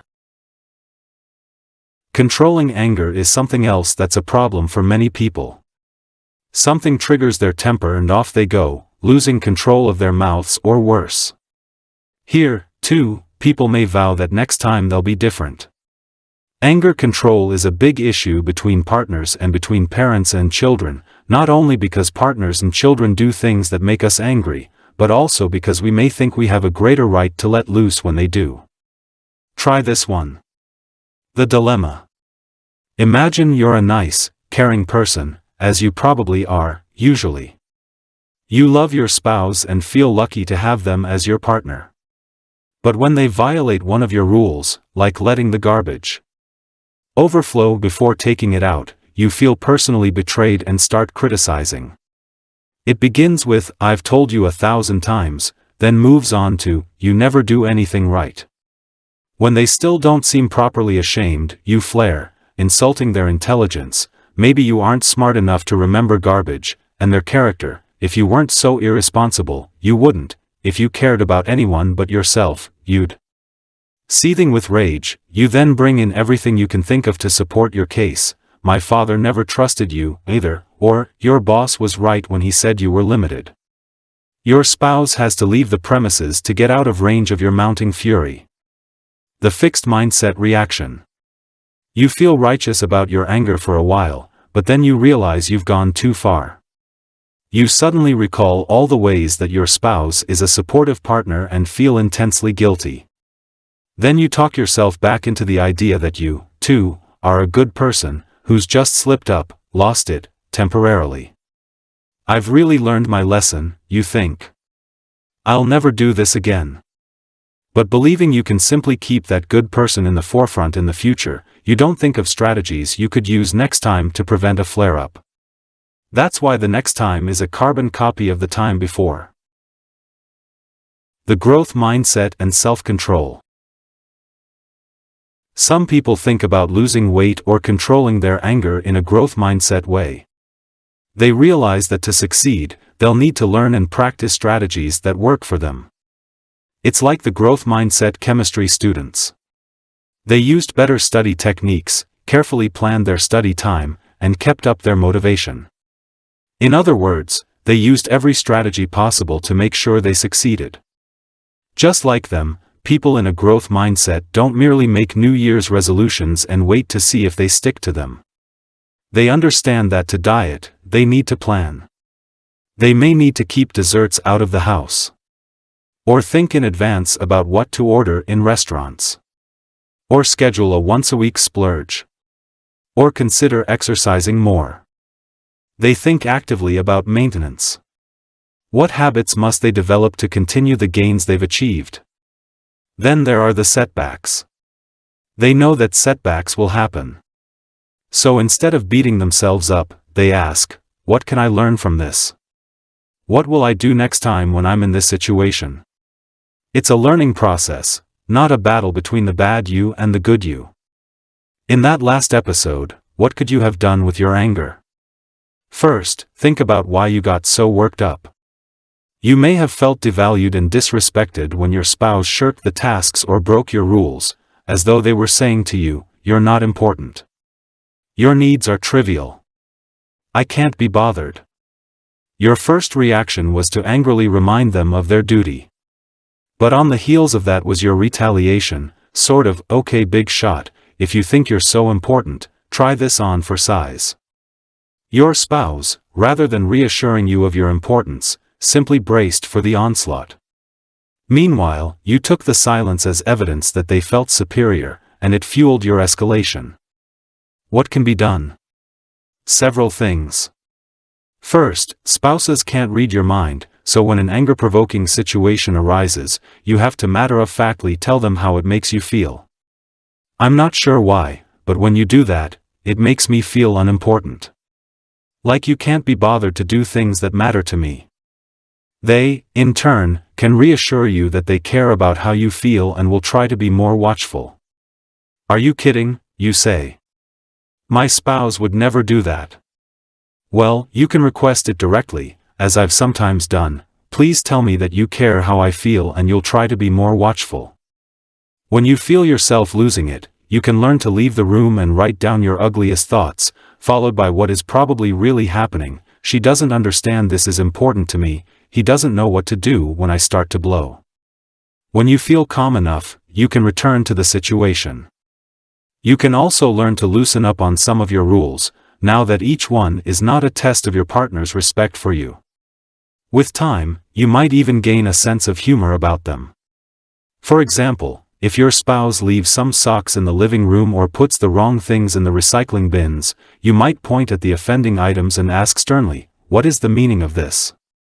You might even have a good laugh.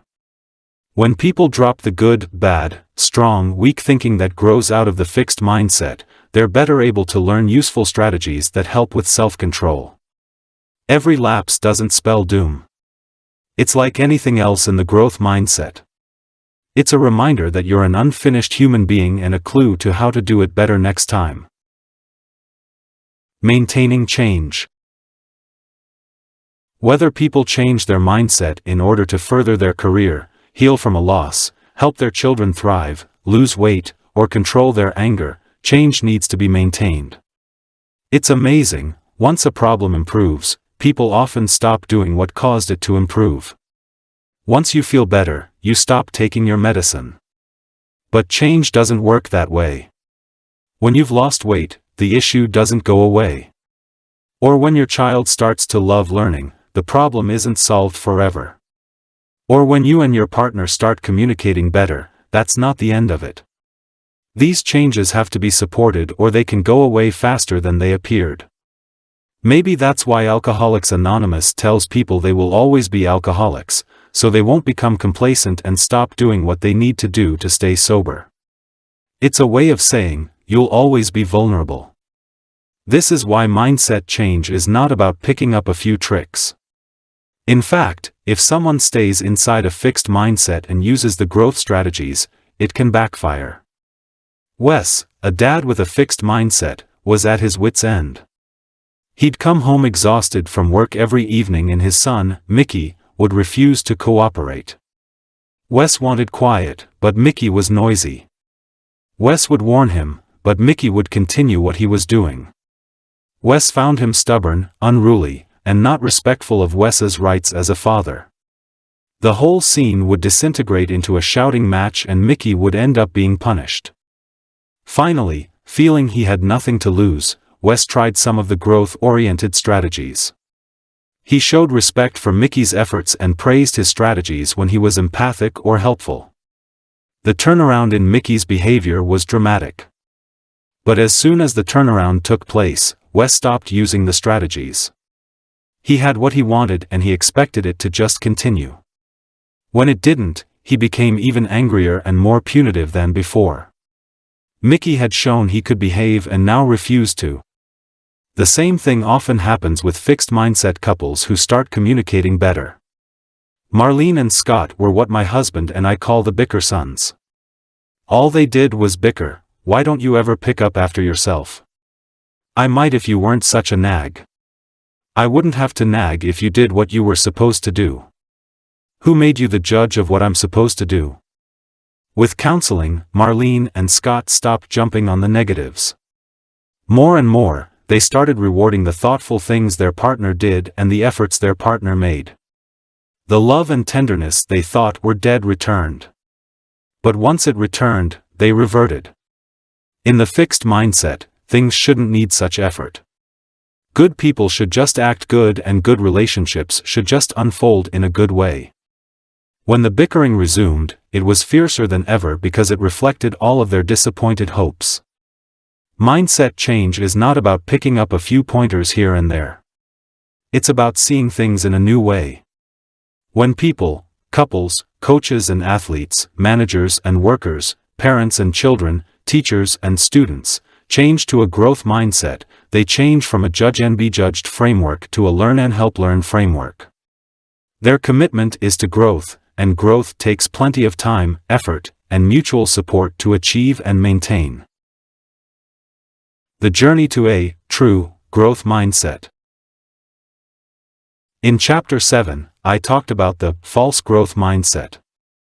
If you remember, my colleague Susan Mackey was encountering people who claimed to have a growth mindset but who, upon closer inspection, did not. Once alerted, I started seeing false growth mindset everywhere and I understood why it was happening. Everyone wants to seem enlightened, in the know. Maybe as a parent, educator, coach, or business professional, having a growth mindset was expected or admired. Or maybe it was my fault. Did I make the change to a growth mindset seem too easy, so that people didn't realize that a journey was required? Or maybe people didn't know how to take the journey. So let's talk more about that journey. The journey, Step 1. You'll be surprised to hear me say this. The first step is to embrace your fixed mindset. Let's face it, we all have some of it. We're all a mixture of growth and fixed mindsets and we need to acknowledge that. It's not a shameful admission. It's more like, welcome to the human race. But even though we have to accept that some fixed mindset dwells within, we do not have to accept how often it shows up and how much havoc it can wreak when it does. The journey, Step 2. The second step is to become aware of your fixed mindset triggers. When does your fixed mindset, persona, come home to roost? It could be when you're thinking about taking on a big, new challenge. Your fixed mindset persona might appear and whisper, maybe you don't have what it takes, and everyone will find out. It could be when you're struggling with something and you keep hitting dead ends. Your fixed mindset persona might fly in and offer its advice, give it up. It's just making you feel frustrated and ashamed. Do something easier. How about when you feel like you've failed decisively? Lost your job. Lost a cherished relationship. Messed up in a very big way. It's a rare person who doesn't have a fixed mindset episode. And we all know very well what that fixed mindset says to us: you're not the person you thought you were, and you never will be. What about when you encounter someone who's a lot better than you in the very area you pride yourself on? What does that fixed mindset voice say to you? Does it tell you that you'll never be as good? Does it make you hate that person just a little? What about our fixed mindset toward others? If we're educators, what happens after a high-stakes test? Do we judge who's smart and who isn't? If we're managers, what happens during and after a big project? Do we judge our employees' talent? If we're parents, do we pressure our kids to prove they're smarter than others and make them feel judged based on their grades and test scores? Think about it. What's a recent time you were triggered into a fixed mindset? What happened to summon your fixed mindset persona? What did it whisper in your ear, and how did it make you feel? When I asked people to tell me when their fixed mindset persona usually shows up, here's what they said. When I'm under pressure, my fixed mindset persona appears. He fills my head with noise and keeps me from paying attention to the work I have to do. Then I feel like I can't accomplish anything. Feelings of anxiety and sadness also attract him. He attempts to weaken me when I'm already feeling down. He makes comments like, "You don't have the ability to grasp difficult concepts. You have reached your limit." By the way, this was a woman who thought of her fixed mindset persona as a male. Whenever I demonstrate my laziness through procrastination, whenever I have a disagreement with someone, whenever I'm too shy to talk to anyone at a party, my fixed mindset persona shows up. He tells me, "Your failure doesn't define you." Of course, he yells the word failure and whispers the rest. Whenever I fail to live up to the image that she, my fixed mindset persona, concocted for me, she makes me feel stressed, defensive, and unmotivated. She doesn't allow me to take risks that may affect our reputation as a successful person. She doesn't let me speak out for fear of being wrong. She forces me to look like a person who can understand and do everything effortlessly. When we have a work deadline and my team is under the gun, my fixed mindset persona sits in judgment. Instead of empowering my team, I become a harping perfectionist. No one is doing it right, no one is working fast enough. Where are all those breakthrough ideas? We'll never make it. As a result, I often just take over and do a lot of the work myself. Needless to say, it doesn't do wonders for team morale. We will hear more from this team leader and one of his team members in a moment. As you come to understand your triggers and get to know your persona, don't judge it. Just observe it. The journey, step 3. Now give your fixed mindset persona a name. You heard me correctly. I watched as Susan Mackey worked with financial executives who had given their fixed mindset personas names. They were talking about what triggers their personas, and the top guy said, "When we're in a crunch, Dwayne shows up. He makes me super critical of everyone, and I get bossy and demanding rather than supportive." A female team member quickly responded, "Yes, and when your Dwayne shows up, my Yanni comes roaring out. Yanni is the macho guy who makes me feel incompetent. So your Dwayne brings out my Yanni and I become cowering and anxious, which infuriates Dwayne." And on went this amazing conversation. These sophisticated professionals talked about when their named persona showed up, how it made them feel and act, and how it affected others around them. By the way, once they were able to understand each other's triggers and personas, they could move their interactions to another level, and the morale in this unit went up by leaps and bounds. Every fall I teach a freshman seminar, 16 brand new Stanford students, very eager and very nervous. Each week I give them a different assignment for a short paper. Find something important about yourself that you'd like to change and take the first step. Do something outrageously growth mindset in the service of what you'd like to change. Project yourself 25 years into the future and write me a letter about where you are in your life and all the struggles, disappointments, hardships, and failures you've encountered along the way. This year I tried a new one. In the past, I had assigned a paper that asked students to reflect on their mindsets, and I'd always had a few of them laying claim to a long-standing and total growth mindset. But this year I asked them to identify their fixed mindset triggers and to give their fixed mindset persona a name. It was fascinating. Not one student claimed to have no triggers or persona. All of them were able to write eloquently, and painfully, about their fixed mindset persona, its triggers, and its impact.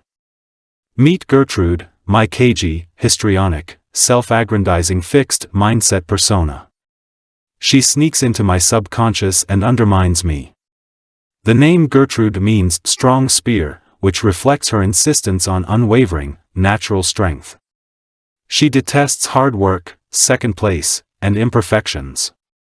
Any whiff of failure or imperfection can trigger Gertrude's entrance. 3 seconds slower in a swim race? No shot at the varsity team. Didn't draw as good a self-portrait as another girl in my class? Art isn't your thing. Couldn't use as many big words as my older sister? You'll never be as smart as her. Gertrude convinces me that failure is definitive. One mistake can take away my future success. Almost like marriage, I know Sugar Daddy will be with me through thick and thin, sickness and health, and life and death. He comes forth when I step out of my comfort zone, get criticized, or experience a failure, causing me to become defensive, lash out at others, or stagnate. Sugar Daddy finds peace in never leaving his comfort zone, but his views conflict more and more with mine as his rigid guidelines try to keep me boxed in his standstill world. Failure, especially public failure, is my main fixed mindset trigger. That's when Henrietta comes out. She is my critical grandmother. And in the fixed mindset I remind myself more of her than I'd care to admit. My Henrietta persona is quick to blame others to preserve her ego. She rejects failure instead of embracing it, and makes me worry that if anyone ever sees me fail they will deem me a failure. My fixed mindset persona is Z, the mirror image of my first initial, S. Z shows up when I least require her, like after a failed attempt, a rejection, or a missed opportunity. I've always been an avid writer, the editor of my high school newsletter and the author of a now-published novel. So when the chance to be a part of the Stanford Daily, the school newspaper, arrived, I was thrilled to apply. I worked very hard on the essays for the application and felt they were well written. Thus, when I awoke to the thundering knocks at 7 a.m. on a Friday morning and I heard the screaming of Stanford Daily, my heart skipped a happy beat.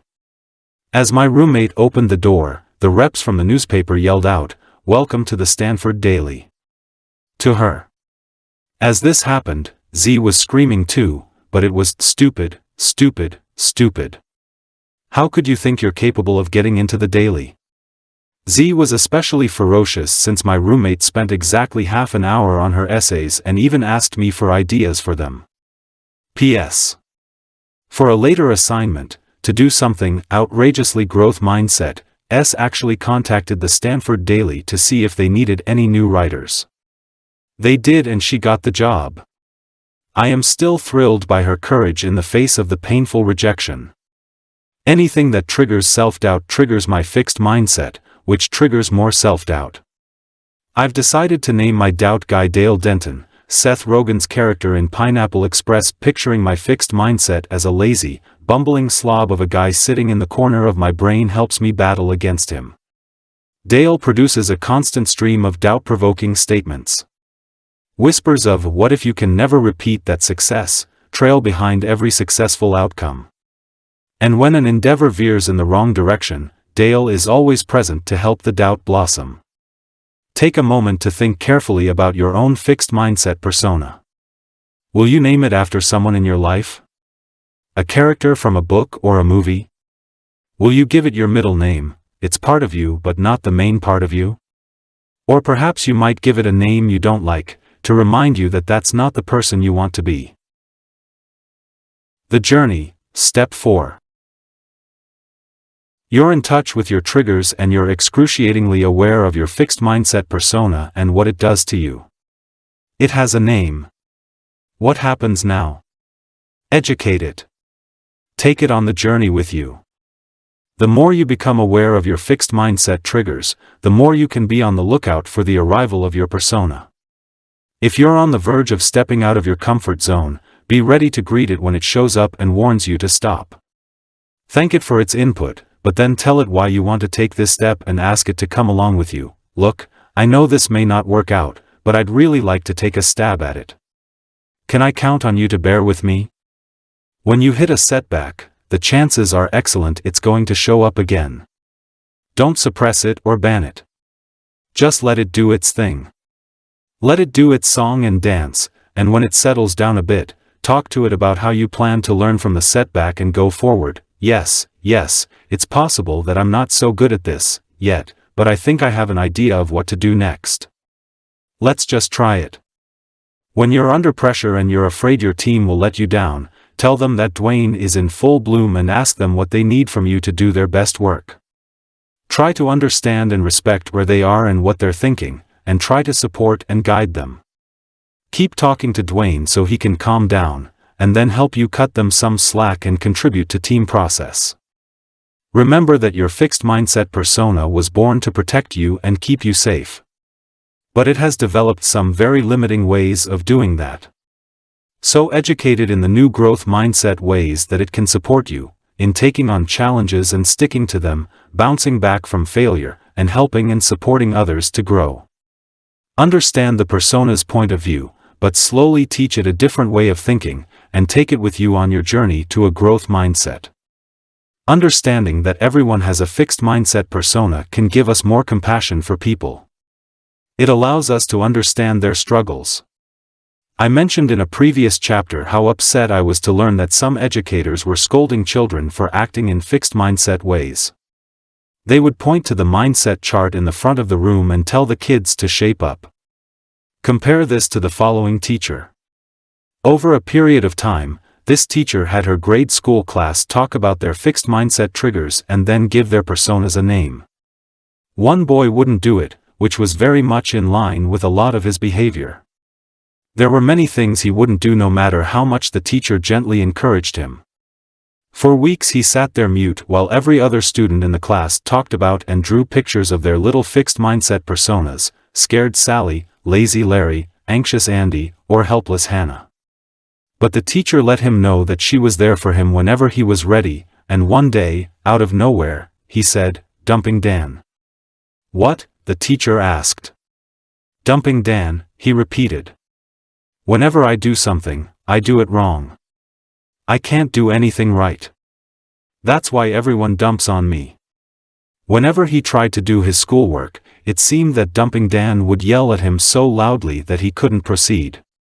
The teacher rushed to his side and worked with him and Dumping Dan so that eventually Dan relented, gave him some peace, and allowed him to work. After that, his growth was tremendous. How many students or employees are considered incompetent, stubborn, or defiant when they just don't know how to function well under the current conditions? How often do we threaten, punish, or write off these people rather than helping them work it through or helping them find the conditions under which they can thrive? Every one of us has a journey to take. It starts by accepting that we all have both mindsets. Then we learn to recognize what triggers our fixed mindset. Failures? Criticism? Deadlines? Disagreements? And we come to understand what happens to us when our fixed mindset, persona, is triggered. Who is this persona? What's its name? What does it make us think, feel, and do? How does it affect those around us? Importantly, we can gradually learn to remain in a growth mindset place despite the triggers, as we educate our persona and invite it to join us on our growth mindset journey. Ideally, we will learn more and more about how we can help others on their journey, too.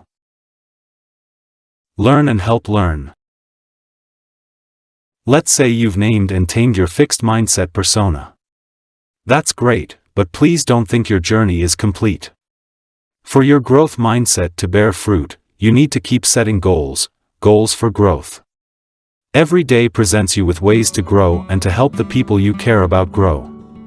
How can you remember to look for these chances? First, make a copy of this graphic summary of the two mindsets, which was created by the wonderful Nigel Holmes, and tape it to your mirror. Each morning, use it to remind yourself of the differences between the fixed and growth mindsets. Then, as you contemplate the day in front of you, try to ask yourself these questions. If you have room on your mirror, copy them over and tape them there, too. What are the opportunities for learning and growth today? For myself? For the people around me? As you think of opportunities, form a plan, and ask. When, where, and how will I embark on my plan? When, where, and how make the plan concrete? How asks you to think of all the ways to bring your plan to life and make it work.